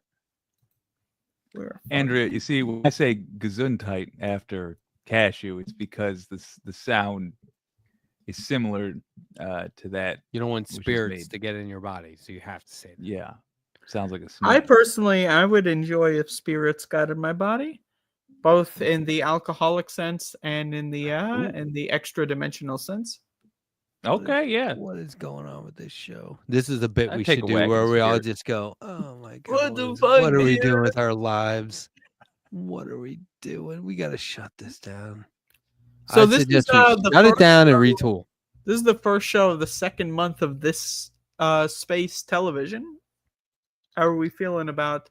And is this the first season of this space television? I Is that- did a whole thing on this earlier where I'm proud of how Very it's. proud I of thought it. yesterday was a great example of. It was a great show. It's Yeah, already becoming its own thing, running itself in many Yeah. ways, and it's that was a fine. good bit. But I'm looking forward to the rest of the second month because we got a lot of good stuff coming up. And again, this is the first season. What are we doing? Seasons? Are they like what are we following the calendar? What are we kind of Don't overcomplicate things, please. Don't overcomplicate it. Don't So what's overcomplicate it. so we're not going to do like a season finale. I would love to do a season finale because if we're doing a season finale, we got to start planning it now. Well, we're gonna do a very special episode of Left Past 10 where we all get trapped in a meat locker and reminisce about our favorite moments, and then go back and the best. Oh, that's of. fantastic. Yeah, That would it'll be a really very good if we could special do that. episode. That would be This good. Wednesday, a very special episode of Left Past 10 where the gang gets trapped where?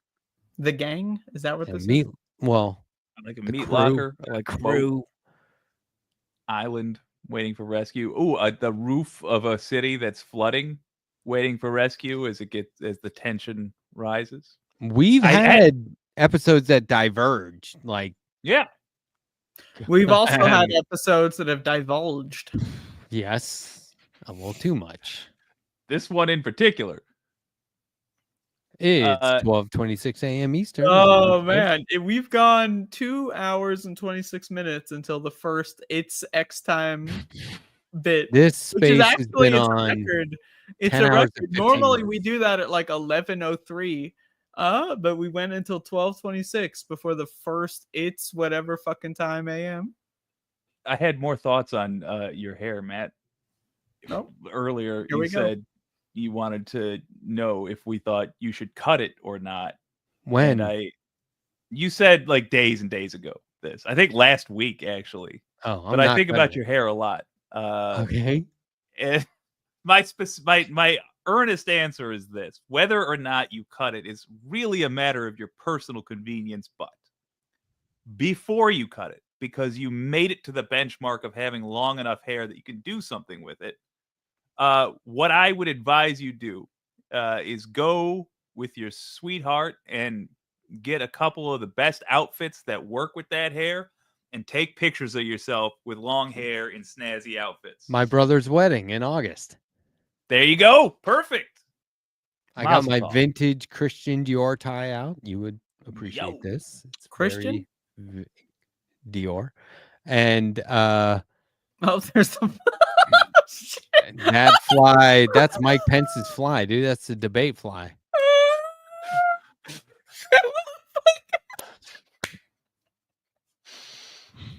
I've never seen anyone that crack up. motherfucker is the unsung hero of this episode. I It's swear our- to God. it's tonight's fourth man. It's our guest. It's our special guest. Man, that was a Are you beautiful sure it's not a moment. ladybug?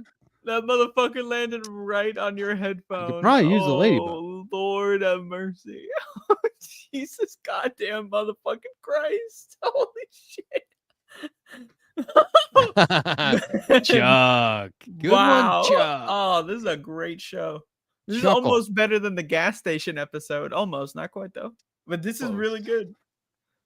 This might You're be not top wrong, 5. Matt. Andrea loves chaos in a way that I This did might not be top 5 appreciate. shows. This is a Yeah, really I good mean, one.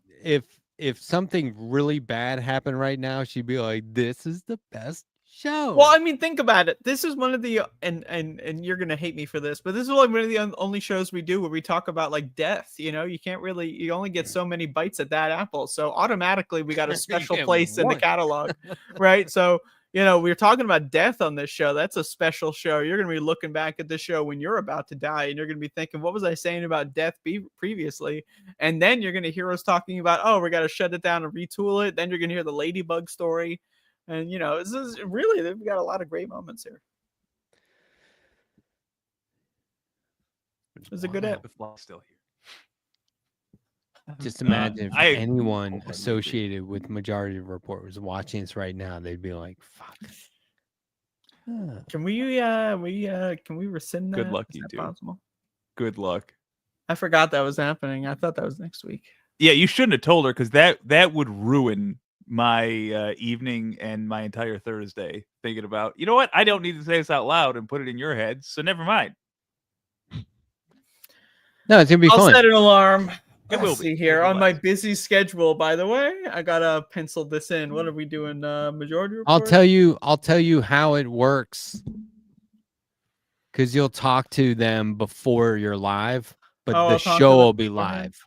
So I'll tell How you are we? how Do it we works. just call in with my cell phone? What are we doing here? What do I call them in on Skype? Are we logging in on Skype? It's just like this. It's just like this. We log in on Skype. Log in. No, it's not. Okay, We Andrew's use, like, so I'll download Skype. No, don't do that. Okay, I got it downloaded. No, you Fuck don't yeah, need I'll Skype. get some Oh, Skype, it's asking yeah. me for my Windows password. And you're like, don't need it. No, I got it here. Let me call I'll tech log support. in. Instant messenger. It's fun because you're like, oh, this is how. I don't want So to they know. just use StreamYard? Is that what you're telling me? There's It's River FM, I think it's called something like Stream that. Meter. I'm not kidding. It's called something like that, but it's like this. Actually, Jake, I think you used to use a similar software. What did I use before StreamYard? Yeah, I did use something. Restream.io. That's what I used. EO. Yeah, it planet. felt kind of the same. The Yeah. not the planet, the moon. But Yeah. it could be a habitable zone for life. There could be life on EO. But I was on there, And we could be that life if we so chose. they send once upon this is 3 producers back. They send explicit instructions. And even then it's like it just feels surreal. 2 things. we Oh, need there's to the fly. There's deal with. 7,000 people watching. You know what I 3 mean? things Like we need to deal with. Oh, there's gonna be 7,000, really? potentially, yeah. Oh shit. So thing number 1 you got to You do. think is I get give me the- any opportunity to talk about my Doom speed runs? You think I might be able to bring that up? Yes. If they can't stop you, throw those elbows. That's true. No, They might not be able to. They might not be able to. 1, you guys need to give me the skinny on the new producer. What kind of person are they? Are He's they a stand-up chill? comic. Are they competent? Ooh. Ooh. I will not got be you. giving you any skinny. I do not. I'm afraid. First of all, yeah. No Yaha. No skin. Yaha. I peeled the skin off. Flayed, right. they call it. When Andrea's done with the sass attitude, I'll return. When to is that? Hold on. That's not going to be. Let me pencil I'll that get her in. like 3 or 4 beers and then try again and see how we do. I'm on Thing number 3. 2. Should I get another one? How late are we going to be up? I mean, I'm going to leave that to y'all. But thing number 2, you guys have got to with the majority report in some way. You've got to plant an evil little seed or something. Once you're on there, look.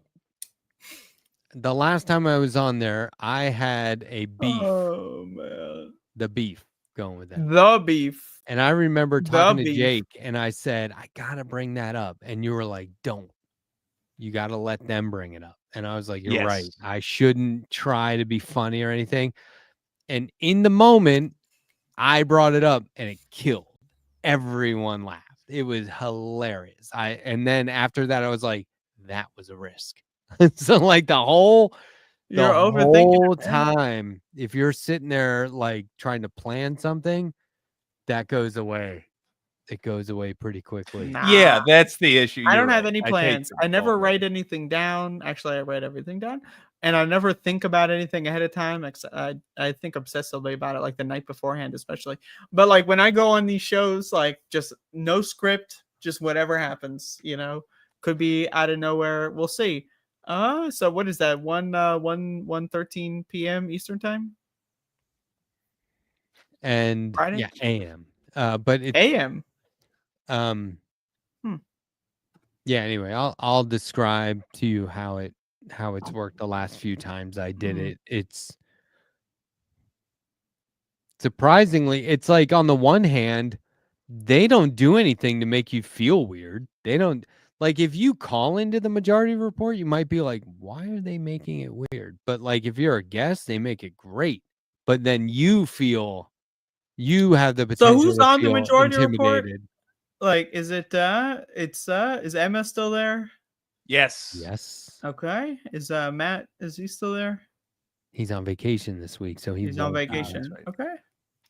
Unless he comes back Friday, which is a pet peeve of mine when people take a vacation and come back on the last day. It's like, you fucker.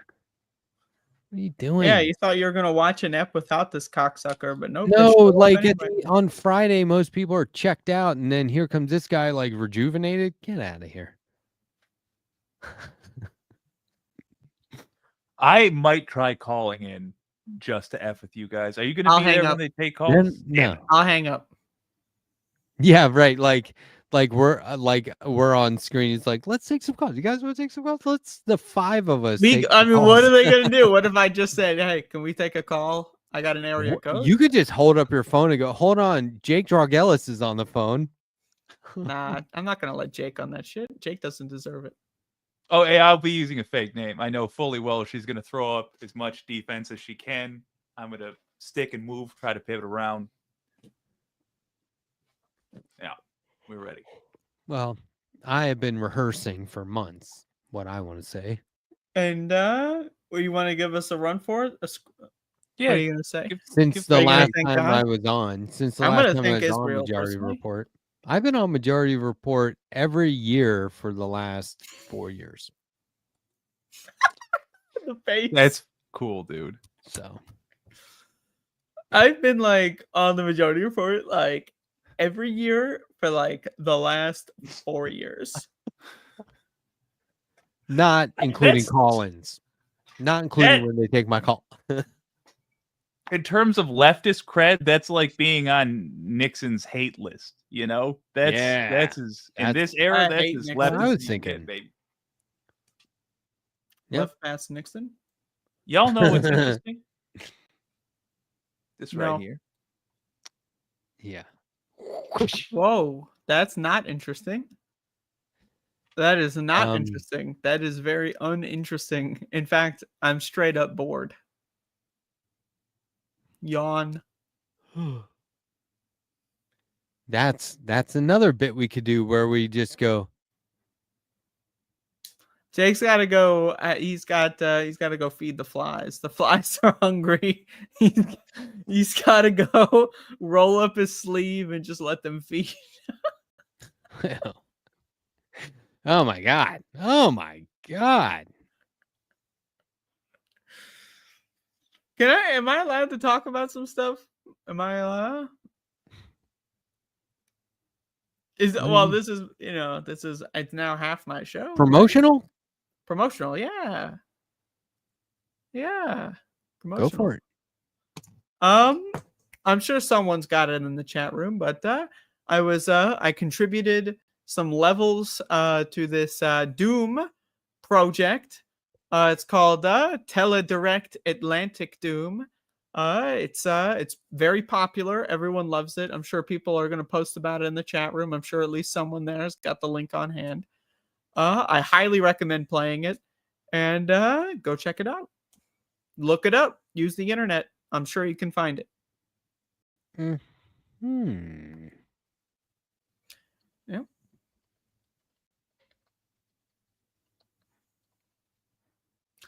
We got Clippington, who's also a contributor to Teledirect Atlantic Doom, in the chat room. For some reason, they have shown up here. I don't recall telling Clippington about this show, but they're here, spying on me, and they're also a contributor. So shout out to Clippy. I am just doing a little bit of work for tomorrow, so feel free to unsubscribe. Yeah, I think I'm gonna unsubscribe. We gotta shut this show down and retool it at some point. Yeah, the producer's nagging me at 12:33 about tomorrow. Like, Are they really the producer? What kind of fucking producer do we got here? so maybe somebody who could do something about this.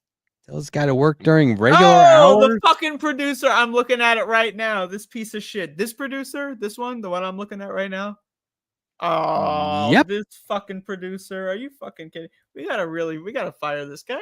Like I'm not busy. Like I'm not in the middle of a show. Like we're not doing a can't just- fucking show right now. You know how much this planning fucking goes into this producer's like, show? Hey guys, is You know how much tomorrow's show planning ready? goes into this show? Do you fucking know about tomorrow's show? How about this is your fucking job to deal with tomorrow's show? We're doing today's show. Now I'm all We're thrown still off. fucking doing today's show. We're thrown off. I was talking about goddamn telly for Christ's sake.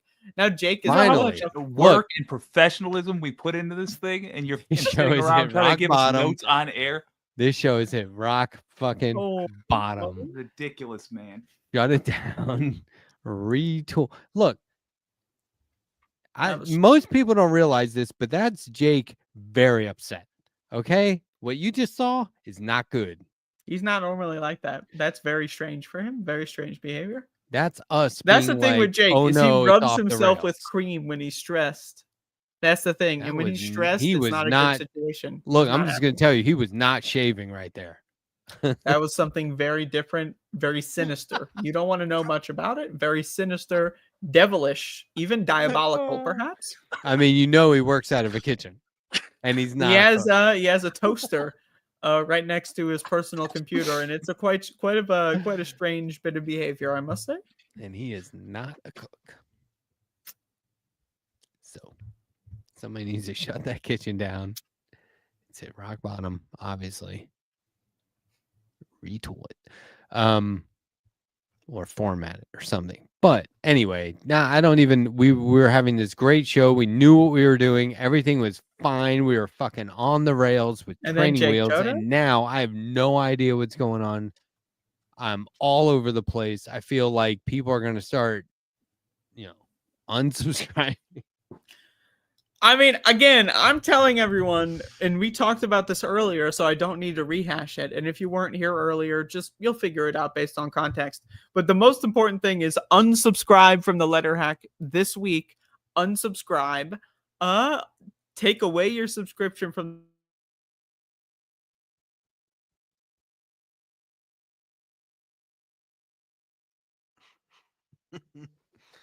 What happened? Hey. Andrea, can you hear me? Your mic's going in and out. That's weird. I don't know what it is. I hope your camera doesn't start to act up. Yeah, I hope suddenly your camera doesn't go out. I hope you don't get kicked from the Hello? whoa. Hello? I'm being What fucking is fucked with. going on? 1984. Check 1, 2. 1984. Check. 1984. Can you hear me? Hello? 1984. Oh, yeah, we live. Oh, what is 1984?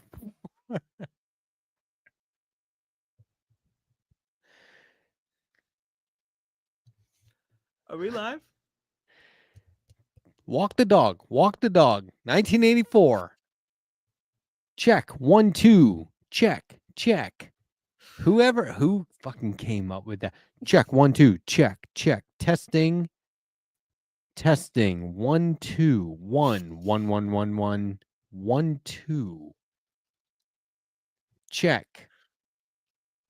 Testing. Check. First of Check. all, I am an equal partner in this enterprise, and the fact that I've even possibly been censored is it's an authoritarian power grab. 1 1 0 0 0 It is 0 an authoritarian power grab. 1 1 0 The likes of which this show has never seen before. So what you have witnessed at this moment in time is a crossing of the Rubicon, if you will, and it's quite frankly it's not good. It's not a good situation. We are in free fall as an organizational organization. We are in free fall, and it's not good. So everyone, I highly recommend unsubscribe from the Letterhack. We got to shut down.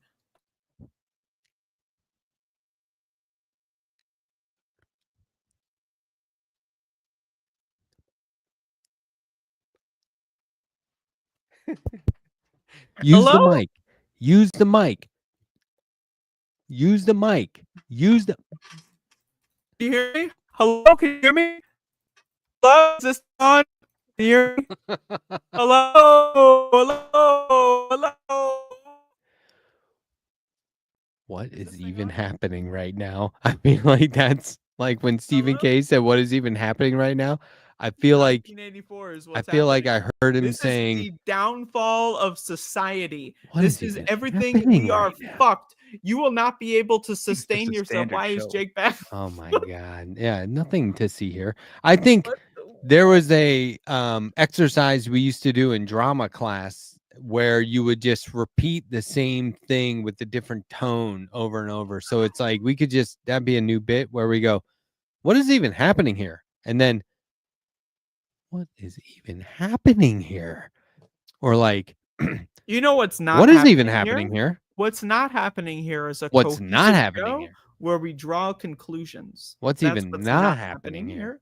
You know what else is not We'll happening here? retool, but there are no conclusions being No drawn. conclusions.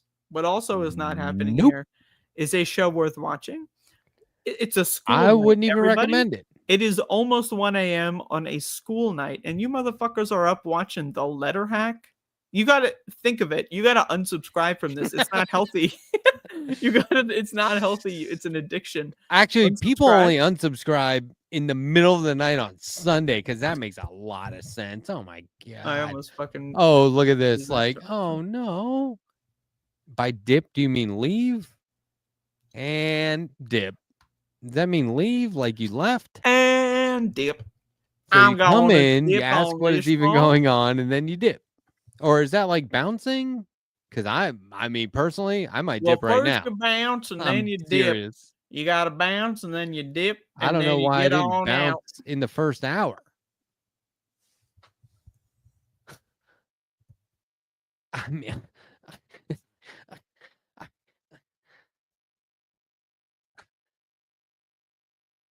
anyway, how are you doing, Andrea? Is everything good?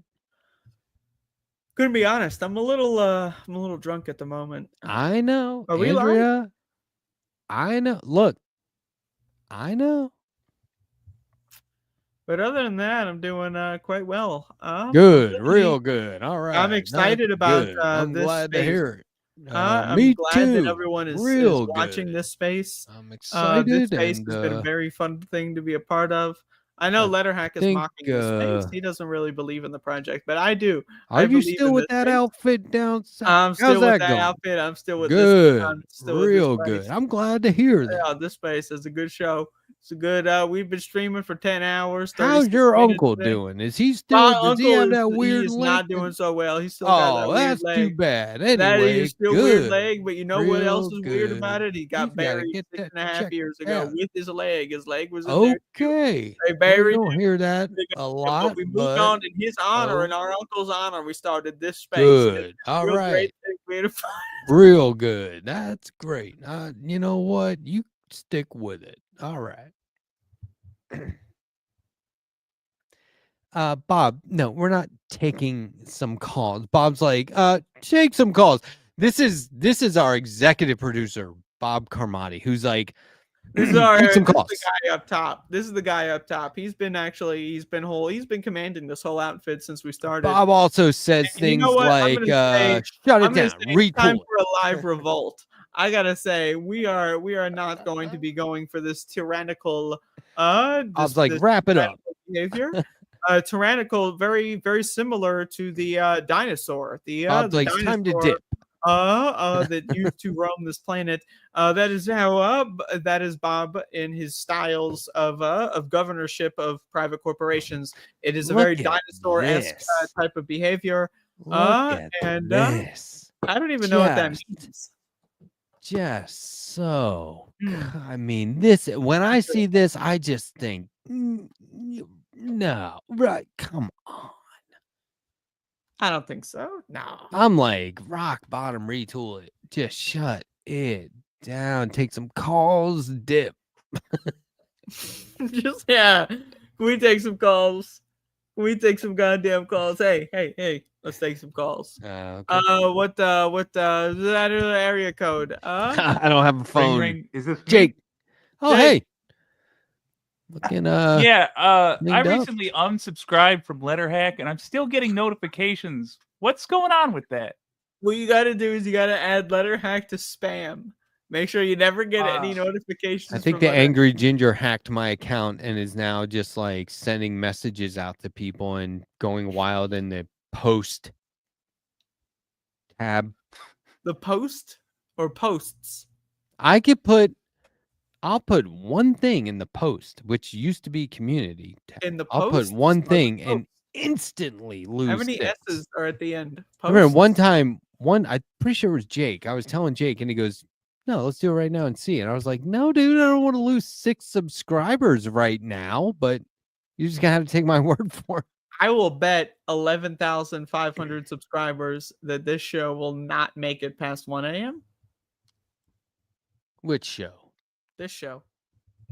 It's like 10 How many minutes, like less than 10 minutes. Not gonna happen. We can make it that won't happen. I'll tell you that the more accurate prediction is, I guarantee we won't have half the viewers if this show makes it past 1 that we have. We can right now. maintain. No, We can make not this How's enough. the happen. fly doing, Jake? Sometimes we get more Pretty when good. we do these silly challenges, but we'll see. We'll We've come see. to an understanding. Bob's just like randomly posting job titles. He's not like I am tech support or you need, he's just like tech support. Next it's gonna be like cashier, greeter. You know what? One thing I must 10 say minutes about count. this show is it's been a great time being here, but I think it's time right about now that we shut down and we retool it. So I'd like to thank everyone for showing up to this space. Thank everyone for showing up to Left Past 10. You have a great time. Where here? I have one of these. That should work, right? This will help us. Yeah. Yeah. Okay, where absolutely. does it go? One end on your tongue, the other on the roof of your mouth, and we see if it gets some views. I wouldn't do it though. This isn't like a circus, Jake. Okay, each square isn't like a different ring, and like Bob's the ringleader, and Bob's like cracking a whip and holding a stool and has a funny hat, and he's like, "Do the battery bit." Where the 1984 battery come from? What the fuck? I'm just saying, like, is if weird. we need this, it seems like energizing. Maybe it'll come in handy in the retooling Ah, phase. shit, we got another one. Yeah, it's the battery segment. Didn't we talk about this? Oh, Are it's we the doing battery segment. Oh, is that what this segment is? Yeah. Oh, I just was kind of hoping we were all going to chicken out together, so we didn't have to go Hey, through with it. I have also a spare in case. See, it's is USB, it the battery segment? USB compatible, Yes, on it is. one end, and then just standard plug. Hey, you got batteries too. We really are. We're all right. Let's do it. Well, shit. It's the battery segment. I didn't know. I was almost unprepared. But thankfully, I've always got batteries within arm's reach. I've always Oh got shit! batteries. Look, hold on, you guys. Oh, Spare. Wow. So if we have to like, whoa, you got whoa. If- How many of those do you have? that's really well. That's very this is neat. what when people are like, "Do you want to plug anything?" and I'm like, "I could," but That's good. and Anyway, I'll see you guys tomorrow. Have a good one. See you, buddy. show us the battery. Okay, I mean it's a Duracell. You know what? 2 Let's have a Ls. battery off. We see who's got the most batteries. Simple as that. I have one Okay. battery, I also have one. and I'll Those see your anti-plug. battery and raise it 1 rubber band. Okay. I'll see your rubber band raise you fancy teacup. Okay, so do you want to quickly play? We have 7 minutes left in this show. Do you want to quickly play 7 minutes in heaven? who Shit, can all right. grab the weirdest, who has the weirdest thing in the room game? Yes, I desperately want to play that. Okay, I'm gonna go get mine. It's right there. Okay. Breaking new rule. You cannot leave the webcam. Starting now, you cannot leave the webcam. Otherwise, it's not in the room. How do we verify whether or not it's in the room? You cannot leave the webcam. Okay. Or you got to track the webcam with you. You got to bring it with you. You got to follow with the webcam so we know you're not leaving the room. You specify. I'm not going to be gone long enough to leave the room. I would have to go upstairs. I don't know if the door is right there, motherfucker. You said the weirdest You do thing know. in the room. How do we verify whether or not it's the weirdest thing in the room if we don't know if you're in the room or out of How the do you room? know somebody's not handing it to me off camera from That a would be different also room? fucked up. You gotta show us. But the I door can right now. stay on camera Show and us make the that door. happen. I You gotta choose show us to the door believe right Matt. now. You got to point the webcam at the door right now so we know. Well, now that Letterhack is gone, I think now we can agree that it's time to unsubscribe from the Letterhack. Yeah, everybody frankly, He doesn't unsubscribe. have what it takes to last until 1 a.m. And it's just, frankly, he's not doing a great performance tonight. He's obviously cheating at this game. He brought up the game, and now he's cheating at it. So, frankly, it's a bad deal. Should have never been thought of. I've got my entry. Shit? After you, buddy. Or I can go first. I leave it to you. Ooh. Ooh, that is weird. Right. All right, but all right. I'm gonna try Come to on. talk down why it's not that weird, but that will only make me seem weird. Fair. For my entry, I'm What going do to you go have? See, the thing is he obviously got that from the living room, so I don't even buy it. This whole room is a living room. As far as I'm concerned, he's just showing an invisible object. He's like, look at my hands. Whoa, look at my palms. That's what he's doing. To me, I don't see anything. What do you Let's have, see. Jake? I'm going to go with fungi cure cream in recognition Sitting of on my, the desk next Yeah. to a toaster and hot honey. I'm just saying, I do like don't the reach cream. for things with your eyes closed. Now look, Oh, that mistakes have been made. this was given to me for my birthday from a punk rock flea market. I would like to enter my. So, what is the rules of this competition? The weirdest. Gotta thing be the ever? weirdest thing in the room. Okay, this is a cell phone. This is an unnatural, an abomination of technology. Something like this should not exist. This has damaged the sociological You're saying foundation.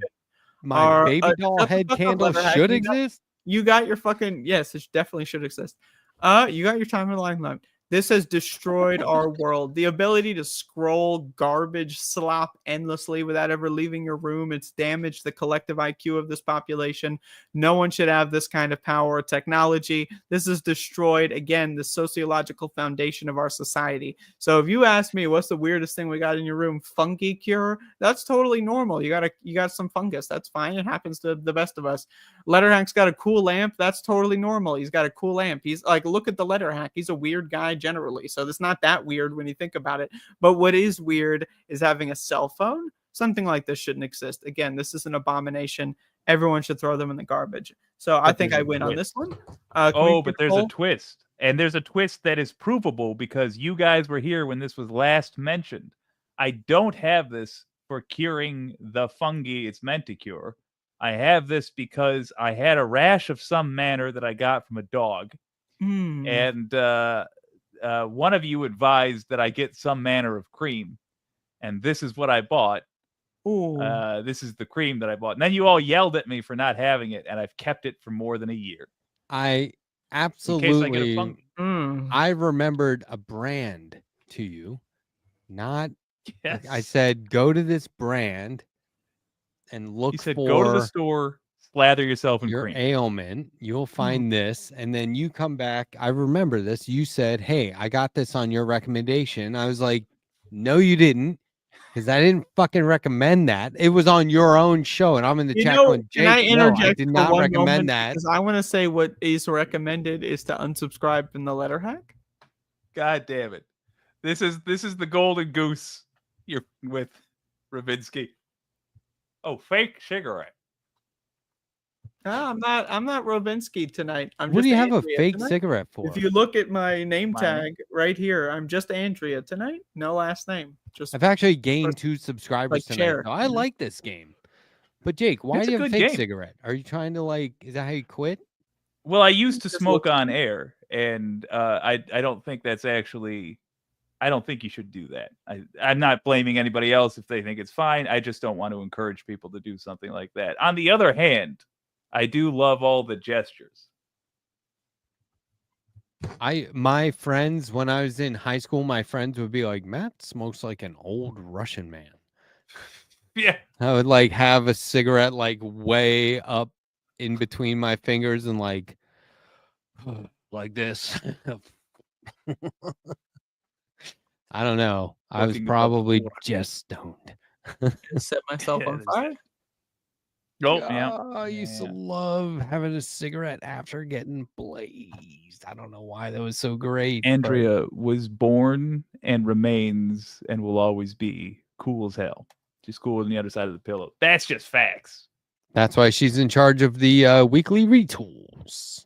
And I wanted to keep that private. But now that the cat's out of the bag, I have been in charge of the weekly retools. It's 1 a.m. And one of Eastern on the the East Coast. retools that we're going to be implementing is next week. Letterhack will not be joining. I was There I was are just announcing that actually Letterhack is have going to be leaving the show. Andrea, I'm so sorry. I can barely hear you. At 10 p.m. now. This is Letterhack's last show. He will not be joining us next week.